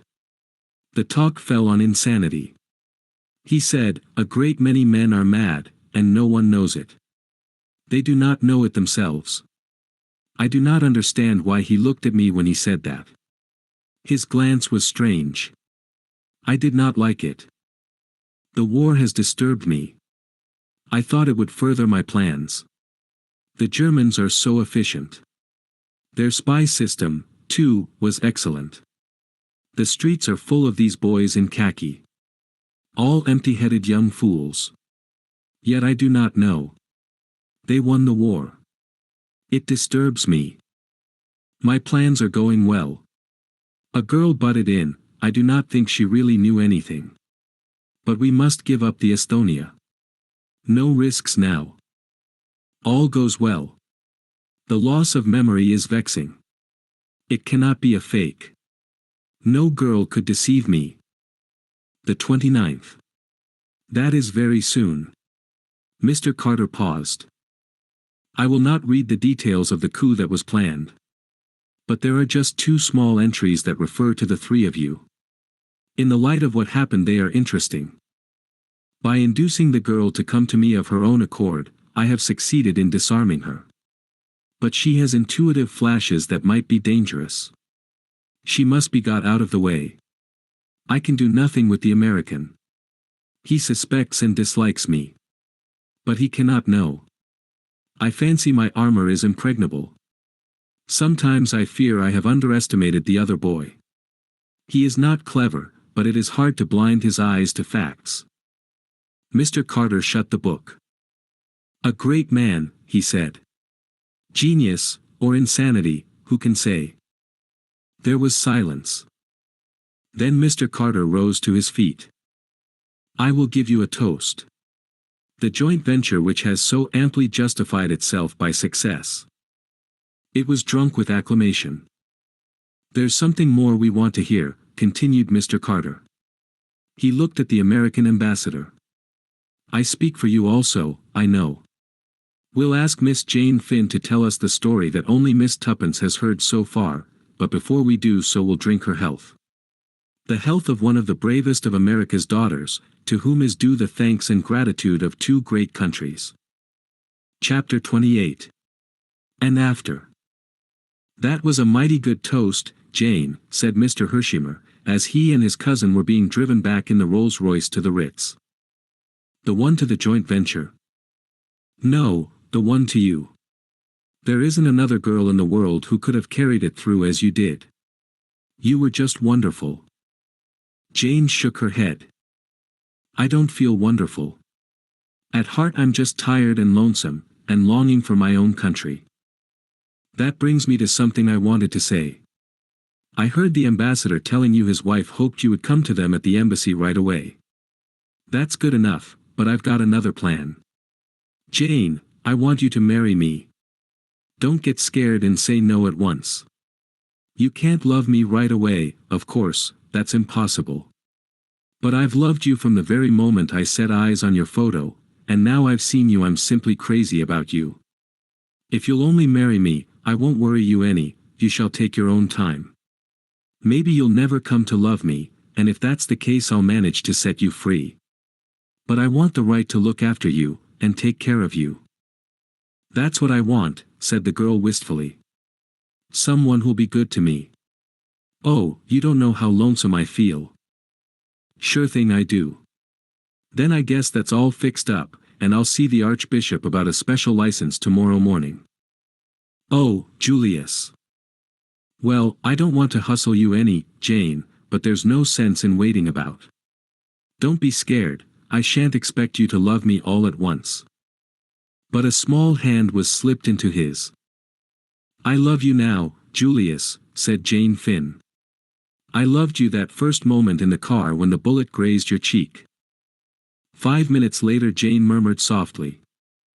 I don't know London very well, Julius, but is it such a very long way from the Savoy to the Ritz? It depends how you go, explained Julius unblushingly. We're going by way of Regent's Park. Oh, Julius, what will the chauffeur think? At the wages I pay him, he knows better than to do any independent thinking. Why, Jane, the only reason I had the supper at the Savoy was so that I could drive you home. I didn't see how I was ever going to get hold of you alone. You and Tuppence have been sticking together like Siamese twins.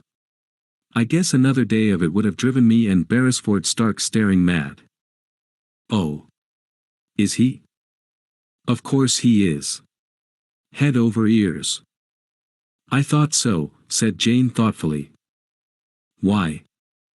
From all the things Tuppence didn't say. There you have me beat, said Mr. Hersheimer. But Jane only laughed. In the meantime, the young adventurers were sitting bolt upright, very stiff and ill at ease, in a taxi which, with a singular lack of originality, was also returning to the Ritz via Regent's Park. A terrible constraint seemed to have settled down between them. Without quite knowing what had happened, everything seemed changed. They were tongue-tied, paralyzed. All the old camaraderie was gone. Tuppence could think of nothing to say. Tommy was equally afflicted. They sat very straight and forbore to look at each other. At last Tuppence made a desperate effort. Rather fun, wasn't it?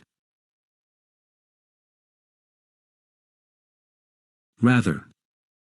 Another silence. I like Julius, essayed Tuppence again. Tommy was suddenly galvanized into life. You're not going to marry him, do you hear? He said dictatorially. I forbid it. Oh, said Tuppence meekly. Absolutely, you understand. He doesn't want to marry me, he really only asked me out of kindness. That's not very likely, scoffed Tommy. It's quite true. He's head over ears in love with Jane. I expect he's proposing to her now. She'll do for him very nicely, said Tommy condescendingly. Don't you think she's the most lovely creature you've ever seen? Oh, I dare say. But I suppose you prefer Sterling Worth, said Tuppence demurely. Oh, dash it all, Tuppence, you know. I like your uncle, Tommy, said Tuppence, hastily creating a diversion. By the way, what are you going to do, accept Mr. Carter's offer of a government job, or accept Julius's invitation and take a richly remunerated post in America on his ranch? I shall stick to the old ship, I think, though it's awfully good of Hersheimer. But I feel you'd be more at home in London. I don't see where I come in. I do, said Tommy positively. Tuppence stole a glance at him sideways. There's the money, too, she observed thoughtfully. What money? We're going to get a check each. Mr. Carter told me so. Did you ask how much? Inquired Tommy sarcastically. Yes, said Tuppence triumphantly. But I shan't tell you. Tuppence, you are the limit. It has been fun, hasn't it, Tommy? I do hope we shall have lots more adventures. You're insatiable, Tuppence. I've had quite enough adventures for the present. Well, shopping is almost as good, said Tuppence dreamily. Think of buying old furniture, and bright carpets, and futurist silk curtains, and a polished dining table, and a divan with lots of cushions. Hold hard, said Tommy. What's all this for? Possibly a house, but I think a flat. Whose flat? You think I mind saying it, but I don't in the least. Ours, so there. You darling, cried Tommy, his arms tightly round her. I was determined to make you say it. I owe you something for the relentless way you've squashed me whenever I've tried to be sentimental. Tuppence raised her face to his. The taxi proceeded on its course round the north side of Regent's Park. You haven't really proposed now, pointed out Tuppence. Not what our grandmothers would call a proposal. But after listening to a rotten one like Julius's, I'm inclined to let you off. You won't be able to get out of marrying me, so don't you think it. What fun it will be, responded Tuppence. Marriage is called all sorts of things, a haven, and a refuge, and a crowning glory, and a state of bondage, and lots more. But do you know what I think it is?